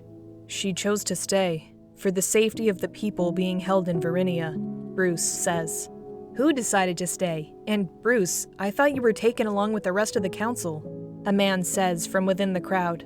"Everyone please, back inside the warehouse. We can discuss this in there," yells Ayumi forcefully. They all begin to walk back through the doors with more questions than we have the time to answer. Sebastian stays back and makes his way toward the aircraft. "I'll be right back," he says. "Wait, where are you going?" I ask, walking briskly after him. He turns to me and smiles. "I'm going to fly out to see if we're good to leave without being detected. I'll be right back." I take his hand in mine and pull him close to me. "You're going to leave me here to explain everything to these people by myself?" "You won't be by yourself, Kyra. Your mother and Bruce will be there for you. This is something that must be done for humans, by humans. They don't need a vampire standing there before them as you explain everything. Besides, I really don't feel like hearing them call me beast or bloodsucker or murderer or whatever." I take his head in my hands and pull his face close to mine before kissing his forehead passionately. "Don't feel that way, Sebastian. It hurts me to hear you talk like that. It's just prejudice. Prejudice and racism are learned, and they can be unlearned. I know for a fact that not all vampires are evil. Hell, I'm part vampire. I want you by my side for this, Sebastian. Please. It's the only way they will accept us, if we stand side by side. The courting moon binds us, remember? Please say you'll stand with me, my love. I need you there with me." He hangs his head low and sighs. I never knew their insults were getting to him. I lift his head and kiss him gently. A slight smile curves his lips, and he kisses the side of my mouth. "How can I say no to such a beautiful woman?" he responds. He takes my hand, and we walk into the warehouse together. Demetrius closes the door behind us. The revelation of the truth of my kingdom doesn't go as badly as I thought it would. Many see no other choice. I'm glad Sebastian decided to stand by me when I told the people of Hymain what, or should I say whom, they would be sharing lands with when we get to Dragoius. A lot of them are shocked to learn that I'm half vampire and that procreation between humans and vampires is even possible. Once the initial shock dies down, the majority are more than willing to leave Hymain behind. Others need more persuasion. Nevertheless, everyone eventually boards my aircraft, and we set our sights back on Dragoius. With a little under 1,000 people boarding, it doesn't take long for us to depart. Bruce seems distant since he got back from the council headquarters. I suppose when the love of your life is so close yet so far away, the stress can build. I sit at the helm of my aircraft and place the helmet on my head so we can get out of here. Sebastian clears the airspace of fog as I take us into the air, past the clouds where the shining protective field around Hymain glows from the mist he created. I activate the stealth mode and transform the walls and windows into a transparent view.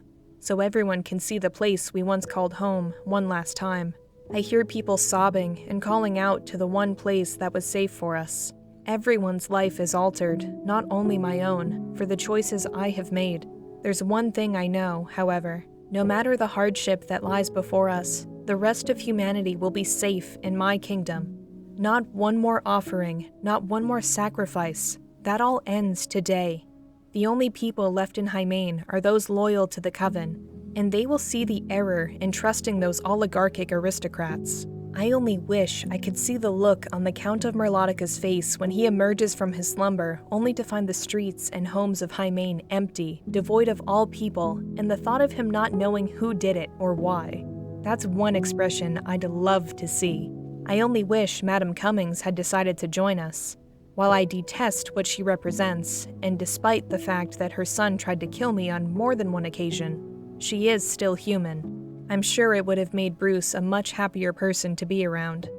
As I take us about, Sebastian lifts the fog surrounding Hymain, and we shoot off toward Dragoius without any complications or mishaps. The mission is a success. No lives lost and no fighting.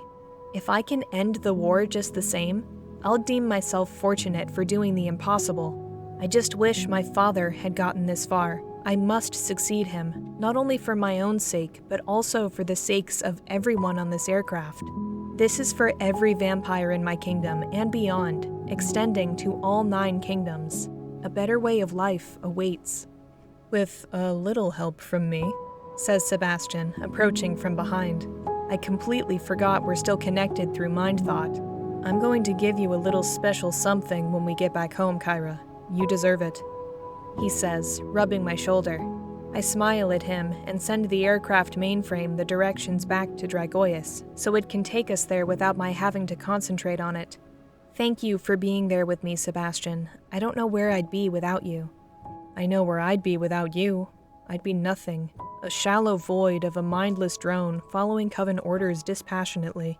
I'd rather die than live such a life. Life without you is worse than death, he says sincerely. You never have to live without me. If we perish, then we perish together.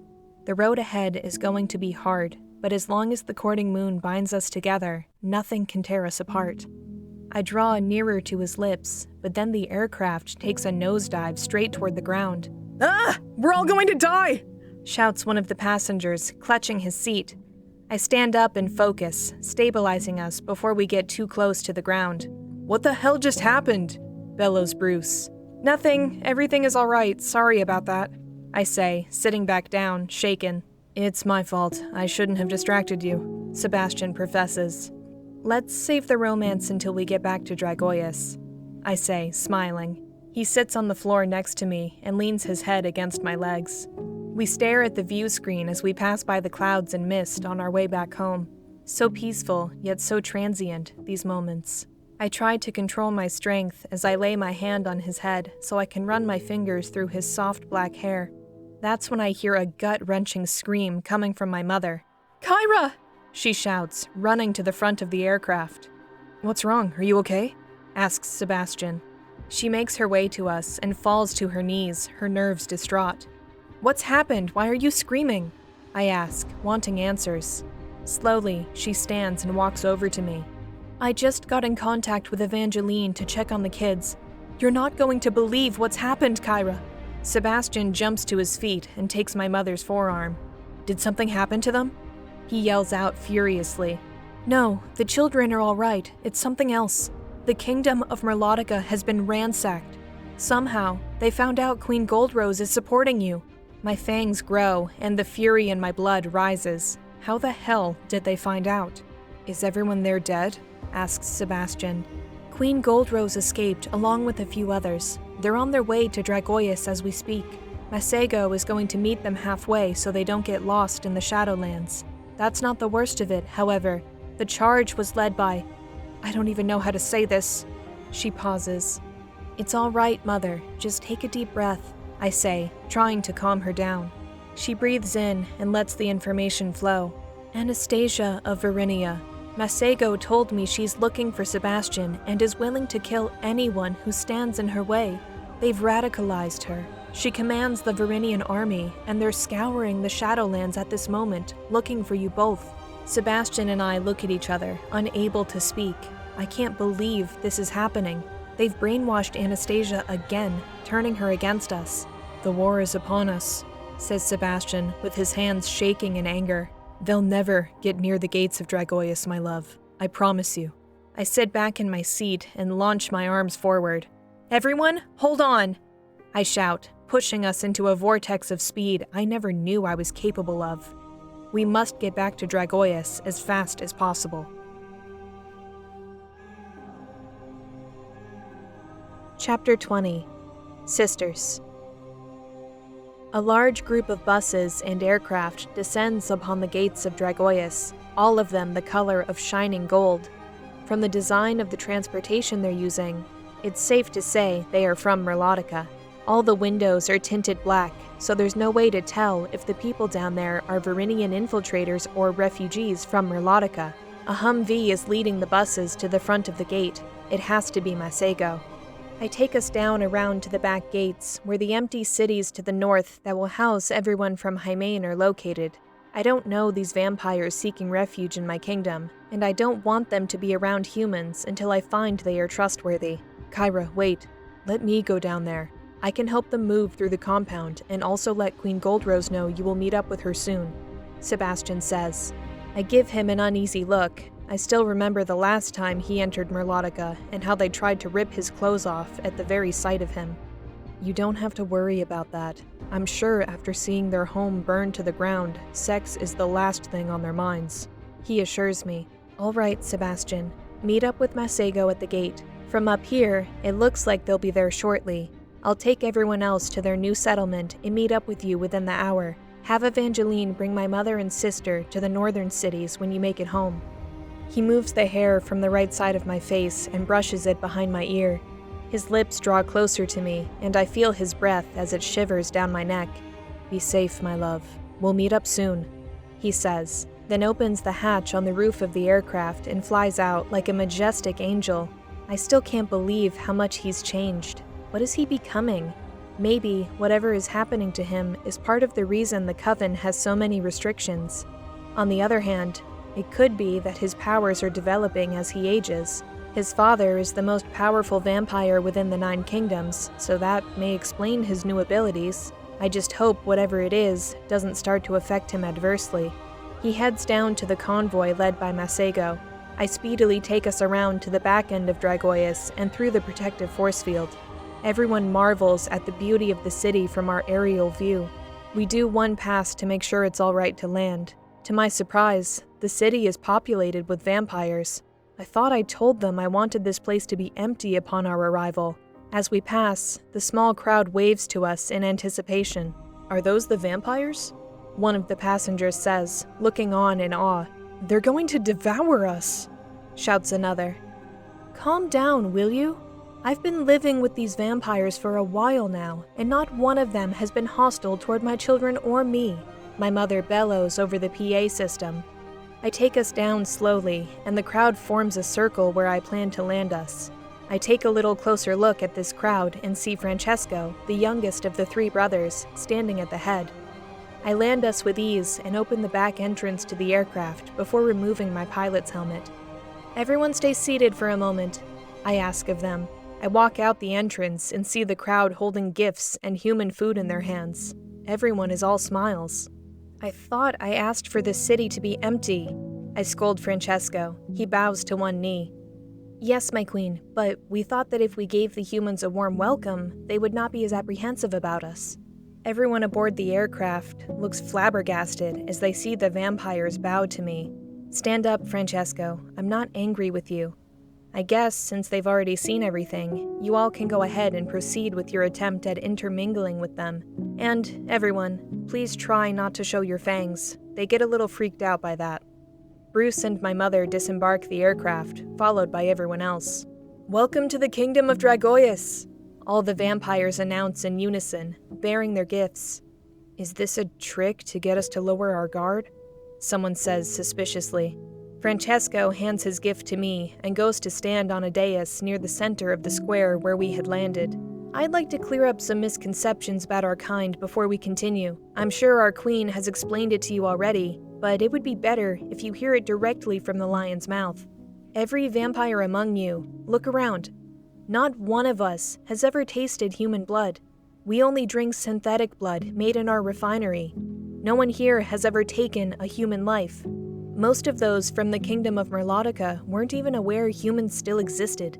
We intend to live with you in peace. We are just as much against the rule of the Coven as you are. We have all in some form been hurt or oppressed by this corrupt system. We have to put the differences between our species aside if we're going to win this war. We have to be united. Kyra Lascar Defont, or Kyra Dunning as you know her, is our queen, and we follow her every order. Now, allow us to welcome you to your new home. You will be safe here, you have our word. The vampires smile, handing everyone gifts and helping them with their luggage. My queen, we've created a processing center to help in assigning living quarters and giving them direction to places where they can find anything they may need. While you were gone, we created a shopping center with food and entertainment. Well, it's still in development, but it should be finished within the week. Most of our engineers and builders are working on the tunnels in the Shadowlands. Thank you, Francesco. You've done well, and I appreciate it.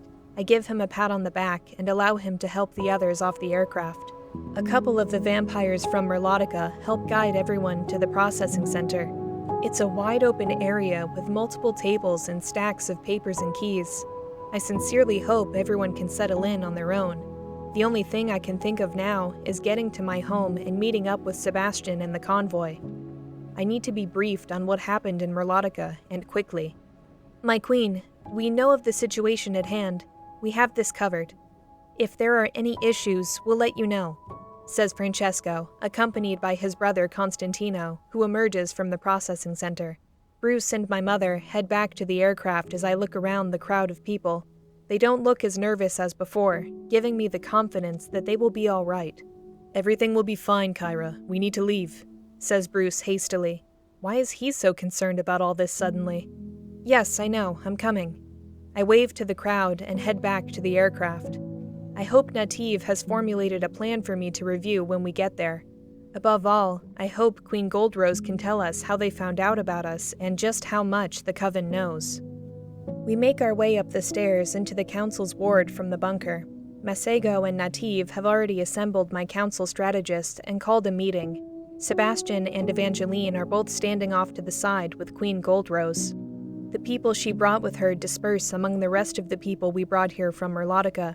I trust they will find their way around and that the rules of my kingdom will be engraved into them before they enter the northern part of Dragoius. Bruce takes a seat at the table, and my mother goes into the bedroom with Isaac and Monica. I most humbly apologize for barging in on you like this, Queen Kyra, but my people had nowhere else to go, says Queen Goldrose, bowing her head. No, please. It is I who must apologize to you. It's our fault you've been dragged into this. I reply, approaching her. Please, tell us what happened. Perhaps we can ask her, says Evangeline, removing a silk sheet from a cage in the back of our council's ward where she stands. I can't believe my eyes. How were they able to do this?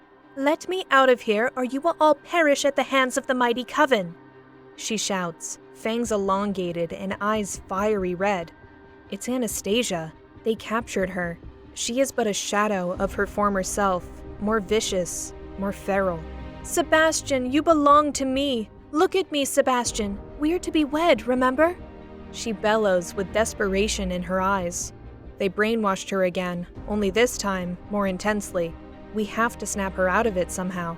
Anastasia, look at me. I'm your sister. We look almost identical. Just look at me, please, pleads Evangeline through the cage.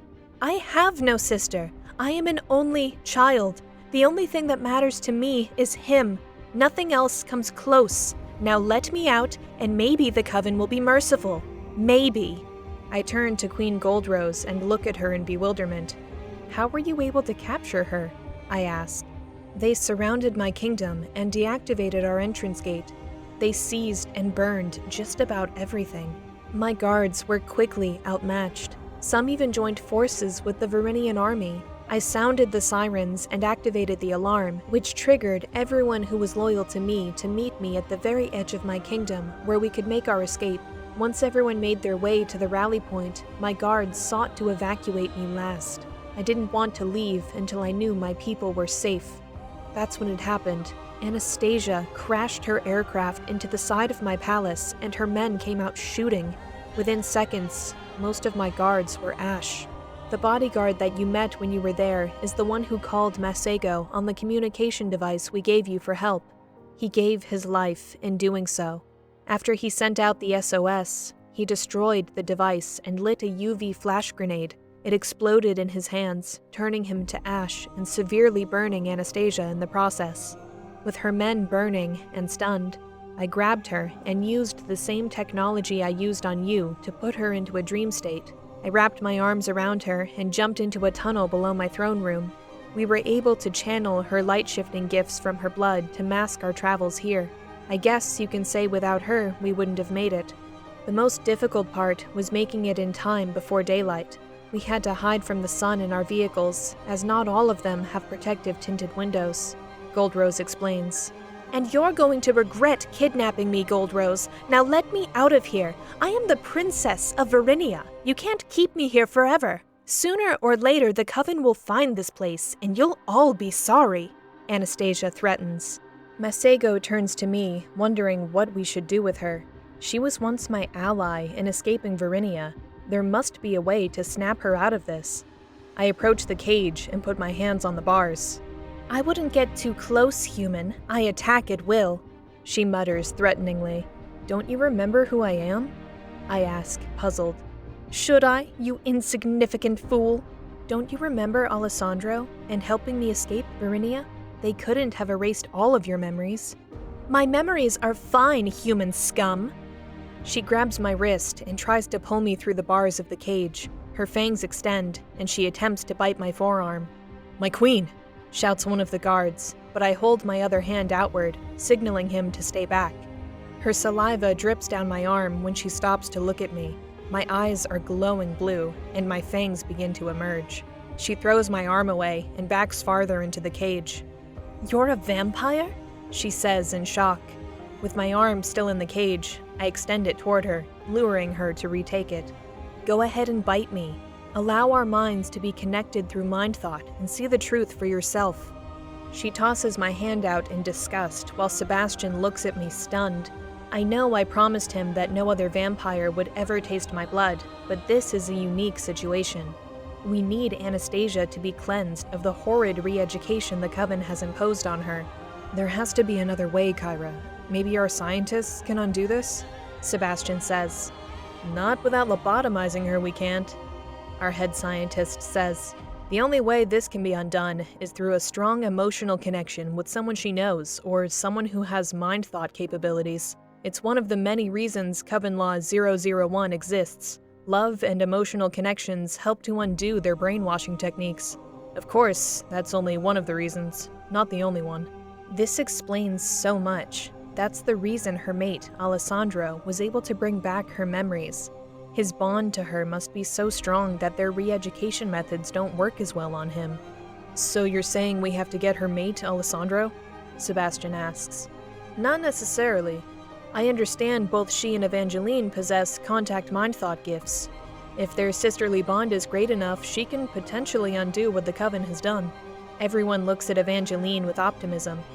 What are you fools yapping on about? I have no sister, yells Anastasia, tugging at the cage bars. Can I please gag her? Asks Nativ, holding a thin white cloth. No, just open the cage, says Evangeline, walking toward her. Anastasia smiles while moving into a cat-like attack stance. Yes, open the cage. I'll slaughter you all, she warns. My queen? Asks Masego, with an unsure look in his eyes. It will be all right, Masego. I'll handle her. You'll handle me? Huh! Bring it on, you human freak of nature, she says in an attempt to belittle me. My fangs and claws grow, as do Evangeline's, as she unlatches the cage and the locks open. The cage door swings open, and the smile on Anastasia's face becomes brighter. Big mistake, she cries out, launching toward me. I grab her by the neck and slam her into the floor with ease.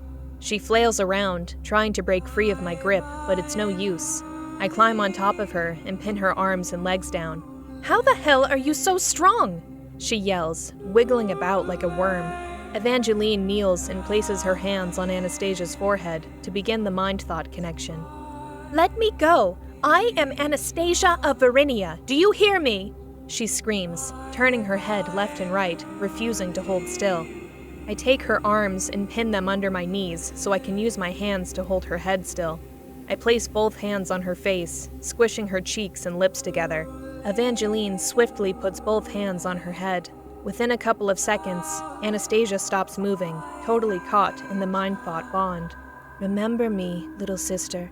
Remember where you're from. Remember your father. Remember who you are and who you love," she says, concentrating her energy into the bond. "Emmanuel Lescar de Font. Mother, my father, Alessandro, Kyra, my sister. So many secrets, so many things hidden from me," Anastasia murmurs, calming her body. I lift my knees from her arms and climb off her. She doesn't resist anymore. She places her hands on Evangeline's wrist and sits up, tears slowly running down her cheeks. "Do you see it now, little sister? Blood binds us, sister to sister. The three of us are the daughters of Emmanuel Lescar de Font. Nothing the Coven can do will tear us apart," says Evangeline. Nativ, Masego, the head scientist, and everyone else look at us with a complete loss for words. "What did you just say?" bellows Nativ. I was hoping to keep this a secret until the time was right, but that just flew out the window. "Well, I guess there's no use hiding it now," says Sebastian. He gathers everyone and directs them to the meeting table to tell them everything. Evangeline and I stay with Anastasia. Both of their bodies flicker as their gift of light shifting begins to consume them. Anastasia's fangs lengthen, and she bites Evangeline's wrist, then sucks steadily. Her eyes glow red as the blood enters her body, filling her with the knowledge she never knew existed. It all ends. Anastasia releases her fangs from Evangeline's wrist, and they both stand up, refreshed. "So many things I didn't know. So many things. I don't know who I am. Who am I, Evangeline?" Anastasia says in a state of confusion and disbelief. "You're one of us, Anastasia. Never forget that," I say to her, wiping the blood from her lips. "You're my sister, Kyra. I'm the daughter of Emmanuel Lescar de Font. My mother lied to me. She's a liar," Anastasia yells in a fury. "They wiped my memory twice. The Coven is pure evil, and I will never go back to Varinia." "Are you yourself again?" I ask, gazing upon her weary eyes. She pushes me out of the way and runs to Queen Goldrose, then wraps her arms around her and hugs tightly. "Thank you for saving me. I owe you my life." Goldrose, with her childlike green eyes and innocent face, returns her affection. Everyone else at the table looks as if their whole world is frozen in stillness. They can't believe what they're hearing. Sebastian tries his best to lay the story on them as lightheartedly as possible, but the shock of the revelation is too much for them to hide their expressions. "So, Evangeline is the first daughter of our late King Emmanuel?" asks Masego. "The Coven broke Rule 010 to conceive both you and Anastasia? Figures. They were never too good at following their own rules," comments Nativ. "Kyra is still our queen, regardless of the lineage of birth. Coven Rule 001 was broken in the conception of Kyra. She was born out of love and passion, the very principles on which the Alliance Sanctuary was founded. We will follow Emmanuel's wishes and continue as we have been," declares Masego. Anastasia turns to me upon realizing the truth of her origins. By the look on her face and Masego's words just now, I can see that she finally understands the depths of the secrecy the Coven has kept her in. "I can't believe I have two sisters. This is crazy. I understand you being kept in the dark about all this, Kyra, but you, Evangeline, where the hell have you been all these years? I saw in your memories that you were exiled, but how could you allow that to stop you from coming to me? If I had known you existed, I would have fled Varinia decades ago with Alessandro." Evangeline approaches Anastasia, who is still clinging to Goldrose, and takes her hand to pull her away. "You don't understand. I was exiled. They would have killed me if I went back there. Queen Goldrose comes between them, her luxurious dust shimmering all around them, putting them at ease. You two need to build your relationship with time and understanding. Right now, we have much more pressing matters to attend to. She interjects. Anastasia casts her questions and concerns to the side for the moment. The four of us walk over to the table and sit. Sebastian and everyone else sit in their chairs. First things first, says Nativ, turning to Anastasia. How did the Coven find out the Kingdom of Merlotica sided with us? Tell us everything you know, he demands. We all turn to her, waiting for answers, yet she just sits there with her head down. Well, spit it out, commands Nativ. Please, Nativ, give her a minute. Her memories were just unscrambled, I say, clutching his shoulder. No, Kyra, it's all right. They never told me how they found out. My mother said Sebastian was in the Kingdom of Merlotica, and if I wanted him back, I'd have to go there myself to retrieve him. Before that, the last thing I remember was being in Sebastian's room with Alessandro and him telling me I had to remember the love we had. My brows scrunch and I look her in the eyes. You mean the time when Sebastian and I were planning on rescuing Alessandro from Countess Julia Lanusia of Arias and your mother? That was well over a year ago. Yes, I know. They erased all my memories beginning from the time Alessandro cured me of my re-education. Everything else was lost until now. So what happened after they put you back into re-education? Nativ presses. I was asleep. They put me in some hibernation room. When I awoke, my mother and the Count of Arias were standing over me, telling me Sebastian was being tortured in Goldrose's kingdom. It enraged me. I wanted to kill everyone responsible for his suffering. I can't believe they would fool me like that. Their deviousness knows no bounds. So you know nothing of how they found out Queen Goldrose was working with us, Nativ says, agitatedly. Nativ, please, this isn't an interrogation. She was under the influence of their brainwashing. I'm sure if she knew, she'd tell us, I say. Goldrose moves over to Nativ and blows into his ear, forcing goosebumps to form on his neck. Everything will be revealed in due time. As for now, calm yourself. Nothing positive or useful will come of us if we fight among ourselves. Center yourself, Nativ. Center yourself, she says, rubbing his arms and massaging his shoulders. We gaze at him as his eyes roll back, and he exhales slowly. I shall bite you later, she proclaims. Nativ calms, and Goldrose's vibrant golden glow radiates around him. Feel better now, she says before taking her seat. You are an amazing woman, Nativ says with an ear-to-ear grin. Goldrose smiles, and then he focuses back on the topic at hand.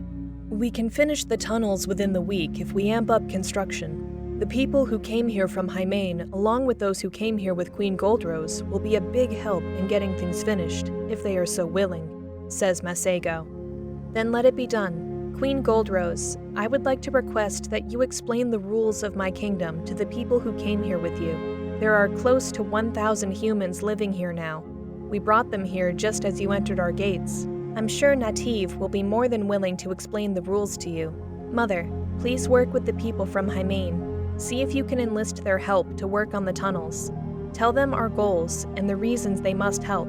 Sebastian and I will venture into the Shadowlands and see if we can make contact with the Count of Arias and— Excuse me? What did you just say? Sebastian interrupts. He's not the only one looking shocked. Everyone else is staring at me as if I just killed their favorite pet or something. Remember when we came here from Merlotica and your father trapped me in a dream state? Maybe we can make contact with him again in the Shadowlands and try to reason with him. Sebastian faces me with concern gripping his eyes. My love, there is no reasoning with him. It's his way or no way. Getting caught in his dream world is the last thing we want to do. He's right, Kyra, it's too dangerous, Goldrose says. I put my head down while wondering what else we can do to gather information. I have to find out how they knew of Goldrose's involvement with us. Someone within Merlotica has to be a spy. There's no other way around it. They had to have told the Coven you were there, my queen. What other explanation is there? Says the head scientist. That can't be it. Why would they wait months after the fact to attack Merlotica? If there were a spy, they would have told the Coven the moment we left Goldrose's kingdom. Something just isn't adding up, says Sebastian. How about we focus on the things we can control, instead of dwelling on what has passed? Once we infiltrate Verinia, we can ask the Count of Arias and Queen Maria ourselves, Goldrose articulates. I tie my hair into a knot and nod in agreement. As long as the Coven doesn't know the location of my kingdom, then we should be safe. I stand up and look at each one of them. Hard times are coming. We all knew this day would come. All I ask of you is the strength to see this through. Struggle comes before peace, as you all know. Chaos before order. Just believe in me as I believe in you, and I will lead you into a better world. They all stand, gazing into my eyes, filled with hope and determination. Yes, my queen, each one of them says with a burning fire to get things done. Queen Goldrose comes to my side and takes Nativ's hand in hers. I'll get your kingdom back to you, Goldrose, I promise, I say. Kyra, if we are successful in our goal of overthrowing the Coven, then all of our kingdoms will become united as one. Now, Nativ, would you mind explaining the rules to me at your place, perhaps? She says, emanating her glow and lust influence. Sebastian and every other man in the room become tense. Anastasia and Evangeline flush as well at the power of her gifts. Her lust influence is so strong it dwarfs Vanitia's in comparison. Yes, of course, let's get out of here, says Nativ with a smile so bright it could light up Alessandro's dark home in Verinia. They vanish out of the room at high speed, leaving everyone relaxed as her influence leaves with her. I've never felt anything like that, says Anastasia. Evangeline puts her hand on Anastasia's shoulder and sighs.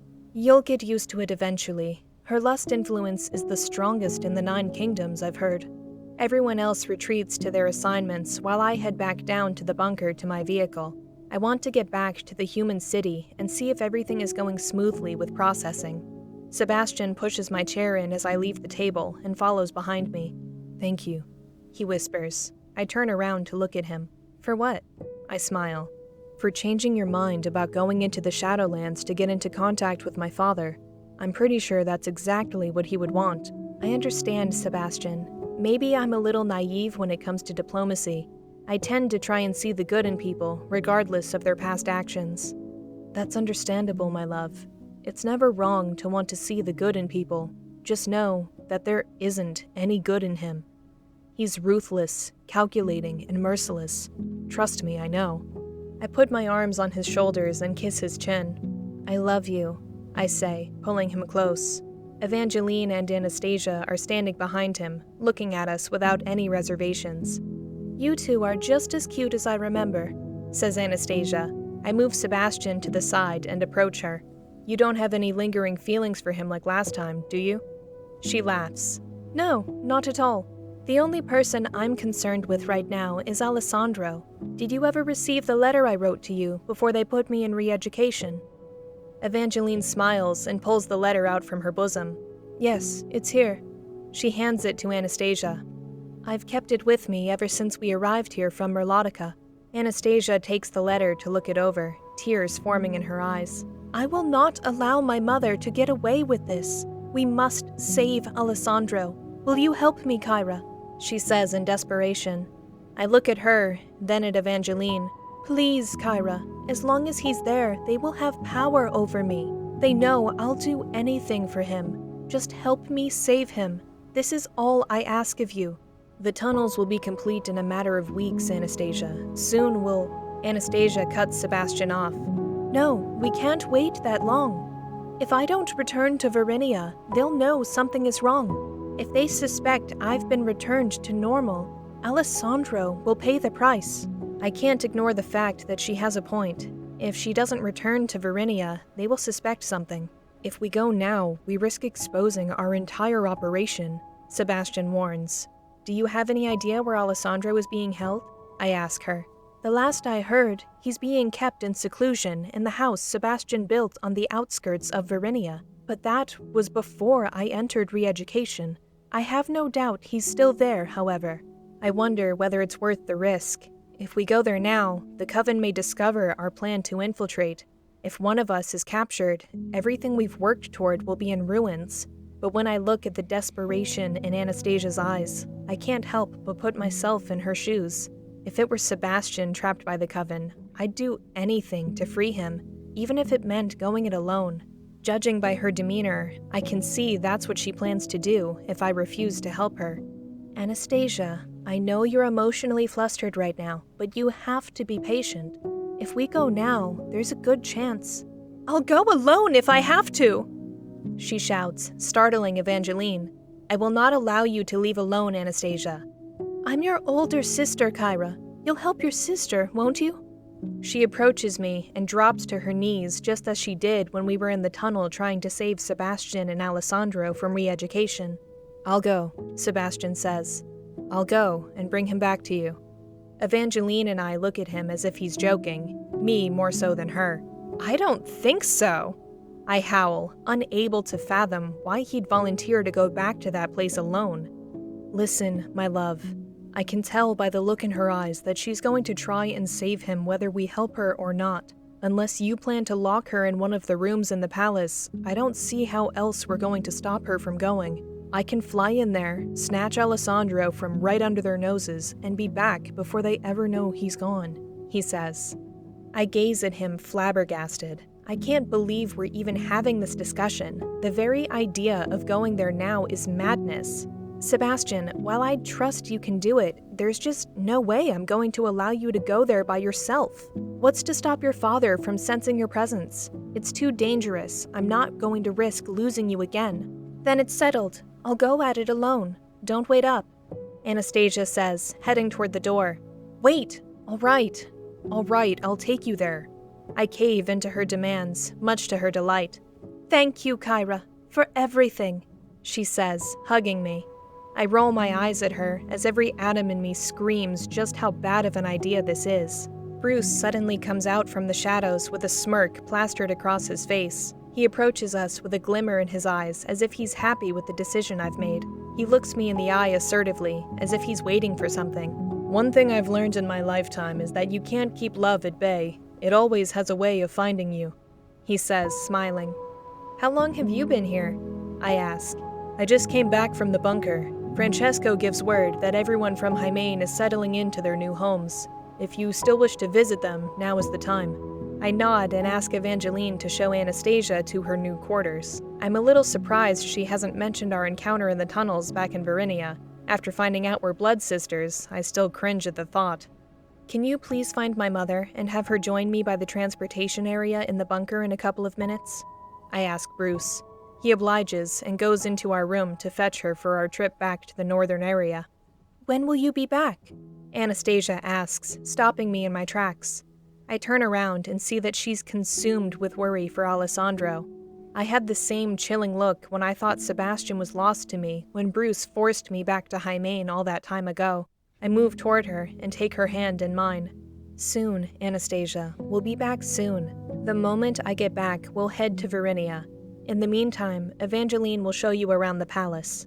She squeezes my hand tightly and mouths, "Thank you," before leaving with Evangeline.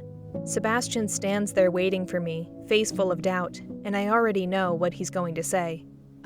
He says before I place my index finger on his lips and kiss his cheek. I already know, my love. I know how dangerous this is going to be. But with the stealth mode of my aircraft and your gift of element manipulation, I'm confident we can get Alessandro out of there without being detected. But Kyra, is he worth the risk? I know he's my best friend, but we'll be putting the lives of everyone here in jeopardy if we fail. Why can't you just wait for the tunnels to be finished? This is just too much to risk. And I know you agree with me. I run my hand through his hair and place my other hand on his neck, pulling him closer to my lips. I kiss him gently, breathing my breath into his mouth. He closes his eyes.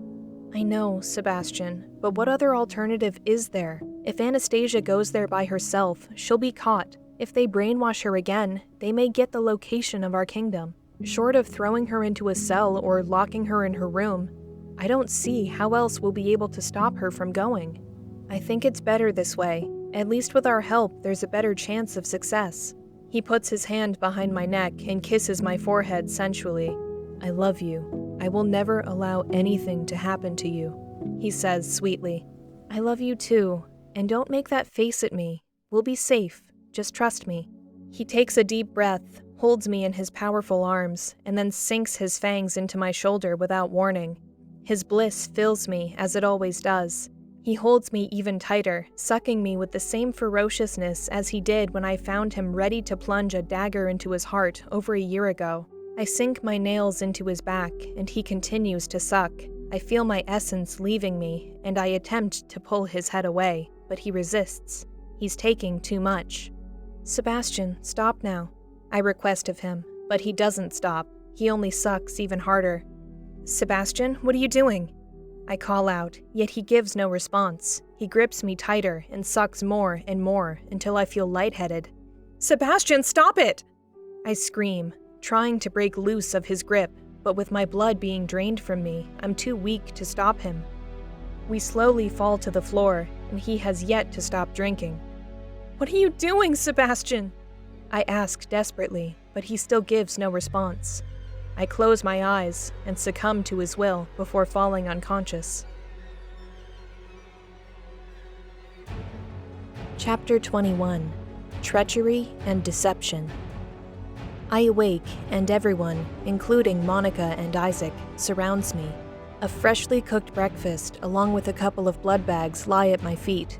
I'm in a nightgown, and the moon shines overhead. I throw the sheets off me and run outside my room to the council's ward, looking for Sebastian. I search everywhere, from the bunker to every room in sight. I'm furious. What the hell did he think he was doing?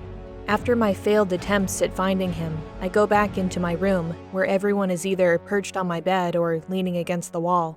"Where the hell is Sebastian?" I bellow with rage. "He's gone," says Bruce. "Gone? What do you mean, he's gone? Where the hell did he go?" "To Varinia. He went to save Alessandro himself, alone," utters Evangeline. "He did what?" I scream so loud it shocks everyone. "After I took Anastasia to her living quarters, I came back here because I wanted to go with you to the human city. However, when I came back into the room, Sebastian, with blood-stained lips, had you in his arms. You were lifeless. I didn't know what he did to you. He explained to me that he would not risk your safety or the safety of anyone for the sake of a suicide mission. He took you to your bed, dressed you in that nightgown, and told me to inform you not to pursue him until he returns to the Shadowlands," says Evangeline. My jaw drops and my fists clench so tight my nails draw blood from the palms of my hands. My eyes glow red with fury. "If the Coven doesn't kill him, I will!" I scream, with fear that I might lose him again. Tears form in my eyes, and I desperately scramble for my clothes so I can take my aircraft and head straight for Varinia. "Kyra, wait. Listen to me," says Anastasia, taking hold of my arm. "Let me go, Anastasia. It's your fault he left in the first place. Had you just waited for the tunnels to be built, everything would have gone as planned."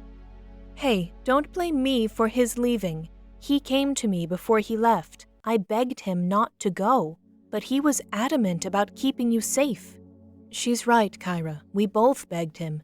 In fact, just about everyone in the room, except for Bruce, begged him not to go," says Evangeline. I look around at everyone, and they all have the same look of uneasiness in their eyes. "How long ago did he leave?" 4 hours ago, my mother says. 4 hours? He should have been back by now. I frantically rummage through my closet to find clothes. I can't believe he did this. We've talked and talked, discussion after discussion, about his unilateral decision-making, but it seems I've been talking to a brick wall. This time, he's gone too far. We've never had a real fight before, but this time, I have no choice. The second I see him, I'm going to go nuts on him. How could he put me to sleep like that and just go off flying into the gates of hell? I'm not an abusive person, but every inch of me wants to punch him the moment I lay eyes on him. Words cannot describe how pissed I am right now. The audacity of him. The sheer audacity. If I lose him again because of this, so help me. "My queen, your aircraft is ready. We've detached the carrier connected to the rear since you won't be transporting anyone. You'll only need the upper pilot compartment, which is large enough to house 6 or 7 people," says the head scientist. "Thank you. Evangeline, Anastasia, let's go," I say in haste. I throw on a black t-shirt and head to the bunker. "Kyra, says Nativ, blocking our path. Please allow me to come up with a plan of approach. We can't just fly in there recklessly. He's right. I know you're upset. The gods know I would be. But your emotional state is blinding your reason. Your people have been monitoring the Shadowlands for hours now. They picked up 2 signatures close to Verinia half an hour ago. That could very well be them, says Queen Goldrose. I look at her, shocked and relieved. Why didn't you tell me that before? Come on, let's go. However, it could also be a trap. The 2 signatures have yet to move far away enough from Verinia. I wouldn't put it past the Count of Arias and Queen Mireia to use them as bait. My blood boils again as I think of the situation Sebastian has put me in. I'm willing to take that risk. Let's go, I say to my 2 sisters, strapping on my belt, which is looped around a pair of black cotton pants I pull up to my waistline. Verinia is too vast for us to approach from the rear and make it to the front on foot. We'll have no choice but to use the stealth mode when we encounter them. Masego, I'm putting you in charge until I get back. Mother, please watch over the human city and make sure all of their needs are met. Be safe, little one. I know you're upset with your mate, but don't unleash your fury upon him until you're both back here safely, Mother says. Yes, Mother, I'll try. Everyone leaves the room as Evangeline, Anastasia, and I head down to the bunker, accompanied by the head scientist. As I open the rear door to the aircraft, we hear someone shout to us. Wait, says Bruce. We all turn around, and he's behind us, panting. I'm coming with you, he says, out of breath. Why? I ask. Don't you want to be with Isaac and Monica? He puts his hands on his knees, bending over to catch his breath. They'll be safe here. I have no reason to distrust anyone here anymore. Anastasia and Evangeline look at each other with suspicion. I thought you hated vampires. Why would you want to go to a kingdom full of the very thing you hate? Asks Evangeline. I just want to help out in any way I can. The head scientist lets us know the aircraft is ready for boarding. All right, let's go, I say. We board the aircraft, and Bruce grabs a bag leaning up against the wall and straps it to his back before joining us. The aircraft looks so much slimmer with the carrier detached. Small and maneuverable, it shouldn't have any problem getting us in and out of there undetected. I sit in the pilot's seat and place the helmet on my head, establishing the mind-thought connection with the mainframe. They all take their seats, just as determined as I am, and I fly us out of the bunker. My only hope is that Sebastian hasn't been captured. I can't for the life of me understand what the hell he's thinking. We cross over the Shadowlands into the dark, misty plains where Sebastian and I made love in the open for the first time. The terrain is wet and soggy, as the trees shield any hint of light that may seep through. Our scanners don't detect any humanoid life forms on the surface, which can only mean Sebastian must still be in Verinian territory. With our stealth mode activated, the Verinia protectors won't be able to sense our approach. Our proximity to the clouds makes it easier for me to navigate the lands more precisely. I reach our scans farther north to see if Sebastian is anywhere near the place Queen Goldrose said he is. That's when we pick up 2 signatures just beyond the lands of Verinia, and they appear to be moving farther away from the gates. Anastasia rushes to the monitor gleefully. That's Sebastian, and Alessandra was with him, isn't he? I push her aside as she's blocking my view. We don't know for sure if it's them, Anastasia. Would you please sit back so I can fly this thing in peace? She grabs hold of my shoulders and kisses my temple with joy. I'm finally going to see him again, she shouts. Evangeline takes her by the arms and forces her back into her seat. You're never going to see him again if you make Kyra crash, she says. I turn and look at her, and her hands are shaking with excitement. I guess I can understand her mood. I've felt the same way before. I look at the monitor again, and the 2 signatures are gone. No one within 100 meters of Verinia's gates shows up on our radar. What the heck just happened? I say, waving my hand over the screen to get a better view. Still nothing. They couldn't have just vanished. Maybe Queen Goldrose is right. What if this is a ruse? Says Evangeline. Point it up, roars Anastasia. What do you mean, point it up? Point it up, woman! She repeats, jumping out of her chair.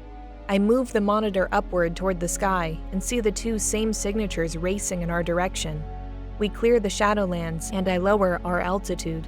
The Kingdom of Vampyre is in view, and the two signatures come nearer to us. It must be Sebastian. He's the only vampire I know who can fly. We have to deactivate the stealth mode so he can see us, suggests Bruce. Have you lost your mind? We're over Vampyrian territory. They get one glimpse of us and we're all dead, says Evangeline. Wait, I have an idea, I say, lowering our altitude further. I open the roof latch, causing air to rush in throughout the aircraft. What are you doing? Yells Evangeline, holding tightly to her seat, face flushed by all the air blasting around. He'll be able to smell my scent and pick up on us, I shout over the wind. And so will every other vampire outside the gates of Vampyre, she says. The signatures form right above us, and we hear a loud thud on the roof. Alessandro jumps through the opening and lands right next to Bruce, followed by Sebastian. I turn around and give Sebastian a death stare.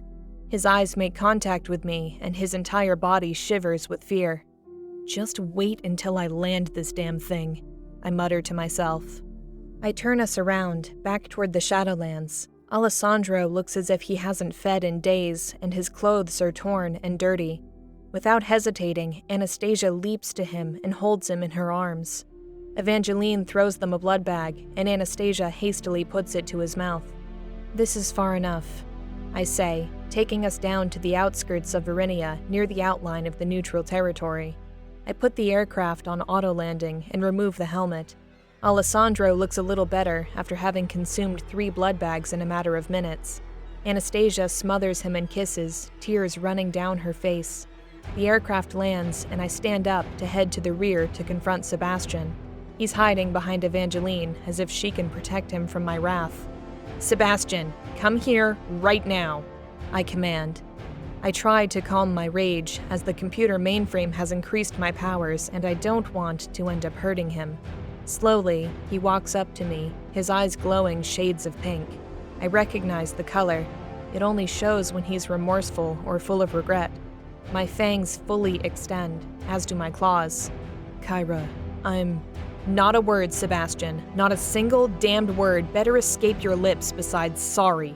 Yes, of course, I'm sorry, my love. You have to understand the reason I did it.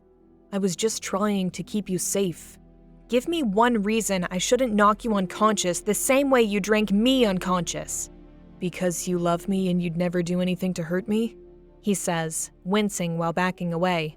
Not good enough, I say, advancing toward him. Evangeline, Anastasia, tell her I was just doing what I thought needed to be done, he pleads with them. You're on your own, my friend, says Evangeline. Anastasia, explain it to her. This is all your fault anyway. She ignores his words as she focuses all her attention on helping Alessandro recover. Sebastian turns around, and I'm inches away from him, ready to attack. He reaches out for me. Kyra, my love, Don't touch me! Don't you dare touch me! I shout. He flinches and steps back.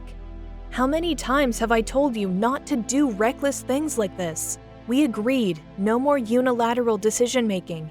So why did you feel that you needed to do this all by yourself? Why? Tell me, Sebastian. Why? Tell me. Hurry up.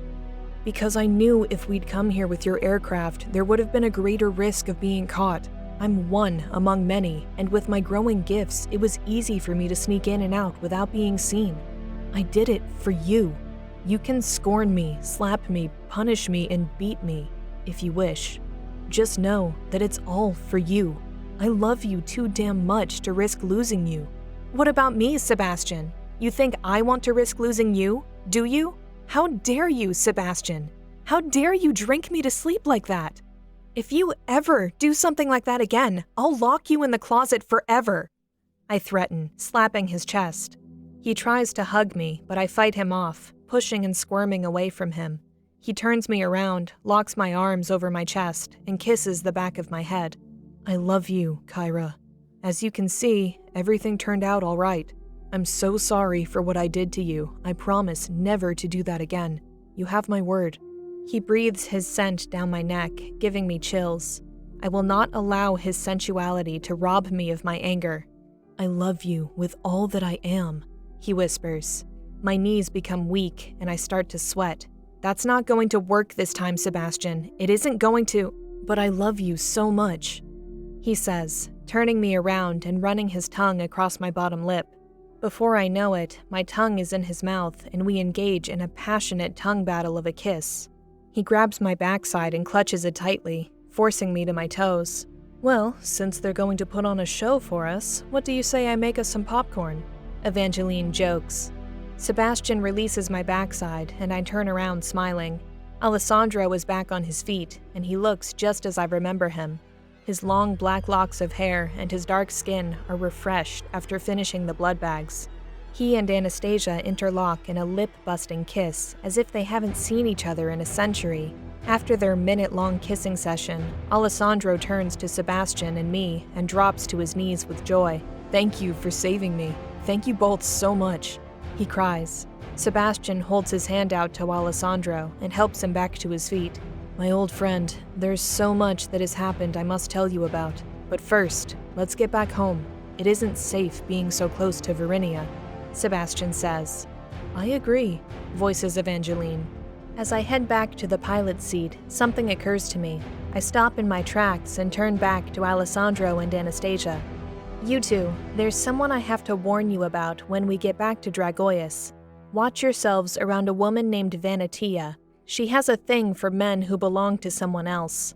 With Alessandro's dark skin, muscular build, and long hair, she won't be able to resist the urge to pursue him. She also has a lust influence stronger than either of you can know. Just watch yourself around her," I warn. They both look at me, confused, while Evangeline bursts out laughing. "Don't say I didn't warn you."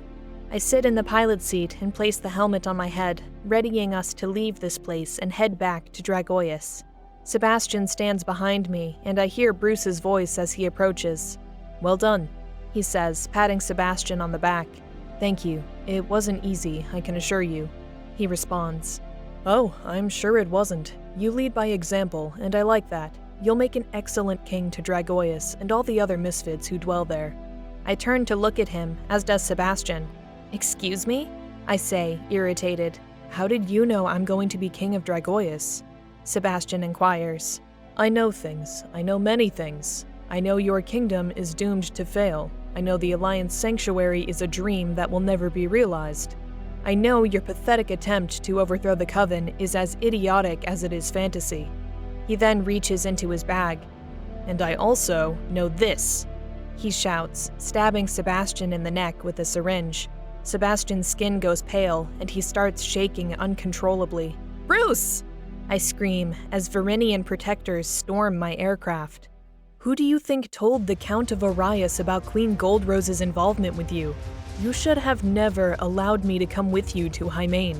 I met with the Count of Merlotica, who assured me if I cooperate, things will go back to the way they once were, and the Council of the New Age will be safely returned to Hymain. With that, Madam Cummings and I will finally be together, out in the open.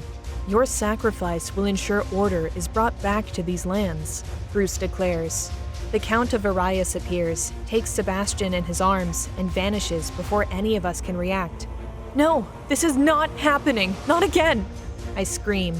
Before I can sense what I'm doing, I begin to tear into the protectors, throwing them left and right, ripping apart their limbs. My full strength is multiplied by the aircraft mainframe, and their bullets bounce off me like raindrops. I open the rear of the aircraft so Evangeline, Alessandro, and Anastasia can escape. "Get the hell out of here!" I order. "Wait, we can't just leave you here alone," says Anastasia. "Get the fuck out of here! That's an order from your queen!" I scream. Without further protest, all three of them run off the aircraft into the forest of the neutral territory. 20 of the protectors ambush me, but their efforts are in vain. I toss them aside like feathers in the wind. I look outside, and an entire army of them is approaching me. I have no choice. I make my way to the cockpit and activate the UV flash weapon, as well as the self-destruct. I can only hope my sisters and Alessandro made it to a safe distance. 5, 4, 3, 2, 1. The aircraft counts down before the UV flash annihilates every vampire outside the gates of Varinia in plain view. I begin to finish off the rest of the protectors aboard. but then Queen Maria, Anastasia's mother, surprises me from behind and stabs me with the same type of syringe Bruce stuck Sebastian with. I feel as if my entire body is about to explode, and I lose all motor function.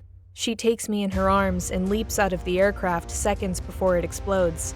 As I struggle to open my eyes, I see Bruce at the protective force field waiting for Maria. I can't believe he would do something like this. Once again, we're at the mercy of the Coven thanks to the man I thought I could trust, the man I once knew as my father.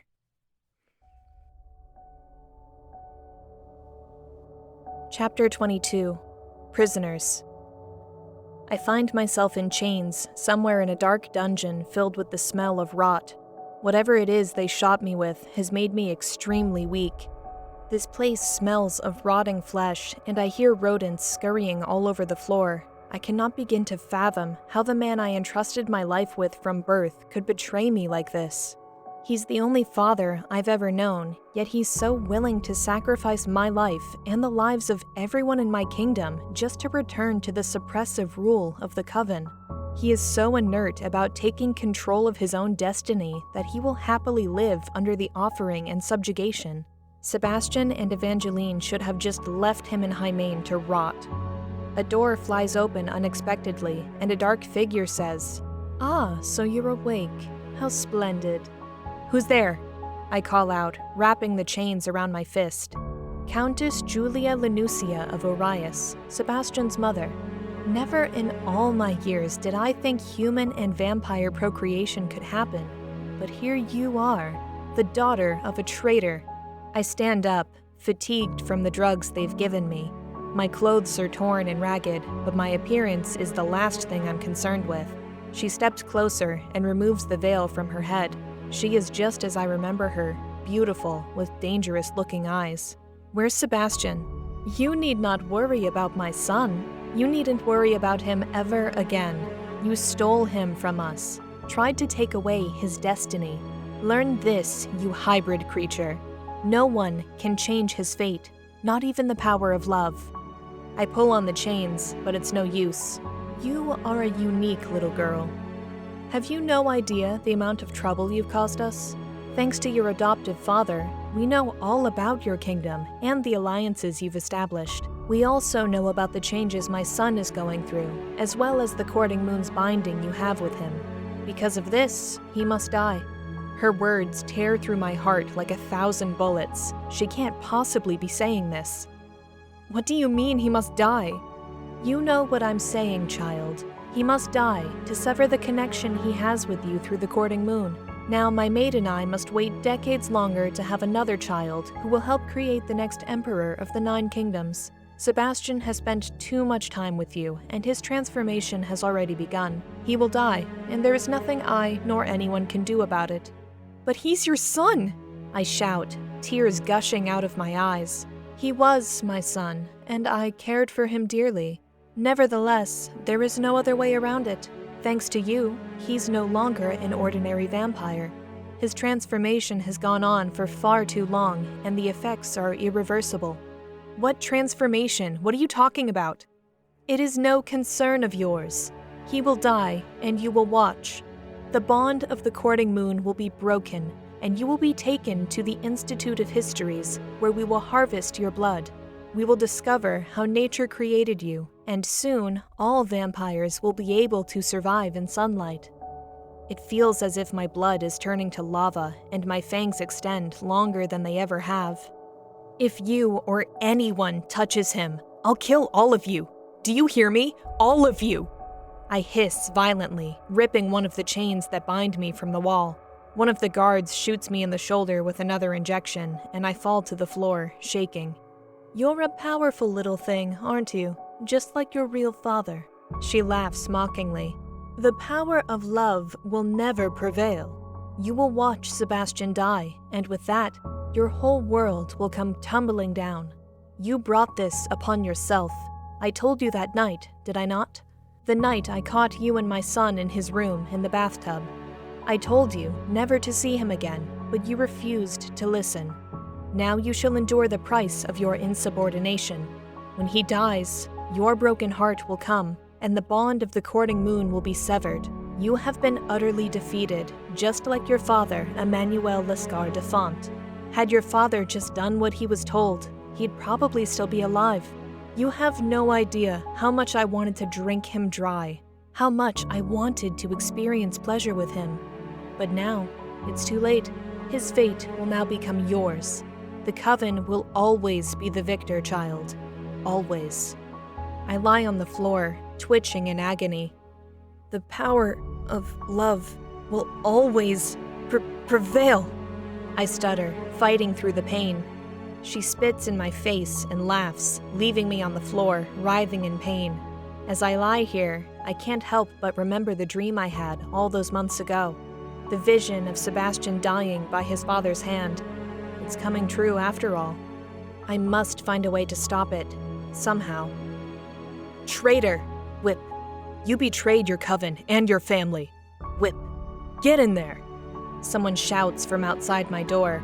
I hear the cracking of the whip and loud screams from the person whom the whip lands upon.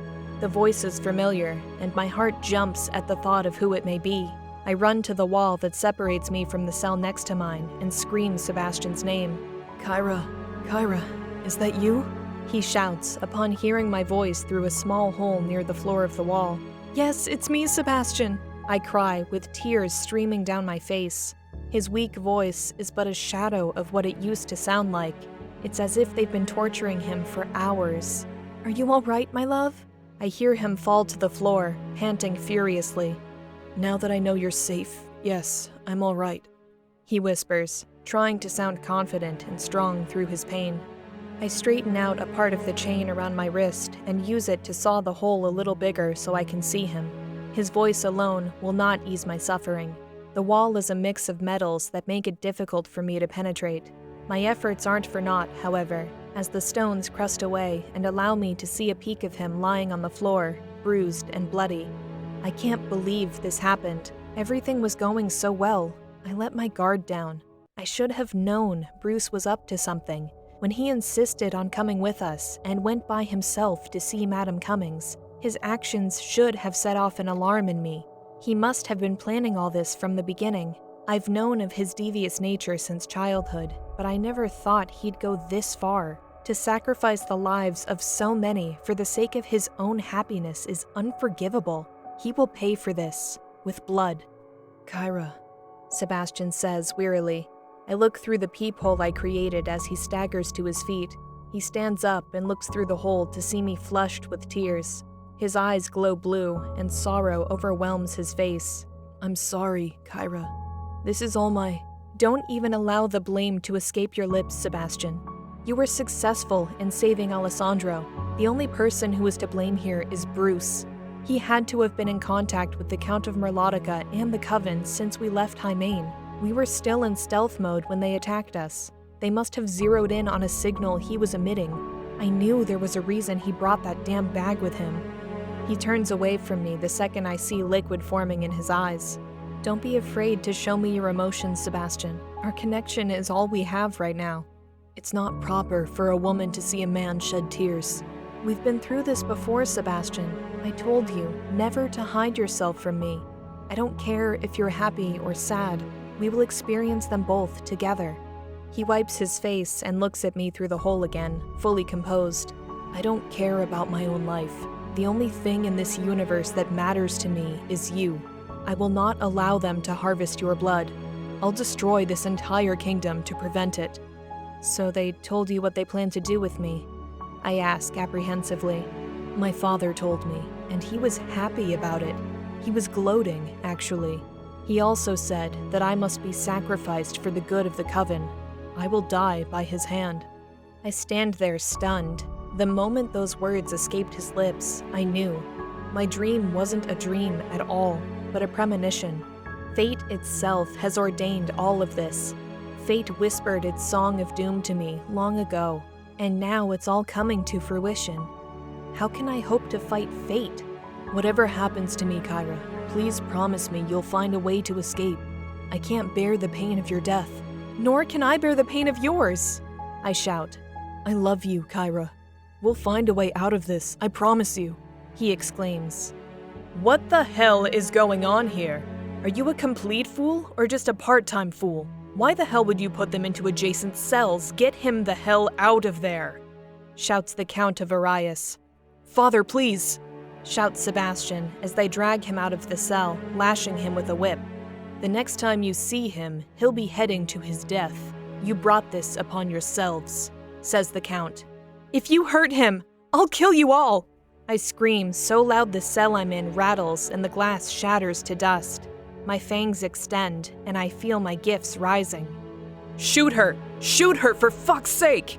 shouts the Count, and the guard does just that. The dart lands right in my neck, and I flop to the floor, shaking. "Such a shame.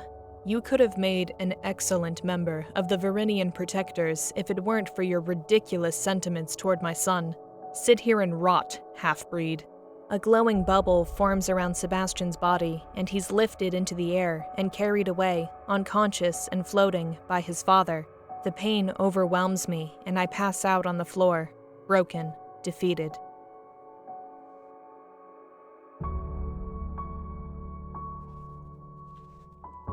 Chapter 23. Dreams Come True. By the cycle of sunrises and sunsets reflected on the protective field in the sky, I figure I've been in this cell for 3 months. It's difficult to keep count as the days pass. With the amount of drugs they continue to inject me with, I lose time, as if gaps in my memory are placed in my mind for a purpose. To keep me weak, they feed me rat's blood and bread once every 2 days. Even through all this suffering, they have yet to break my resolve. This is the longest I've been without Sebastian since we joined before the courting moon, and it's killing me. Every day without him is like a little slice of death. The only solace that keeps me going is the knowledge he's still alive.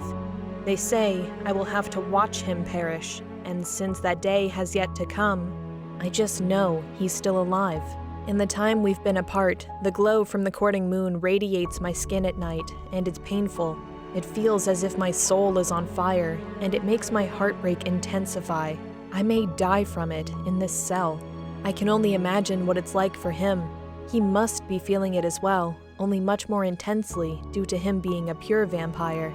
This separation is going to kill us before the Coven can. "Get up, filth," says the guard, opening the cell with the syringe in his hand. My skin is cloaked in dirt, as are my clothes. I haven't bathed since I've been here, and the only time I see the outside of this cell is to receive a beating. "Take off your clothes, you half-breed child of a traitor. You stink," he shouts. "Why don't you come over here and make me?" I challenge, ready to defend myself. He raises the syringe above his head and brings it down in a stabbing motion, but I catch him by the wrist and push him away, out of the cell. My fangs extend, as do my claws. I push him up against the wall in the hallway and scratch at his arms, trying to force him to drop the damn needle. Another guard comes up from behind me and electrocutes me with a stunner stick. I fall to my knees while the guard I pushed against the wall gathers his bearings and stabs me in the shoulder with the syringe. Once again, I'm immobilized and on the floor, shaking. Whatever is in those needles, it weakens my gifts and somewhat paralyzes me. They both take turns kicking me in the stomach and back until I stop moving. "This could have been easy, but you chose the hard way," one of the guards proclaims before ripping away my clothes. "Your bath awaits." They drag me to my feet and down the hallway into a narrow corridor where a stone room sits at the end. They throw me to the floor and cover me in a white powder. It burns like hell. The white substance blinds me, and all I can do is lie there, waiting for them to make their next move. "Bath time," one of them shouts before hosing me down with ice-cold water. "Clean yourself off, half-breed." The pain of the serum they injected in me still seizes my body. I force myself to stand, extending my arms outward to block the blast of water. After a few moments, they cut off the hose and throw a cloth at me. I still have the white powder in my hair and face. I put the cloth on my face when they electrocute me again and drag me back to my cell. In the center lie fresh clothes and a small blood bag. "Hurry up and get dressed. You have a visitor." They lock the cell and leave. I wipe the powder off my face and hair and dry the rest of my body. I put the clothes they provided for me on and sit in the corner, waiting for the serum's pain to subside. Whomever this visitor is, I hope to the gods it isn't one of my sisters or my mother. or naive or the like. That would mean the Coven found and destroyed my kingdom. My hope these last 3 months is that they haven't been discovered. They are our only hope of escaping this place, and I'm not ready to abandon that hope. Not yet. Hello, Kyra, a familiar voice says, approaching from the darkness of the hallway. He comes up to the bars of my cell and removes the hood from his head. It's Bruce. Of all people. I lunge at the door of my cell and try to grab him, but he backs away before I can take hold. Please calm down, little one. I have a proposal for you, he says calmly. Don't call me little one. Don't call me anything. You are dead to me, I shout, still trying to grab hold of him. The guard gives me an electric shock with his stunner stick, forcing me to retreat away from the door. This is for the greater good, Kyra. Don't you see that? He says. Whose greater good, Bruce? Whose? Everyone's, Kyra. Everyone's. The people the Coven took from Hymain are already back in their homes. The Council is back in Hymain as well, and the Count of Merlotica is now the ruler of Merlotica. Everything is settling back the way it once was. I grit my teeth with rage, trying to keep myself from lunging at him again. So tell me, Bruce, will you be giving yourself over in the next offering? Or is that just for the lower class, the people who you deem are unworthy of life? People like Masego, people like Ignacio, Constantino, or Francesco? Tell me, you worthless, traitorous fiend. Those are all necessary sacrifices. It has been this way for generations. Who are we to challenge this sacrament? He says with no empathy at all. My eyes glow red and my hands shake with anger. You are truly pathetic. Words alone cannot describe how pathetic you are. I turn my back to him and cross my arms, looking out the window of my cell. You have yet to hear our proposal. What proposal? It's been months, and we still haven't been able to find your kingdom, nor have we been able to locate the tunnels your people are building. Here's our proposal. You tell us the location of Dragoius, and we'll let Sebastian live.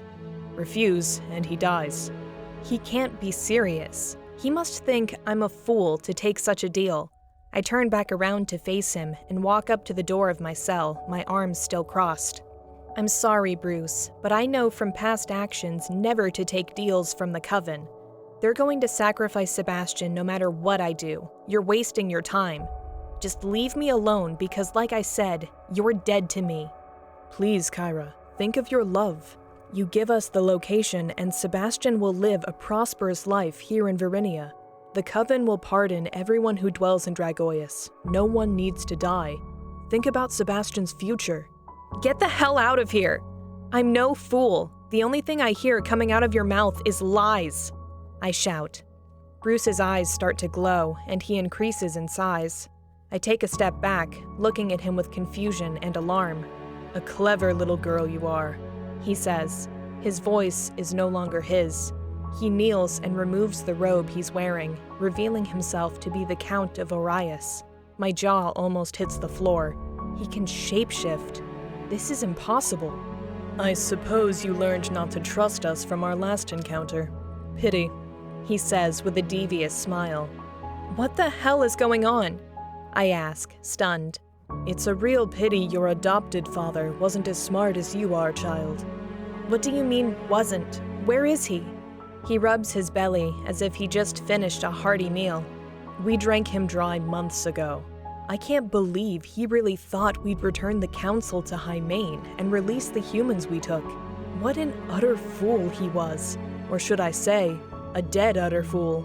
He bellows in laughter. I back into the wall of my cell in disbelief.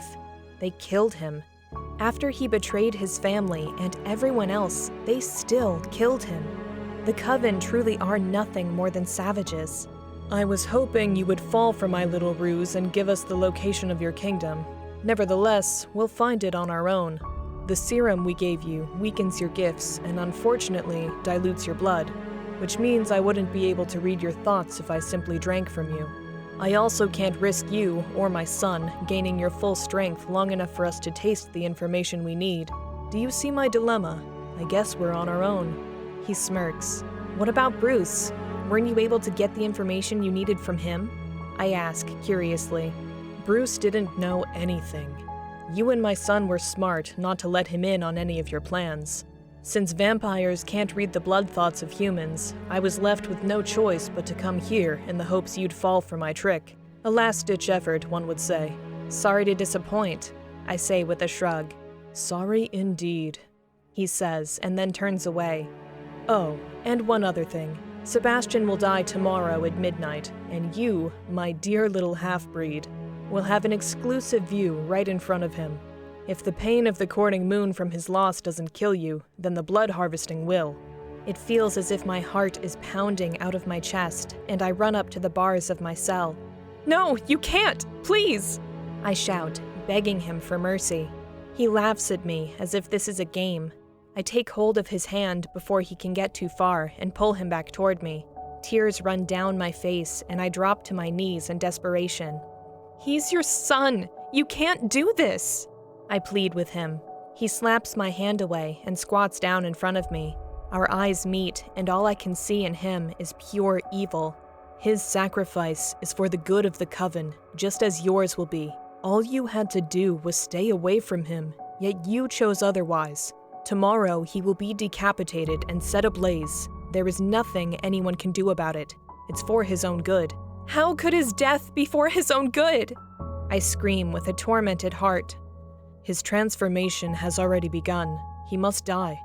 What transformation? Tell me, damn you! I cling to the bars, trying to shake them loose. He pushes me back into my cell using an unknown force. That is none of your concern. Just take comfort in the time you did get to spend together, for that is all you have left. He walks off into the darkness of the hallway without saying another word. Damn him. Damn them all. The clouds surrounding the forest give me comfort. It's much like the Shadowlands, but so much more surreal and artfully beautiful. With his bright red hair and blazing green eyes, I see him. He's here, a figure I never thought I'd see. I walk toward him as he does me, holding out his hand. An inner peace overcomes my heart. We close the gap between us, and he takes my hand in his, compelling me to my knees in emotional tranquility. You have the power within you, Kyra. All you have to do is allow it to guide you, he says softly. I look up at him and pause.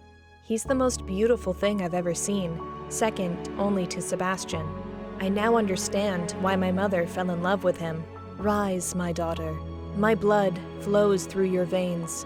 You are a fighter, Kyra. You always have been.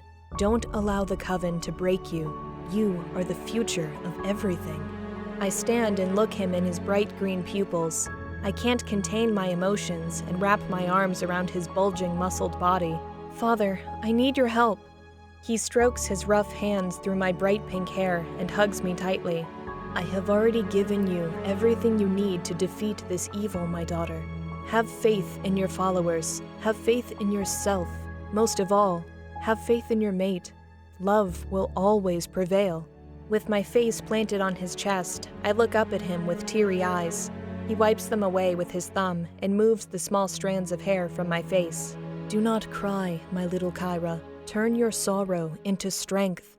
I'm sorry I wasn't able to be there for you all the times you needed me most. I'm sorry your mother was forced into a marriage she did not want.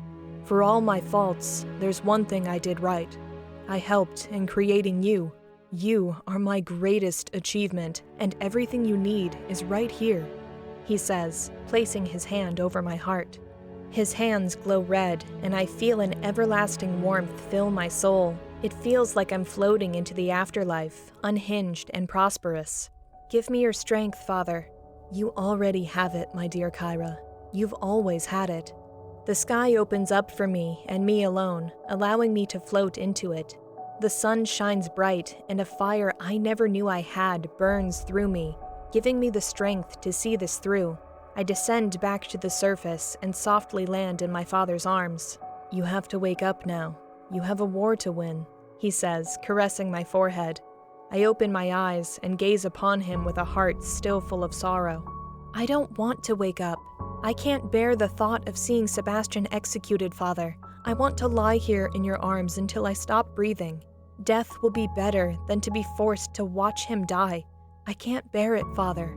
I don't have the strength. You have the power to save him and yourself. Our existence doesn't end in death. Just remember, he will show you what he wants you to see.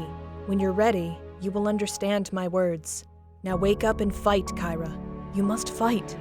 He shouts, dropping me from his arms. I fall eternally into a dark void. I'm scared. I've never been more scared in my entire life. The falling stops, and I float on this cloud of nothingness. I see Sebastian's face smiling at me, telling me not to worry. As I reach out for him, a cold liquid covers my body. "Wake up, you half-breed scum. Today's the day," says the guard, throwing me a towel. He shoots me with another needle and puts me in chains. The Count of Vampyre and Queen Maria are standing outside of my cell to escort me to Sebastian's execution. The serum from the needle no longer hurts, it just makes me incredibly weak. I stagger to my feet as they yank on the chain to stand me up. "Are you ready to watch him die?" says the queen with a smirk. I take a step closer to her and slap her across the face with my chains. The guards hammer me with their batons and stunner sticks, forcing me to my knees. "How dare you strike the queen?" one shouts, hitting me repeatedly in the back of the head. "Enough!" shouts Queen Maria. The guards back away, and I slowly look up at her and the bruise I made across her lower lip. She wipes the blood with her index finger and puts it in her mouth. "It's been a while since I've seen my own blood," she says before backhanding me across the face. "Take her. Let's get this over with." They pull me to my feet and push me down the hallway. The doors at the end fly open, and there stands a crowd of thousands of people. It looks like an ancient arena where barbarians do battle. In the center stands Sebastian in chains with a noose around his neck. It's just like my dream, right down to the very last detail. The executioner stands there beside him with an axe in hand. The same type of axe as in my dream. This can't be real. The two are far too similar. I fight and try to yank my way out of the chains, but the guards subdue me, forcing me to walk farther. We walk up the hill to the center of this arena, and they throw me into a cage just a couple of feet away from him. "Don't be afraid, Kyra. I love you," he says, with blood in his eyes. He looks like he hasn't fed in weeks, and I can see his ribcage through his thin skin. They chain me to the floor of the cage. I can barely move, and when they're done, they lock it closed and join the others, who are watching in excitement. Loud horns sound, and the crowd grows silent. Queen Maria and the Count of Vampyre take their seats on high ground above, looking down on the both of us. This is really going to happen. I can't believe it's really going to happen. I look up into the sky, hoping that Anastasia or Saga or anyone will come swooping in to save us. But I know that's just false hope. No one is coming, and we're both doomed. Sebastian and I have our eyes locked on each other, and my tears are washing away the dirt covering my face. The horns stop, and everyone is silent. Queen Maria stands from her crowned chair and lifts her hands in the air, waving to the crowd. "Citizens of Vampyre, hear your queen," she shouts, and the crowd cheers with fury. "We have captured the traitors. Look before you at the traitorous creature that pollutes our lands. We captured their leader and Sebastian of Vampyre, who so willingly betrayed his family and the Coven. His sacrifice will be a testament that no one, no matter how privileged or gifted, shall escape judgment. Therefore I, your queen, Maria of Vampyre, sentence you, Sebastian of Vampyre, to death by axe and fire. This sentence shall be carried out immediately. This is for justice, for wrongs done to the Coven, and for violating Coven laws. Baldassare, you may finish it," she shouts. The crowd roars with bloodlust. When I hear the name Baldassare, my heart sinks into my gut. Baldassare is our inside source, so I know he won't go through with this. I know he won't carry out this sentence. He can't. He takes the axe in his hands, and Sebastian's head is lowered to a chopping block made of stone. "Baldassare, please don't do this, I beg of you," I shout, hoping he'll listen. "Sorry, Kyra, but I have my orders," he says coldly. My hope drains as I realize he's not going to stop this. Sebastian, look at me!" I scream in terror. He turns his head and stares me in the eyes, his fangs extended. The glow from the courting moon begins to radiate on my body, and my heart feels like someone is crushing it from the inside. "Don't look at them, Sebastian. Look at me. Please, keep your eyes on me," I yell. Baldassare raises the axe above his head, and a fire forms underneath Sebastian's knees. He starts to burn, but doesn't take his eyes off me. "I love you," he whispers, before Baldassare brings the axe down on his neck, severing his head from his body. My eyes go bloodshot, and I shake like a psychotic animal. "No! No!" I scream helplessly. His entire body is engulfed in flames, and soon I can no longer see him. "I'll kill you all! Do you hear me? Sebastian!" I bellow, ripping the chains from my wrists. The guards shoot me 3 times with the serum, and the crowd roars in pleasure-filled bloodlust. I collapse in my cage, unable to move, tears pouring from me. The queen and her subjects look at me with pity and laugh. Before I lose consciousness, I reach my hand out for the flame and ash that used to be my reason for living. He's gone. He's really gone.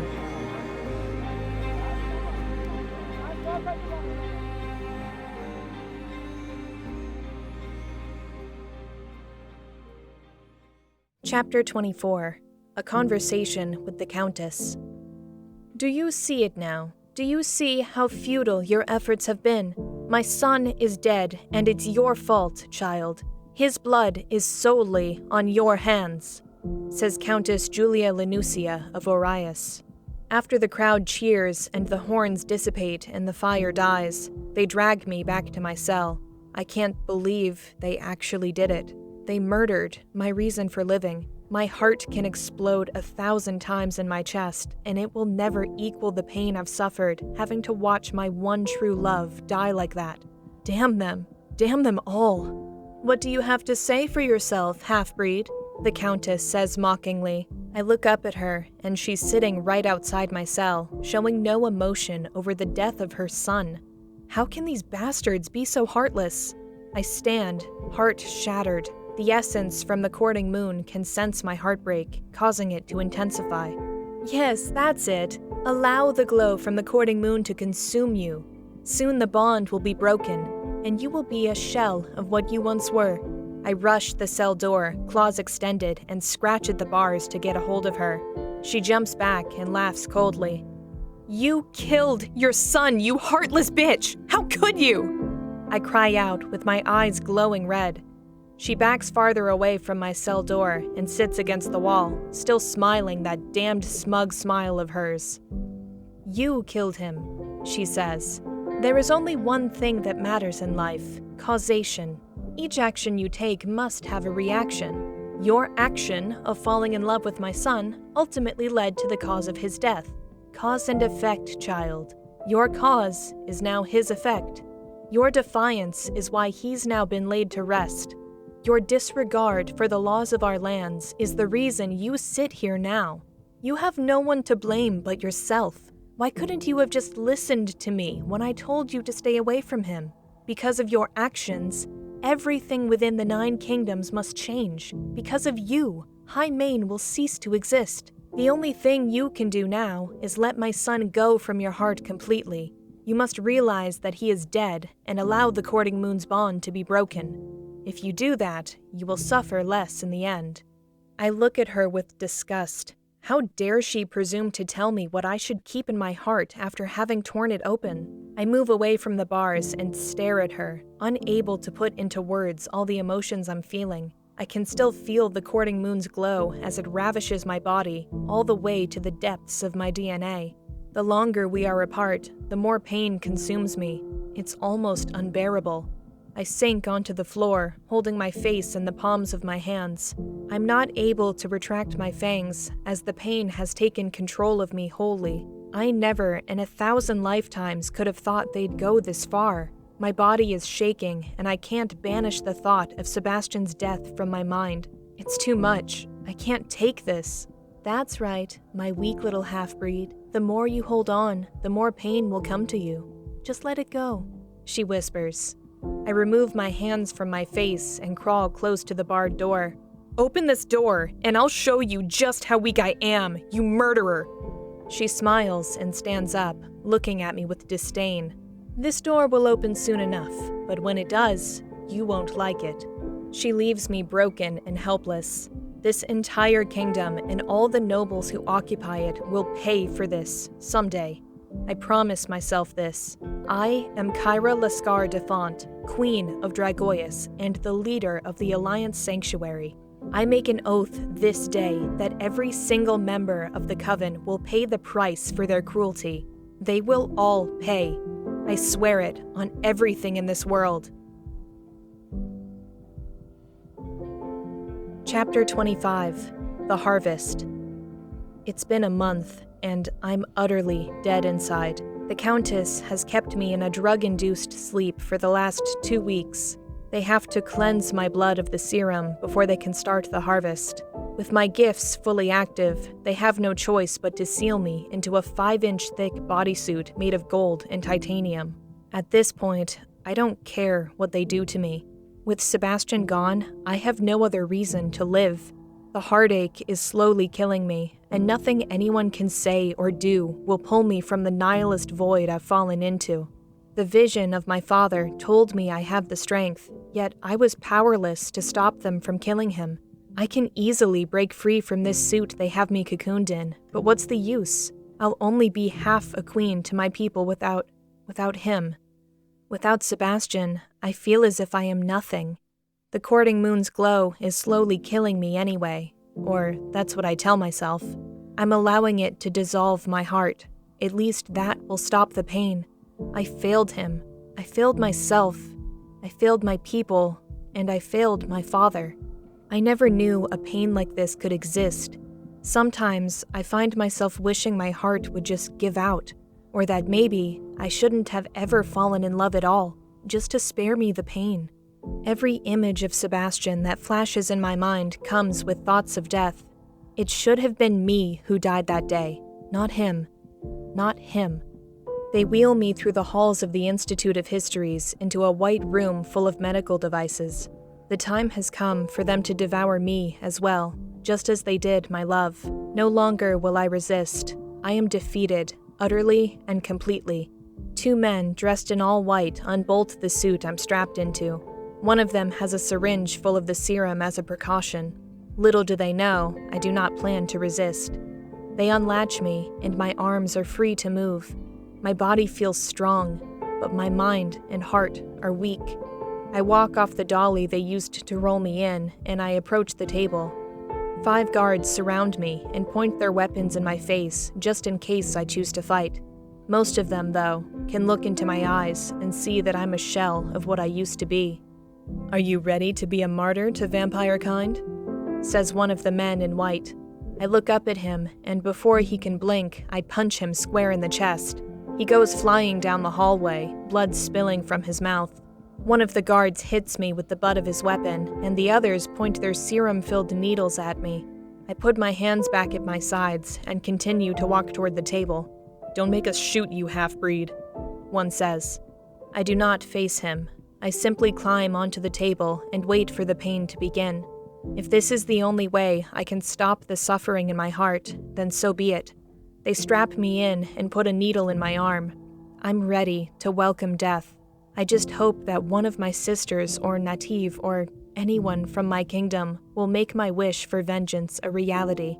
Over the past month, I have come to realize how futile my struggle has been. They must have found Dragoius by now. What other reason can there be for no one to have succeeded in saving me, saving Sebastian? No one has attempted a rescue of me, and at this point, there is no reason to believe there will be one. The Coven probably burned the kingdom to the ground, just as they did during my father's reign. History repeats itself. Just as my parents suffered, so do I now. Just as Dragoius was destroyed when my father ruled it, so it will be now. I was foolish to think I could succeed where my father failed, and now it all ends here. I'll find sweet solace in knowing Sebastian and I will be together in the afterlife. "First your blood, then your organs," says the man I just punched in the chest, having recovered from my blow. "You say another word to me and I'll rip your head off. Just get it over with," I threaten. He smiles and puts a long, clean tube into my arm. It begins to funnel away my blood.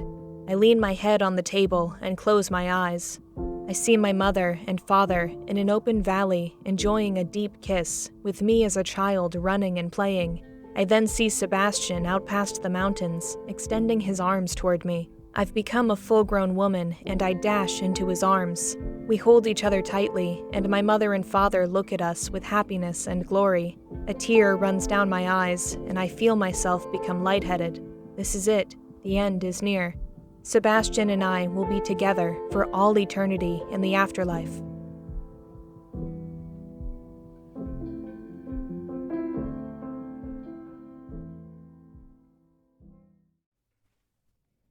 Chapter 26. What is real? Attack on Varinia! Attack on Varinia! Everyone to their stations! Attack on Varinia! I open my eyes to loud explosions and UV rays flying all around me. Kyra, wake up! We have to get you out of here! Shouts someone familiar to me. With my eyes struggling to focus, I look up at the person this voice is coming from. It's my mother. Is this a dream? Is she really here? Snap out of it! She shouts before slapping me in the face. She unstraps me and slowly lifts me up. I look at her with shock. Before I can utter a single word, she shoves the mouthguard of a blood bag into my mouth. Drink it, Kyra. Hurry! I bite the mouthguard and drink. My energy starts to return to me, and I can focus on my surroundings. The 3 brothers are here as well, all equipped with UV weapons, surrounding me, protecting me. I climb down from the table and realize that I'm not dreaming. This is actually happening. We have to get you to safety, she says. She takes me by the arm and runs down the hallway. Ignacio and Francesco proceed before us, shooting anyone who crosses our path. I finish the blood bag, and my senses are fully aware. My strength is completely active. We reach the end of the hallway where Masego awaits, readying to take us into the same tunnel Anastasia and I made our escape from when we saved our mates. Nativ said these tunnels were blocked, though it looks as if my forces have reopened them, judging by the rugged look of everything. Sorry it took so long to save you, my queen, but we've been busy building an army unlike anyone has ever seen. The kingdoms of Merlotica and Bloodmoon stand with us. He pants, walking briskly. My mother climbs into the tunnel, as does everyone else. I jump down and land in Nativ's arms. I'm so happy to see you again, he says, putting me down. Anastasia, Queen Goldrose, and Evangeline are in the tunnel as well, along with about 50 armed men and women. Everyone smiles at me, yet the overwhelming joy I should be feeling for having my life saved eludes me entirely. I sit on the ground with my head down. My will to live has faded. There's no reason for me to continue life without him. Kyra, what are you doing? Come on! My mother shouts, pulling on my arm. Just go on without me. I plead. Everyone looks at me, stunned. Are you insane? Did they put you in re-education? My mother asks. Evangeline, you are now the Queen of Dragoius. I relinquish my rule to you. You're the oldest, so it should go to you after all. Evangeline frowns at me as if I'm talking nonsense. Have you lost your entire mind or just a portion of it? She asks, approaching me.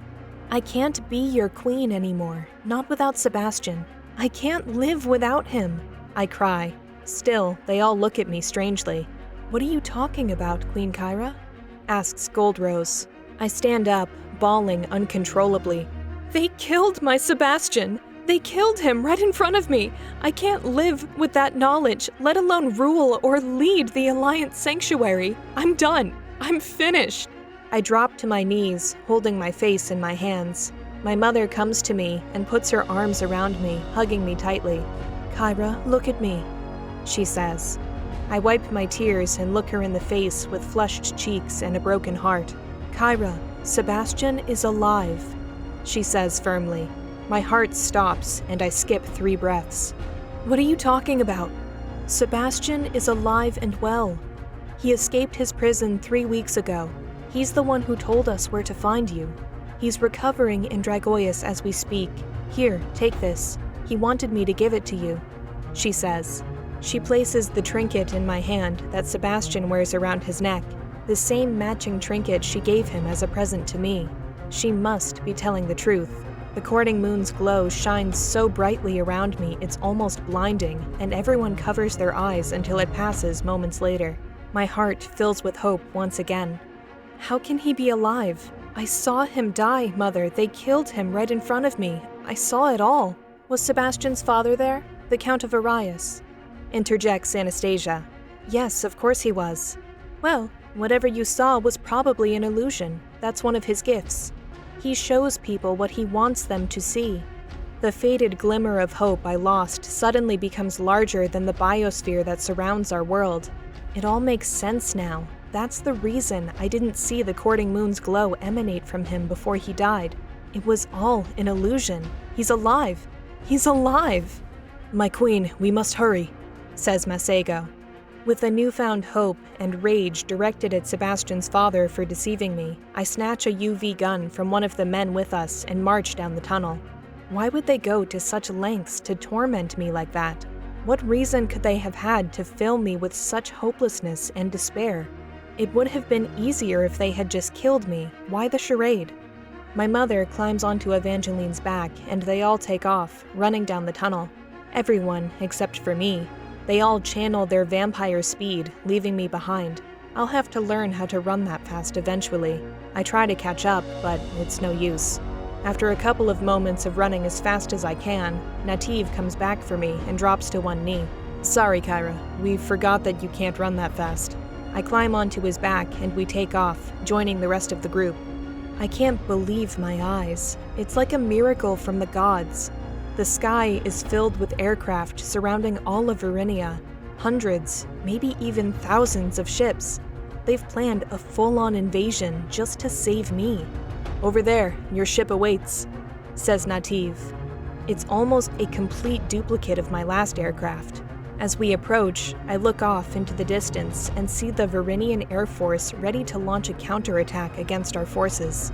Their forces appear to be much more heavily armed than ours are. This battle will be a bloodbath. This is the last thing I want to happen. I want to avoid an all-out war at all costs. But this is what it has come to, all due to Bruce's vain betrayal. Our fleet is at your command, Kyra. Queen Ariel of the Kingdom of Bloodmoon provided us with 100 aircraft from her forces to help in the assault. It seems she knew your father and was a supporter of his vision before he died, says Masego. I look around and see the ultimate slaughter that will develop if we stay this course. I look at my mother, and I know she has the same thoughts as I do. I turn to Nativ and Masego, who are ready to give whatever orders I tell them. Masego, does the Coven know the location of Dragoius? I ask, hoping he gives me a resounding no. With our light-shifting cloak around our kingdom, they'll never be able to find it. The Dagger Wolves have been quite generous in keeping anyone who chooses to cross into our lands at bay. They've feasted on many Coven members who have gotten too close. I breathe a sigh of relief and give the order. Withdraw our forces and head back to Dragoius. We will not fight today. Nativ gasps and approaches me sternly. Now is the time to attack. We have them surrounded. We can defeat the Coven once and for all, he says with certainty. The Coven doesn't stop here, old friend.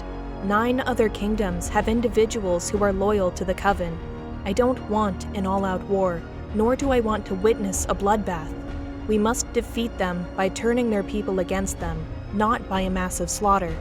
He looks around, as does everyone else. Verinian forces are closing in on us, and we haven't much time before the killing begins, with or without my wanting it to. We have Kyra, she's safe. Everyone withdraw. That's an order, says Nativ into his communication device. All the aircraft in the sky turn about before cloaking into invisibility and vanishing from sight. We all head to my new aircraft, just as Verinian ground forces come charging our way.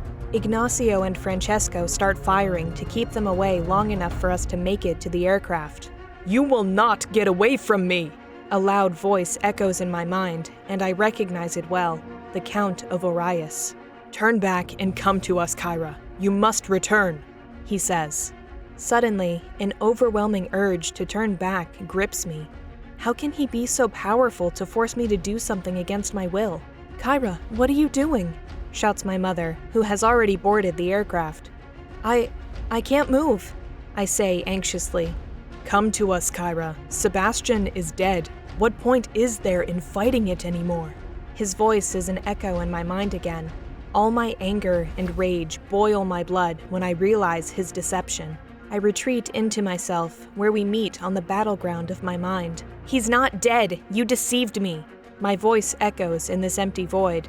He laughs and smiles his evil grin as if my suffering amuses him. So you figured it out. Clever girl, he mocks. The void we're in becomes a sea of fire and magma, all emanating from me. The very ground shakes, and black acid rains down. The Coven will fall, and you will be there to witness it. Do you hear me? I scream, causing the rain to fall harder. This is impossible. How can you be so strong? He says, backing away. How can you be so evil as to make me believe he was dead? The magma erupts beneath his feet, and screaming, he falls into a pit of fire. I exhale slowly and open my eyes, having left whatever dreamland he sucked me into.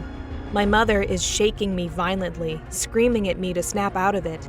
They somehow carried me into the aircraft and sat me in the pilot seat while I was facing the Count in my mind. You wouldn't mind putting on your helmet and getting us the hell out of here, would you? Says Anastasia. I come to my senses and snatch the helmet from her hands. Varinian forces surround the aircraft, shooting, trying to find a way in. I make the connection with the computer mainframe and take us up into the sky hastily. A few of the Varinian forces outside cling to the aircraft as we go up. I activate the UV flash and vaporize them before initiating the light-shifting cloak. The air forces do not give chase once we're in stealth mode. I speed us off as fast as my mind will allow. The only thing I want in this world right now is to see Sebastian. I can't bear to be away from him any longer. Within moments, we leave the airspace of the neutral territory and enter the Shadowlands. I slow us down a bit and relax in my chair. That nightmarish hellhole of an experience is finally over. I never want to go through something like that again. Ever. Evangeline comes up to me and sits on the floor next to my chair. Are you doing okay? I hope they didn't torture you too much, she says, smiling, happy to see me again. The worst part of all this was that damned illusion the Count put me through. Making me believe Sebastian was dead was about the most dreadful thing they did to me. She rubs my knee and smiles. Don't worry, Kyra. Sebastian is as safe as can be. Vanatia is taking good care of him. What? I scream, causing everyone to look at me abruptly. Evangeline bursts out laughing, slapping me on the leg. Don't joke with me like that, Evangeline. I've been through hell already, I say, shoving her with my foot. She stands up and kisses my forehead. I'm just glad you're back, she says. I stand up and face everyone. They're all removing their gear, setting down their weapons, and relaxing, happy that we got out of there safely. Everyone, listen up. Before any of you ask, I don't ever want to talk about what happened while I was captive. I want to erase the entire experience from my mind. Don't ask me what happened. It's in the past now, understood? They all look at me, knowing my time there must have been traumatizing. Nevertheless, they all nod in agreement. I put us on autopilot, sit back, and relax. I'm coming, my love. I'm coming.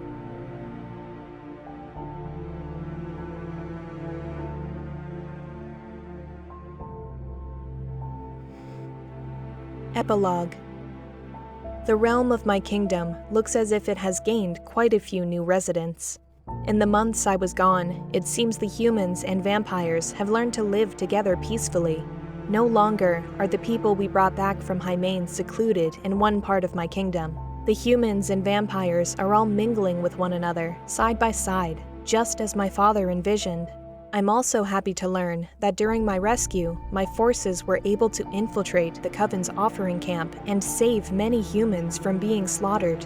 The only downside is that the Coven is still holding the council, as they are located in an intensely guarded part of the Coven's palace. Nonetheless, soon we will free them, just like everyone else. We will succeed in changing the hearts and minds of everyone in the 9 kingdoms and overthrow the Coven's tyrannical, restrictive rule.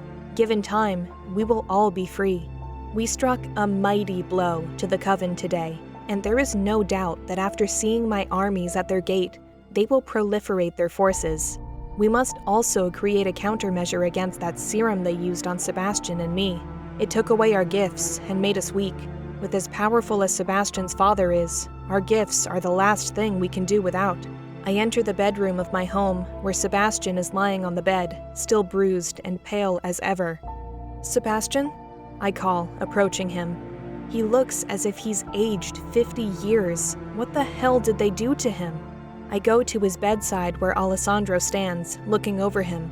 "Sebastian, my love, what did they do to you?" I ask, heartbroken. "It's the serum they used on him. He hasn't been able to heal, and within the last couple of hours, he's been aging rapidly. Our chemist and biologist are analyzing his blood to find a cure," says Alessandro. "I thought you all said he was fine!" I shout agitatedly. "I'm sorry, Kyra. We didn't want to worry you," says Evangeline. "He's lost his ability to speak while you were gone. Rest assured, Kyra, we'll find a cure," Alessandro says confidently. I kneel by the bed and take Sebastian's hand in mine. He opens his eyes and smiles. "Sebastian, my love, just rest. We'll find a way to make you better again." He nods slowly and squeezes my hand. "Wait, Kyra, how did you purge the serum from your blood?" asks the head scientist from the hallway. "I didn't. The Coven put me in a drug-induced sleep and purged it from me." "Your blood is the answer. We need to get your blood to synthesize a cure," he says excitedly. I look at Sebastian. His eyes go gray and his skin wrinkles rapidly. "We're losing him. I watched him die once. I'm not going to watch it again," I shout. The courting moon's glow engulfs us both. I know now that this isn't an illusion, as the force of the light shines brightly on us both. "We don't have time for this." I bite my wrist and draw blood. I lift Sebastian's head and put my wrist to his mouth, hoping to the gods this works. I force his mouth open and allow my blood to stream into him. Like a newborn child, he places his lips on my wrist and starts to drink. I kiss his weary, wrinkled forehead. He takes my wrist with his hand and pushes it farther into his mouth. Immediately, he shows signs of change. His color brightens, his skin straightens, and his eyes become the ocean blue they've always been. His fangs extend, and he bites into me. That same wonderful feeling fills me up. He lets go, tosses my arm away, and sits up, invigorated. The blue glow that signifies our bond illuminates the entire room, almost to the point where we both become the sun. Everyone flees, leaving Sebastian and me alone to escape the blaring ray. No one has ever witnessed the courting moon's bond as powerful as this before. I float toward him, and he embraces me in his arms. Lovers and mates, we become one again. "Kyra, you're alive!" "As are you, my love." The glow dies down, and we slowly descend to the bed like wingless angels. He embraces me tighter, and we lie on the bed, shaking with passion. He runs his fingers through my hair, and I do the same to him. Those 4 months when we were apart felt like a demon ripping my soul from me each day, an agonizing pain I don't want to wish on anyone. I look into his eyes, and tears form in mine. The thought of him leaving me, of him dying, is just too much for me to bear. "Why are you crying, Kyra? We're together again." He rubs a tear from my cheek and looks at me. "Your father, he's so cruel. He showed me your—" "Shh, my love. It's quite all right. He showed me the same thing. He wanted us to believe the other was dead, so the courting moon's bond would break. If my mother and father knew anything about love, they'd know the bond can't be broken that way. Love will always be there, even in death. And I know my father well enough to know when he's trying to deceive me. I can't even begin to imagine what it was like for you. I'm sorry I had to escape without you. It was one of the hardest things I've ever had to do. If it weren't for Baldasare's help, I don't know what would have come of us. But we're here now. We have each other again, and..." Before he can finish his sentence, I grab hold of him and push my tongue into his mouth. My emotions have me now, and I'm never letting him out of my sight again. He grabs my backside and pushes my body on top of his. "Is it safe to come in now? Oops. Never mind," says Masego, closing the door for us. We pay him no mind and continue kissing each other with furious bliss. I want him, right here, right now. Are you sure you're up for this, Sebastian? You were fading away a moment ago. I pause. To die inside of you would be a beautiful death, he responds. I pull away and look at myself briefly. I suddenly realize that I stink and I'm a complete mess. My pink hair has become a dull brown due to all the muck that was in that cell. My clothes are torn and I haven't bathed in 2 weeks. I'm so caught up in seeing him that I forgot how I look. What's wrong? He asks. What's wrong? Look at me, I'm a mess. I climb off him and walk toward the bathroom, removing my clothes. He tries to follow, but stumbles and falls to his knees.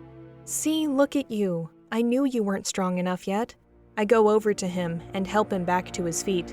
Could you get me a blood bag and some water, please? You don't even have to ask. I sit him back on the bed and go into the cupboard. He lies down, and I come back and hand him the blood bag. He finishes it quickly, along with the cup of water. His fangs extend, and suddenly I see something flash behind him as if it's protruding from his back. It happened so fast that, had I blinked, I wouldn't have caught it. I stand in front of him, eyes wide, gaping. Are you okay? You didn't just see that, Sebastian? See what? It looked like 2 transparent golden wings were coming out of your back. He turns, looks behind him, and shrugs. Looks like I'm completely wingless, he jokes. I sigh and put it out of my mind. Whatever they did to me while I was captive must still be affecting me. I'm hallucinating. In any event, I remove the rest of my clothes and head to the shower. Having regained his strength, Sebastian follows me, taking off his clothes as well. With soap and cloth in hand, I scrub myself harder than I ever have. Sebastian helps in washing the muck out of my hair. Your hair's becoming pink again, he says with a laugh. I can feel his manhood pressing up against my backside as he wrings the soap out of my hair. He's hard, and the pulsating is getting me moist. I turn off the water, and we dry each other off with our towels. Come, Sebastian, the bed is waiting for us, I say, luring him. I take him by the hand and climb onto the bed, which is located in a back room where it's more private. I remove my towel and lie down, arching my back and opening wide for him. The look on his face makes it seem as if his eyes are already making love to me. He drops his towel to the floor and climbs on top of me, cock throbbing with anticipation. Before we do this, Kyra, there's something I have to tell you. I wrap my arms around his neck and pull him in closer. What is it? While I was in my cell, my father and I fought, physically. He tried to beat the love I have for you out of me. In this battle, I bit him. His blood flowed through me. His memories and all his knowledge filled my blood. I understand everything now. I know why love is forbidden. This is a secret that cannot be taken lightly. With this knowledge, we will win this war. I grab hold of his head with both hands. Why is it forbidden? Tell me, I say with excitement. He takes my right hand and puts it down to my side, turning his head slightly to reveal his neck to me. Drink, my love. Drink and gain the knowledge I now possess. We will win this war without ever having to fight a single battle. My fangs protrude, and I sink my teeth into him, then drink slowly. He gently drives his throbbing manhood inside of me and thrusts skillfully, passionately. I wrap my legs around him and push him inside of me, deeper. I allow the knowledge and his euphoric blood to flow through me. I shed tears of bliss, and I laugh to myself as the secrets are revealed. I now know the reason love is outlawed. Now we possess this knowledge, as will everyone else. I release my fangs from his neck and kiss his soft lips. I love you, he says, thrusting himself in and out of me. I grab his backside with both hands and push him in as deep as he can go. The courting moon's glow radiates our skin once again. For once, since the time we rebelled, I now look to the future with hope. This is all we can ever ask for. This is all I have ever wanted in this world. Hope. And soon, the world will know, just as we do, the reason that drives us. The reason love is forbidden.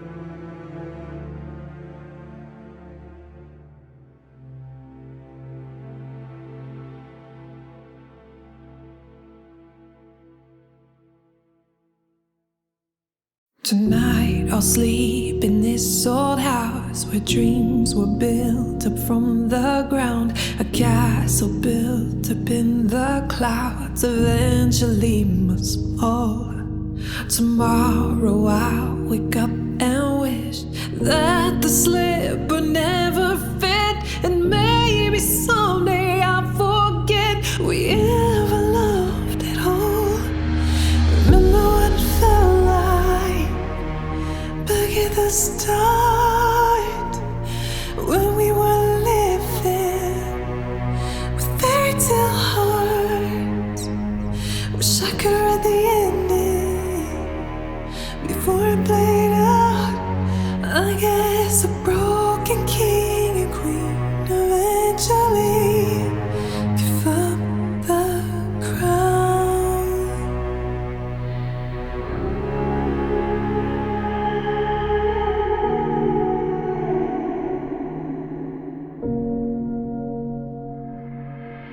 Love and lives and memories, I only see you in my dreams. A dungeon deep inside of me, never to escape. We had it all, the sun and moon and stars in all of me and you. I take a breath, you fade to blue, suddenly I'm awake. Remember what it felt like back in the sun, when we were living with fairy tale hearts. Wish I could read the ending before it played out. I guess the broken king and queen eventually give up the crown.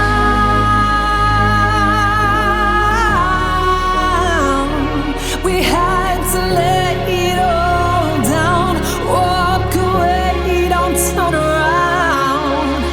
Now,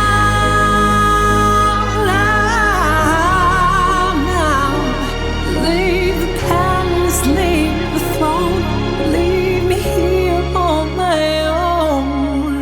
Remember what it felt like back at the start, when we were living with fairy tale hearts. Wish I could read the